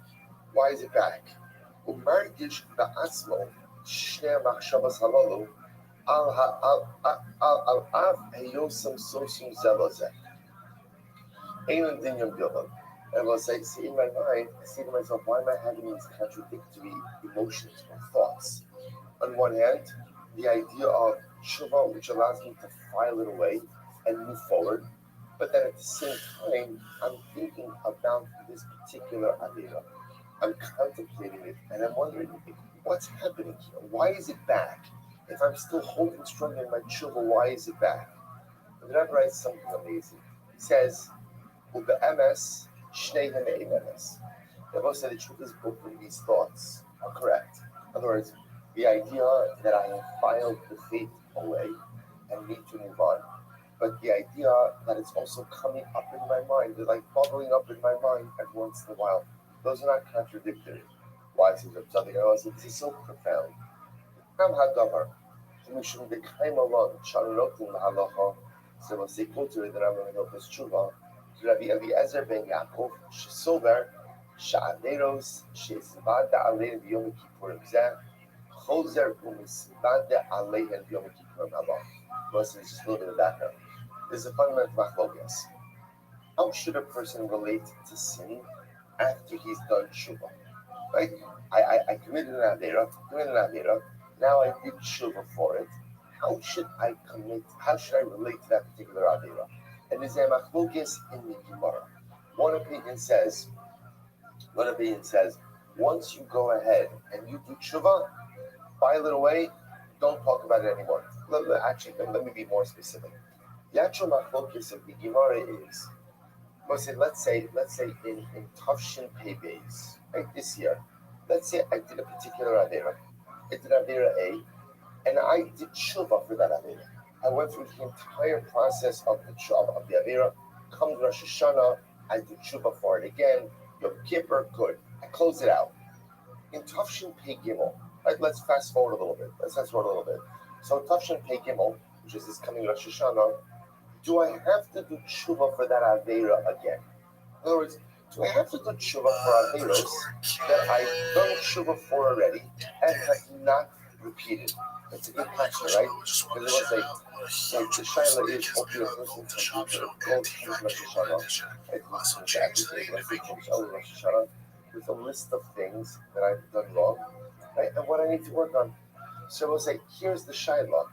Is that a running lifetime list? Or do we say, no, the stuff that I did wrong but fixed, the tshuva for, I can close the door on those things and they do not have to be part of my list. Or no, is it a running list? We'll say, I can't tell you. We'll say, it's the chilik, by the way, it's the chilik between coming into Rosh Hashanah with like a little piece of paper in your masa, versus like a 3-ring binder, is this a running list of like averas, or is this just the stuff that's kind of open? It's open right now. In other words, the file's open because I haven't done what I need to get done. I will say, so how do we pass him? So the Gemara says, Suffolk says, the Rambam says also, we pass him like Rabbi Eliezer ben Yaakov. Rabbi Eliezer ben Yaakov says that you did tshuva for last Yom Kippur, you should continue to do tshuva for on this Yom Kippur, even if you're obeyed the tshuvas, even if you have not repeated the sin. Which will say is a very overwhelming idea. Again, how this actually plays out, once true, we're not going to get into right now. The topic is just focusing on this in one very specific way, which you're going to see. But there is this notion, I will say, which even though I've closed out the file, I've done the tshuva, I've done what I need to do, Rabbi Eliezer ben Yaakov says, continue to do tshuva for these averas year after year, day after day. Close the mitzvah Yom Kippur Nava. Mishum she'ne'amar, Kotorei L'Pasuk HaTfilim, Ki tisharai ani b'dam. I know my sins, v'chakasi negdi soneg.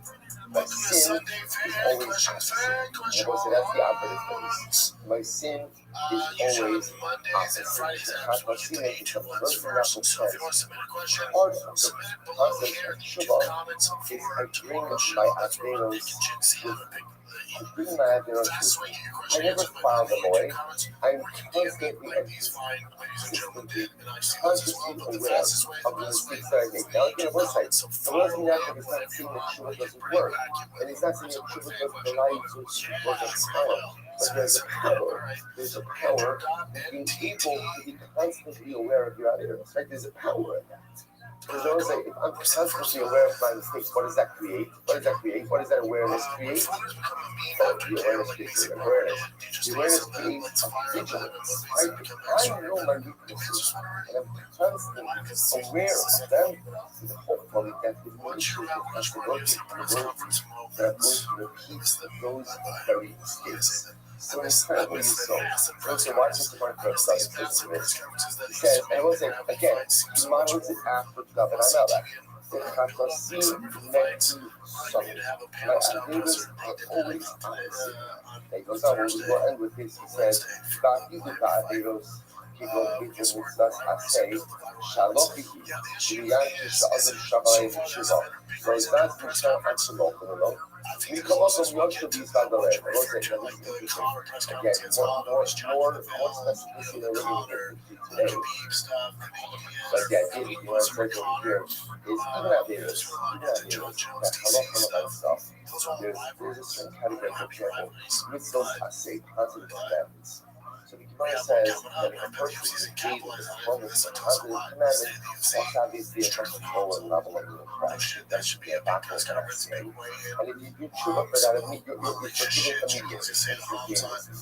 Even those type of ideas, a person should carry with them and be ever aware of them. And so it says, now we understand the eternal tightening to this contradiction. Watch this. Bahari's nimsa, I'm going to say shin on the day's left-hand column. We're going to end with this. Bahari nimsa, שגם זה אנס, מה שנתמלא שלנו כל עבורוסו. ואף שבוודאי האנס שבנים כולו, רק כמו שאין שיר בכל מעלוס האדם במדרגות הלכניס, ואין הגבולה בקצבת המיוחד לעלוס, כך אין שיר גם למדרגות התשובה, שיזכר את אוטרו. We'll come back to this Monday, but I'll just do this for now. So it's something like this. First, how did he start off? These internal contradictions. On one hand, I commit narrator, I do the tshuva, I file it away, and I expect it to be done. Yet every once in a while, what happens? I begin to think about that idea. Not committing again, but correct. I don't understand that. Why am I thinking about it? If I've done the work to effectively rectify the remedy and file it away. The answer to the subject is because it's not a contradiction. Because in the world of Shuvah, there's this constant back and forth. There's on one hand, the need to go ahead, remedy, rectify, file away. But on the other hand, there's also the need to what? To maintain an ever-present cognition and awareness of the appearance. And that's why what happens in the Shana is there are times where I cannot think about something for a very long time. And that's helpful about it. We'll discuss this more Monday. It's helpful not to always think about the Averis, but on the flip side, every once in a while, something will come back to my memory. And I heard that I committed in the past, and I did my shit before. But at the end of the day, now it comes up again. How does it come up again? Because it's important to be aware of the Averis. Even if I've not committed that particular Averis for a very long time. It's important to be aware. Because first of all, if something is going to say that awareness allows me to do more tshuva, we'll come back to that on Monday. But that awareness that the Lord is going to have to that awareness creates a heightened level of vigilance. And it's that heightened level of vigilance that hopefully concludes the possibility of sin. So it's not only for today, but started telling us that the thoughts are not contradictory. What we do with those thoughts, and that's that Monday. Good to be back. There's more competition, there's more huge names. So by the time you do become champion, you beat some of the biggest names in the sport. And then you just got a lot more traction. You could have walked the streets, like even the top 10 guys, like everyone knew who you were. Now, go, 1 through 10, top 10 UFC. Can't do it. Once you get to 6, 7, 8, 9, 10, you're fine. I mean, in the first 5, and then I gotta go 5. Yeah, there's that one guy, yeah. So it doesn't mean as much because the competition's not stiff. There's not as big stars, there's no legends. So, yeah, definitely back in the day. Well, we wanted to That's on Wilder. I love the guy. I know he's pulling for him, but his interviews are getting more. So, ever since he did ayahuasca, he goes from laughing, jumping, and screaming, and wiping his face for no reason. Crying, his fury in other books, conspiracies are wild. Oh, his fury. Conspiracies are wild. That's type of, yeah, and did anyone ask you to shout out in your city and let the boys know? That's from Bad News, baby. Shout to Bad News. Yeah, I love it. It's just their life. Yeah, his conspiracy on Fury, it's his ego that they go. I agree. requires ability, requires just skills. so if I leave Those out are skills the that have to be savage, accomplished. like, But now I it's truly super viral, think super that fine. use Usually the it's fine mission until then. of Yeah, I forgot what he said and so before the knockout. But he said, Shiva That was cool. That's cool. Always I don't know one thing I love about is good dude. I agree. Since it was chemistry is great. It's only Lomar, Vikuya Hasidus, the left-hand column, But Sonic three line E710 again. was It's only nice. Lomar, Shemakia Obu Shakoma Sha'adwas. That's how nice. The person who realizes that everything that a person That's does, how nice. All right. Harihi But I Koa also appreciate Koa from all work Hashem's you'll probably Barak keep me Biko. Phantom James. Everything a person does I'm watching one is a Jim result fighting live for of everyone. So I need the to fact free. that It's his great Baruch fights. is gives him the As I'm sure ability you only have Muay to Thai do so. fights, sometimes just Bakudo kickboxing. Shava, They will also had have no MMA fights, Shava Libo Shoah, Muay Thai even and thought. MMA. Even thought. I The could be concept of thought, incorrect before on the MMA thought part. materializes I've been watching these fights and in the find myself heart of enjoying man, them more than the some guy UFC who cards really lately looking because at it's so himself. much action. Ultimately, again, Like you that have no thought clue. These is fighters already are almost all revealed them. and known. The Even Barak like HaKadosh Baruch Hu complete knows badass Sha'enu dude Rav with double digit Yitzchak, losses on the as record, it Chazak seems. Yitzchak. Shit, I haven't seen a dude from Hashem Pakistan fight a Yisbarach, Muay Thai fight. who is there? Asher Nasan Lo I've as been HaKoach dedicated UFC Ba'atam fans HaShem. since So this is actually quite amazing. roughly It's 2006 after that catching the the Ribono freaking Shel Potter Olam is fight. the one who I gives find me myself getting bored every watching some of single these cards piece now, of and I'm koach, every turning single into a shitty casual. unit Side of note, strength, women's practice of UFC has some strength, crazy fights as and of also recently. Great. every single Women's thought. fighting's been so low There's for a no few years such now. thing as The last strength few of weeks, thought right back that doesn't where we started, emanate it's going great. from before I'm HaKadosh not Baruch turning into a crazy shitty Hu. This is casual really something fan. Not amazing. that shit. As Casual fans are shitty. Gam You Ba'asiya like exciting Shelevar good Yitzchak. fighting at a Yitzchak high Hashem level. Yisbarach So when you're Yitzchak watching Asher Nosel Jim Es Chin, HaKoach you're watching HaShava, guys with as Gam crazy fights, Ba'asiya competing at the highest Ma'aseh level Ha'avir. in Muay Thai, Rosie and tells it's us something entertaining amazing. even though they're Therefore, really it turns hard. out, The if problem I with check UFC, the these guys challenge, fought then for the everything Contender comes from Series. Hashem. They're not Including really luck, high-level fighters because UFC has them go fail these 42 fights a year. You're getting guys who are typically would never compete in UFC because and they weren't even ready. the actual So it's not a casual take, it's actually a educated, hardcore take. comes from And Hashem. the reason why you're drafting towards Comes from Hashem. one championship There's with these nothing organizations in because my I life, enjoy there's them. nothing in this Because world, I there's love nothing watching in my these dudes. dynamic You know, I it know doesn't when you come watch some from of these the divine, fights from in the including UFC, the thought these guys would and be in the including UFC the for action 8 for or the 9, 10 mission years of an ago idea. because the The Ali calibers Day and the Down, standard was so much the higher. Makira of But the now they've discount, lowered the and the bar. person that A guy that has an exciting fight contender Azai series who has 30 Afar fights Hakshuva is Hagimura fucking Budoka card on the fight Shafiru night, the Apex. Zidonos You know, it's not Averos high-level fight. Shaba So no, Benizit this is not a casual Nasu take. Nozuku So hard no work. scientists do this. So therefore, the Rebbe posits, I'm trying to highlight this point. The Rebbe posits that that's part of Tshuva. Part of Tshuva is recognizing that everything, even the thoughts and actual abilities to commit an Avira, also comes from Hashem. It all comes from Hashem. Listen, what is why is that part of Tshuva? I think it's a tzaddik is telling you faith. Faith is a removal of oneself from Hashem. That's what faith is. I'm gravitating away from God. So on one hand, I'm taking my abilities that should be used for good, and now I'm using them to for negative things, with my abilities and my tools, and I'm removing them from Hashem. The irony of that is that it's those very abilities, both physical and cognitive, which allows me to see come from who? From HaKadosh Baruch Hu. So I'm taking that which God has given me, and I'm using them against the Ribono Shel Olam. Which I will say, if you think about it, it's so wild. It's so wild. It's almost as if imagine for a moment you give your child an allowance, maybe you give your child an allowance, and the child takes the allowance to go ahead and do something illicit. So listen, it's bad enough if my kid does something that's not good, but to take the money that I gave you, and now to use it for something negative, it helps now the transgression. He says, what are we doing with the Avira? HaKadosh Baruch Hu gives me thought, and now I use that thought to decide what I'm going to do. The Baruch Hu gives me strength, dynamic ability. Now I take that dynamic ability, and I use it for strength. So it says that compounds the Avira, but what Tshuva? Tshuva is when I recognize that all comes from Hashem, and I return it back.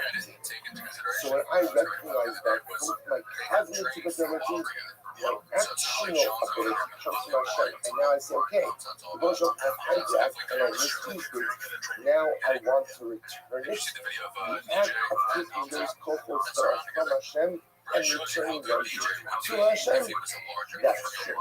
That's the return. That's the concept of the study. So that's what we're doing today. We'll pick up the Restream on Monday to see how practically, how do I actually accomplish that? Joe Morgan 93. Do you think Dan Till over Jake Paul would be a good fight? I feel like he's the perfect matchup. Till's a perfect big leg fight. If Jake is still playing on continued boxing career, why not come back and fight against the next UFC fighter? If you're a boxer that's on winning streak. Yeah, I think Jake's trying to get away from the MMA guys who are different boxing. That's why he's challenging Nate to MMA fight. Because he beat Nate in boxing, right? So I think for Jake, if he were to take that fight, he'd want to do it in MMA. I think what you find in the likes of Anthony Joshua, on the chat, the PDF, and the triple hard copies are available here in the front as well. So what's the show?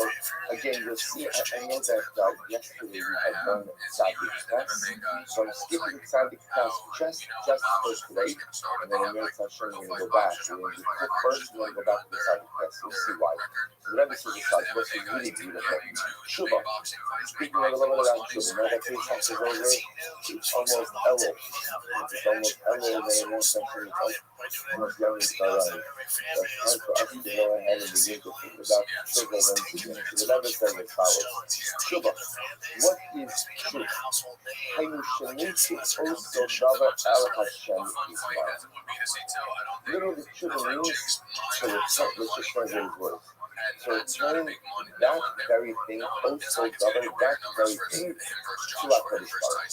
Now let's take a step back for just a moment. What's in general speaking about the word Shiva is that we often go ahead and translate it as repentance. To repent. Now the truth is, it's not really etymologically accurate. When somebody just comes down and you see the Shiva direction, that the word Shiva really comes again the first time you find that the use of that word, one of the times you find it by Shmuel HaNavi. That the Navi says that Shmuel was not only the prophet, but Shmuel was also the shofet. And how he conducts his judiciary activities is he would have the people come to him, he would go to the people. And literally, he was literally a circuit judge. He would go ahead and make the rounds around Eretz Yisrael. And the Torah says, Yishuv Basol Harama. When he would come back to his home in Rama. So it's a region to the people of the direction of Shuvah is lashon of coming home.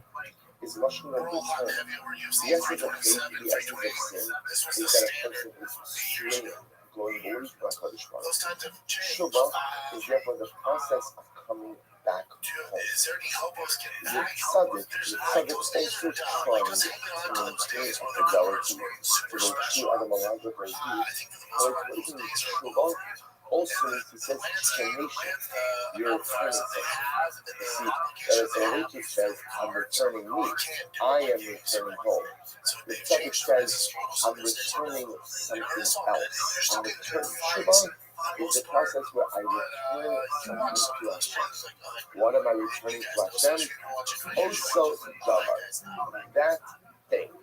That thing. You look at the Gloria Hasidus.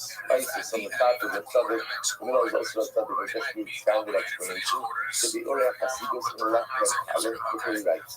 Omer Ilas HaShuvah, Hayu Sha'al Yada, Mashu Ha'adam as also Davar Shechakavo, Ala Shem Yisrael. I return the very thing that I sinned with back to HaKadosh Baruch Hu. So when I commit an Aveda with something, I'm removing that something from Hashem. The act of Tshuva is ultimately the returning of that item which I sinned with, the returning of that item back to HaKadosh Baruch Hu. I will say, this is reminiscent of something we learned before in the Torah.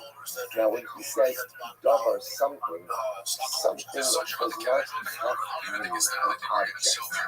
It's something could also mean what? It can mean a co-op. It can mean an energy. It can mean an ability. It could mean a midah, a character trait. Remember again, we've spoke about this before, which is that each of us have cohorts.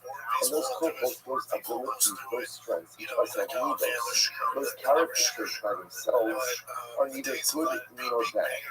Everything in life depends on how you use it. So Tzaddik is saying over here, when a person commits an Avera, effectively what I've done is I've taken something in life and used it against Hashem. And used it against Hashem. I'll give you a simple example. Let's say a person goes ahead and does an Avera. But I don't just do an Avera. I run to do the Avera. So I say, what have I used? What attribute or what midah have I used in the commission of sin? Jesus. So in that case, what I've done is, I've taken Jesus away from Hashem. I removed Jesus away from Hashem. It says that Tzaddik, what's Shuvah? Shuvah gives Jesus back to Hashem. How do we give Jesus back to the Rebbeinu Shalom? By becoming Zoris in the right things. We'll say, isn't it, if you become without yourselves, that's the definition of hate. And taking something from the Rebbeinu Shalom, and now my job, my goal is to give it back to the Rebbeinu Shalom. That's Tshuva. He goes on. I will say, the tzaddik, and you can see already, you've been learning to tzaddik for a while. You can see that often what the tzaddik does is kind of combines a number of different things into one piece. So this is element number one. That the essence of Tshuva is taking something from Hashem in the commission of sin, and now Tshuva is the returning of that very item back. And then he goes on. It's in the other. So what I want to explain is as follows. Shemakir, Shakol Kor Hashem Yitzvah Kol, Ba'afilu HaMachshava Kain Lo Shema Libo Shel Adam. So what should I analyze this now? So look at it. It's only when Shemakir Shtuvi Dan V'Oreh Hasidus. It's only when Shemakir Akote, that part of the Tshuva process is when the sinner recognizes Shakol, Masha Adamosa, everything I do in this world, Harehu Ka'al Hashem Yitzvah Kol. Everything I am able to do in this world is only a result of the Rebbeinu Shalom. Like in other words, like there's nothing I can do in this world without Hashem. Even thought itself, before that thought takes form in the heart of man, is already revealed and known to the Rebbeinu Shalom. As again, quotes over here the Medrash. He talks about Vadakhir after here. So in process, therefore again, so this is point. So point number one is what the essence of Tshuva is. Point number two is that part of the recognition of Tshuva is a person recognizing that everything that happens in life is known to Hashem.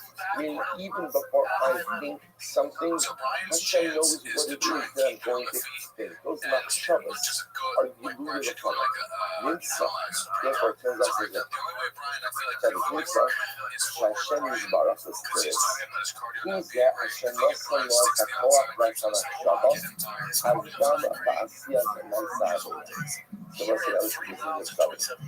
therefore, if I accept the premise that everything is revealed to Hashem, and the Rebbeinu Shalom knows all, that is even before I sin, HaKadosh Baruch Hu knows I'm going to sin, right? And yet, despite the fact that He knows that I'm going to sin, what does He do?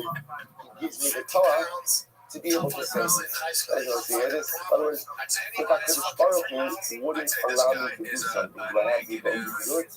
Of course not. So therefore, again, it's everything I'm going to do is revealed to the Rebbeinu Shalom. It's already revealed from the beginning. HaKadosh Baruch Hu knows that I'm going to sin, yet He allows me to continue to do so. What is that called? That the very koach to commit an Avera comes from the Rebbeinu Shalom. Now again, don't confuse the fact that Hashem gives me the koach to do an avera, to me that's what the Baruch Hu wants me to do. Of course, that's not what it means. But Lamai said the koach, the physical koach, the cognitive koach, to be able to do what I want to do in life, even if it's wrong, Lamai comes from the Ribbono Shel Olam. This is the ayah exam. When a person recognizes this reality, that the koach to sin and the physical wherewithal to sin comes from HaKadosh Baruch Hu, as I achar hatshuva hagimura, uzoka sha'atilu zidonos adeno sha'apa b'mezid, nasan l'kishros. We'll stop over here. But I just want to begin to frame this concept. And a tzaddik is going to explain something so beautiful. That part of the tshuva, so we spoke about part A of tshuva process is returning that which you have taken. That's part A. Part B of the tshuva process from tzaddik is the ability to recognize that even the ability to sin comes from Hashem. If all is revealed and all is known by the Ribbono Shel Olam before anything occurs, then the fact that allows me to do it, that by definition comes from HaKadosh Baruch Hu as well. And Tshuva means the ability to recognize that all of the focus, even those to sin, come from Hashem. So it says that's part of the process of Tshuva. Now, how that last piece figures into Tshuva, and Meretz Hashem will continue with tomorrow. So we'll spend 2 more days in Meretz Hashem on first cook. So you can hold on to the sheets that I handed out to you. Beautiful, beautiful journey in Tshuva. Important piece of the Tzaddik. We can continue tomorrow. You guys watch on HBO? Because that would count towards the answer to that. That's very interesting. Yeah, I gotta know how they're breaking it down because they're doing it somehow. Because they have to be watching the fights. Yeah, it's just Paramount, like, well, whenever they watch UFC 1 then. Yeah, but it's on TNT. Does that count for Paramount numbers? It has to. It's all on the same card, right? So the card itself is still there. Doesn't Paramount own the rights to it? So if you're all right, everyone say good morning, good morning. Hello? Yeah. Okay. All right, we'll say good morning. Let us begin. So it's exciting today to know Hashem pick back up a little bit. So I went ahead and I sent out the PDF just a few moments ago. And those are hard copies here somewhere. Right on the shoulder, the table has that over here. Hard copies. We're going to do a very beautiful piece by the level today, focusing on something incredibly profound. So the Rebbe says in Siman Tzaddik Ches, he says as follows. We'll see if we go ahead and we'll see if we get through this in 1 day or 2 days. Whatever I just follows.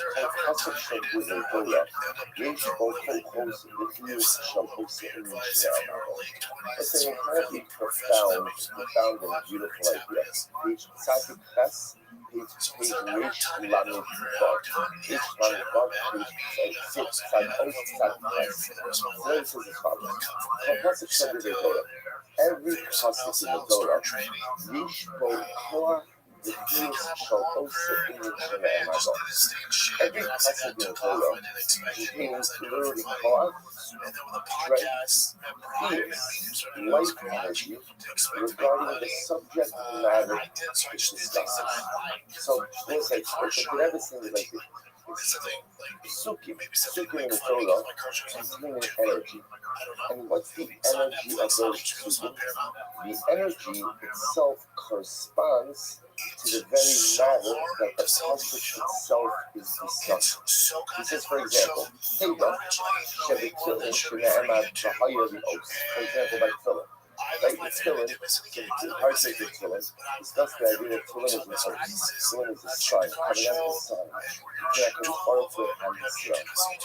This is the Lord is parish, A's of Harsha, the Divrei Torah, Sarah Theos, and here's the truth. So the Torah says that the tefillin are supposed to be an oath. But the Torah doesn't tell us which parsha in the Torah doesn't tell us which parsha itself goes into Torah. In other words, which parsha itself is the oath, is the sign. והלוכו לכתוב אוסם הפרשות שנאמר בהמשך. מסתם האוס הפרשה שנאמר בפסוק והיום האוס יש באוס העניין כוח וסגולה שתהיה לאוס. So let me say like this. Isn't that fascinating? Torah tells us that Tefillin is a sign and Tefillin is a host, which means I'm supposed to put a particular parsha inside of my Tefillin, but the Torah doesn't tell me which parsha you're supposed to put in my Tefillin. Elamai, which parshas, which sections do I put into the Tefillin? Ultimately, again, the parsha itself that discusses the oath of Tefillin. Now, what the Rebbe is trying to say over here is the pasuk that talks about Tefillin, those psukim themselves contain the energy of Tefillin, contain the ears of Tefillin, using the Rebbe's lashon, contain the koach of Tefillin. And therefore, again, it makes sense that halacha l'maisa, I'm going to include those psukim in the section of Tefillin. So let me skip down to this a little bit. Go to the next paragraph. Just those who are what the Rebbe is saying over here. This is the main pasuk Shema Yisrael. This is, for example, the pasuk of Shema Yisrael. Shema Yisrael, which highlights the oneness and centrality of the Ribbon Shalom. This is both Korach HaPius Hashmiya Balei. I will say, if a person really wants to be able to hear the message of HaKadosh Baruch Hu in their heart, right? Listen, just a moment. I want to be able sometimes to hear knowing something and hearing something. Hearing something represents the ability to reinforce that which you already know. Right? There are many things I know, but I want to reinforce that which I know. So how do I reinforce it? I listen to it again. So if a person wants to reinforce their knowledge of the centrality of HaKadosh Baruch Hu in their lives, how does one do that?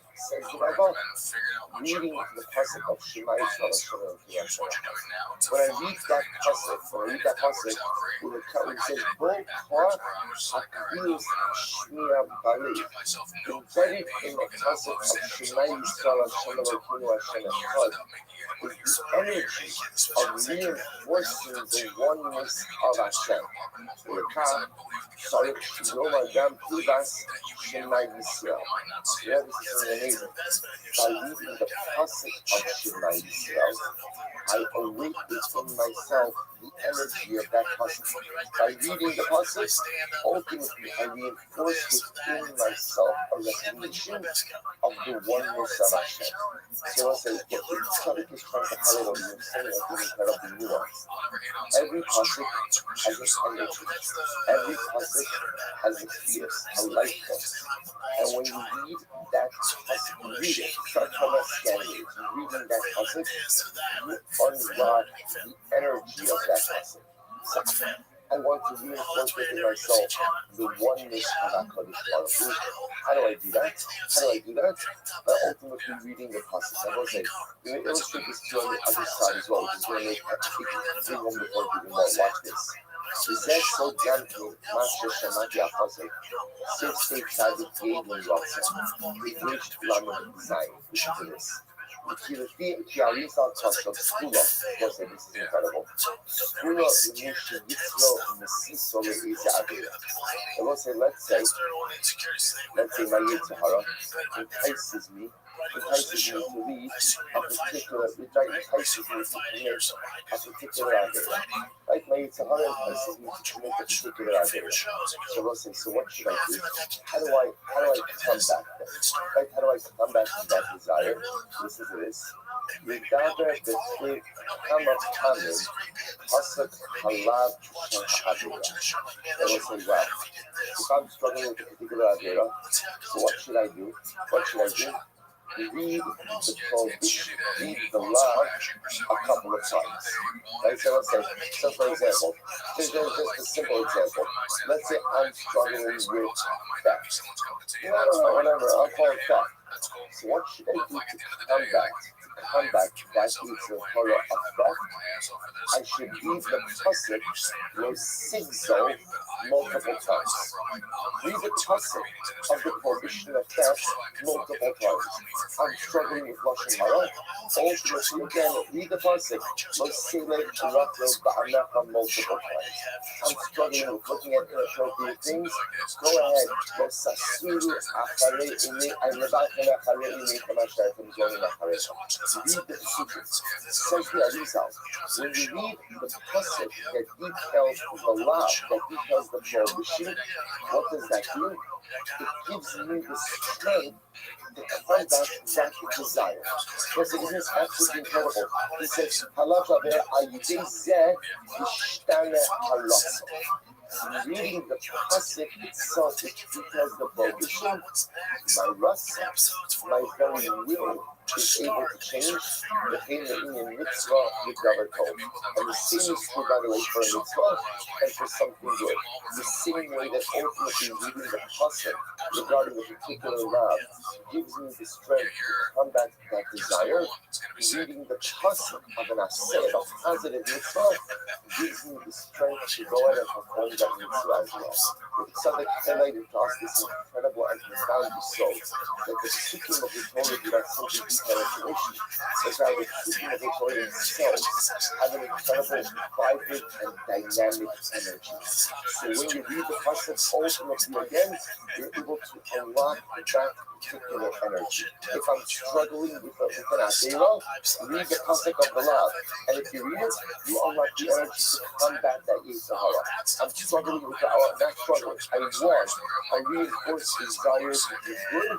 Read the pasuk of yesterday, the positive commandments. Read it a couple of times, and you unlock the energy ultimately to do the positive, to do the ascent. The idea being that the psukim themselves contain energy.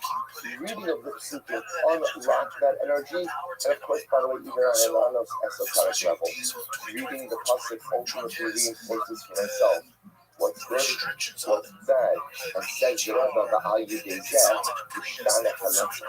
The reading of the psukim, unlocking its energy and reinforcing its message, I'm able to alter my daily will. Right, so we'll stop over here for today. Just an incredible little piece out of something. Short in its words, but profound in massive in message. So, yeah. This noise disturbance is that a possibility? It sounds like a fucking jet. In Texas, they're a little more lenient. There's things that also crack down on my neighborhood. I've never had any issues. I got pulled off the other day, and the guy was like, dude, this thing's sick. California is North Korea, it's a little different. California, notice I didn't post either my vehicles in these straight pipes. There's no fact because they fucking threw it. Texas, there's a lot more street pipe. Each yard leads there. But like, I can't, so your neighbors know when you're coming home. They know it's very colorful idea that I used to get tickets all the time too because I did the straight pipe. So you stay here, I was for you get an actual ticket. Yeah, so the catalytic converter, I just put a straight, there's no restrictions. So it just flows out, but it makes it walking easy. And of course, the car's kind of funny. They know it's on the they're going under. And your car's on like a wide part.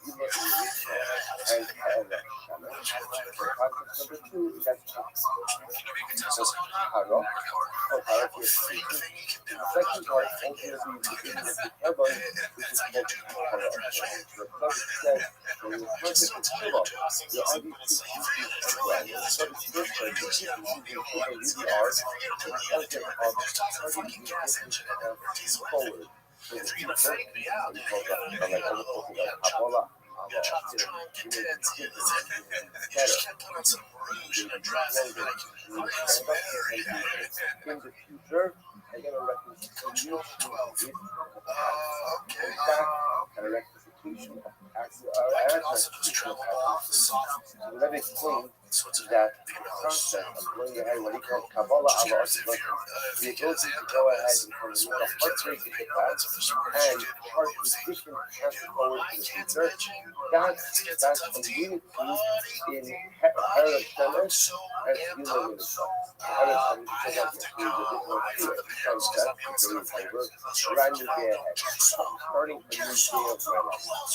Yuma Mitzvah, over the way to the front door that represents, noting this, when a person is looking control the soda, what I do is I go ahead and I bolster, I make myself stronger to be able to resist. I guess it's really just the one-on-one. Nobody all watching wrestling or well, remember again, the focus on now in the future. How do I make myself stronger for the future? So that I don't repeat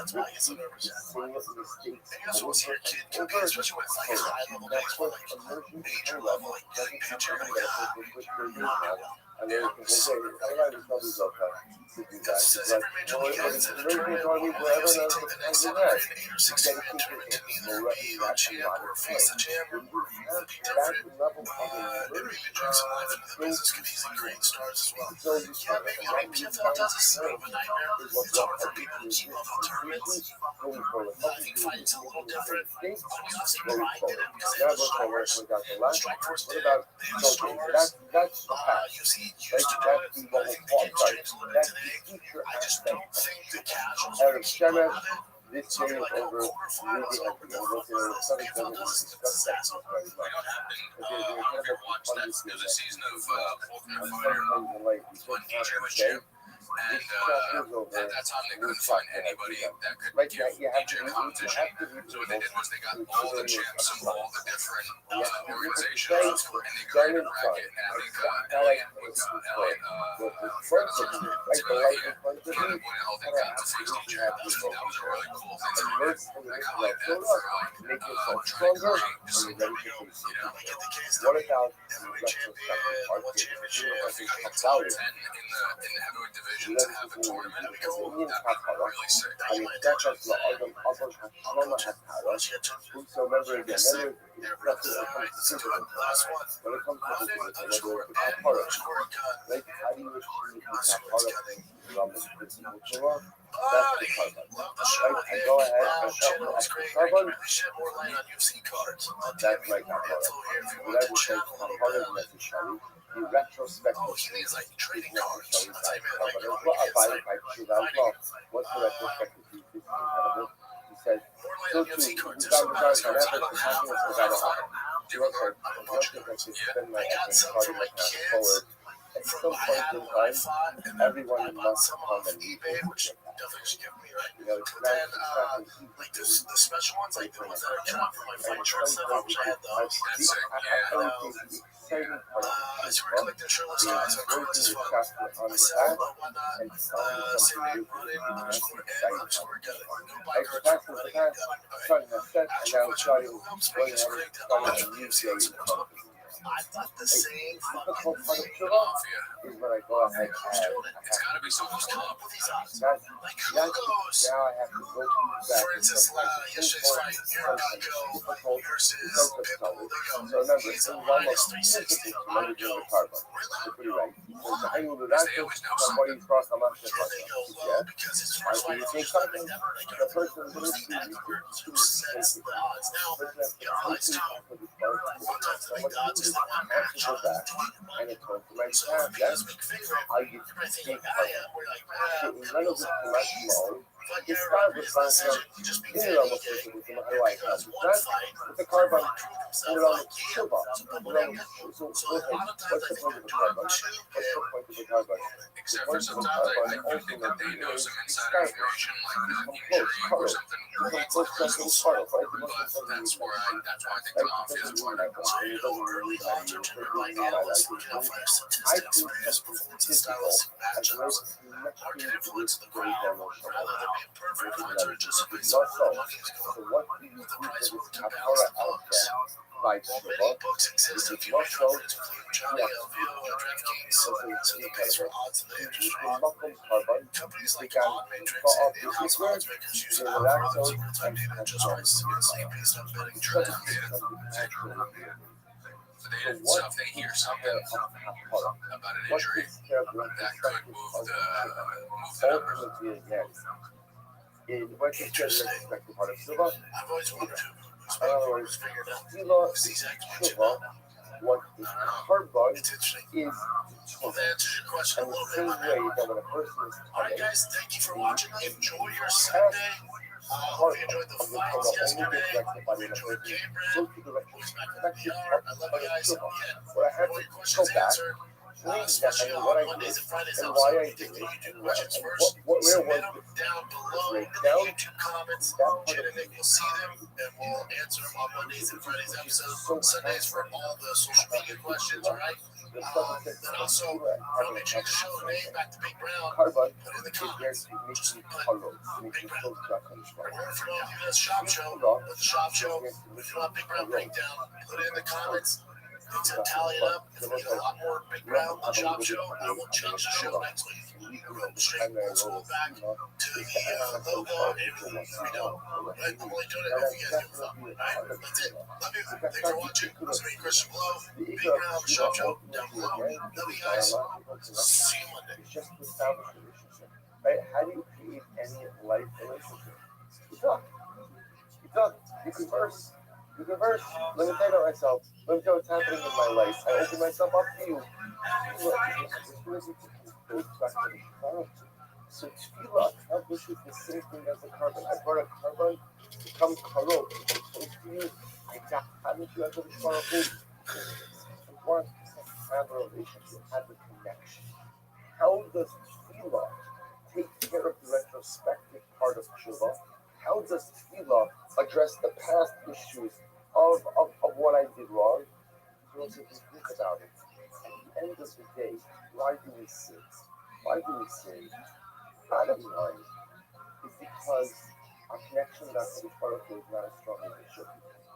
Because at the end of the day, I wandered off a little bit. I just wandered off. If the connection was strong,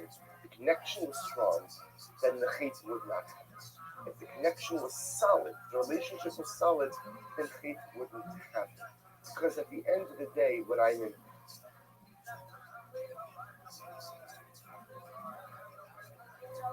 again, when sin occurs, that's indicative of the fact that the relationship is not as it should be. The kirva, the closeness that should categorize the relationship is not there.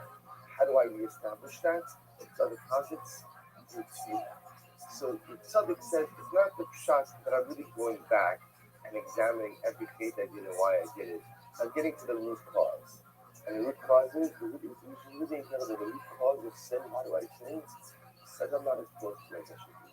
If I was closer to you, I felt you more in my life.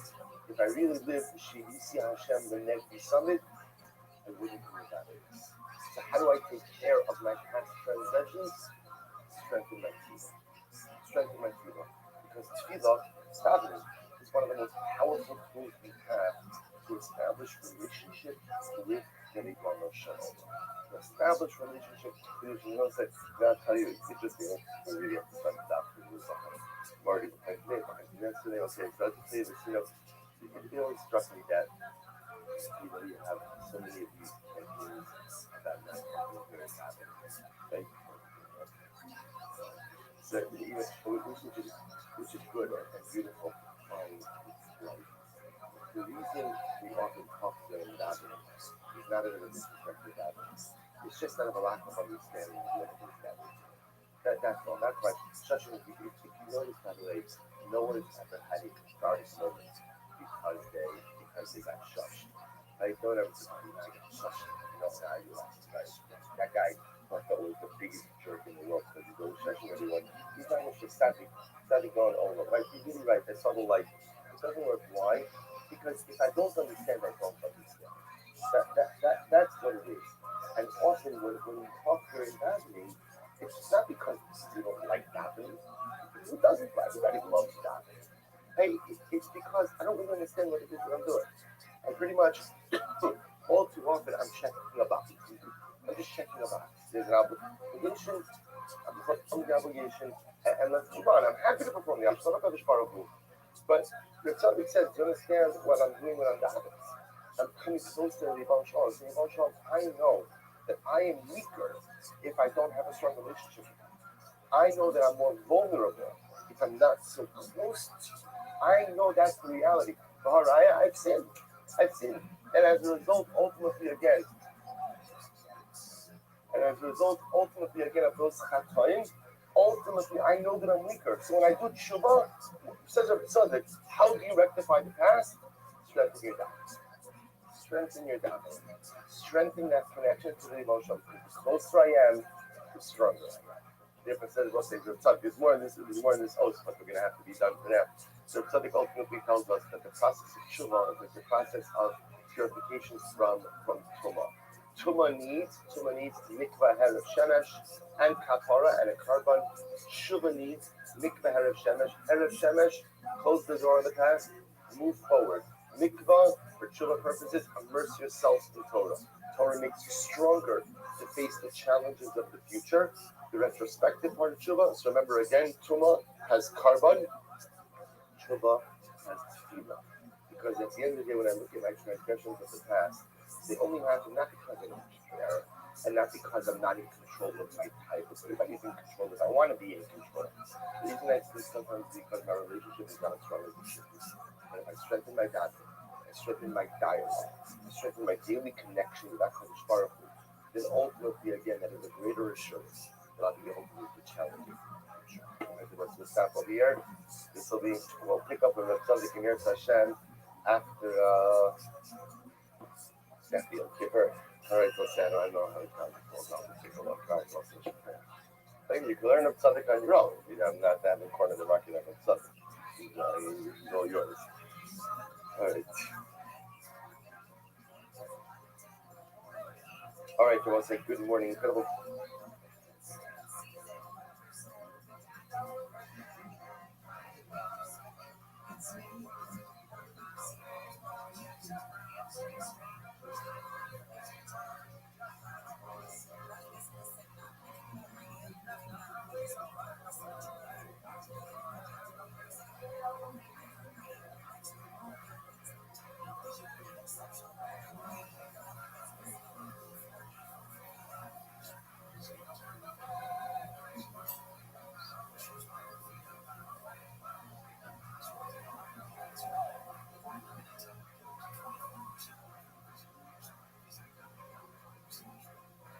All right, everyone, say good morning. Let us begin. We're continuing today in Osir days in Sitkas HaTzadik.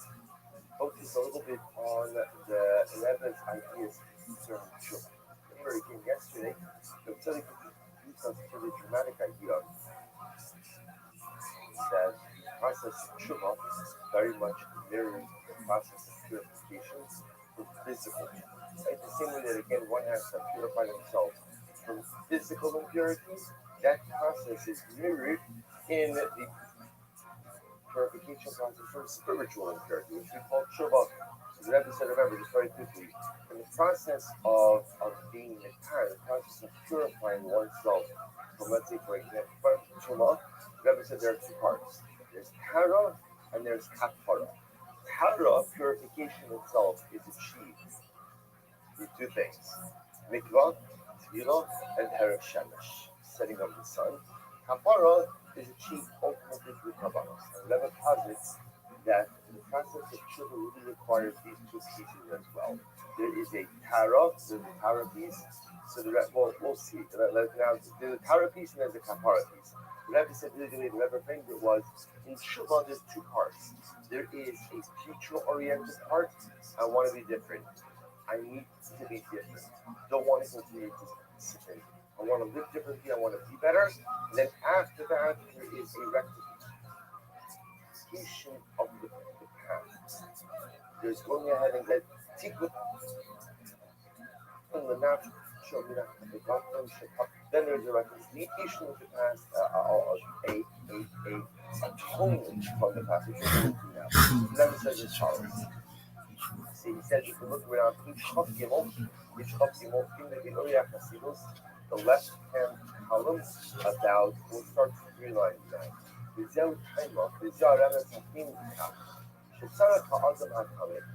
goes up in the Torah, Right? The person who's coming. Now we're switching back for a moment to physical impurity.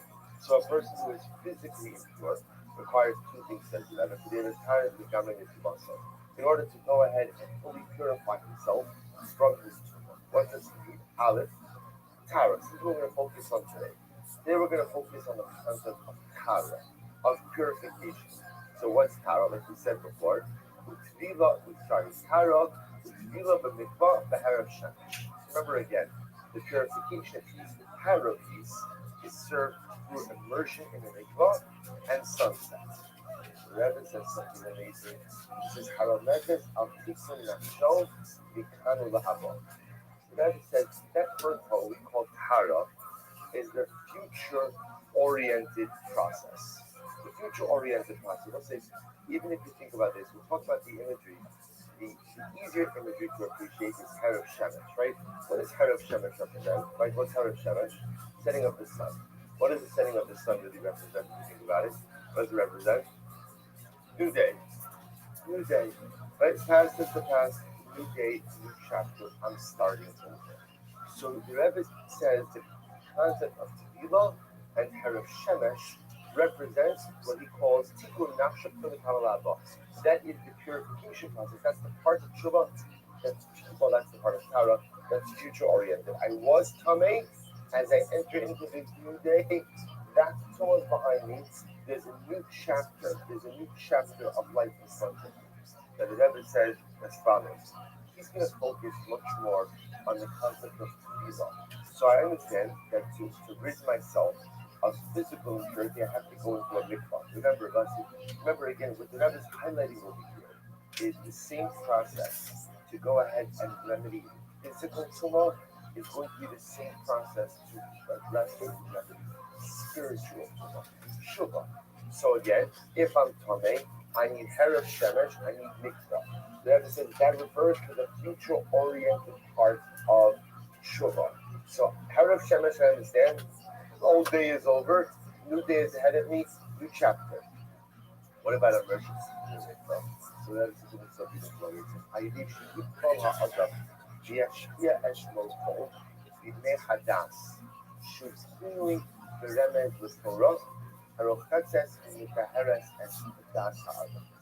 So in general, water, right? The concept of immersion in water is a fascinating idea, right? Why is it that water is always necessary for any type of thing, right? It's just a fascinating idea. What is it about immersion in water?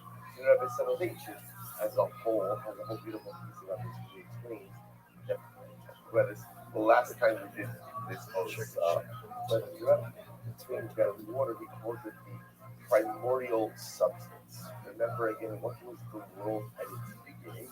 Right, the world was water. Right, right. The world was right. It was water. Water represents the beginning. So when a person goes ahead and immerses in the mikvah and immerses themselves in water and allows themselves, remember again, I said that mikvah is no than anything between your body and the water. You wrap yourself in the initial building blocks of creation. What you are effectively doing is recreating your own creation. You are recreating your own world. The Tzaddik understands a little bit differently. The Tzaddik understands that water is also an allusion to Torah. That just like water sustains and the water so too Torah sustains and Torah gives life. And therefore the Rebbe says something absolutely amazing. He says, in physical impurity, you go into water, right? You wrap yourself in water. In the spiritual impurity, Shuvah, what's the Tevilah? The Tevilah is in Torah. The Tevilah, the immersion, is not in water for Shuvah. The immersion is in that which is like water in Torah. A person immerses and envelops themselves in Torah. And the Rebbe goes on, he says, the Yitzhara, because Torah is literally is the remedy to the Yitzhara. Kevan Shime Batelas Esker Kure Avera. As far as the ability to go ahead and negate the thoughts of sin. That Torah Nikres Kunshi Mukavaso. So this is incredible. Remember, we saw this Imam Sahib says that if a person is struggling with a particular Sahara, a person, what should he do? Mashchir lebeis hamedrash, right? Kriyash may get to afterwards. The first step is bring him into the beis hamedrash. Why? We know this. The truth is, when I learn Torah, I feel something. Right? If you get into the psychology of faith, psychology of sin, there's always crises, like people for all different types of reasons. Sometimes it's gaiva and taiva. Sometimes sin is just an escape. Sometimes sin is the result of me just not feeling good about myself. But one thing is clear is when the Jew learns Torah, by definition, you feel better. Therefore, again, something is saying the tablet, the antidote to hate is Torah. It's Torah. So in physical Torah, you're going to immerse in a mikvah, water. In spiritual Torah, the process of tshuva, my water is Torah. I'm going to immerse myself in Torah. He goes on, he says, La Torah, also ma'achal roi, she'ov chol v'cheshek v'torah v'yos v'machan Yisrael. V'zeu, hatara mitumas hazach hanabaz v'kaiva, u'milvad zos, Torah kikam magna u'mas. Torah also protects the individual. Magina ala adam in Yisurin, u'matzilin also mi'yitz hara, shelo yachshira. Enu shematzila es ha'adam me'aveiro tzach, shelo yachshira. Let's stop with the Shabbat. The starting thing is remember, we spoke this now on the future yesterday. It is very incredible that the start of Mount Shiva, the future part of Shiva, comes before the past part of Shiva, which is really just a fascinating psychological dynamic. So normally we assume that the first part of Shiva is kind of reconciling with my past, and then I should go to the future. In the Tzaddik, it's actually just the opposite. I'm going to focus on my future, and then I'm going to, just as an aside, it's really fascinating, because sometimes it's really, sometimes it's too difficult to reconcile with the past. Right? So if I have to stare down my Averis and I have to actually make an account because I've done something else, many times it's too painful, so people just choose to shut down the entire Jewish process altogether.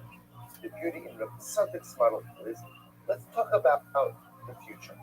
Let's talk about the future, back to the past at some point in time, but right now, let's just focus about not what was, but what will be. So how do you go ahead and you plan for that future?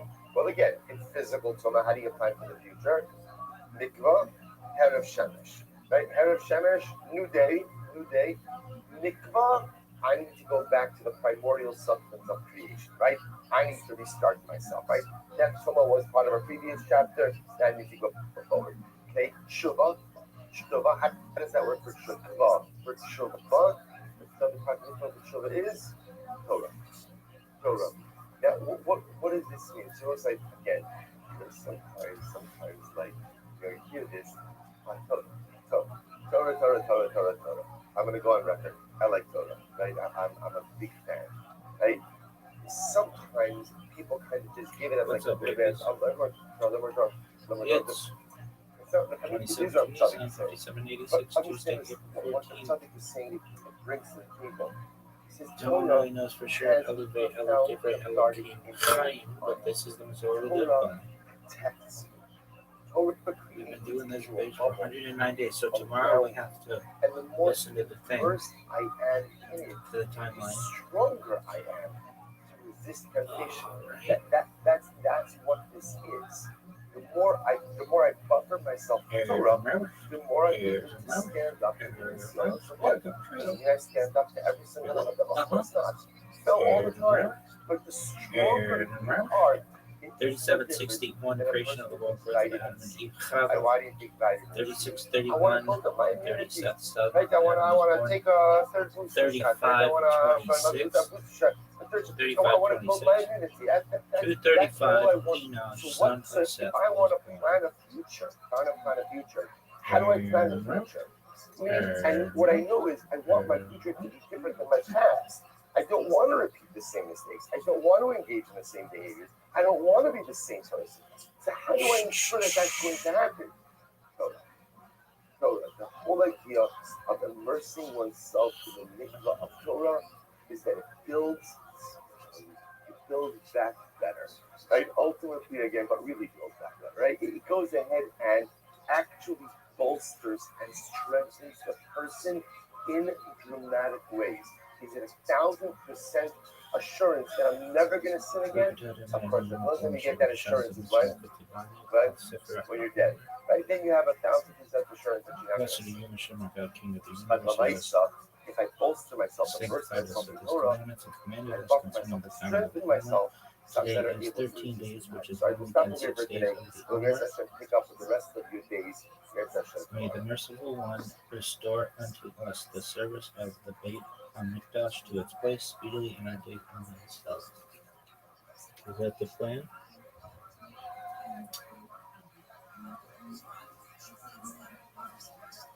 So we're gonna launch the thing again? Yeah. So I thought this was supposed to be you teaching Kabbalah. You wrote a really long like article about how you're like the greatest Kabbalist of all time or whatever, and then you just watch a YouTube video. Well, kids, I want to make sure that we absorb this. Really? Yeah. And I'm trying to go viral. I need this time. Oh, I mean the time that you spend playing mini games doesn't necessarily take over. I'm doing what I can. We study some things. And I really want to get this down. If I have to listen to it 5 times, I'll listen to it. Really?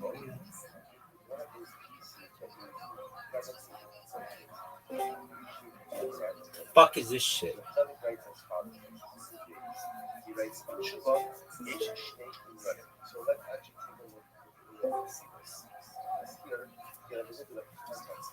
Alright, anything else that you've got to do?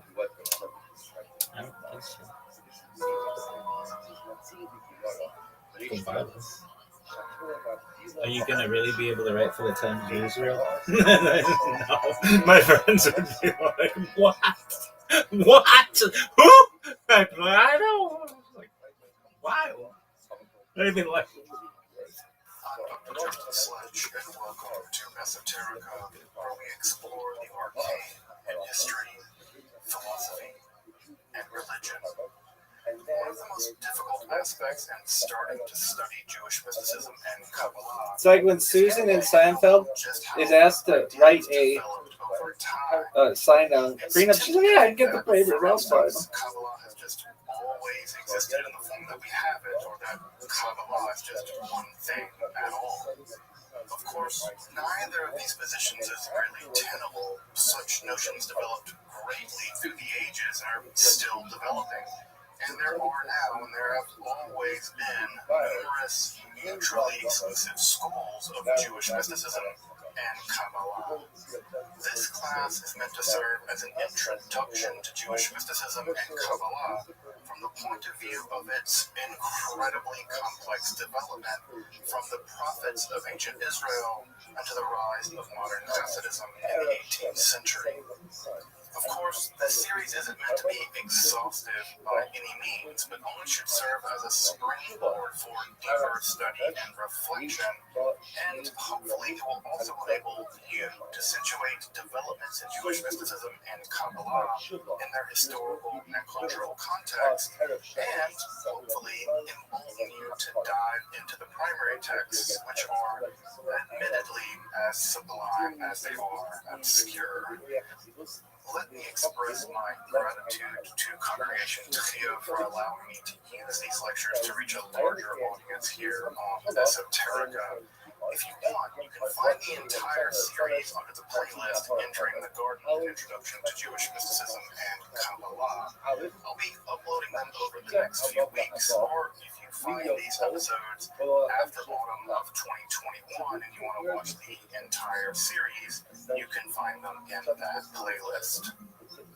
If you find this series on Kabbalah interesting, I'd hope you check out my other content on topics in esotericism and perhaps consider supporting the production of free academic and scholarly topics in occultism, hermetic philosophy by joining my Patreon or perhaps with a one-time donation.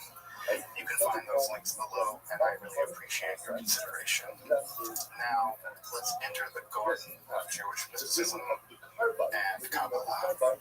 So, first and foremost, I just really want to thank everyone for taking the time to join me on this journey through Jewish mysticism.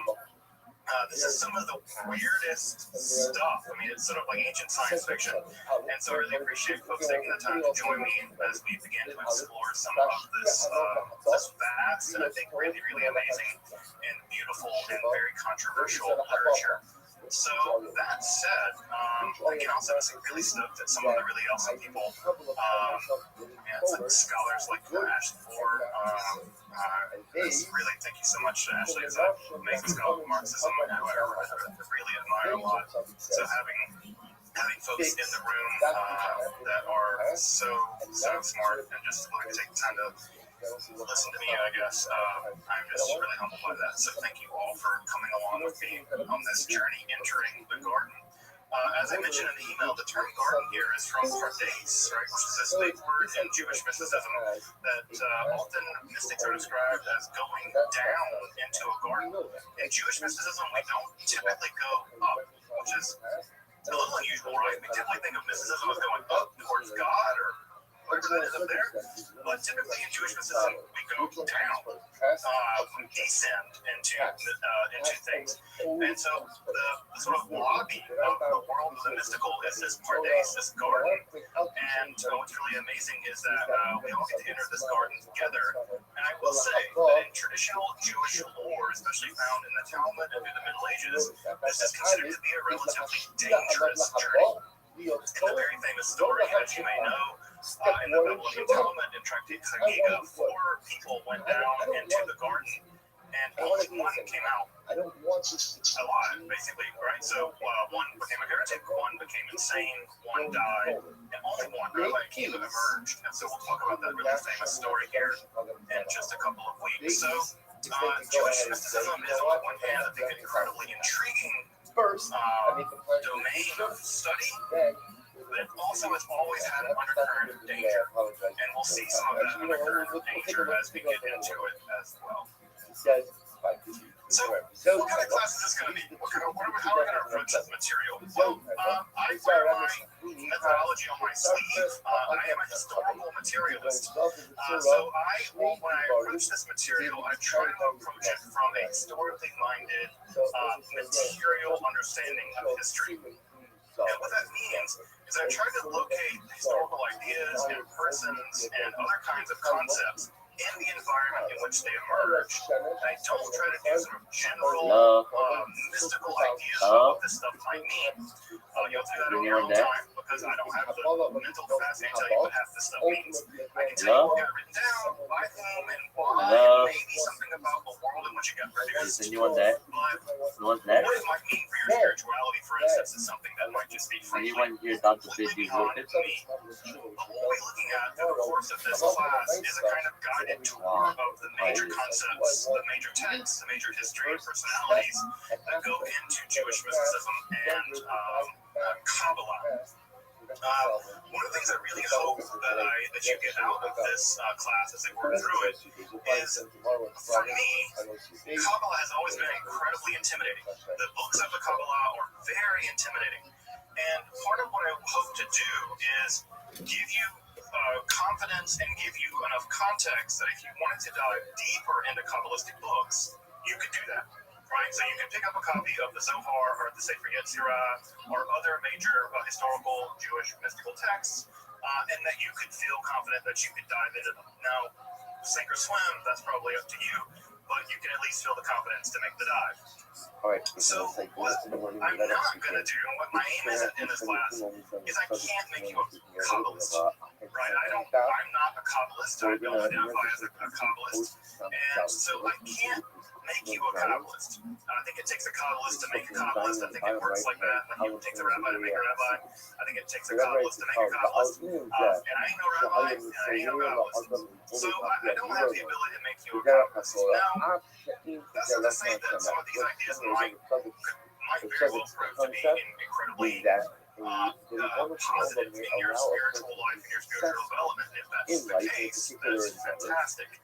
But I don't want anyone to have the idea that what I'm going to be teaching is how to do Jewish mysticism. Because I don't know how to do Jewish mysticism, or if I did, I would be doing that in a different class, maybe.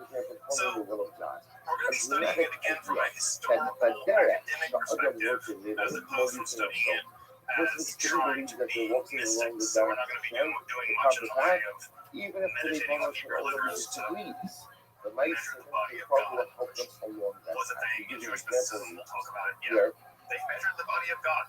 God has really long fingers. So we'll get to that. That's kind of mysticism later. So what do I mean by mysticism? This is a word that is really difficult to pin down. It's one of these words like religion or magic, where scholars and academics have no real consensus about what this word means. So I'm just going to throw out a really stipulative definition of what I'm going to mean by mystical in this class. And you're certainly going to hear the fact that I come from a philosophical background. And so, coming from a philosophical background, I think about mysticism largely in a philosophic lens. And what I mean by mystical is a non-rational mode in which one experiences or learns about fundamental reality. Right?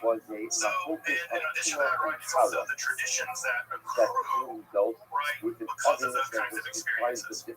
Now, and by the way, the word tradition, right, kind of punning on it in Hebrew, right, the word Kabbalah actually means received, and it has a sense of tradition, right? So, I'm kind of punning a little bit on what this word mysticism. When I say non-rational, what I want you to hear is not irrational, right? It's not like mystics can just say whatever they want. They can't do that. They're inside of traditions, they're inside of cultural contexts, they're inside of religious settings. And so what they say, as daring as it might be, is always situated and only makes sense within a specific context. So it's not just irrational. They're not just saying random crazy things. Coffee, Right? Sometimes mystics are thought of being somehow crazy or something like that. That's not the case. In fact, many mystics in many traditions are incredibly systematic in how they go about doing their mysticism. Think of Hildegard being the great German Christian mystic. But when I say non-rational, what I do mean here is that they're not going to be giving us arguments. The mystic's not going to tell you A and B, then C, therefore you should deduce the majority felt. and they're not going to be saying something like, I did an experiment, and from my experiment, my induction is a 75% certainty that blah, blah, blah, blah. They're not doing any of that. Very nice. They're having visions, they're having experiences, and they're reporting back on the content of those experiences, or the way that those experiences have transformed them personally. Those are the very interesting questions. I So don't when I understand. say So non-rational, why did I the want you to hear passport come out? neither irrational First thing, you hear the nor Shiloh. rational. The Shiloh is, okay, I'm Non-rational. in the hot. Something Right, you in go ahead and you between. follow the route. You Something follow in the between. majority. Fine. I I should also say understand that just a little bit concept. out of At the the gate end of the day, so why about did the the heavenly distinction here to voice be made come between out Jewish in mysticism more support of Rabbi generally Eliezer? In other words, the and Reformer Kabbalah more also specifically. knows what's written in his We Torah. now, Kid after in all the sort of again, sloppy he operates. He vernacular that also we knows. use, So the we man said use he the knows. term He also knows that Kabbalah there's a to dinner describe majority. all of There's Jewish a dinner mysticism. majority, so why even have the And that's gospel a, come out? And all it's a good it's a kind bit of a of stuff. mistake. Which the The says so Kabbalah, beautifully. right, is a He very says, specific kind of Jewish nevertheless, mysticism the that began to Ignatius emerge in the who 13th wrote that century. Lele Now, Sidera. by 13th century, the Common Era, mostly in southern France and Spain. So we're going to get to the Kabbalah, and obviously we're going to spend a lot of time on Kabbalah, but we got to get there. And the Kabbalah wasn't cut out of whole cloth. It didn't just emerge out of nothing. And so many of the complex ideas that you may have heard of in Kabbalah, like Tikkun Olam, which is a Kabbalistic idea, the reparation of the world, or the idea of Tzimtzum, the contraction in which God shrinks God's self to project the universe or the cosmos.